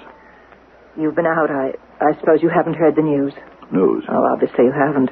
The killer, the mad killer, the mysterious killer, whomever, whatever, has claimed another victim. When did this happen? I heard it on the news just a few hours ago. His seventh victim, I believe. This thing has gone too far. Something will have to be done. Yes, sir. Who was it this time? The girl's name was Julia Tate. She was an actress. Actress? Yeah, but she was moonlighting as a cab driver. No. Now, that is a shame. Girl probably spends the whole day looking for work in the theater. Then at night, she takes on this difficult and hazardous job driving a cab. Yes, they found the usual note, "Thou shalt kill." I'm sure they'll find it was done with the usual .22 caliber gun. I'm sure that somewhere he left something behind that must incriminate him. Yes, sir, but the problem is to find it. And as my brother, Lieutenant Altman, would say, to know what it is when you do find it. I'll answer it, sir. Judge Wilmot's resident. Oh, yes, John, wait a minute. Yes, I'll write it down. It's Lieutenant Altman. He's just received another note from the killer. All right, John, I'm ready. Man kills, yes, without ceasing to nourish himself. But since, in addition, he needs to kill for pleasure, it is not enough to kill beasts. He must kill man, too. Long ago, this need was satisfied by human sacrifice. Now, the necessity of modern society has made murder a crime. Is that all, John? Yes, it flows. It has to be part of the same thought, part of the same piece. Let me try to remember some things, John. Yes, right. Goodbye. Am I to understand the killer has been sending more notes to the police? Yes, he seems to be expressing quite a philosophy of life, or I should say, death. I hope he puts a stop to it before long. People will soon be too terrified to walk the streets. Where have I heard those words before? Where have I read them? I know it's familiar. It's on the tip of my tongue, too.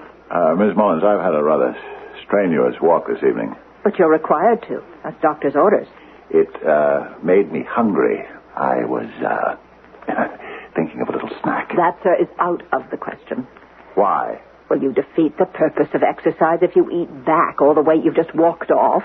But walking makes me ravenously hungry. That, sir, is your problem. You know, Martha Mullins, there are times when I could kill you.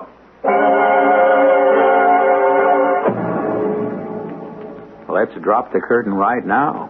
We'll never get a better line than that one. Talk about your double entendre. You get it tripled right here. Well, now, what does he mean? Of course, I'll kill you is often used as an epithet, but usually by those who have no intention of doing it. Here, we're dealing with a man who has already killed 7 people.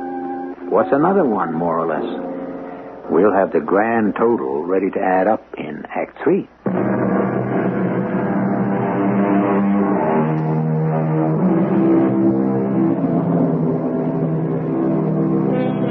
No man, we are told, is a hero to his valet.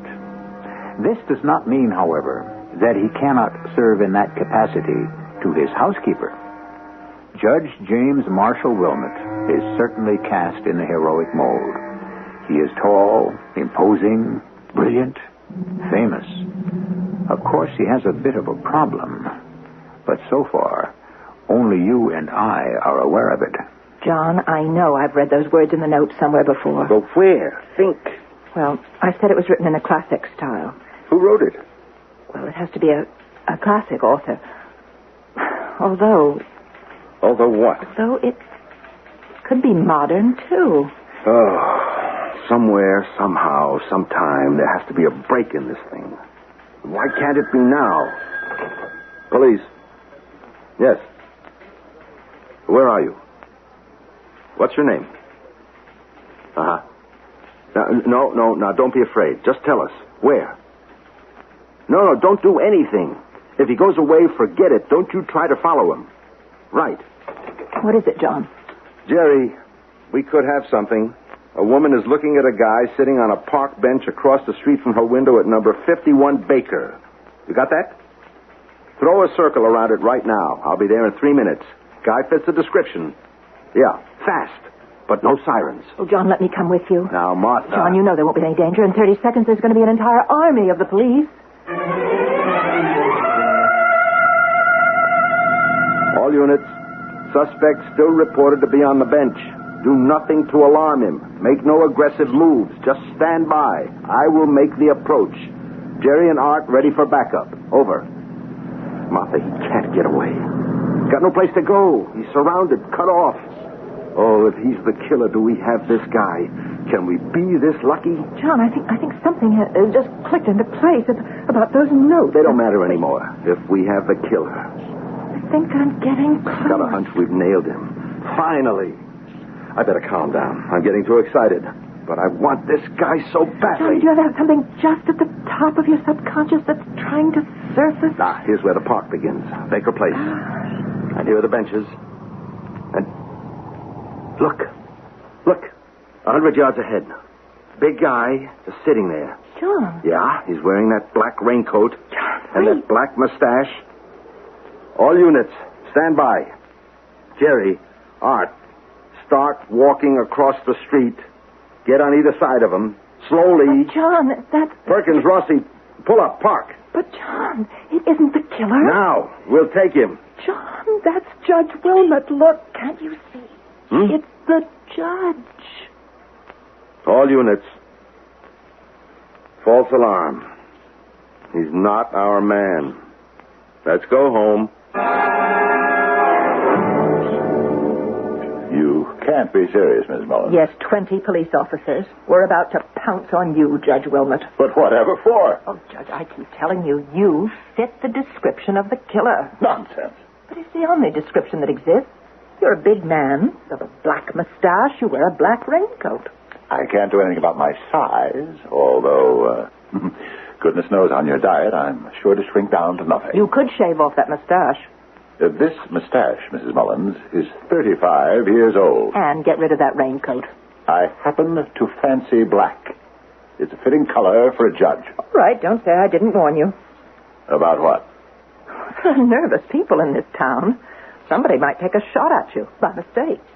Well, I should hope so. I would hate to think anyone would want to shoot me on purpose. Oh, seriously, Judge. You live in a world of your own. I deny that. It's true. You see, judges have the power the rest of us don't. They have the power to judge. Everyone has the power to judge. Yes, but only a judge has power in his judgments. Very well put. You tend to lose sight of the problems of ordinary people because you're not an ordinary person. I feel quite ordinary. Oh, no, you don't. You flaunt your own personal attitude of freedom. A vicious, sought-after killer dresses exactly as you do, wears a mustache like you do. And you recognize the fact that it's dangerous to walk around looking the way you do. Are you deliberately provoking the police? There is no psychiatrist like the amateur psychiatrist. And another thing, Judge, I also know something the police don't. You have a .22 caliber pistol. Are you saying that I'm the killer? You're amused. Can't we be serious? Right now, I believe I would like to take a walk. In the streets? At night? With a jumpy public and maybe some quick-on-the-trigger characters all over the town? One thing you should know, Mrs. Mullins. When I get the urge to take a walk, or something equally salubrious, I give in to it. Please be careful. Why am I required to be careful?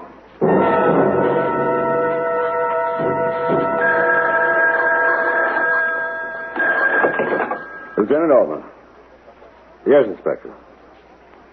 I know. I've just been through with the media. I know your problem. I know the mayor's problem. I know 8 people are dead. And we're still on square one, ground zero. Why shouldn't I lose my temper? Everyone else has. You want my badge? You can have it. I'll quit. Just tell me what you want me to do. Well, that's exactly what I am doing, the best I can. Yes, sir. And what do you want?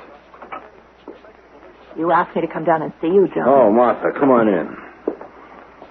Sit down, sit down. Oh, you don't know what it's been like. What do you want to see me about? Another note from the killer. Yeah, what do you make of this?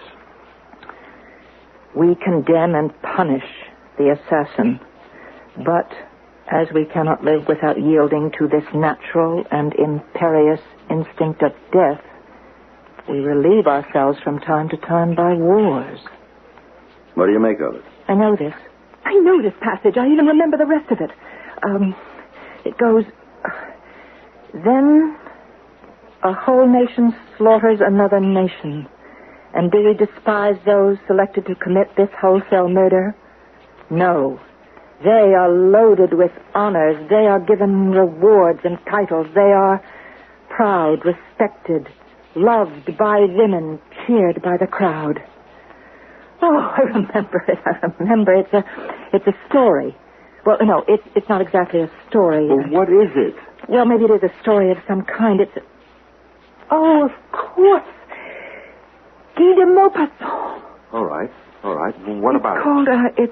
Wait a minute. Oh, it's so many years ago. I was still at college. Diary of a Madman.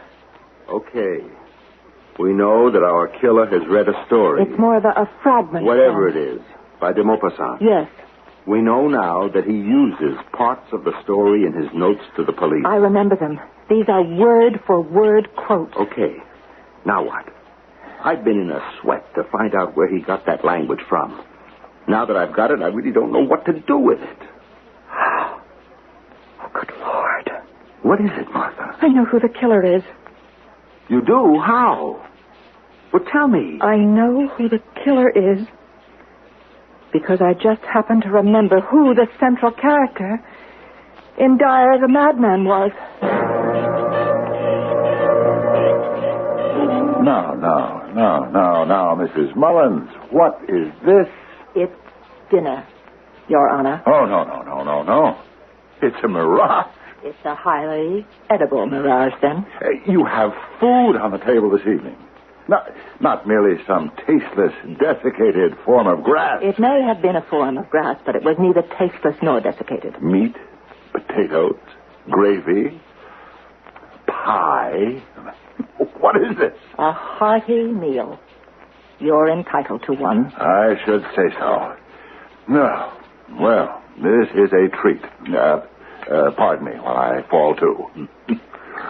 But, Judge, in your library you have the works of De Maupassant. And also Balzac and Stendhal and Anatole France. Those are the writers. But, Judge, are you familiar with a De Maupassant story? The Diary of a Madman? I don't think so. Well, what's it about? It's a diary of a madman who happens to be a judge. Oh, the bench is filled with mad judges. This judge is a homicidal maniac. Oh, no, Miss Mullins, that's going a bit far. Yes, he's obsessed with the idea of killing. He sees it as a beautiful, natural act. No, that's a bit far-fetched. And because of his august position, he is, of course, above suspicion. You never read it? It isn't in the least familiar. What divine spices did you put into this meat sauce? The mad killer who's terrorizing our city. Must we talk about him now? Those notes that he's been writing to the police. Mrs. Mullins, not while we're eating. Those notes are taken verbatim from the De Maupassant story. And these potatoes. Oh, superb. I have this book from your library with the story in it. Let's make a note to read it sometime. You have read it, Judge. What? What are you saying, Miss Mullins? Don't you see in the story you've underlined the very words? Yes, and here in the margin, your comments.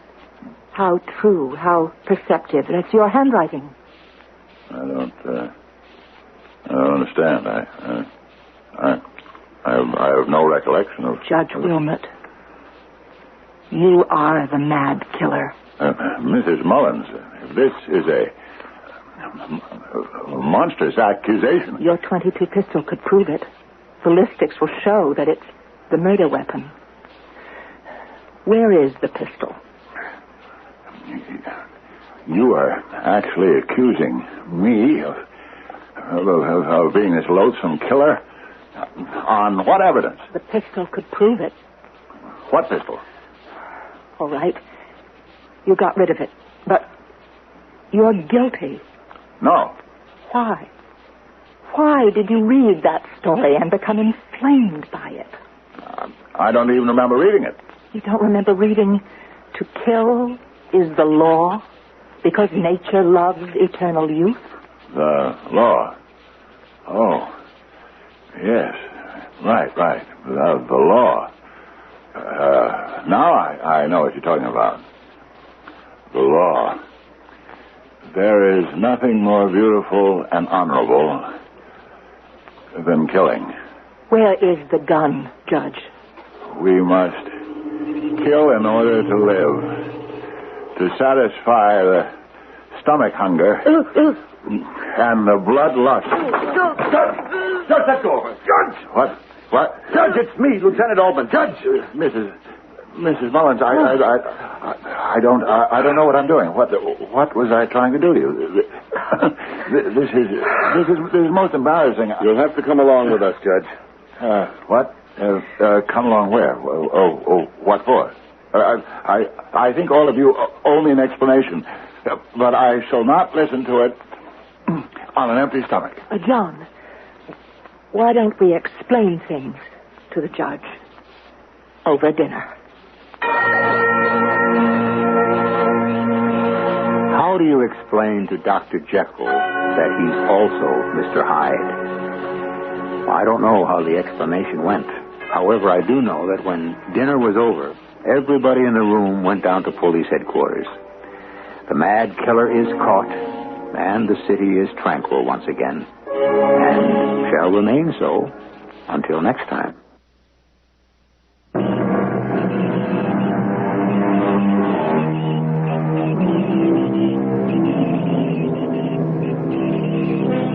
The inspiration for our story was the celebrated Diary of a Madman by Guy De Maupassant. Although this title refers to just one small sample of his writings, it is most revealing, since the entire body of De Maupassant's work can be called the Diary of a Madman. He himself went mad. Each day, in numerous and subtle ways, his madness became more intense. And each day he wrote and wrote some of the greatest short stories in the world. Were they great because he was mad? Or did they drive him mad because they were great? Our cast included Fred Gwynne, Marion Seldes, Martha Greenhouse, and Nat Poland. The entire production was under the direction of Himan Brown. And now, a preview of our next tale. I didn't mean to do anything wrong. Just listen to me. You didn't listen to me that morning, and so I had to... Will you listen now? Listen? To what? Listen to me. What do you want to tell me? I don't want to tell you anything. I want to ask you something. Yes? Can you forgive me? Forgive you? Why should I forgive you? Because I didn't mean to kill you. Does that excuse you? No, but... Then why should I forgive you? Because... You did kill me. It's true. Radio Mystery Theater was sponsored in part by X-Lax and Buick Motor Division. This is E.G. Marshall inviting you to return to our Mystery Theater for another adventure in the macabre. Until next time, pleasant dreams.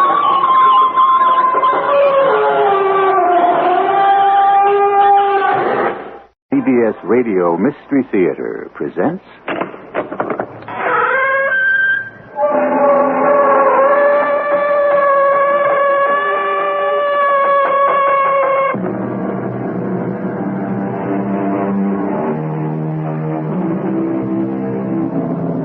Come in. Welcome. I'm E.G. Marshall. Said the angry old wolf to the tender young lamb, "You think I've got the time to count your crimes, you pup. Your guilt consists in this: I want to eat you up." And so it goes. We now question the innocence of the victim. After all, what right do girls have to be beautiful, or men to be rich, especially when there is so much hunger for beauty and wealth, and so few people have them? Hey, why don't you watch where you walk? What do you want me to do, kill you? You can't kill me. What do you mean? You've already killed me once. What are you talking about? And you can't kill a person twice. What are you saying? Isn't that what's called double jeopardy or something?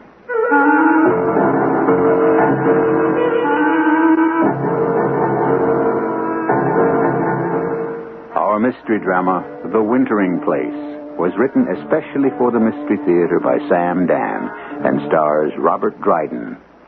It is sponsored in part by ARM, Allergy Relief Medicine, and Buick Motor Division. I'll be back shortly with Act One.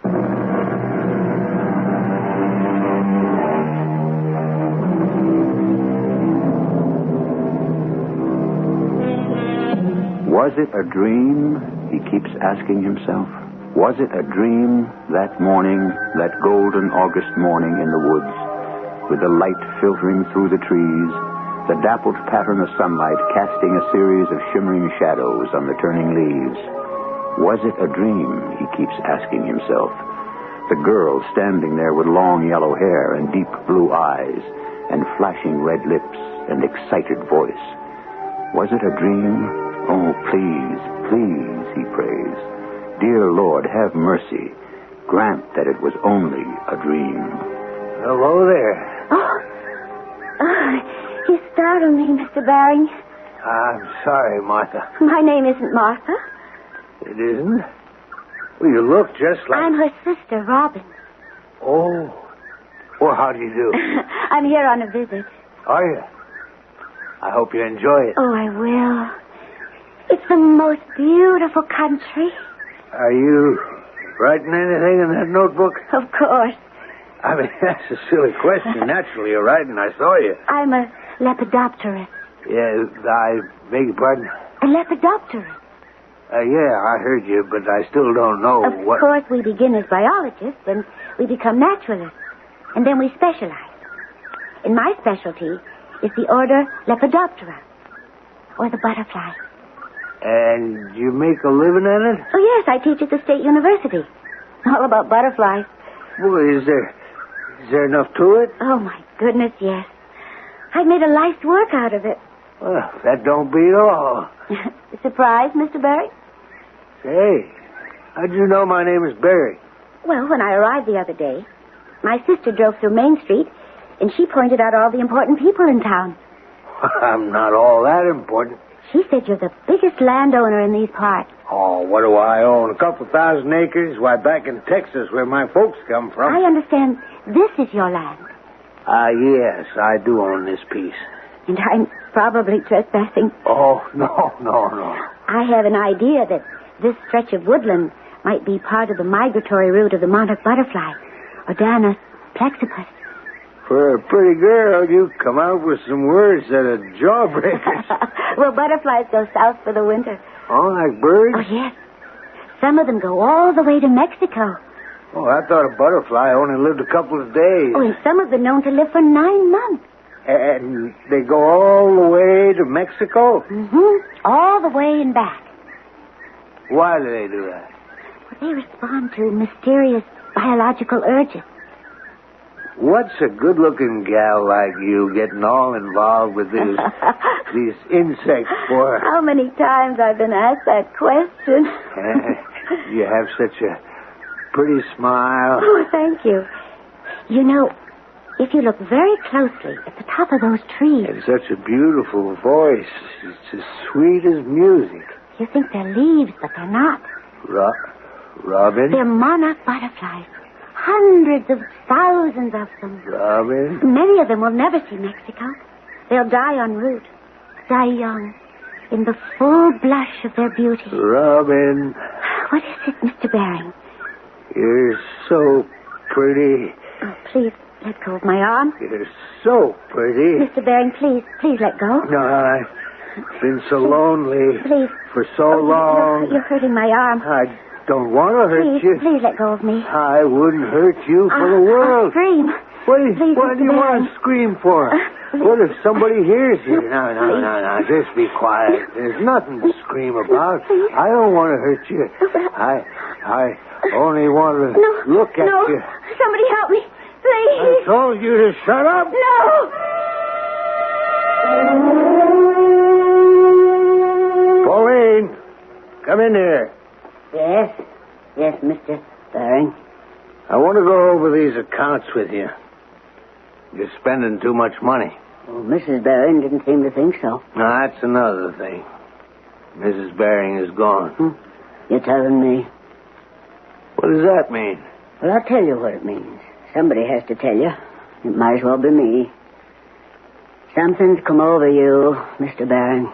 Now, you just look here. No, I'll say my piece, and then you can fire me. Oh, you changed since your wife died. I know how you loved her, and I know how you miss her. Nobody can ever know that. Well, you take your misery out on everybody. You used to be a nice, kind guy. Look at you now. You're out to get everybody. You just wait for a person to make a mistake so you can jump on them. That isn't true. No? Well, you say you want to go over the accounts with me. You're going to wind up giving me this lecture about how inefficient I am, how I waste your household money. Well, I have the figures here. Good for you. And you know what we'll find out? If I had exercised more care these last 30 days, I could have saved you the grand sum of $3.98. Well, it's the principle of the thing. $3.98. And you got more money than you could ever spend if you lived to be 1,000. There are other things involved here. Yeah? Well, you tell me about them. Well, you're always forgetting. Okay. Score points for your side. I got a bad memory. I can't remember things. I always forget things, so what? So what? That's how I am. But I always was able to make this house a pleasant place to live in. You have to admit that. Yeah, I admit it. You gotta make up your mind. Am I worth it? I forget things all the time. And I'm not the thriftiest housekeeper. But am I worth it? Do I stay? Or do you want to hire somebody else? Look, I'm not myself anymore. Well, I just got finished telling you. I don't know what gets into me. Well, you'll have to put a stop to it. I'll try. Okay. It's just that I miss her. I miss her so much. I know. I didn't think you could ever miss anybody that way. You know what you ought to do. Marry again. How could I ever get married again? She's cold in her grave. She's been dead a year. I could never marry anybody. Now, who's making that kind of racket? All right, hold your horses. I'm coming. Oh, if it isn't the merry mailman himself. Pauline. Now, what, Bob Fuller? What's the racket for? You got some special mail for us? Mr. Baring, listen. What is it? It's just terrible. A murder. Murder? Well, what are you saying? There has been a murder. Who? Where? Somebody better get on the phone quick. Well, who's been murdered? Just call the sheriff. Tell us, Bobby. It's a girl. Who? I don't know that girl. Which girl? You know. What's her name? What's her name, Martha? Martha's been murdered. Martha Penrose? No, not Martha. Martha's sister. Robin? Yeah, the one that's been visiting her. Murdered? The college teacher with the long blonde hair. Oh, no. Yes, she's dead. I seen her. Where? You know where the woods begin at the edge of the creek? Bobby, you sure? Well, look, I was taking a shortcut like I always do. Bobby, how can you be sure she's dead? And there on the path just ahead of me was... Should we call the doctor? Let's run out there. Pauline, she is dead. But she's laying out there. Nothing can happen to her now, Pauline. This girl is dead? Yes, I covered her with my raincoat. Listen, Pauline, you want to pick up that phone and call the sheriff, huh? Yeah, I'll do that. And somebody's got to break the news to Martha Penrose. What's the sheriff's number? Look, I don't want to be the one to tell Martha. Oh no, sir. I'll just tell operator. I found the body, and that is enough for one person. Hello, who's this, Jennifer? Oh, Georgina. Connect me with the sheriff's office, will you? It's an emergency. Oh, I will never forget that beautiful yellow hair with the bright red blood. Hello, Sheriff. Yeah, this is Pauline over at Frank Barron's place. Sheriff, you want to get over here right away. There's been a murder. Yeah. Oh, he says he's on his way. Oh, that poor girl. To be murdered like that. The Lord giveth. The Lord taketh away, Bobby. Then it wasn't a dream. It wasn't a what? What'd you say, Mr. Baring? Huh? What did I say? When? Just now. I didn't say anything.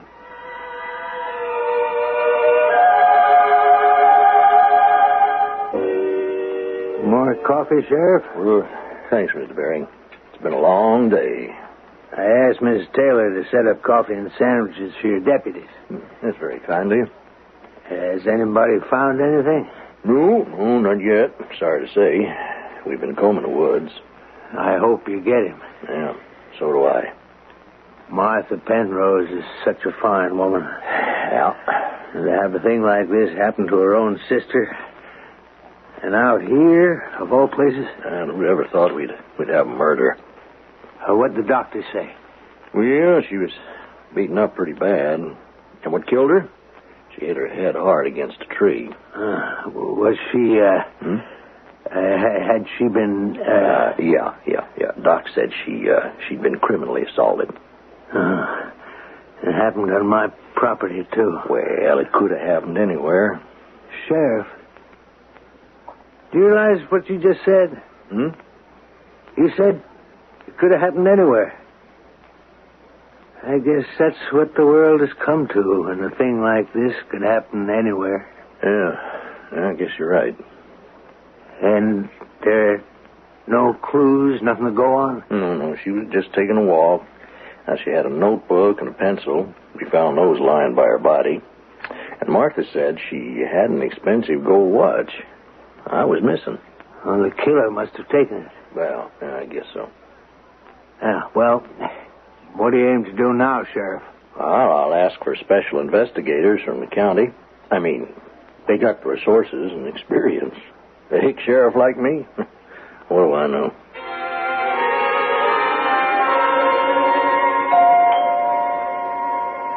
I'll get it, Pauline. I'm on my way out.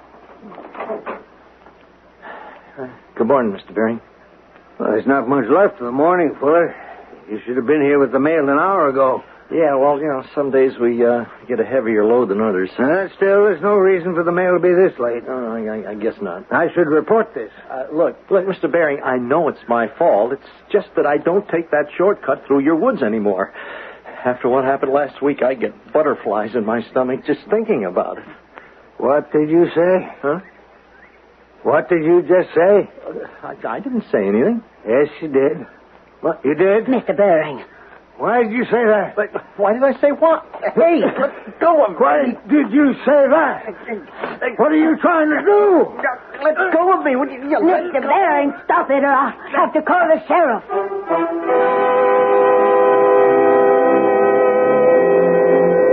Well, what is this sudden violent rage on the part of Mr. Frank Bering? Evidently, when the mailman said what he did, it was like touching a match to a fuse. But what exactly was it that was said? And why should it affect Frank? Well, if you were really paying attention, you'd know exactly what that dynamite word is and why it can make Frank blow up like that. Meanwhile, we'll keep him sizzling till Act 2.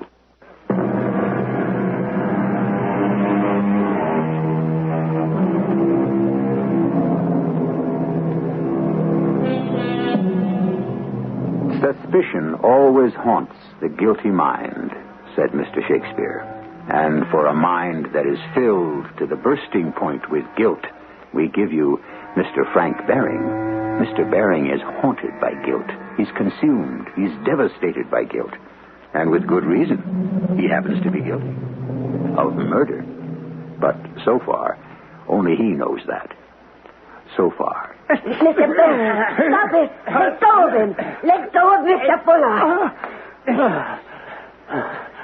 Yeah. Hey, Mr. Bering, what got into you? Nothing. Nothing at all.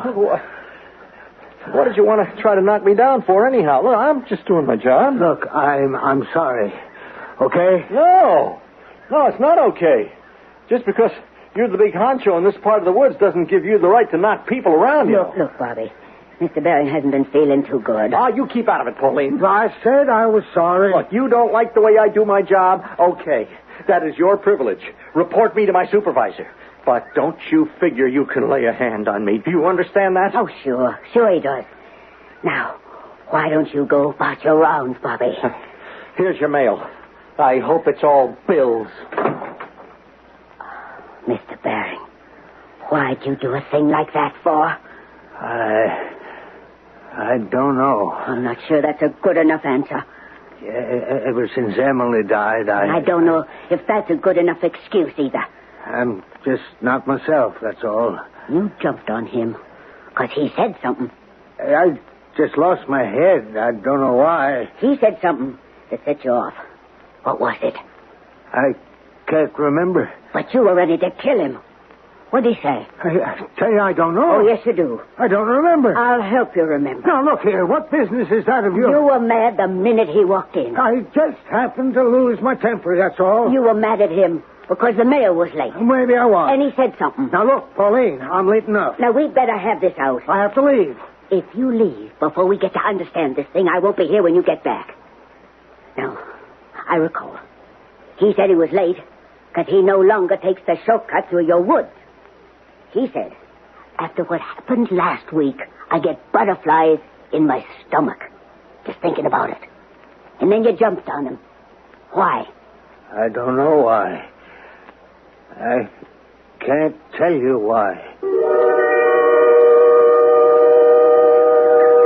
Do you know how many butterflies there are, Mr. Baring? Robin, listen. I didn't want to kill you. The answer is there are thousands of different species. Butterflies and moths. I didn't even want to hurt you. All under the heading of Lepidoptera. I've been so lonely I could die. Lepidoptera is made up of 2 Greek words. Emily had the same golden hair. Lepido, which means scale, and ptero, which means wings. And the blue eyes. The wings of all moths and butterflies are covered with scales if you look closely. When you talk, your whole face seems to light up just like hers did. The monarch is a fascinating creature in all of its life stages. And I just had to touch you. That's all I wanted to do. Just touch you. Egg, pupa, larva, chrysalis. I didn't mean to do anything wrong. Listen to me. If you only listen. You didn't listen to me that morning. And so I had to... Will you listen now? Listen? To what? Listen to me. What do you want to tell me? I don't want to tell you anything. I want to ask you something. Yes? Can you forgive me? Forgive you? Why should I forgive you? Because I didn't mean to kill you. Does that excuse you? No, but... Then why should I forgive you? Because... You did kill me. It's true. Yes, but I didn't mean to. When you killed me, I was 32 years old. Oh, I'm sorry. I worked so hard all my life. All my short life. I didn't want to kill you. I never had a chance to enjoy life. There was only something I could do. There is. Tell me. I'll do it. Confess. Confess? Go to the sheriff. Confess that you killed me. It's the only way I'll ever forgive you. No. Then I'll never forgive you. Oh, please, Robin, please. You must confess. Confess, and I'll forgive you. I can't. I can't.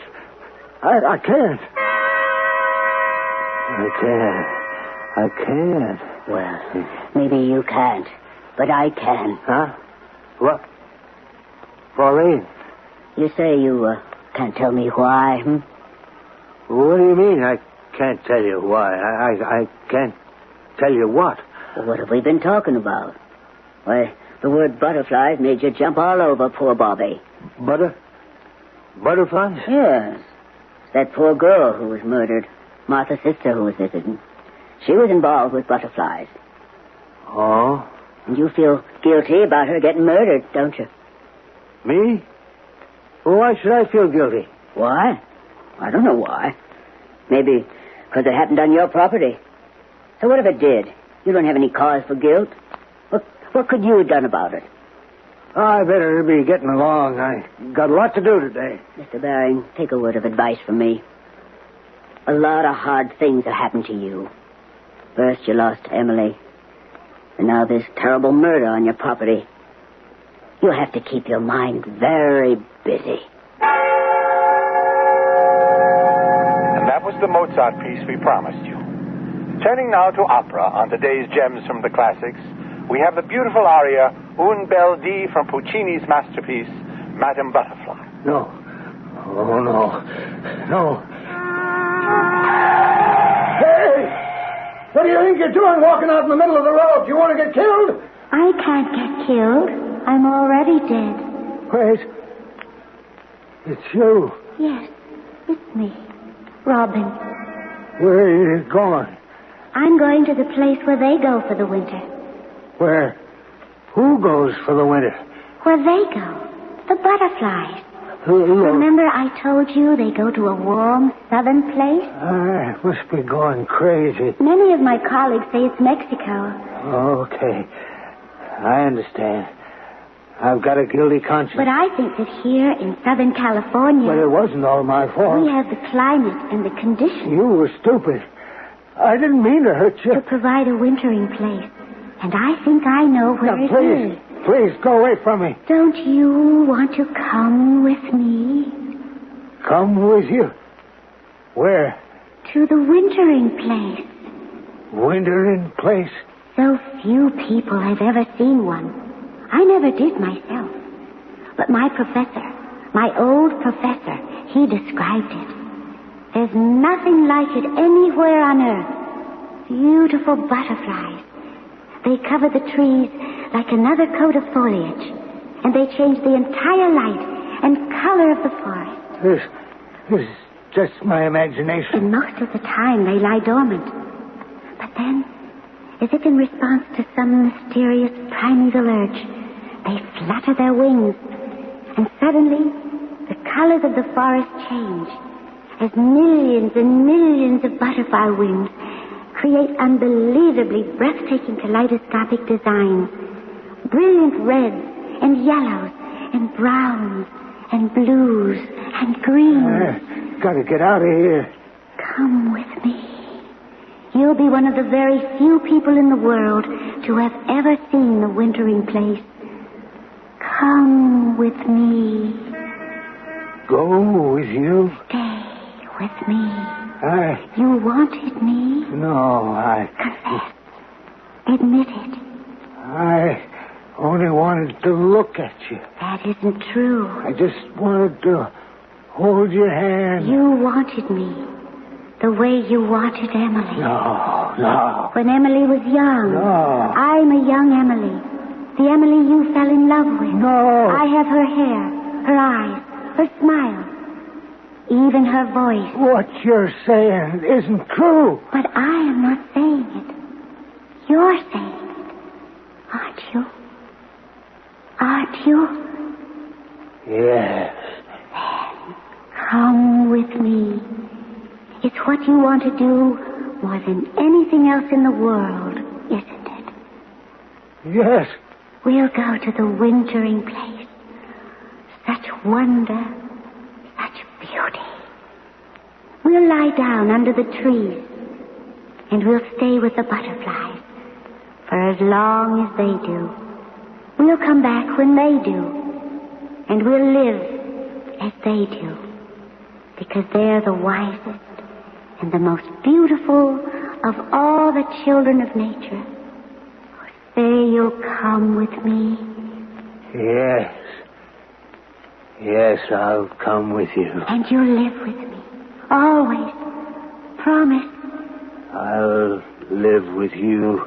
Always. I'll make you so happy. Look in my eyes. You know I will. I'll make you as happy as Emily did. Do you believe me? I believe you. Now we shall leave for the wintering place. But first... Yes? First we must stop. Stop? Where? You must visit the sheriff, so that you may confess. Confess? Confess what?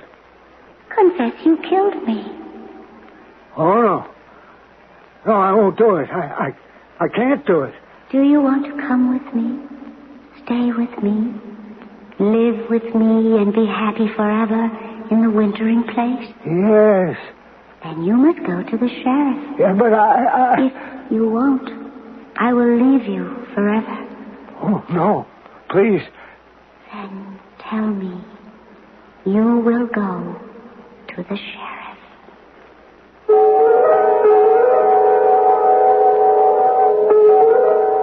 How do you suppose it'll work out? Will he confess? Or will he dismiss the whole business as a figment of his imagination? Well, don't speculate. Relax. You'll get the whole thing neatly laid out for you in Act 3.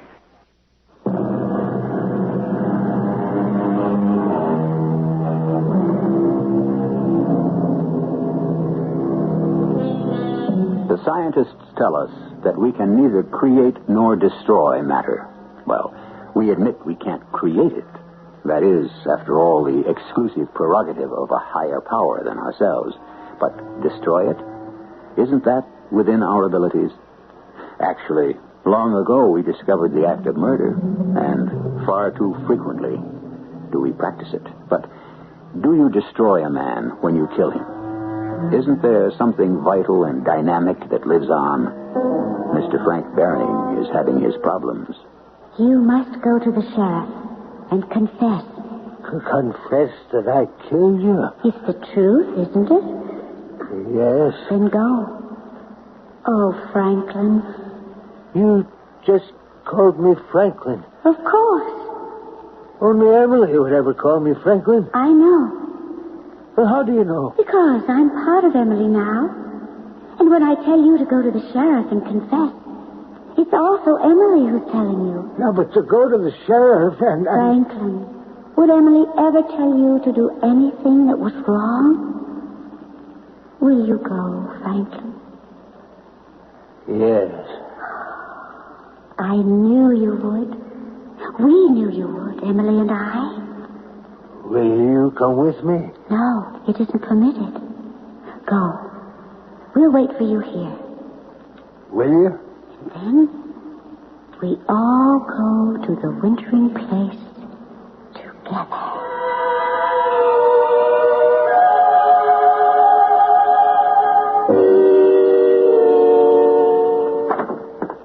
Sheriff. Oh, hey. I'm glad to see you, Frank. Sit down. Sheriff, I came here to... Well, I see you got my message. What? Message? Yeah, sure. I called you this morning. Why would you have called me, Sheriff? Well, Pauline answered the phone, said you hadn't come down to breakfast yet, but I see she gave you the message to drop in and see me. No, she never gave me any message. Oh, that woman, she can't remember a blame thing. How many times do I have to tell her to write things down? Well, that's no good. Even if she does write down a message, she forgets where she puts a blame piece of paper. Oh, hey, what are you getting so worked up about, Frank, huh? Because she always forgets to tell me. But she must have told you you're here, ain't she? Well, I'm here because... Sheriff. Why did you want to see me? Good news. What do you mean? They got the killer. They what? Yeah. They got the fella that murdered Martha's sister, Robin. The state cops picked him up near San Francisco. You know that watch she was wearing? Fool. He tried to pawn it. If it's the same watch... It is the same watch. Well, Martha identifies it positively as the one she bought for Robin the day she graduated. No, it's the same watch. Where's the killer now? Frank, I know how you feel and what you'd like to do, but the law has to handle it. Where is he? Downstairs in the lockup. Could I see him? I have to talk to him, man. You can stand outside the cell. Well, what do you got to say for yourself this morning, Eddie? I'll tell you the same story I give to the state cops. Well, that wasn't much of a story. Hey, look, what do you want from me? I was down this part of the world. What for? You know what for. Trying to make a fast buck. I don't deny it. Well, I'm cutting through these woods, and there she is laying there on the ground, and she is dead. Now, if you come across a dead body, aren't you supposed to report it to the authorities as a good citizen? But I'm not a good citizen. I'm a hood, a punk. I don't deny it. All I gotta do is report this, and the cops say, Buster, you're the one who knocked her off. Mm-hmm. And how do you get me past the watch, Eddie? The watch? Mm-hmm. Yeah, well, there's a sunlight shining through the branches of the tree she's laying on the sea, and it shines on his gold watch. It almost takes my eye out. If it wasn't for the sunlight, I'd have never spotted the thing. This had to go at least 7, 8 bills. That was your mistake, Eddie. You should have left it on the wrist. Yeah. So you were walking along the woods, minding your own business, and you came across the body, huh? Now, that's your story? Uh-huh. Like I said, ain't much of a story. But it's true. Oh, good luck with it. In front of the jury.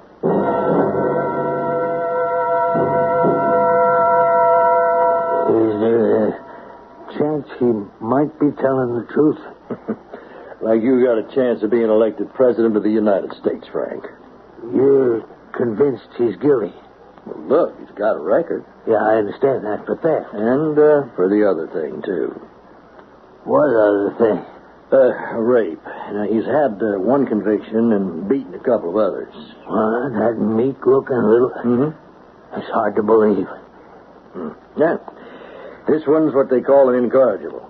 Now, he'll be put away for good. And we'll all be better off for it. Yeah, I guess so. And this thing is over.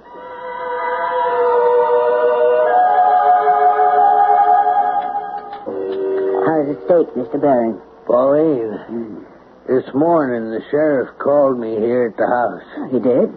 He left an important message. As usual, you forgot to give it to me. I'm sorry, Mr. Bering. I'm convinced you did it on purpose. Why would I do it on purpose? I don't know. I don't care. But the next time you forget about something, you're finished. Fired. Do you get that? Yes, Mr. Bering. I get it. You didn't confess. No. I didn't. That boy will pay for you. Well, he's a hardened criminal. He deserves to be put away. Can you live with that? Yes, if I have to. I don't think so. Emily doesn't think so either. I was going to confess. Yes? I went there to his office for just that reason. But you didn't do it. I couldn't. I tried, but... Yes? I looked at his face. The sheriff's face. He wears those glasses with the steel wire frames. And he scared me. I couldn't open my mouth. Poor Franklin. I should confess, I know that. It's the right thing to do. It's the only thing. Then why don't you do it? I'm afraid of saying it to the sheriff. I understand. You do? Of course. He's such a strict, righteous-looking man. Write him a note. A note? Just write. Here. A pen and paper. Pick up the pen. Write. I'll tell you what to write. Dear Sheriff Bonham, I confess to the killing of Robin Meadows. It was unintentional. I just was overcome by a terrible urge that I couldn't control. I will sit here in my room and wait for you to come for me. Sincerely yours, Franklin J. Barry. Yes, that looks all right. Now, fold it and place it inside the envelope and seal it. And address it to the sheriff, Town Hall, Eucalyptus Falls, California. Good. And in the drawer, there's a stamp. Good. Place it on the envelope. That's right. No. Wait. For what? Let me think. We can't wait, Emily and I. We must go to the wintering place. Now. Do you want us to leave without you? No. We will. Oh, Franklin, how we love you, Emily and I. How we want to be with you, always. Please, Franklin, come with us. Yes, I want to go with you. Pauline! Yes, Mr. Bering. What is it? What time are you going downtown in the morning? Oh, just about 7:30. Mail this letter for me. Oh, yes. Yes, Mr. Bering, I will. Now, make sure you don't forget. Don't worry. I won't forget.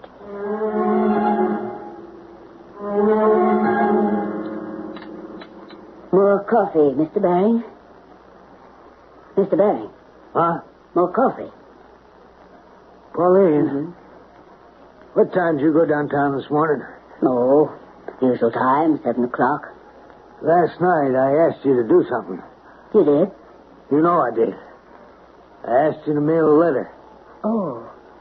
Oh, yes, that's right. Did you mail that letter? Did I mail that letter? Oh, of course I mailed that letter.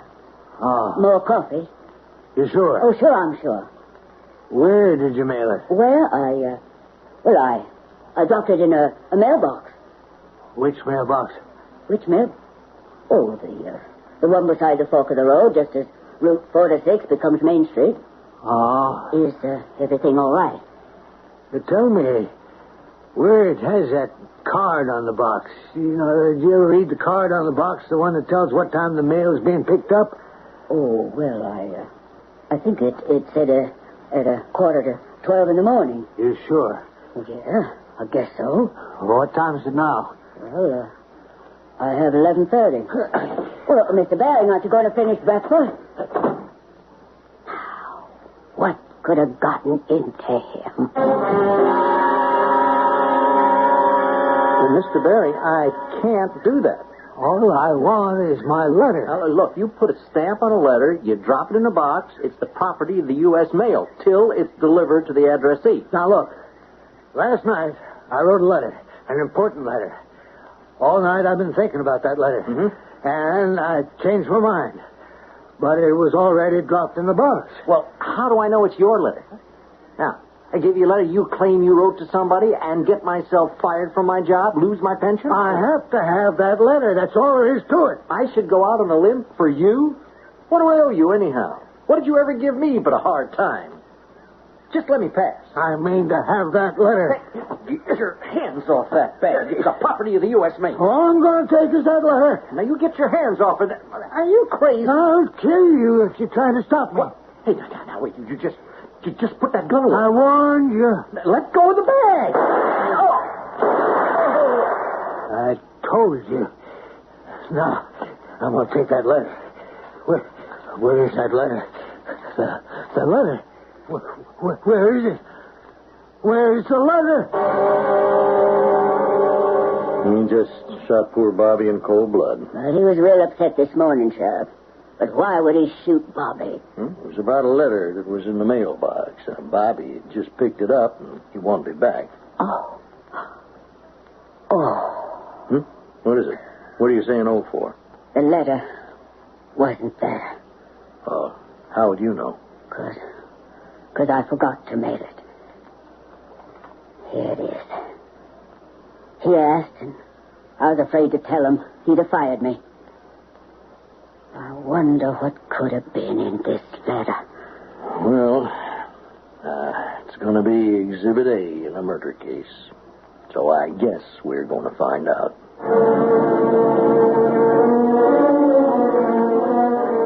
And they did. And so you see, they not only had Frank Baring for one murder, they also had him for two. And he not only got to go to the wintering place, but also to a summer, spring, and fall place as well. I'm not going anyplace. I'll be right back.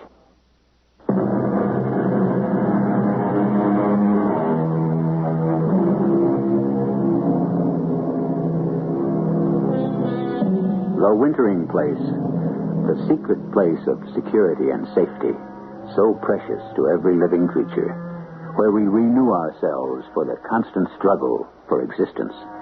And wherever it can be found, we must go there, no matter how long, arduous, and perilous the journey. Why, even the fragile butterfly can travel 3,000 miles to get there and back. Our cast included Robert Dryden, Evie Juster, and Earl Hammond. The entire production was under the direction of Himan Brown. Radio Mystery Theater was sponsored in part by Contact, the 12-hour cold capsule. This is E.G. Marshall inviting you to return to our Mystery Theater for another adventure in the macabre. Until next time, pleasant dreams.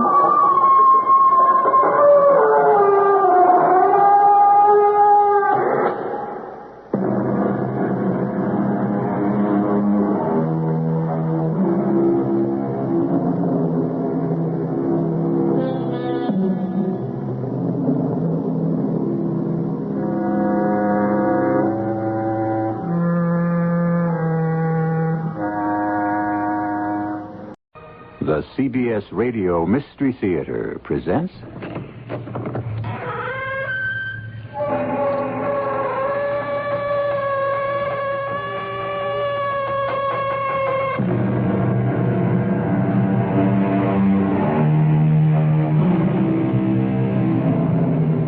Come in. Welcome. I'm E.G. Marshall. Even when we are quite alone, how often do we think, with pleasure or pain, of what others may think of us, of their approbation or disapprobation? Those are the words of the great naturalist, Charles Robert Darwin. It is humbling, it may even be humiliating, to recognize how dependent we are upon the smiles and frowns of other people, and how agonizing it must be when we are separated from them, unable to read their expressions, when we are quite alone. I'm all by myself. I'm alone. There's nobody here. Nobody in this room, nobody in this place. Nobody in this world but me. Am I here? Am I somebody? Who am I? Who'll tell me who I am?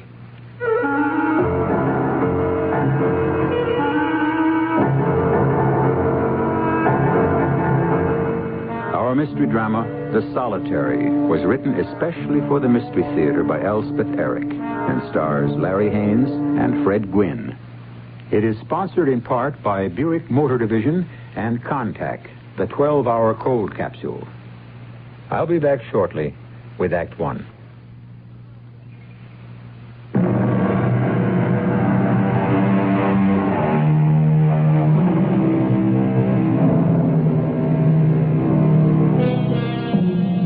There's a word we use quite loosely and carelessly to designate certain persons generally considered to be idiosyncratic, if not downright peculiar. The word is loner. It's of some passing interest, I think, to note here that the dictionary contains no such word. That marvelous book lists and describes, however, the hermit and the recluse, and the one who gives our play its title, The Solitary. Oh, it's cold.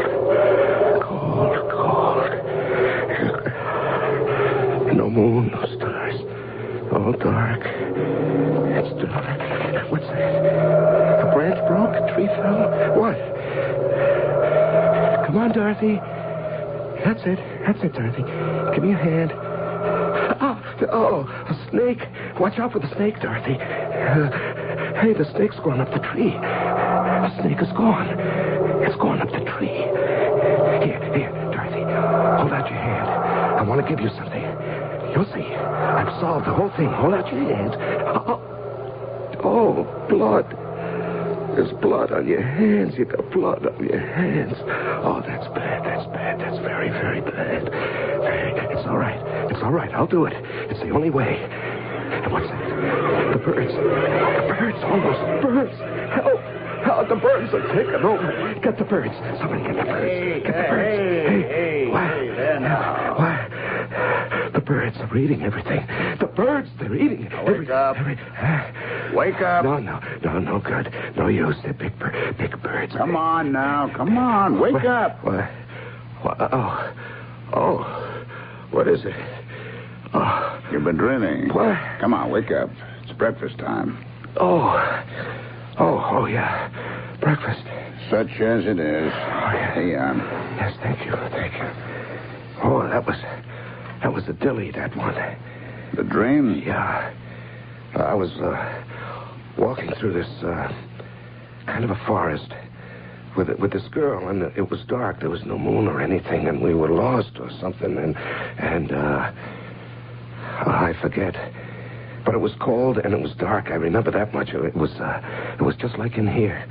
Oh, it's pretty dark in there, all right. Go ahead, eat up. There was a snake. It went up a tree. Do snakes do that? Go up trees? Some of them do, I think. Yeah, well, this one did, and then, it's funny, I think I remember, and then I can't. Well, don't think about it. Eat your breakfast. Don't think about it. Yeah, okay. Oh, crumbs. Yeah, breadcrumbs. I had some breadcrumbs in my pocket, and I gave some to, I wanted to give some to her, but her hands were all bloody. They were full of blood, covered with blood. All right, take it easy. Eat your breakfast. Yeah, I took the breadcrumbs, and I started throwing them on the ground, and then, oh, God, yes, and the birds came and started eating the crumbs. Thousands of birds, millions of them, all over, dashing themselves down on the ground and eating up the crumbs. And I knew it was hopeless. Well, what was? Oh, everything, absolutely everything. Eat your breakfast, huh? Hey, what does it mean? It was a dream. Does it have to mean something? Well, they say dreams do. Dreams have meanings if you can figure out what they are. Yours sounds to me like that old fairy tale. What was it? Hansel and Gretel or something? One of those, you know. The two kids who were lost, and they threw crumbs on the ground so their parents could trace them. You know, they were leaving a trail, but the birds came and ate up the crumbs. Oh, is that what happened? You remember that story? Yeah, I guess I do, yeah. Yeah, I guess I do. It's been a long time. Feel better now? Yeah, I do. I really do. Thanks a lot. So, go on, eat up. Yeah, I really appreciate it, Don. All right, then eat. I will. What's the weather like outside? It's nice. Very nice. Sun shining? Yeah. Shining like crazy. Is it hot? Yeah, but there's a little breeze. It's very nice. I walked all the way up the hill. Oh, you did? That must have been nice. Yeah, it was. Come on, eat up. Huh? Okay. Hey, how are the Reds doing? They've got a good chance. Oh, I've always been crazy about the Reds. Yeah, I know. Well, I grew up in Cincinnati. Yeah, I know. It's a great little town. Oh, you know Cincinnati, Don? I didn't know you knew Cincinnati. I was there a couple of times. Well, not really there. Across the river, a place called Fort Thomas. Oh, you finished? Give me the plate and the cup. Huh? Yeah. You know, I think maybe tomorrow I can sneak you up some oatmeal. Would you like that? With milk and sugar? Yeah, I like oatmeal.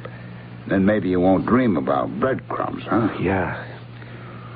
Okay, I'll see what I can do without getting caught. No, don't get caught. Hey, Don. Yeah? Don, how many days I've been in here? 17. 13 more to go.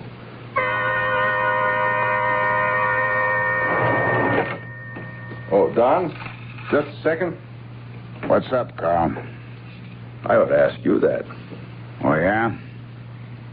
You mean something by that, or are you just looking for trouble? You were in there quite a while. 5 minutes. You call that quite a while? Seemed like it was longer than that. Yeah, to you, maybe. You've been hanging around, which you have. Little hooky-dooky, maybe? What's that? 5 minutes is long enough for a little fooling around. Brother, I ought to knock you flat. Take off your glasses, and I will. Hey, come on, take it easy. Only kidding. You're too sensitive, Higgins. I have a message for you. Warden wants to see you. He told me to tell you. Is he in his office? I believe he is. I believe he's waiting for you right now. Come in. Oh, hello, Higgins. Close the door. Rhoda said you wanted to see me. I did. I do. Sit down. I'm not going to beat about the bush, Higgins. It's about the guy in solitary. Yes, sir. I understand you've been spending some time with him. I can guess where you heard that from. Never mind where. From Carl Broder. I just saw him. He made some pretty lousy insinuations. He didn't have his glasses on. Don't pay any attention to him. He's got a foul mind and he's stupid. Well, just the same. Next time he opens... Take it easy. Cool off. The prisoner's in solitary because he hit Carl. After throwing his food tray at him. Well, Carl must have said something to him. Now, your duties call for you going to the hole twice a day and leaving the requisite amount of bread and water. That's all you're supposed to do. Lady, go pick up the cup and the plate. That's all. You're not supposed to hang around while he eats. Now, you know that, Higgins. You've been here long enough to know that. Yes, sir. So, why don't you do what you're supposed to do? Why this infraction of the rules? A man in solitary is supposed to be solitary. He's not supposed to be shooting the breeze with a guard. Warden, this man is a first offender. Pretty serious offense. Assault and battery. Beat up his girl. Well, she cheated on him. He was in love with her. She cheated on him. She's still in the hospital. Did you know that? Yes, I know. And that's why I... Did you ever ask about her? No. And that's a funny thing. Oh, very funny. Very funny. He's blocked it out. It's as though it never happened. What the heck does he talk to you about? If he doesn't talk about her, what he did to her, maybe he thinks he never did it.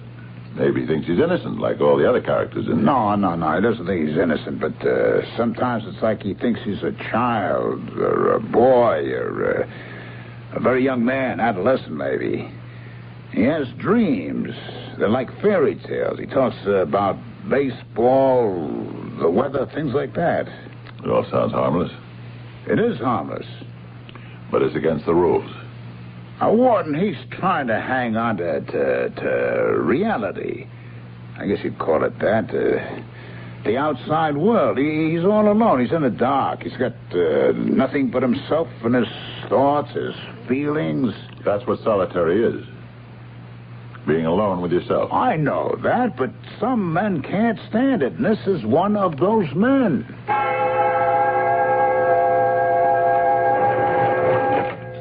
Don? Yep. Here's your ration. Is it still nice out? It's all right. Sun still shining? Yep. Hey, quite a spell of good weather we're having, huh? Hey, where are you going? Are you leaving? What's the matter? What did I do? Did I say something? Did I do something? I can't hang around. Well, why not? Did I do something? You don't like me. Is that it? I did something wrong. Is that it? Well, whatever it is, I'm sorry. I never meant to do anything. I didn't mean it. No matter what it was, I didn't mean it, and I'm sorry. Take it easy. You didn't do anything. Are you sure I didn't? Will you quiet down? Yeah, I will. You see, I'm all quiet. I'm quiet now. All right, that's better. You know, the trouble with me, I can't sleep. I mean, I sleep about, 5 or 10 minutes at a time.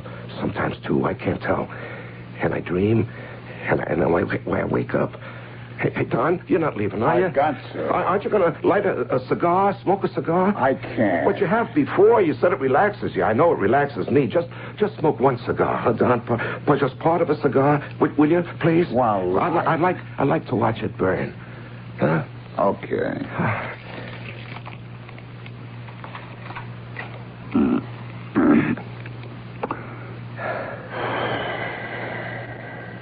Is that better? Yeah. It's so dark in here.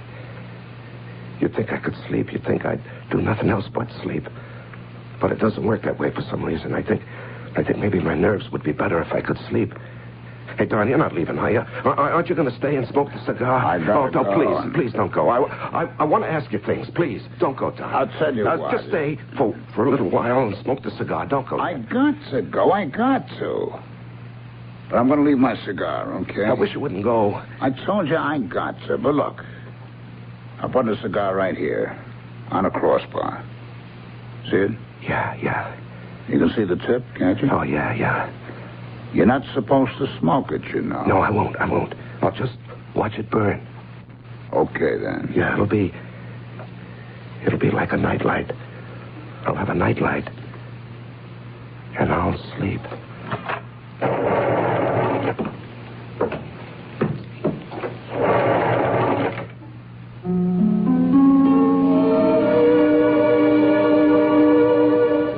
The terrors of being alone start very early in life. Consider the tiny infant when the mother has bent over the crib and kissed her darling. When she has walked that huge, commanding, and protective figure to the door, opened it, passed through it, and closed it. The helpless being in the crib has no sure way of knowing that she will ever return. I'll continue with Act 2 shortly.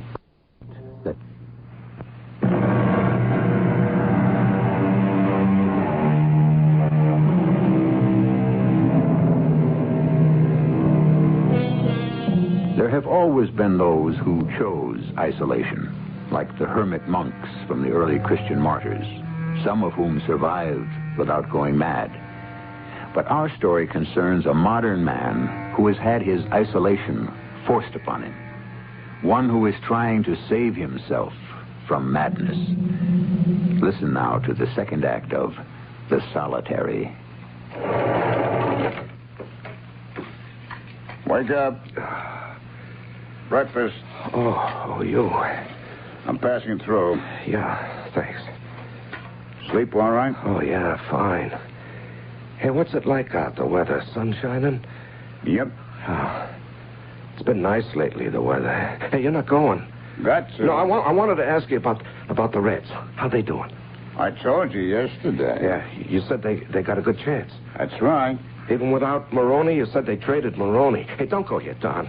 I want to thank you for leaving that cigar here last night. I certainly appreciate that. That's all right. You know, I stared at it for, to tell you the truth, I don't know how long it was. First thing you know, I'm asleep, and then it's morning. And I really appreciate what you did. I was getting a little crazy there, no sleep, you know? Yeah, sure, I know. You ever go very long without sleep? Not for long, no. Of course, they say eventually you do go to sleep. I mean, nature takes over, and you just go to sleep. We don't need as much sleep as we think we do anyway. That's what they say. How much sleep do you need, Don? Oh, about 8 hours does for me. Yeah, 8's about right for most people. Yeah, well, hey, look, you're all strung out, man. Why don't you try taking it easy? No, I'm not strung out. I'm okay. What makes you say I'm strung out? Well, you're all right? Certainly I'm all right. Good night's sleep, certainly. I'm all right. Only, do you have to leave, Don? Can't you stick around? I really can't. Oh, Don, one more thing. Just one more thing before you go, okay? Oh, what's that? You think I got any mail? Mail? Mm-hmm. You don't get any mail in solitary. Oh, I know that. Certainly I know that. Only, I thought if there was some for me up in the office or wherever they keep it... Well, what good does that do you? Just to know that it's there. I'd like to know it's there. After all, I'm going to get out of here sometime. It would be something to look forward to. Know what I mean? Well, who would you think you might be hearing from? My mother? I'll tell you what. I'll try to find out for you. Yeah, would you, Don? Oh, man, I'd appreciate that. I really would. I would certainly appreciate that. Don't mention it. And, Don? Yeah? You're not mad at me, are you? No, you're not going to start that again, are you? Well, I have this feeling like I've done something I shouldn't have. You did something you shouldn't have, all right? Yeah, I knew it. I knew that. Now, tell me what I did. I have this feeling I did something. Now, mister, you beat up a lady. You clobbered your girlfriend. Yeah, I know I did. But I'm paying for that, Don. I'm in jail for doing that. You're doing 30 days in solitary for trying to clobber a prison guard. Yeah, I know. I assaulted Broda. Man, why did you do that? I don't know. I forget why I did it. That's one of the very worst things you can do here. You know that. Now, why did you do it? Did he say something to you? I don't know. I forget. Just all of a sudden, I was hitting him. You know, you're not really such a violent fella. I don't know. Maybe I am. I beat up on my girl. I beat up on Broda. Don, don't go. Don't go, please. Don't go. Look, I got you. I'm not supposed to be standing around here shooting the breeze with you. It's against regulations. The warden doesn't like it. He told me so. Yeah, but alone, all by myself, nobody here. It gets to feel like there's nobody but me in the whole world, nobody. And then I start to think, am I here? Am I somebody? Who am I? Will you tell me who I am? I can understand that. But I gotta go anyway. I'll be back this afternoon. You sure? I'm sure. So, take it easy, huh? Hey, who's that? Oh, Broda. What do you want? Thought this is where you'd be. Now, what do you want, Carl? The warden wants to see you. The warden? Is he in already? I just walked up the hill with him. Wants to see you in his office right away. Oh, all right. Run along. I'll say flock to you. Okay.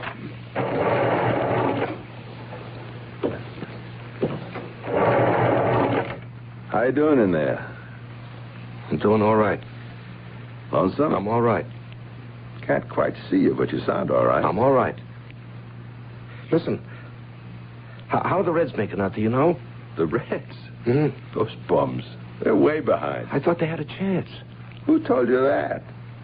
Oh, I know who told you that. Well, I was hoping to... Stop hoping. They're way behind, can't catch up in a million years. What's this? What's what? Is this ashes? Where? What ashes? On the crossbar here. Looks like cigar ashes. Now, how'd cigar ashes get here? You've been smoking, for heaven's sake? No, I don't know. Who was smoking around here? Somebody give you a cigar? No, nobody gave me anything. Then who was smoking? Nobody. I'll find out pretty damn quick. Guard, you got a flashlight? Yeah. Well, hand it over. Nobody's going to smoke in solitary and get away with it. There's got to be a butt around someplace unless you ate it. Is that what you did? You ate it? I wouldn't put it past you. Okay, come on, move over. Butt's got to be here someplace if you didn't eat it. Move over, get in the corner. Hey. You got water on your glasses. Here it is. Yeah. I knew it had to be here. Listen, why have you got drops of water on your glasses? Because it's raining, stupid. I got soaked walking up the hill. It's not raining. The sun is shining. Oh, it is? Yes, it's a very nice day out. How would you know? Now, wait a minute. Let go of me. It's nice out. The sun is shining. Let go. It's been nice out for a long It's time. raining. It is not. It's been raining for 2 whole days. You're a liar. And cats... It is very nice out.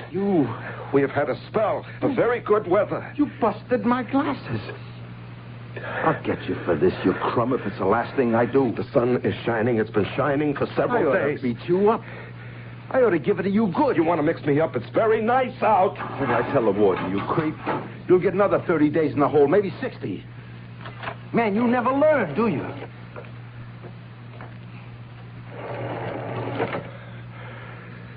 It's very nice.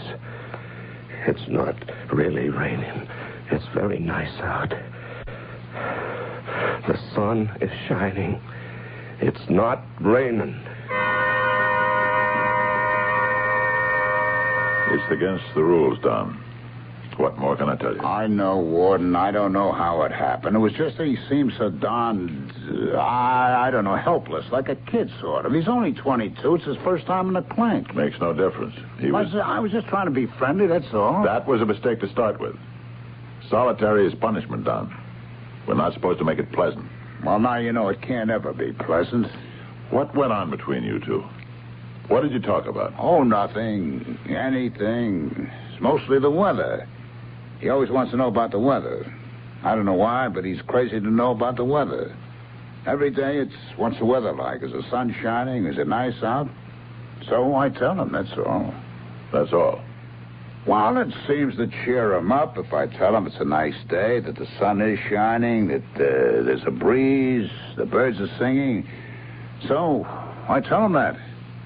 Even if it wasn't a nice day, I tell him it is. Makes him feel better. What else do you tell him? Well, he comes from Cincinnati. He's interested in how the Reds are doing. Not too good. Yeah, I know. But I make out like they have half a chance. And that perks them up some, so every day I make their chances a little better. I think they're in last place. Yeah, they are, but a man in solitary, does he have to know that? Warden, it's nothing. 5 minutes twice a day. It's nothing. Nothing to you, maybe. Who's that? Warden, I gotta see you. What is it, brother? He did it again. That guy in solitary took a poke at me, broke my glasses. Close the door, Carl. Sit down. Tell me what happened. After I told Don here you wanted to see him, I said I'd safe lock the place and he should go to see you, and Don left. Why didn't you leave? Well, I was going to, and then I see something. On the crossbar of the cell, I see ashes. Ashes? Cigar ashes is what they look like. That was... I think to myself, somebody's been giving this guy cigars. He's been smoking in his cell. No, he wasn't smoking. I get a flashlight from the guard outside, and I go in the cell, start looking for the butt, the cigar butt, and I find it. He don't deny it or anything. I mean, he don't say it isn't him. It wasn't. All he says is, what's wrong with your glasses? They got water on them. And I say, very nicely, certainly they got water on them because it's raining. And he says, it's not raining. And I say it is, but he keeps on, and there's words and one thing and another, and he takes a poke at me, breaks my glasses. Creep breaks my glasses. Don, you know anything about this cigar? It was mine. What was your cigar doing in that cell? I left it there last night. On purpose? The man couldn't sleep. He said it'd be kind of like a nightlight. Nightlight? Well, he hadn't been sleeping well. Nightmares. He was very edgy. How is he now? I don't know. All right, I guess. After he slugged me, I beat it. Well, somebody better go down there and check on him. I don't think it should be either one of you, so I'll go myself.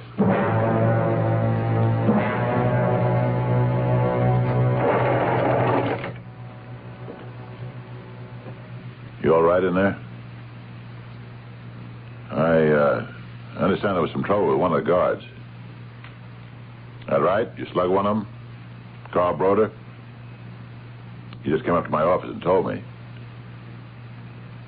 I'd like to hear your side of the story if you care to tell it to me. Don Higgins left a cigar on the crossbar last night. He's admitted he did it. To help you sleep, he says. Now, of course, he shouldn't have done that.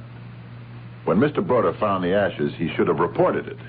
He shouldn't have gone barging into your cell like he did. That was wrong.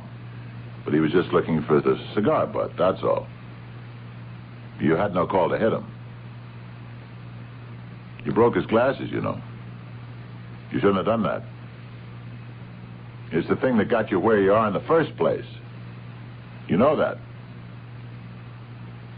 Answer me. I know that. Well, then. What have you got to say for yourself? Anything? Warden, have I got any mail? Mail? You want to know if you have any mail? A letter, maybe?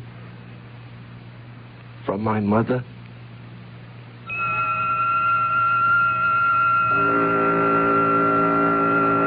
As a piece of bread to a man who is starving, as water to a man who is thirsty, so is human contact to a man who is alone. We'll return soon with Act 3 of The Solitary.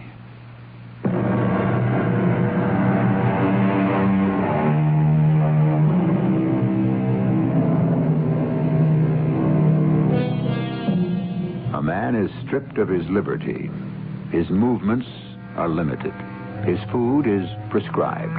His sleep is controlled. His work is assigned. His communications are censored. What more can be done to him? One more thing. He can be deprived of human contact. And that is the final insult that turns him in upon himself. What are you doing in there? Nothing. I can hear you moving around.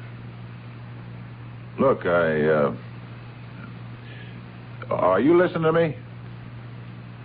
Are you? Yeah. I think you're the warden. That's right. I thought so. Now, to get back to... you asked me, did you have any mail? If you had a letter from your mother. Didn't you ask me that? Yeah, I believe I did. Well, of course, you can't get any mail while you're in solitary, but I'll check and see if there's a letter from your mother. Okay? Will that make you feel better? My mother's dead. You say she's dead? I think it was last year she died. Then why did you want to know if there was a letter? Look,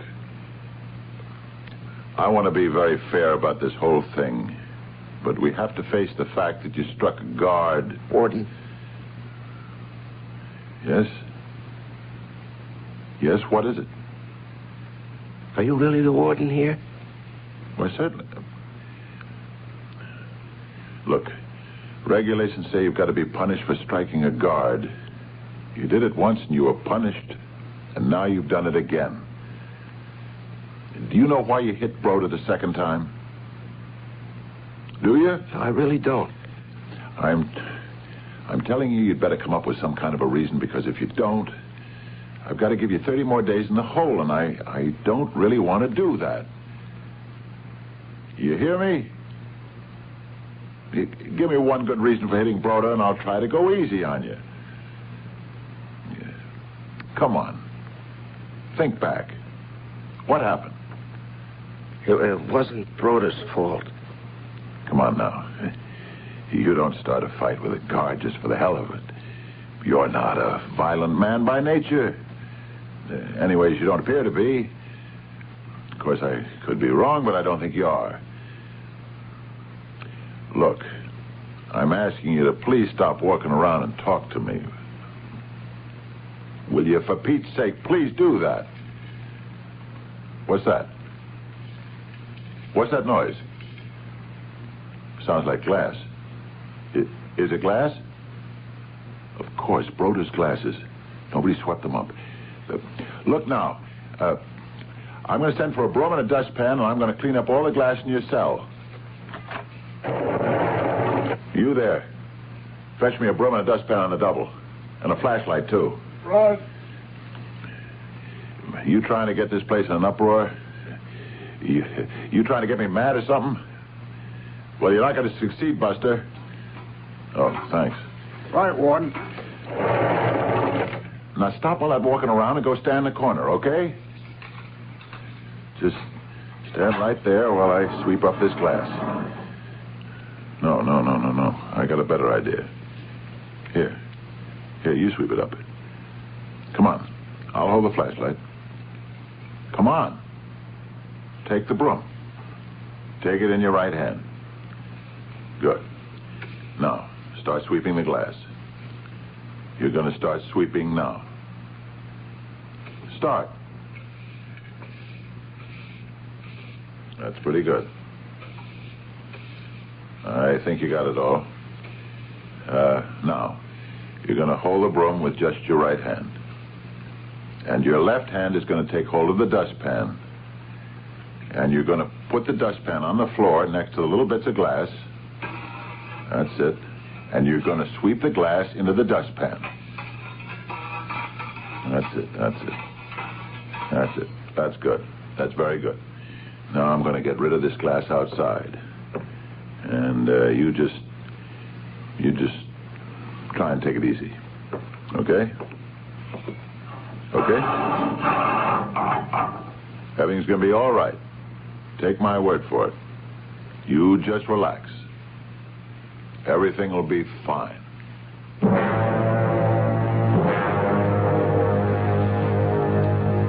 Wonder what's going on down there. Warden's checking on him. There's nothing wrong with him. He's just got a quick temper, and he's a little too free with his fists. You told him it was raining. What? Told him it was raining. Well, of course I told him it was raining. He says, you got water drops on your glasses. Why is that? And I said, because it's raining out. He says, no, it isn't. I said, yes, it is. It's been raining for 2 days. And he slugs me. The way I figured, he's got it in for me. Did you tell him anything else? I don't know. He said something about the Reds. Yeah. I thought maybe he might have. What'd he say? Something about how they were doing. They might take the pennant or something. Yeah? What did you say? I said they were bums and didn't stand a chance. Everybody knows that. So I said it. Now, what's wrong with that? Nothing. I suppose there wasn't anything else you could say. Listen, I didn't have to say anything at all to him. I could just have left. But then I saw the cigar ash. What did you have in your head to do a dumb thing like that, leaving him a cigar? I don't know. Solitary is a punishment cell. I know it's a punishment cell. What am I, some kind of a beginner, new on the job? If you're going to start babying guys in solitary, where's the punishment? What's the point of the whole thing if you make it a breeze to do time? It isn't a breeze. It's never a breeze. Wait till you do time there before you talk about it being a breeze. Oh, that'll never happen. I'll never do time. Yeah, well, why not? You're not so pure. You're not so holy. You could make a mistake just like anybody else. I know too much about it. Yeah, that's it. That's just it. You know in your bones that the worst thing can happen to you is to be locked up. Locked up is bad enough to start with, but when you're locked up alone, day after day alone, that's the worst it can get. Nobody to talk to, nobody to listen to, not even a human face to look at, not even a human hand to touch. I think it's probably the worst thing that can happen to anybody, any place, ever. All right, take it easy. Yeah, you know what that poor jerk said to me? He said it gets to feel like there's nobody but him in the whole world. And then he starts to feel maybe he's not there. And then he starts to feel that maybe he's not anybody. You see, there's nobody there. It's not even him. That's why That's why I started giving them a few minutes of talk back and forth. Yeah, you told him the Reds didn't have a chance. Well, they haven't. What's wrong with that? I'd been telling him they did have a chance. For Pete's sake, why did you do that? He comes from Cincinnati. He's a big fan. I wanted to give him, I don't know, something to root for, something outside of himself, something out of the world, something real. I don't get it. Yeah, I know you don't get it. Now, maybe I should have never said it, but I was grabbing at a little thing, like the weather. He liked to have a picture of everything being real beautiful outside. The sun shining, trees, flowers, birds, so I kept telling him it was wonderful out. He believed me. Oh, why not? I'm the big oracle. I'm the big smart man who knows all about what's going on. He's just a little kid who's been locked in a dark closet for doing something bad. And then you come along, you tell him I'm wrong. I don't know anything. Hell, it's no wonder he slugged you. Yeah, it's not my fault. I didn't know anything about them. I know. I didn't say it was your fault. But I don't think it's my fault either. Or maybe it was. I don't know. Maybe it's right what the warden says. Just go by the rules, forget everything else. That's what I believe. Go by the rules. Only it's a heck of a way to live. Warden? Warden? How is he? Is he okay? I don't know. He won't talk? Oh, he said a few things. Asked about a letter from his mother. He asked me about that, too. A couple of seconds later, he said his mother died last year. Oh, his mother isn't dead. Last year is when he got sent up. He's, weird. No doubt about that. I've sent for the psychologist. But in the meantime, Don, I wish you'd go down and try to talk to him. He knows you're his friend. Maybe you can get some. Okay. Take the flashlight. You, may want to get a good look at him.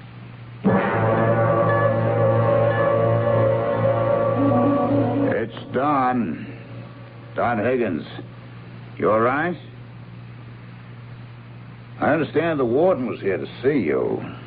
He was worried about you. I want to explain to you about a couple of things. About the Reds. They don't really have much of a chance. I exaggerated. Actually, they hardly have a chance at all.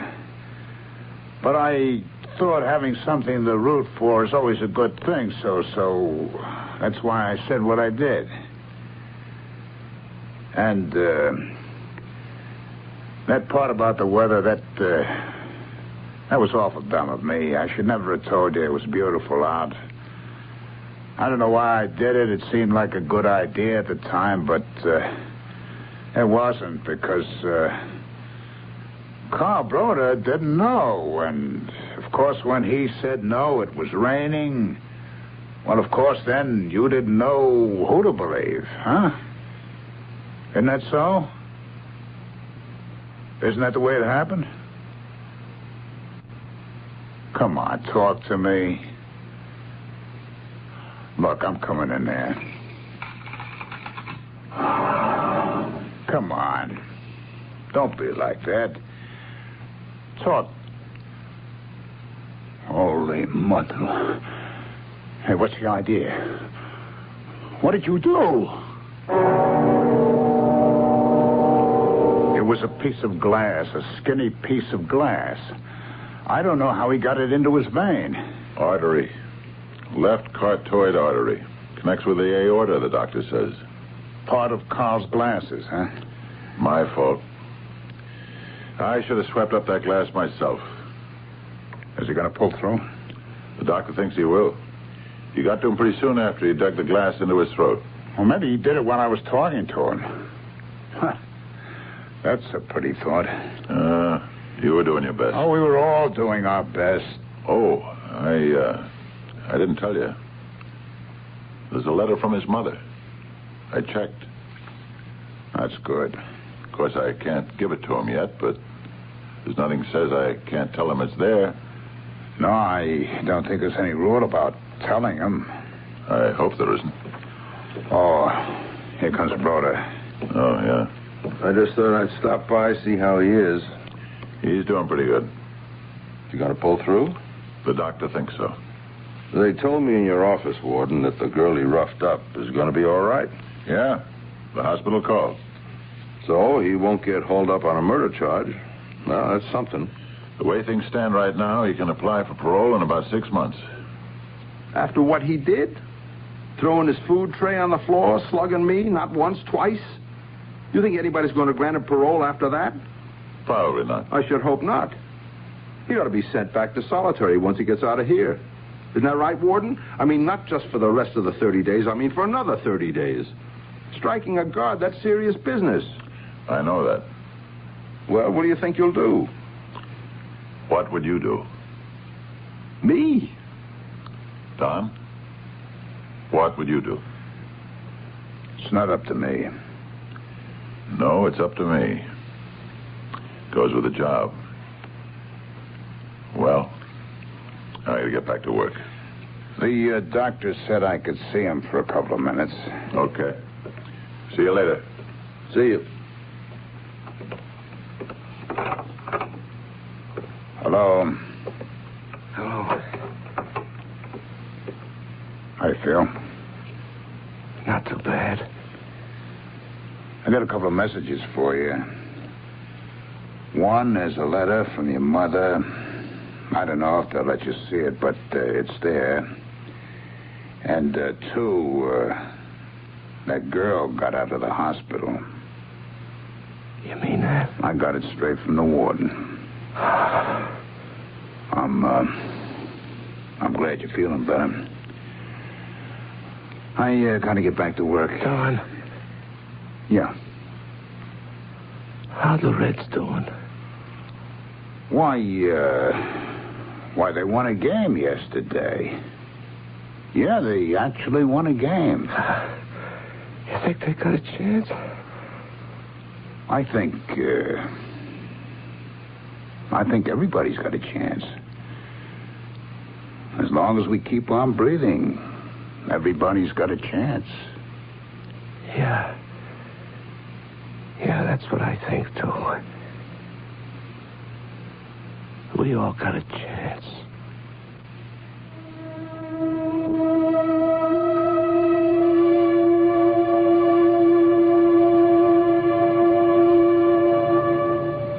I firmly believe that. Everybody's got a chance, however slim it may be or seem. But that chance is slimmer to the one who is alone. Woe to him that is alone when he falleth. Ecclesiastes chapter 3, verse 10. I'll be back shortly.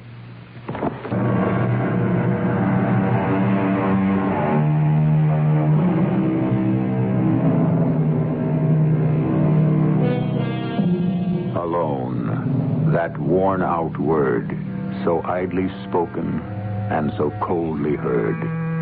Yet all that poets sing and grief hath known of hopes laid waste dwells in that word, alone. Edward Bulwer Lytton, born 1803, died 1873. Our cast included Larry Haynes, Ralph Bell, Fred Gwynn, and Nat Polen. The entire production was under the direction of Himan Brown. And now, a preview of our next tale. Billy! Billy, come back! Oh, I must go after him. Excuse me. Please excuse me. Sandy, I have a sneaking idea that Billy is in love with her. I've had that idea for some time. Are you for it? How can I be against it? How does she feel about him? I don't know. I don't know where Billy went. What was wrong? Oh, nothing, I'm sure. Well, didn't he like my cooking? Well, of course he did. We all do. You know, I never see your friend Svengali anymore. Doesn't he come here to play the piano? Svengali? Yes, you know, the one who cured my terrible headache that day. Yes, we know. Svengali. Listen, Trilby, take a tip from me. It's not wise for you to be interested in him. Radio Mystery Theater was sponsored in part by X-Lax and Buick Motor Division. This is E.G. Marshall inviting you to return to our Mystery Theater for another adventure in the macabre. Until next time, pleasant dreams. The CBS Radio Mystery Theater presents...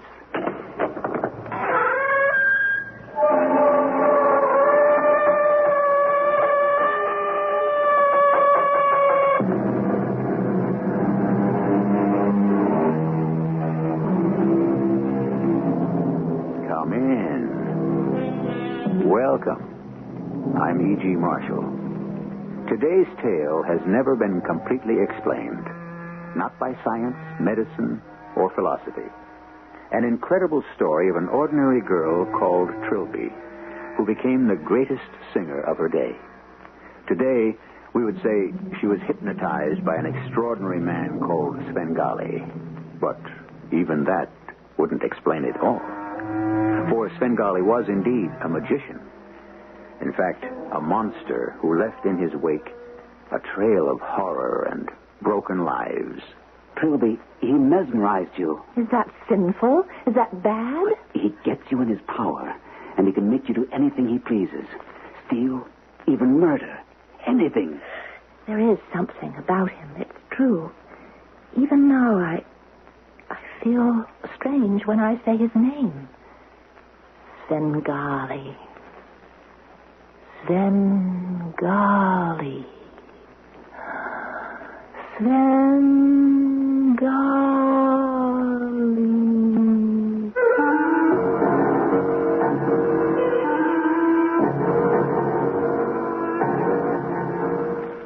Our mystery drama, Trilby, was adapted from the novel by Gerald du Maurier, especially for Mystery Theater, by James Agate, Jr., and stars Marion Seldes.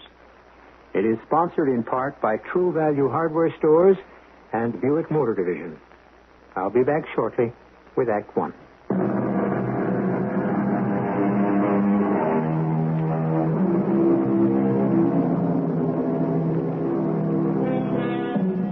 Imagine Paris of the late 1800s. Paris of Puccini's La Bohème. Bohemian Paris, the Latin Quarter, the singers, musicians, young painters learning how to paint, young models modeling for their supper and dinner, too. This young lady is fast becoming one of the most famous of all. She is certainly the best-known French model ever written about. Meet Trilby. That is my name. Trilby O'Farrell. Not O'Farrell. O'Farrell. Lots of people make that mistake. I just think of myself as an ordinary 18-year-old who models the face, the hands, feet, the altogether, for the painters and sculptors here on the left bank of Paris. People tell me I suddenly became a world-famous singer, sang concerts all over. I don't remember any of that. Truly, I don't. All I could ever sing was Sweet Alice, Ben Bold. I'll sing it for you sometime. I'm very tired now. I'm sitting here with lots of people all around me. Some of them are crying. I don't know why. I don't like making people unhappy or making trouble. And that's what I said to Billy that first day we met so very long ago. Come in. Don't stand there in the door. My name's Trilby O'Farrell. I was modeling upstairs. Well, I'm Billy Baggett. We're all painters here, the three of us. He means we hope to be. That's Taffy. The other one by the window is Sandy. You modeling for Durian? Yes, a statue of a French infantry drummer boy. That's where I'm wearing this silly outfit. Well, you can tell, Durian, that's the biggest joke of a uniform I've ever seen. Hi, I'm Taffy, Talbot Wynn. Taffy was in the Crimean War. That's how he knows all about uniforms. Well, I got so stiff holding that flag and that drum that Durian said I could walk about for a few minutes. And my head was killing me. Oh, you have a piano. Is one of you a musician? None of us, but it's handy to lean against. Oh, nobody plays your piano? Can you, Trilby? Me? I've a tin ear. Oh, but I can sing one song. We have a crazy musician friend who doesn't own a piano. He comes here to practice. Hello. Hello. My name's Sandy. Sandy Laird. Go on, come right in. We like interruptions. You wouldn't have anything for a headache, would you? I have terrible neuralgia in my eyes. I've always had it. It just comes on and then there's nothing I can do. Sandy, Taffy, anyone got any suggestions for neuralgia? Strong coffee and close your eyes, I'd say. Well, sit down anyway, Trilby. We may have some leftover breakfast coffee I could heat up. Please, I don't want to make trouble for you. Svengali knocked. Svengali knocked the door. This time you can't say Svengali didn't knock. Good morning, gentlemen. Svengali has come to practice the piano. Not this morning, Svengali. This lady is suffering enough already. How do you do, mademoiselle? Oh, please excuse me. I don't feel very well to meet many more new people. She poses for Durian upstairs. And I was just about to heat up some coffee for her. Maybe Svengali can help. Your name? Trilby. Now, Svengali will sit in front of you. Trilby, look straight forward. Look into the whites of the eye. Whites. Keep, yes, looking. Concentrate. Concentrate on the eye of Svengali. Well, she's smiling. Is the pen still in the hand? It is almost gone. Svengali wishes all pain to go. It was the most peculiar sensation of my entire life. I had been looking into his eyes, and then the two eyes of Svengali became one eye, and it got larger and larger until that one eye was all I could see, and around it were sparks and flames shooting out, and in the very center of that one eye, it was dark and so deep and dark. I could hear as though from the back of a very long tunnel. I could hear the voice of Svengali. Ma petite Trilby, no more pain, ma petite. The strangest feeling, like being carried to another place. A beautiful feeling. I cannot really describe it. Covering me with peace.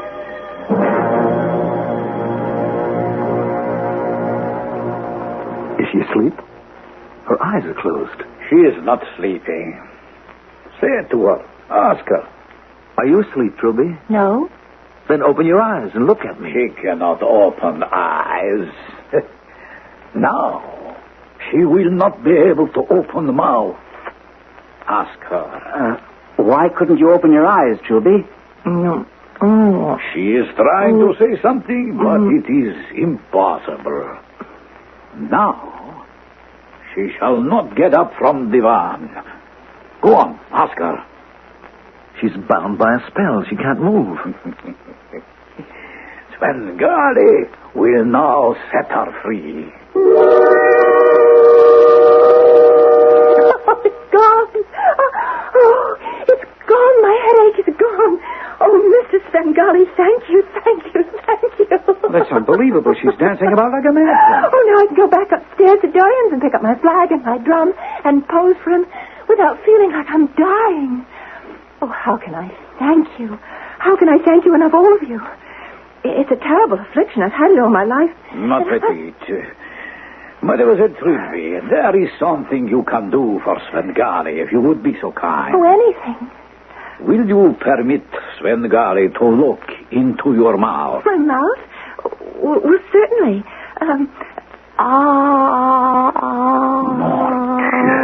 What do you see? When this young lady was moving and laughing, Svengali suspected, huh? Oh, is there something the matter with me? On the contrary, dear lady. The roof of this mouth is like the great dome of the Pantheon. What a sounding board. But it is a great and sorrowful pity you do not also have musical organization. So it is. What God has given with one hand, with the other he has taken away. Svengali goes now. He is delighted he had made the pain disappear. Au revoir, mademoiselle. You have to go, Svengali? You haven't practiced. Another time. Now I am late. Au revoir, Taffy. Sandy. Au revoir, ma petite. Oh, he's a strange one, isn't he? I can't get over it. He never touched the keyboard. Oh, I'm so terribly grateful to him, but I don't know, he sort of reminds me of a skinny, hungry spider. Well, he cured my pain. You don't know what a blessing that is. And if it happens again, of course it will, I'd go back to him like a shot. I don't know, Trilby. I'm not so sure I wouldn't rather have any pain than have it cured in that unnatural way. He mesmerized you. Did you know that? You mean he talked to me? Well, I'd heard of it, but I'd never seen it done. Well, is that bad? Well, they get you into their power, and they can make you do anything they please. Steal, even murder.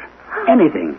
Oh, you make the cold shivers run up and down my spine when you talk like that, Sandy. All I'm saying is, be careful, Trilby. Yeah. Yes, I suppose there is something about him, but without him being in the room, I do feel sort of strange when I just say his name. Svengali. Svengali.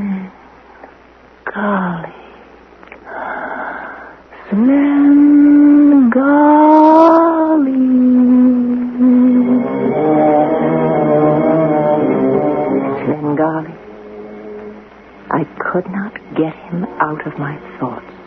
In the middle of the night, in the street, when I was walking, he would appear to me, unexpected.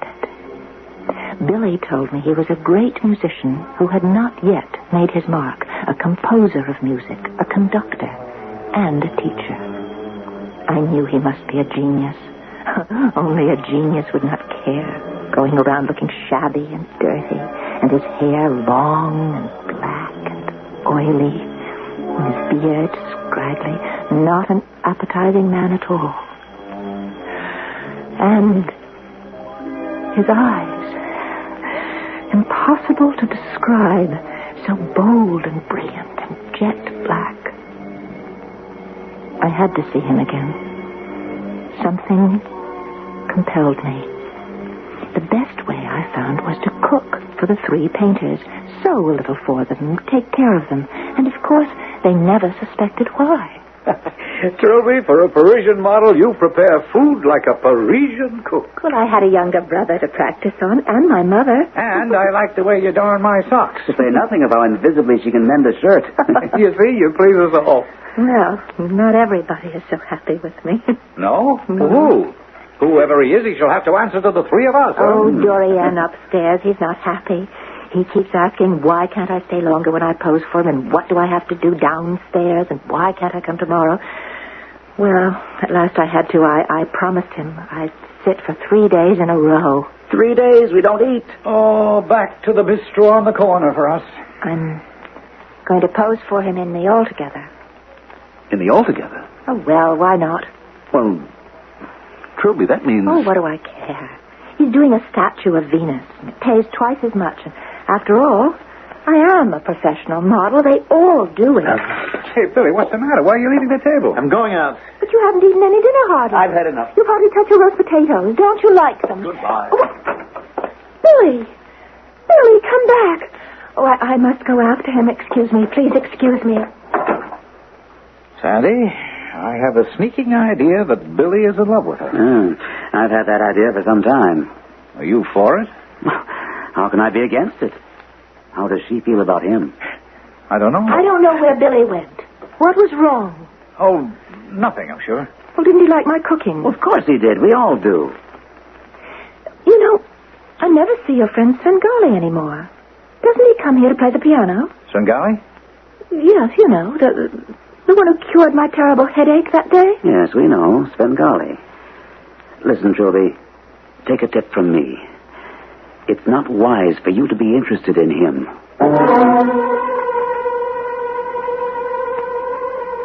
One must remember that hypnotism, 100 years ago, was thought a mysterious and frightening experience. And it was pretty avant-garde for Du Maurier to make it the basis of his novel, Trilby. Even today, there are many who believe the hypnotist can cure where the doctor cannot. But what did it do to the life of that young model, Trilby? I shall be back with some of the answers in a few minutes.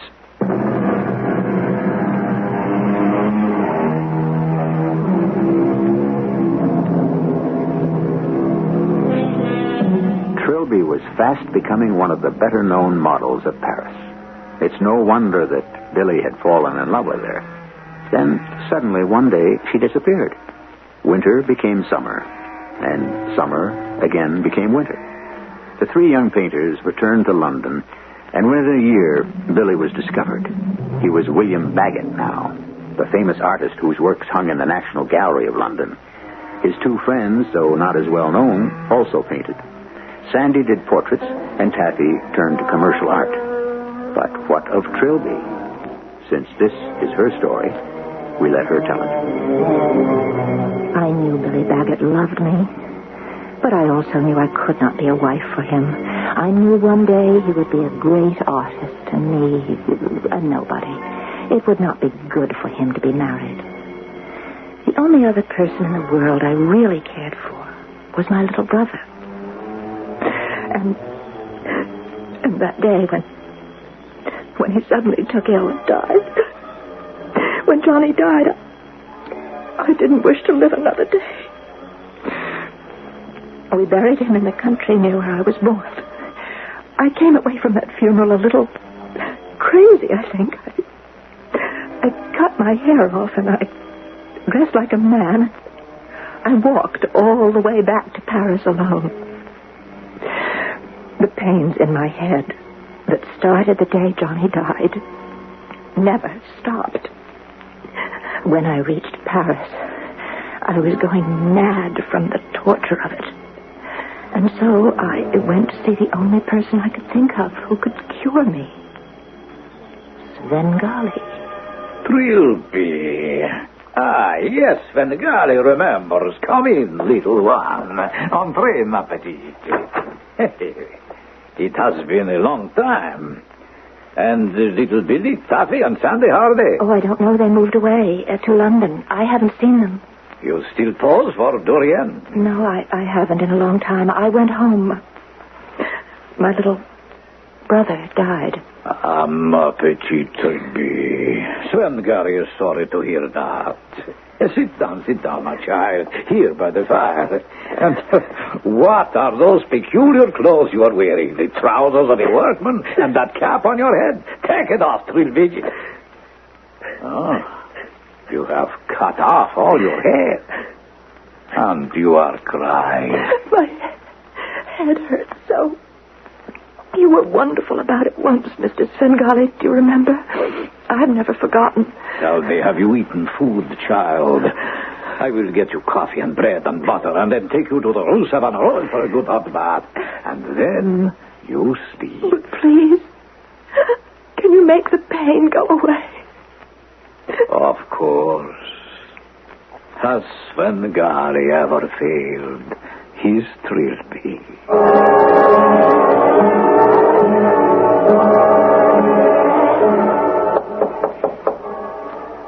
Yes?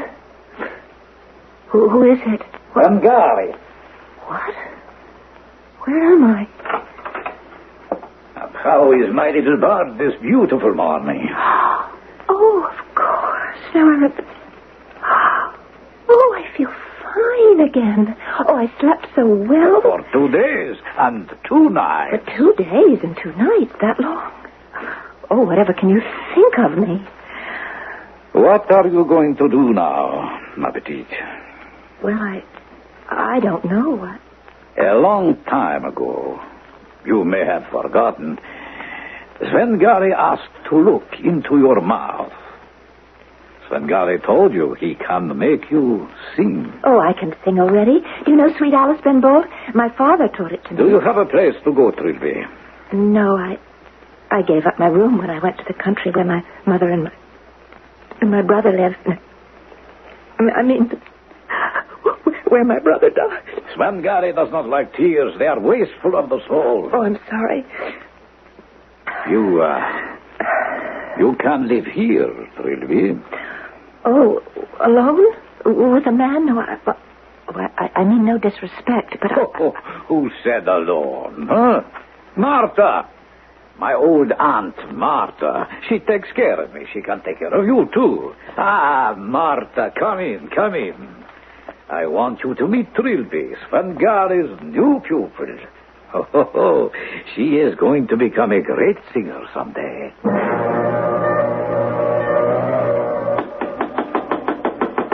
Who is it?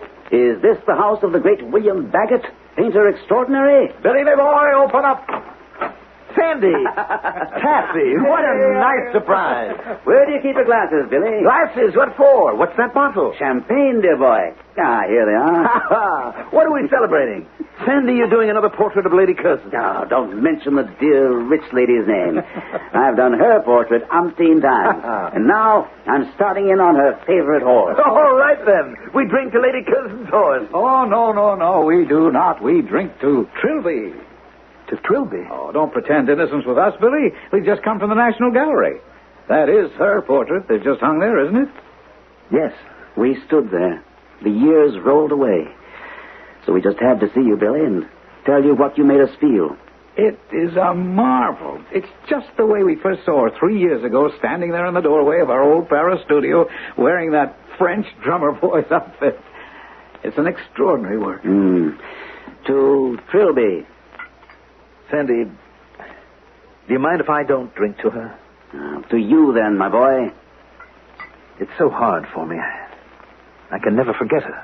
So she turned you down.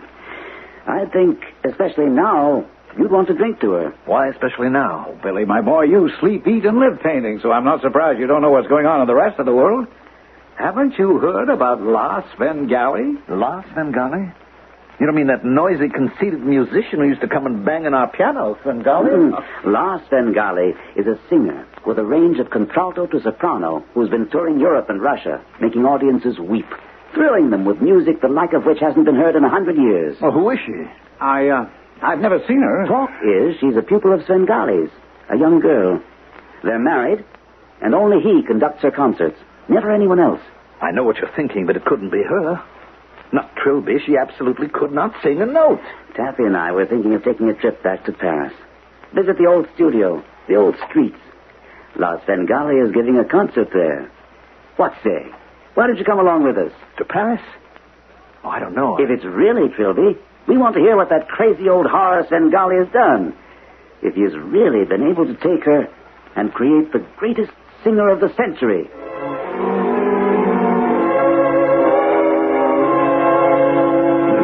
No! Idiot! Imbecile! I know you have absolutely no ear whatsoever, but cannot you remember one blessed thing Svengali is teaching you? I'm sorry. Svengali does not want your sorrow. All he asks for is your concentration. But which piece of music am I studying? I don't remember. I don't know where we are.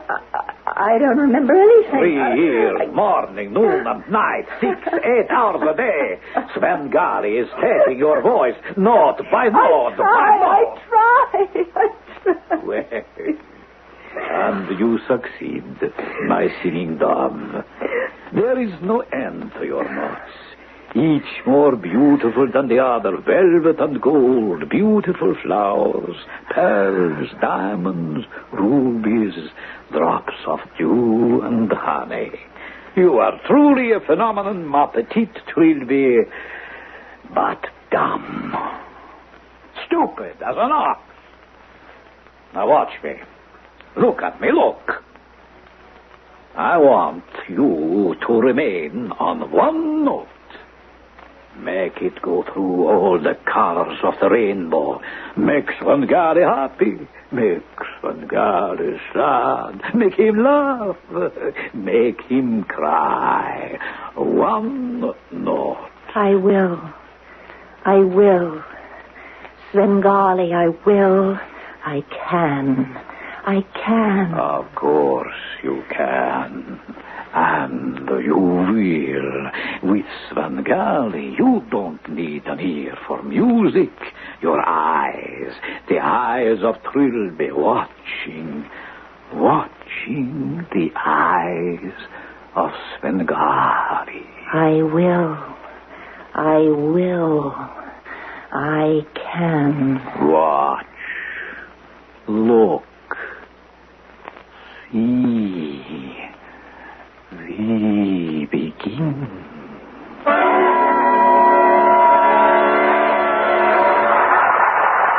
It's hard to believe that could have been Trilby up there. Good heavens, Sandy, how could you doubt it? Yes, it was. It was her. Our little Trilby didn't have such talent. Nowhere near it. This La Svengali is a true musician, and that takes years of study. She's no simple-minded, ignorant little... Sandy, will you stop it? Sweet and friendly girl. This is a woman. There's suffering on her face. I can only go by my feelings, and it is her. Heaven knows how this angel of music came to be. What Svengali taught her. Did you see her eyes glued to him? Every movement he makes conducting the orchestra? Lord. Billy, you've got to remember you're not a little lovesick boy anymore. You are William Baggett, the William Baggett, a world-renowned painter. And I'd give it all up if I could be in that monster's shoes. There she is, married to him. Did you see the way they took the curtain calls together? Hand in hand. Master and pupil, husband and wife, smiling and bowing together. She holding on to him with all that love. I know she saw the three of us. She looked right at you, Billy. Yes. And at that moment, I could have sworn her eyes, I don't know, became very wide. And then did you see Svengali suddenly turn around at the conductor's podium and the look he gave us? Yes, I did. I must say, it did make me wonder. It made me sure it was Trilby. Oh, I'm so very tired. What is this place we're in, Svengali? A hotel in Paris. We're in Paris. I'd love to take a walk to my old neighborhood in Montmartre tomorrow. May I, Svengali? Tomorrow we are going to London on the first boat train. Oh, you never let me do anything anymore. I don't have any fun. We used to have so much fun. Well, now it seems to me that I'm always asleep. And when I wake up, I'm wearing some silly long dress and gloves like I'm wearing now. And Marta has to help me take this off. Oh, why do I sleep so much, Svengali? Perhaps you are still a little sick from the long walk you took, that unnecessary walk to Paris after your brother died. Will you stop that? I don't want you ever to say anything again, not one word about my Johnny. You stop, you hear, you mean old man. I hate you. Oh! And Svengali would slap you again and again if you talk to him like that. Oh, yes. I'm sorry. What did I say? I owe everything to you. Ungrateful stupid who cannot sing a note to save her life, who cannot tell one tune from another. I have made you, created you. What are you saying? Made me what? I know I cannot sing. Don't waste my time. Go to bed. No, I want to know. Svengali can do anything. He has made himself a singing machine, a Stradivarius of flesh and blood. It is I who am the singer, Trilby. Me, Svengali. I sing with your voice, Trilby. Now, go to bed. Frightening, isn't it? Now we know. There were two Trilbys. Svengali's Trilby, a sound box, and the Trilby who was loved by the painter and who could never forget her. Where will it end? I shall be back in a few moments with Act 3.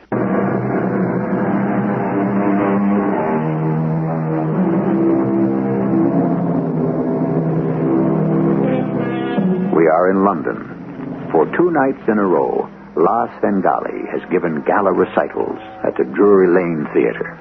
Sandy, Taffy, and Bill attended both nights. On the second night, they were certain La Svengali was Trilby. They agreed, yes, her face was older, certainly the face of a woman who has experienced unhappiness, but an air of mystery surrounded her, almost as if she were unaware of what she was doing on that stage. The 3 friends, in formal dress, as indeed everyone was in the audience, sat in the second row, waiting for the concert to begin. I thought I'd gotten all over her. As you said, I was a boy then, and I'm a man now, but Trilby is still in my blood. And it's so hopeless. She's the wife of Svengali, and together they've conquered the world. Last night during the concert, every song I saw the way her eyes followed him. Svengali's a great musician, Sandy. Everybody can derive pleasure from music. You don't find a painting making people weep the way music does. People don't shout and scream and applaud paint on a canvas the way they carried on last night right here. Yes, I'm jealous and happy, and it's also hopeless. But it's over, Billy. You have to accept that. Forgive me for carrying on like this. I'm sorry. I truly am. Sandy, is it true that Svengali is not conducting the orchestra tonight? I thought he always conducts for her. Haven't you heard? Backstage gossip has it that they were rehearsing this afternoon, and Svengali interrupted Trilby several times. Got very excited and struck her with his baton. What? Then she fell on her knees and Good Lord. and cried out and begged him not to hit her. She said something like, "I'm singing the best I can." And when she was on the floor, he kicked her. The first violinist couldn't stand it, and he made a grab for Svengali. And the next thing anybody knew, he'd cut Svengali with a knife. I never heard a single word. They must have hushed it up. Yes, cut him across the back of the neck. They sent Svengali back to his hotel, and I understand the doctor has absolutely forbidden him to conduct this evening. That's extraordinary. So someone else is taking over. Just look around you. The place is crowded to the rafters. I can't see one empty seat. Yes, there's one there. Huh? That lower box, the one nearest the stage. Box holders are notoriously late. Whoever it is, better hurry. The conductor is raising his baton. I see by the program her first song will be without accompaniment. Like the one she did in Paris that brought down the house. Here she comes. Oh, she's magnificent. She never looked so beautiful. Chappie, look at Billy. Poor Chappie's crying. Well, at least he's letting it out. Look who just walked into that empty box. Svengali. He can see us. He's looking right at us. Oh, would you clap your eyes on that face? Strange, isn't it? As though it were frozen into a laugh. Trilby, sing, my sweet.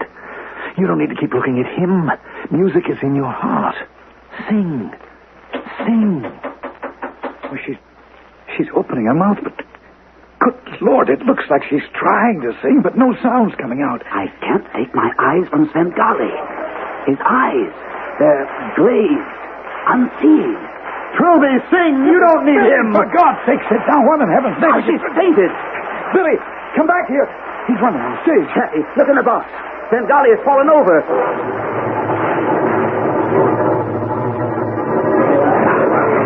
You can't move an inch backstage here. This is the door, sir. Yes, who is it? Billy, how did you make it here before we did? Hello, Trilby. Trilby was just singing Ben Bolt for me just now. Oh, Chappie, dear. And Sandy. Oh, what is all this about? Oh, I'm so happy to see you. Imagine what a surprise it was when Billy walked in just a minute ago. Where on earth am I? Oh, it's been so long, my dear friend. Trilby, are you all right? Of course I am. What's the matter? What are those funny looks between you? Why are you all dressed in black with white ties if you're going to a ball? Where's Svengali? I want to go home. Where is home, Trilby? I mean, where are you staying in London? Oh, it's some hotel near Hyde Park. Isn't that stupid of me? I can't seem to remember. Where is Svengali? Well, he was in a box, Trilby. I'm afraid... I think he took ill. Dear little Billy. How pale. How very pale. You don't eat enough. Doesn't anybody cook roast potatoes for you anymore? I'm so glad to see all three of you again. Tell me, where are we now? What is this place? This room, this funny little room with all these mirrors. Where am Why? Taffy, I think we ought to take her to Billy's place in Fitzroy Square. He's got the biggest house of any of us. Billy, will you mind? No, of course not. And Trilby, come along with us. We're all going over to Billy's. Oh, I'd love to. Good morning, Trilby. Did you sleep well? Oh, come in. Come in, all three of you. Do you know there was a doctor here this morning after I was up and dressed? He said he was a friend of Billy's. Nice man, but I wasn't sick, so I didn't know what he was doing here. Well, he's an old friend and a very fine doctor. I just wanted him to see you, Trilby. I slept marvelously. Is this your house, Billy? They sent me my clothes and the trunk from the hotel so I could get out of that awful Greek or Roman thing I was wearing last night. I can't think where I got that. Must have been out of my mind to wear that. I can't seem to remember. Why do you suppose I wore it? What is the matter with Svengali? Is he dead? He must be dead. I have a feeling. He is dead. I can see it in your faces. He had heart disease. I'm sorry. He was always very kind to me. Yes, Trilby, he's dead. No, I was looking at my hands this morning, and they're all black and blue, as if somebody had hit them. And I have a terrible bruise on my side. I should have told the doctor, because I don't know where I got those. I'm afraid it was Svengali. He struck you while you were rehearsing. Struck me? Rehearsing? What are you talking about?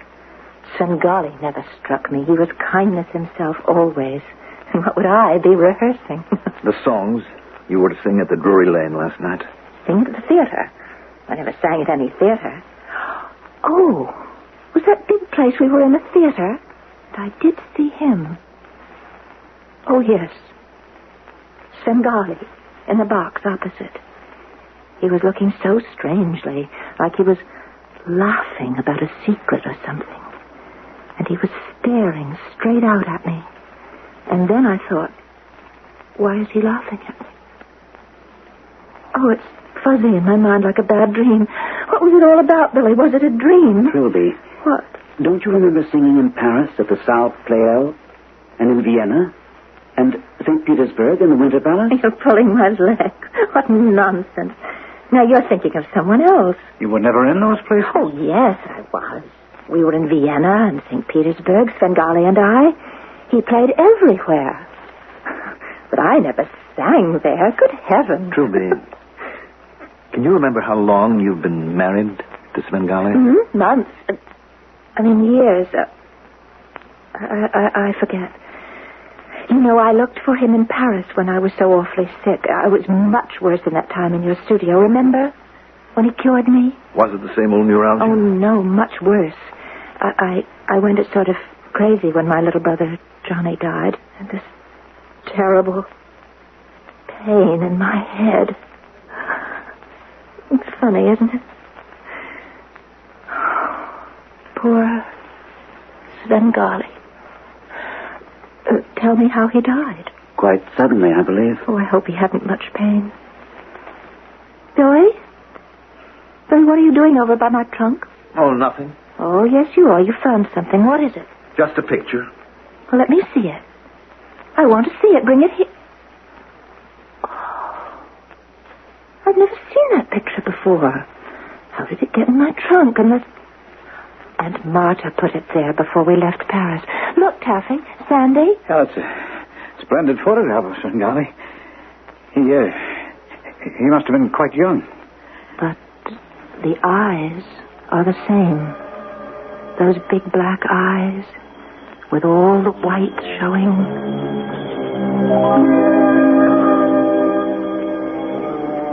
I'm so very tired.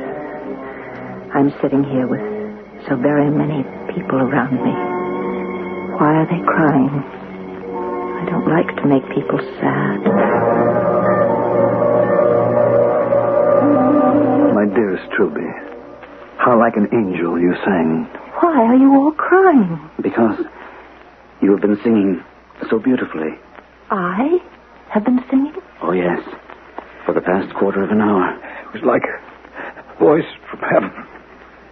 Well, I feel so tired. I don't think it's quite fair of you to joke with me when I'm so very tired.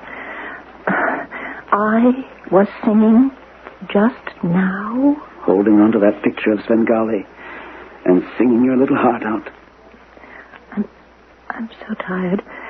Do you mind, dear friends, if I just close my eyes? You go on talking. I don't mind that. Trilby.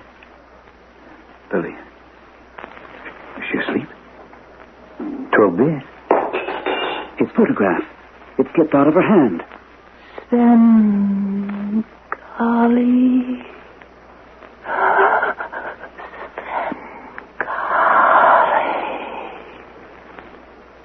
Oh, good Lord. Is she dead?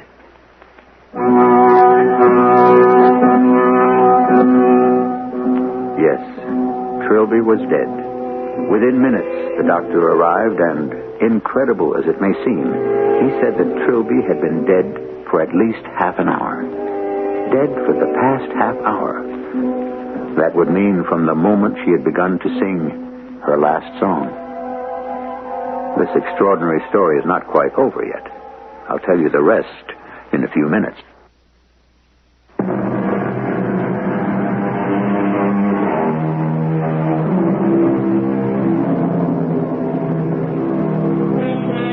Not long after the death of Trilby, little Billy, known to the world as artist William Baggett, also died. His close friends said he could not bear the memory of Trilby dying with Svengali's name on her lips. They say he died of a broken heart. And that is the end of the story. The strange account of the most beautiful singing voice the world had ever heard. And the fantastic haunted man by the name of Svengali, who breathed musical life into the soul of his Trilby. And when he died, took that soul with him. Our cast included Marion Seldes, Ian Martin, Mandel Kramer, and Gordon Gould. The entire production was under the direction of Himan Brown. Radio Mystery Theater was sponsored in part by ARM, Allergy Relief Medicine. This is E.G. Marshall inviting you to return to our Mystery Theater for another adventure in the macabre. Until next time, pleasant dreams.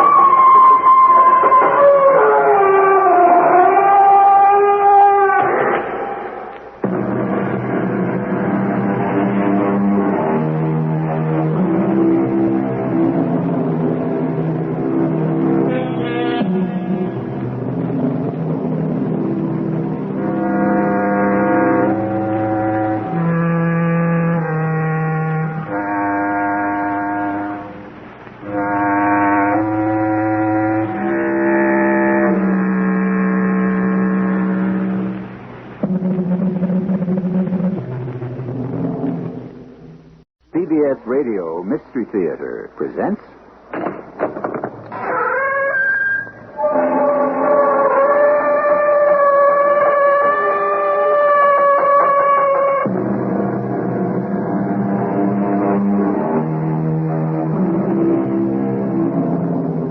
Come in.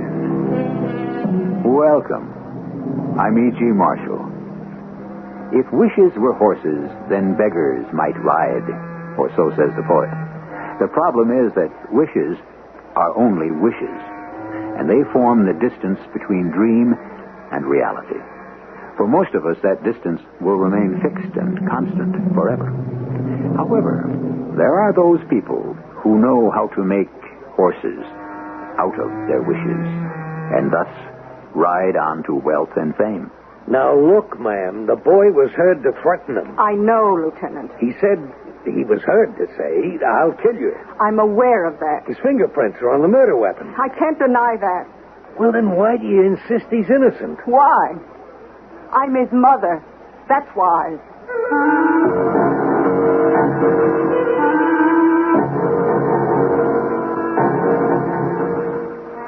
Our mystery drama, Mother Knows Best, was written especially for the Mystery Theater by Sam Dan and stars Bryna Rayburn and Russell Horton.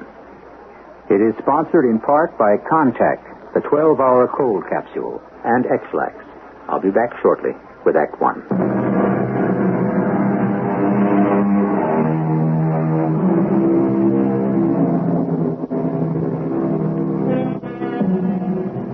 It's a wise child, they say, who knows its own father.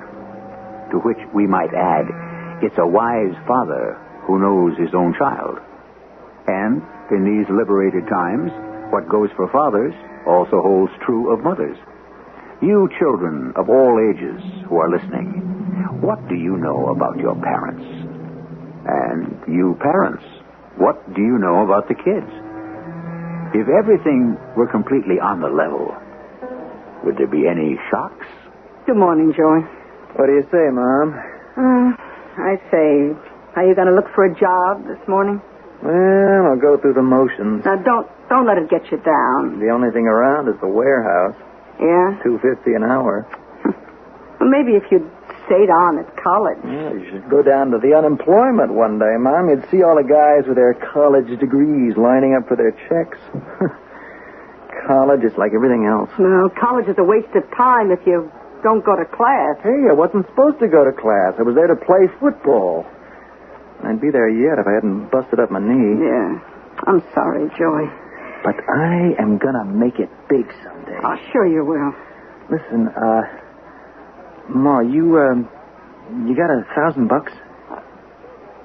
$1,000? Yeah, I got a chance to go into something with Ralph and Albie. Who's Ralph and Albie? Two pretty sharp guys.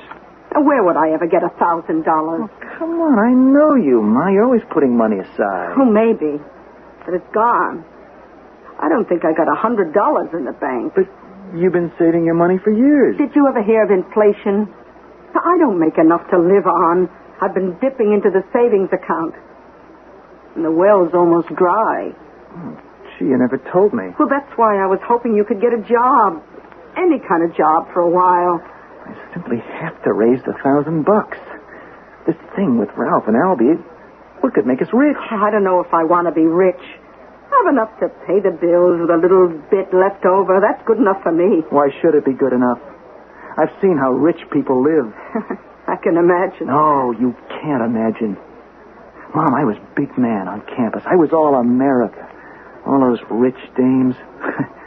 They wouldn't let me alone. Joey, that was the one thing I never approved of. You take what's there while the taking is good.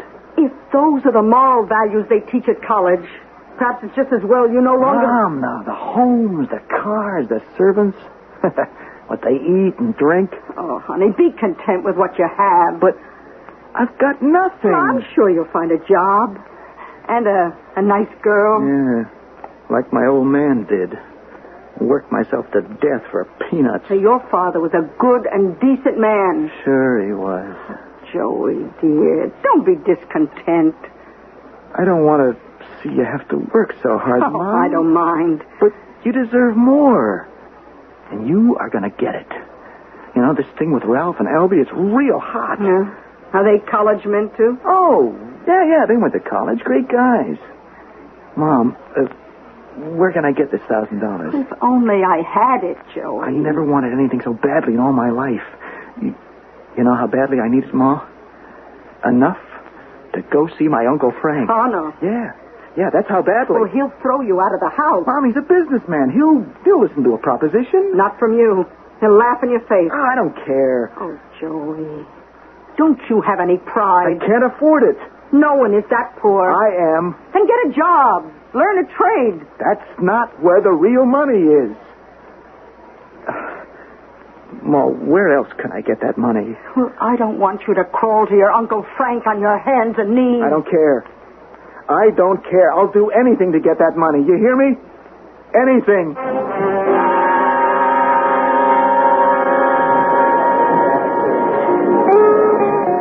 Hi, Joey. Oh, hello, Ralph. Albie's out of town. Oh? Trying to raise money, here and there. Oh, yeah, I know. The old lady turned you down, huh? Yeah. Yeah, that's too bad. I guess you can't come in with us. I still may be able to come up with it. Hey, baby, that's terrific. Who can you touch? Well, see, I've got an Uncle Frank. Will he come across? Nothing ventured, nothing gained. That's smart. Did you learn that at college? Yeah, that's just about all I learned. Hey, can you give me a ride over to my uncle's in your car? You got a deal. And wait for me downstairs. You're on. Let's go. Well, come on, what are we waiting for? I better have another drink first. If you don't have the juice to go up against the old man, you won't find it in the bottle. I said I was going to do it, didn't I? I just want to make it go easier, that's all. $1,000.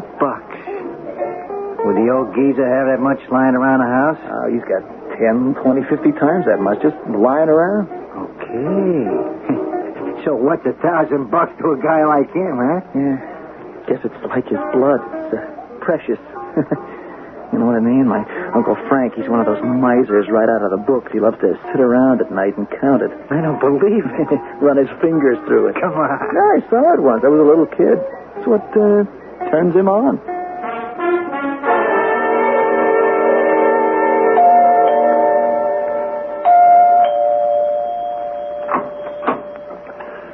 Mr. Joseph Dawson, Jr., live here? Oh, why do you want to know? I'm a police officer. I can tell. It's written all over your face. Yeah. I didn't know it showed. You accustomed to having cops stop by to ask about your son? How do you know he's my son? Well, you're just a bit too old to be his wife, or these days his girlfriend. Oh, what else do you do besides ring people's doorbells and make insulting remarks? My name is Casello, Detective Vito Casello. Yeah? Where's your identification? That's right. You should always ask. My badge. My card with my picture. Well, what do you want? I want to talk to your son. About what? May I come in? Have you got a warrant? A warrant? Yeah, I work in a lawyer's office. I know my rights. You don't need a warrant to talk. I'll make sure that's all you do. Talk. Yes, ma'am. Was your son home last night? I don't know. I worked nights. I came home at about 4 o'clock this morning. And he was in bed, asleep. You said you work in a lawyer's office at night? That's right. Joey, you better get up. Till 4 o'clock in the morning? Yes. It must be an interesting job. Joey, you have to come in here. Where was I? Oh, what I do is that the business of the police? It could be. Does Joey have to know? Well, I won't tell him. You see, I told him I do typing there. But the truth is I clean the offices. What is it, Ma? A man here wants to see you. A cop. You still haven't told me what this is all about. Oh, well, when Joey comes in. Joey. Oh, who are you? Who am I? I thought you'd never forget me. You were 12 years old, and I was pounding a beat, and you were caught shoplifting in a 5 and dime. Now, hold on, Lieutenant. I can have you sued for slander. Joey has no record of ever having been... Thanks to me, he has no record. Because I gave him a talking to and let him go. Well, you come here so I could say thanks? Okay, thanks. Joey, last night a man named Frank J. Timmons was murdered. That's Frank. Your Uncle Frank. Uncle Frank murdered? Outside the apartment house, witnesses reported seeing a red sports car. The license identified it as belonging to a Mr. Ralph Perry. You know him? Joey, is he the Ralph you were talking about? Mr. Ralph Perry, a small-time hoodlum, confidence operator. Joey, you said he was a college man. On being questioned, Mr. Perry said he had given his friend Joe Dawson a ride to Mr. Frank Timmons' apartment. And he was waiting for him to come out. Is that true? Yeah, that's true. Several of the neighbors report that they heard sounds of a violent quarrel. Did you quarrel with your uncle, Joey? Well... Answer him. Yes. You were heard to say, "I'll kill you." Joey! Did you? Now, don't say another word. You're not required to. What's the difference? Yeah, I said it. You said, "I'll kill you"? Yeah, but I didn't mean it. Well, if you didn't mean it, Why did you pick up a heavy brass candlestick that was on the table? Joey, that's not true. People heard Mr. Timmons say, put down that candlestick, It Joey. can't be true. Is it true? All right. Let me tell you what happened. I went up to ask him to lend me some money. How much? $1,000. For what? Well, for a business proposition. Well, we got into a hot and heavy argument. Oh, I told you not to go, Joey. I told you not to go. And I said I had to have that money. Well, you know what he said? He said people in hell have to have ice water. It was the way he said that, the nasty way he said it, as if I was dirt under his feet. Oh, I lost my temper. I shouted at him, if you don't give me that money, I'll kill you. And I picked up that heavy candlestick. I shook it at him. He looked at me. He just looked at me with a funny kind of expression, as if he was seeing me for the first time. And you know what he said? I believe you would. I believe you would kill me. Uncle Frank, don't make me do it. Look in your eyes, and I see a kid not even 25, consumed by hatred. I need that money. Why? No, don't tell me. It's something crooked, something shady, isn't it? Yes. It's my fault. My fault. When my brother died, I should have done something for his widow and his kid. You're willing to commit murder to get $1,000.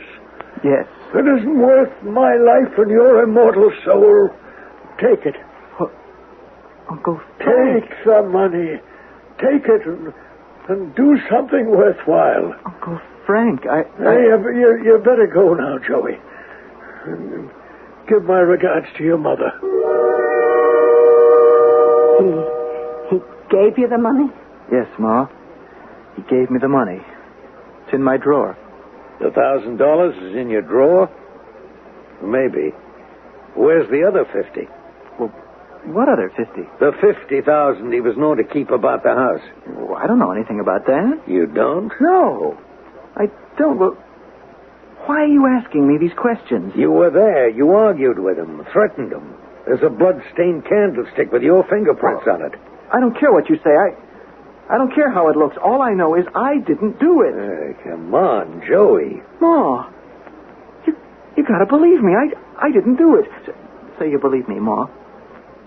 Say you believe me. Ma.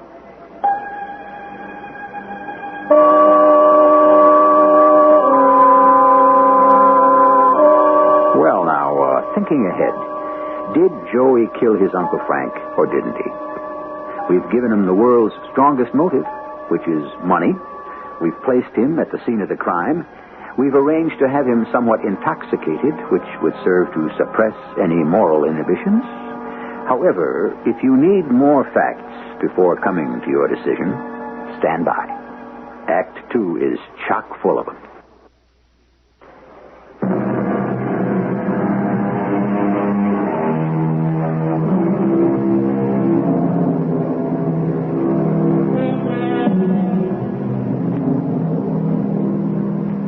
It's money alone that preserves life, said a Japanese poet. And it makes excellent philosophy, because the reverse is also true. You could say, in many cases, it's money alone that destroys life. You don't believe it? Well, a man named Frank J. Timmons is dead. Why? The only reason: somebody wanted his money. Ma, I didn't kill him. I didn't. You have to believe me. You lied to me. I couldn't help it. These friends of yours, Ralph and Albie, they're a couple of hoodlums. Look, Ma, I was only trying for $1,050. You killed your Uncle Frank. I didn't kill him. I should have known. You said to me, I'll do anything to get that money. Anything. Joey, I think we got to go down to headquarters. Ma, you got to help me. Now you want me to help you? Now, after you committed murder? But I didn't do it. Oh, don't lie to me, Joey. It's bad enough as it is. Now or later, Joey? I didn't do it, Lieutenant. Now, let me help you. Why should you want to help me? I helped you once. You were 12 years old. As it turned out, it didn't do any good. You became a bum anyhow. If I hadn't busted up the tendons in my knee, I'd have been number 1 pick in a draft. Yeah, well, whatever the reason, you became a bum. Maybe if I help you this time... Help me do what? Get the best deal you can. Cooperate. You could be out of jail in 6 or maybe 7 years. You'll be just about 30. That's time for a whole new life. But you're wrong. Now be smart. Tell me what you did with the other 50,000. What other 50,000? Joey, I got lots of time and lots of patience. But it can run out. I don't know what you're talking about. You went there to borrow $1,000. To you, it was a matter of life and death. Well... Come on, now don't rewrite history. Okay. Your friend Ralph drove you down, waited for you in the car. Finally, you came out, and Ralph said... You get the dough? Yeah. Hey, it's great. He popped for the thou, huh? Yeah. Hey, wait till I tell Albie. Don't tell Albie. Huh?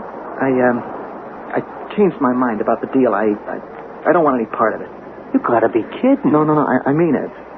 Oh, hold on. You said you'd be willing to commit murder for the money. Well, that's right. And now you got it? You want to call it off? Yeah. Well, why? Because I was all ready to commit murder for it. I don't get it. Goodbye, Ralph. Was that the conversation? Yeah. What made you change your mind? The look on my uncle's face. I decided I'd use the money for something worthwhile.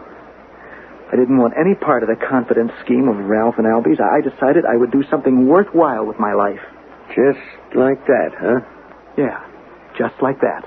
And what were you going to do? I'll get a job, maybe go back to school. And that's why you changed your mind about the scheme, huh? Yes. Well, now, let me tell you why. You went in there, you were a small-timer. You were looking for $1,000 to buy a piece of small-time con from 2 small-time hustlers. You knocked off your uncle. But I tell you, I'm still telling you. You looked around. He had more than 1,000. He had 50,000 more. It's not true. So you grabbed it all. Now, what did you need Ralph and Albie for? You'd just outgrown him. He gave me the $1,000. I left the house. He was still alive. You want sympathy, you'll get sympathy. You want understanding, you'll get understanding. But you got to do 2 things. First, confess to the murder. And second, give back the 50,000. Why? Why won't you believe me? All right, Joey. Let me know when you're willing to talk. Ma, you have to help me. Help you? How? Don't talk to me as if I was a stranger. I'm sorry. I don't know you. Ma, please. Somebody who could commit a murder in cold blood. He's not my son. I don't know him. Okay, I'm sorry I bothered you. All you ever wanted was to be a bum. Oh, that's not true. No? Well, if you wanted to make something out of yourself, you could have stayed in college. That's what you think. That's what I know. They'd have had to let you stay in college, even if you were injured and your athletic career was finished. Stay and do what? Stay and go to class. I did stay. Oh, sure. Yeah, and they flunked me out anyhow. Because you didn't study. I couldn't study. And I know why. Do you? Yeah, you were too busy bumming around. Mom, I wanted to study. I just couldn't. What stopped you? I don't know how to study. What do you think? You're kidding? Listen, Mom. No, you listen. Wasn't that why you were going to college? To learn how to study? No, you don't go to college to learn how to study. By the time you go to college, you're supposed to know how to study. Well, maybe if you'd paid attention in high school. How could I pay attention? I was the big sports hero. And nobody told me not to be either. But after the knee injury, what stopped you from studying? It was too late. Oh, it's never too late to learn. I opened plenty of books. The trouble is, I couldn't read them. They weren't printed in English? Oh, you don't even know what I'm talking about. You never asked me how I was doing with my schoolwork, did you? Did you ever ask yourself, What's he learning in school? When does he study? Oh, Joey. Oh, Joey. How could I work in a warehouse after you've been the big man on campus? How can you become nobody? Oh, Joey, I'm sorry. But the fact is, I did become nobody. I was so stupid I let those two punks, Ralph and Albie, sell me a bill of goods. Please, Joey. I guess both of us, we really didn't know the score. Sure, I kept believing I could fool everybody into thinking I did secretarial work. I wanted you to be a football hero. What other way was there for you to make it? And it would have been good for me, too. Ma, you gotta help me. Oh, sure, Joey. You know, the lieutenant says that it won't be too bad. A few years at most if you cooperate. What are you saying? You believe I killed Uncle Frank? Ma! Joey! No, Ma, I didn't. The evidence, Joey. The witnesses heard you. And your fingerprints. I told you how those fingerprints got there. I don't know. I am innocent. You gotta help me. Oh, I'll help you, Joey, because so much of it is my fault. Oh, Ma, that's not why you should help me. You can only help me if you believe me. Please. Please believe me.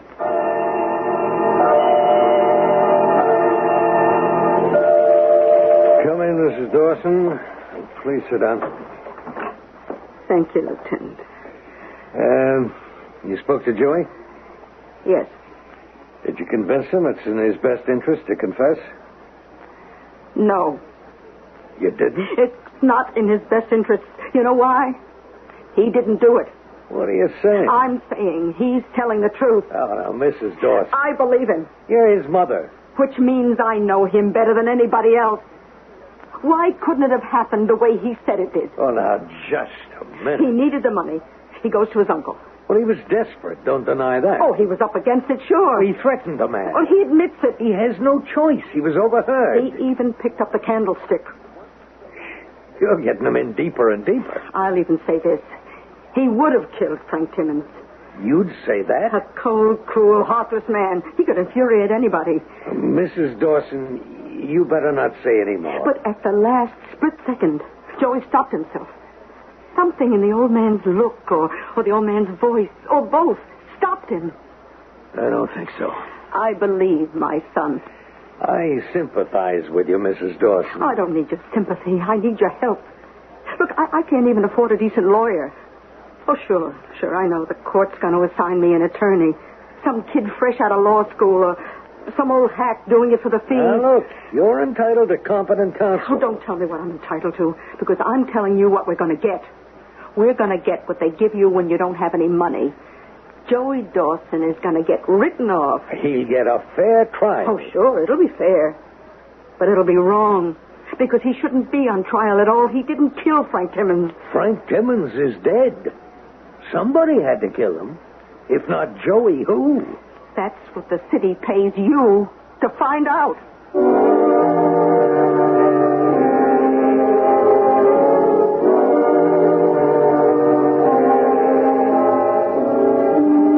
If not Joey, who? To which we might add, if not Joey, how? Well, so far, all Joey has been able to do is convince his mother of his innocence. Which, when you come to think of it, is hardly an earth-shaking event. He'll have to do much better than that in Act 3, because if he doesn't, we'll have to hand him over to the jury.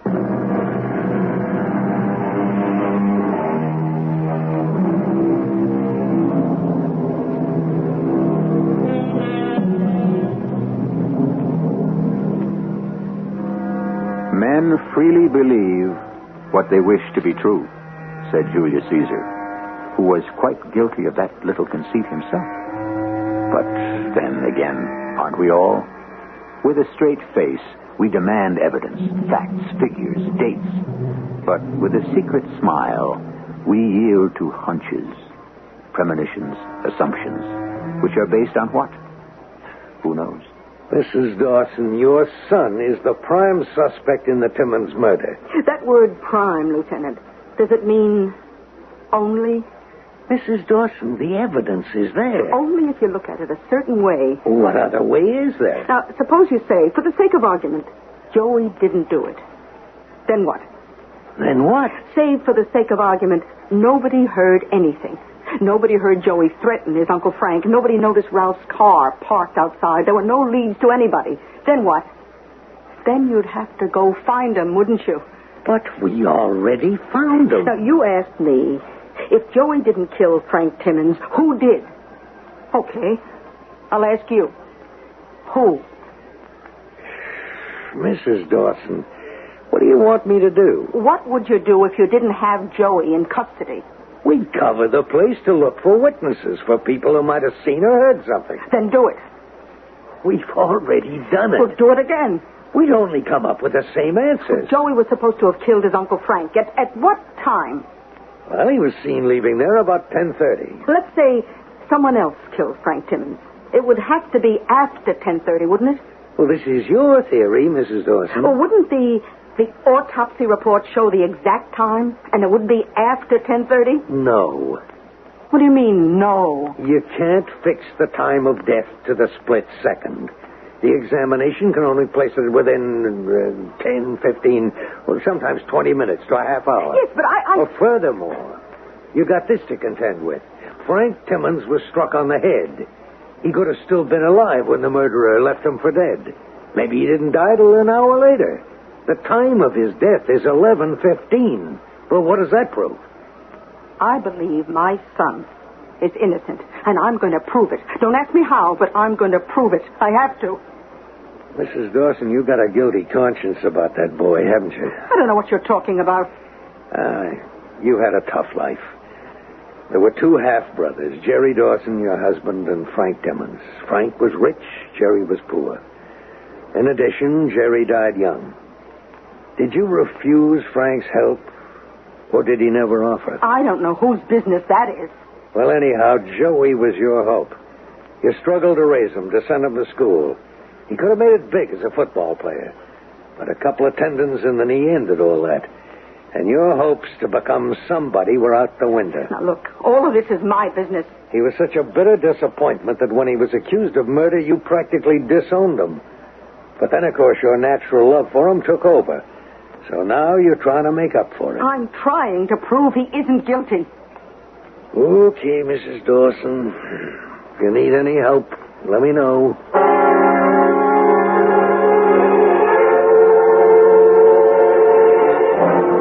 Oh, Ma, what's the use? They don't believe me. Now, you left your uncle. It was 10:30. Yeah? Where did you go? Home. I went right home, got to bed. And before you went home, you spoke to Ralph. Oh, yeah, okay, I did. And you told him what? Well, you know, I told him the deal was off. But he knew you'd gotten the money, didn't he? Yeah, he knew that. Ma, where is this going to get us? Okay. You said you didn't want the deal. And what did Ralph say? Well, nothing. What could he say? And then what happened? I walked away. And where did he go? I don't know where he went. I do. He went back there, killed your Uncle Frank, and took the rest of the money. Ma, what are you saying? I'm saying the only thing that makes sense. But it can't be proved. You mean it would be too hard to prove. So why bother? This way you've got a ready-made patsy and a case that's open and shut. That's not fair, Mrs. Dawson. My boy's whole future is at stake. If I thought there was even the slightest chance your son was innocent, I'd be out there working on it. This Ralph, he has a record. He's been up for assault, hasn't he? Yes. So he's capable of it. That doesn't mean he's guilty. Look, would you come with me? Where? To that apartment house where Frank Timmons lived. Why? Look, the government has all the aces. The government wants to prove my boy is guilty. It has all the money, all the manpower.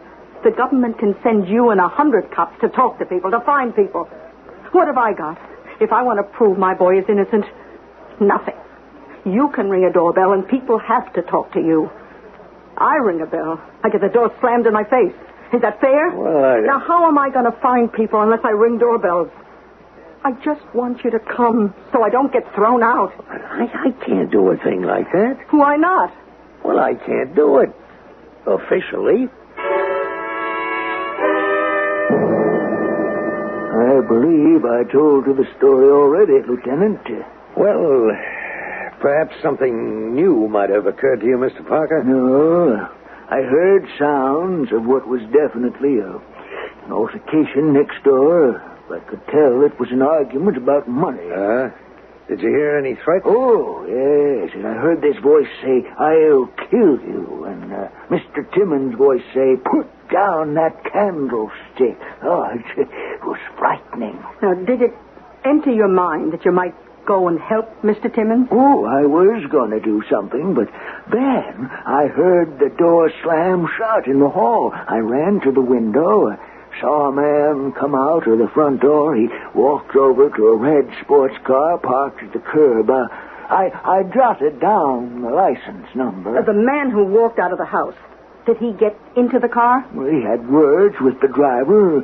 Then he walked away, and the driver drove off. Could you hear what they were saying? No. Well, thank you, Mr. Parker. I'm sorry I couldn't add anything. This apartment here. It's on the other side of Frank's. Mrs. Dawson, this is where I got to get off the train. I brought you here to listen to all the witnesses. They all tell the same story now that they told it first. I still say Ralph came back here and killed Frank Timmons. There are no witnesses. Surely the person who lives in this apartment here would have heard somebody. I already spoke to him. In the first place, he says he didn't hear a thing. Not even a fight. How could he not hear? Second, I wouldn't believe a word he said. Why? Because he's a nut. That's why. Well, I'm going to talk to him anyhow. Mrs. Dawson, there's nothing more I can do here. I got to get back to headquarters. I'm sorry. You're on your own. Goodbye. Okay, Lieutenant. Goodbye.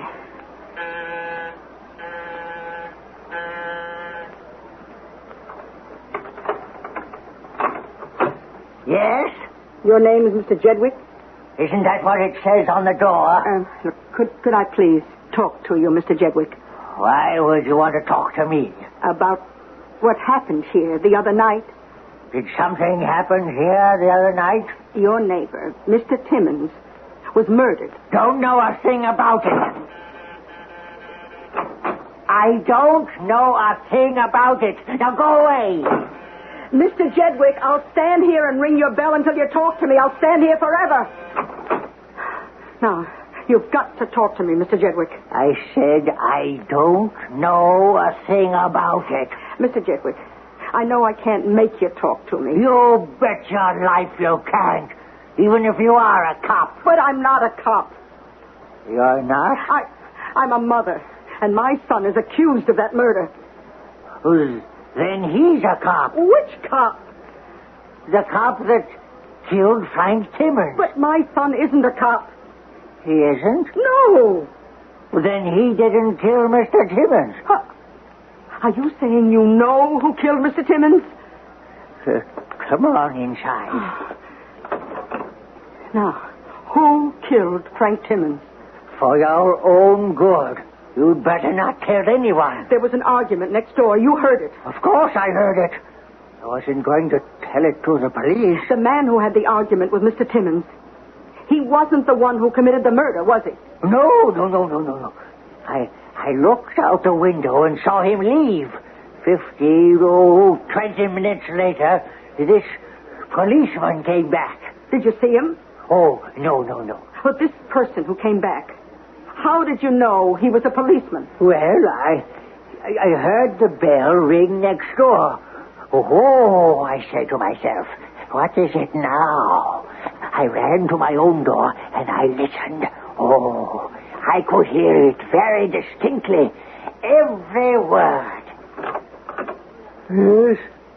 I'm a police detective. Oh, somebody probably called you because they may have heard sounds of a fight, but it's no problem. You have a nephew, Joseph Dawson?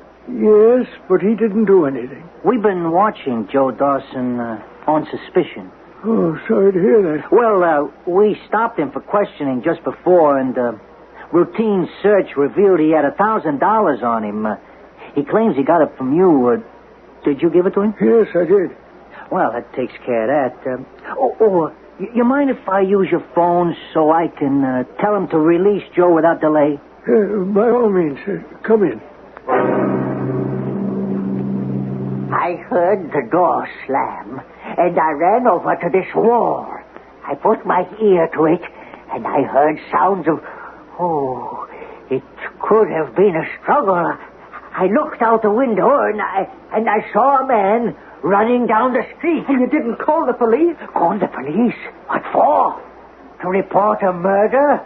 Why, the police had done it themselves. But that man wasn't a police officer. Yes, he was. He had to be. I heard him say so. Mr. Jedwick, would you mind telling this story to a friend of mine? Oh, no. Oh, no. I shouldn't even have told it to you. For crying out loud, is this what you brought me here to listen to? Who else could have come back but Ralph? Who else knew Joey had $1,000 but Ralph? Who else could use that knowledge as a gimmick to get into the apartment? This Mr. Jedwick here, do you realize what a smart defense attorney could do to him on the stand? That is, if he was even willing to open his mouth, which he isn't. Well, I say Joey didn't do it, and that means it had to be Ralph.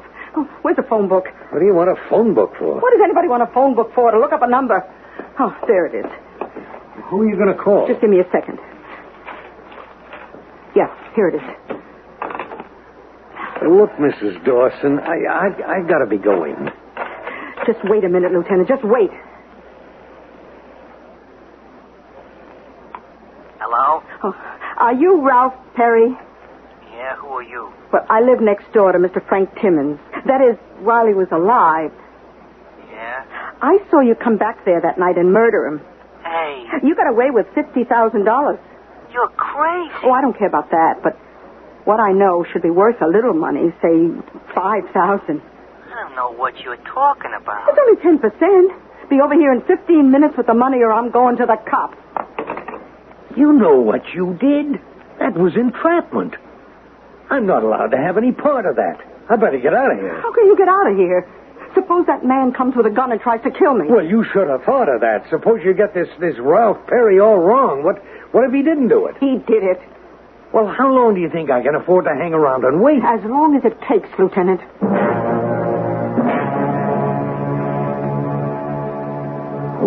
Okay, Mrs. Dawson. I'm afraid this has to be it. Oh, you can't leave. It's been 3 hours. Surely, even you have to admit that Ralph Perry, whatever he may be, isn't the murderer. I don't admit anything. Not even the fact that your son is a killer? Don't say that. I wish that all the amateur sleuths would let the police do their job. Suppose Ralph is the killer. You admit it. No, I don't. There's no evidence. But if he is, you know what you did? You ruined it. You tipped him off that he could be in trouble. Maybe we could have watched him, waited for him to flash a lot of money. You warned him to stay low, to play it cool. I didn't realize. Oh, of course not. And this little trick on the telephone. You think he'd fall for that? He's an experienced crook. Your word against his.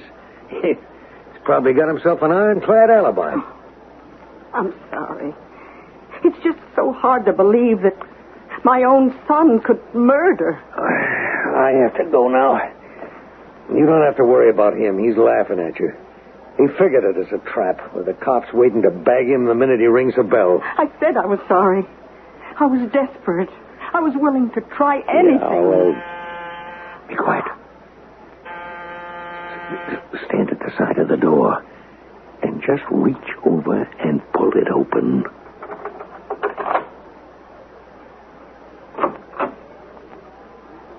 Hello, Ralph.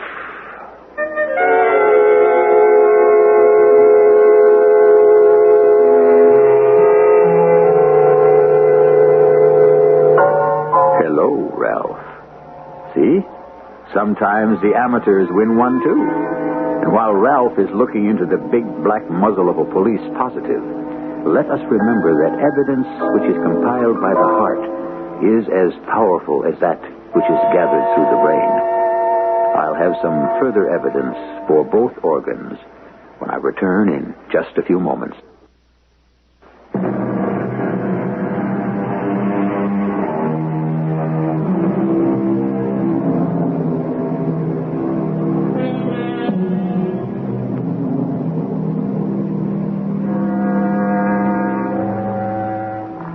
Earlier on, I happened to remark that the greatest motive for murder is money. I'm sure some romantic souls among you will insist that the greatest motive is passion, especially romantic passion. Perhaps we're both right. I'm sure that to many, love of money is the most romantic of all the emotions. And there are those who love money with such a deep and abiding infatuation that they will never let go of even the smallest part of it. Our cast included Bryna Rayburn, Russell Horton, Court Benson, and Bob Caliban.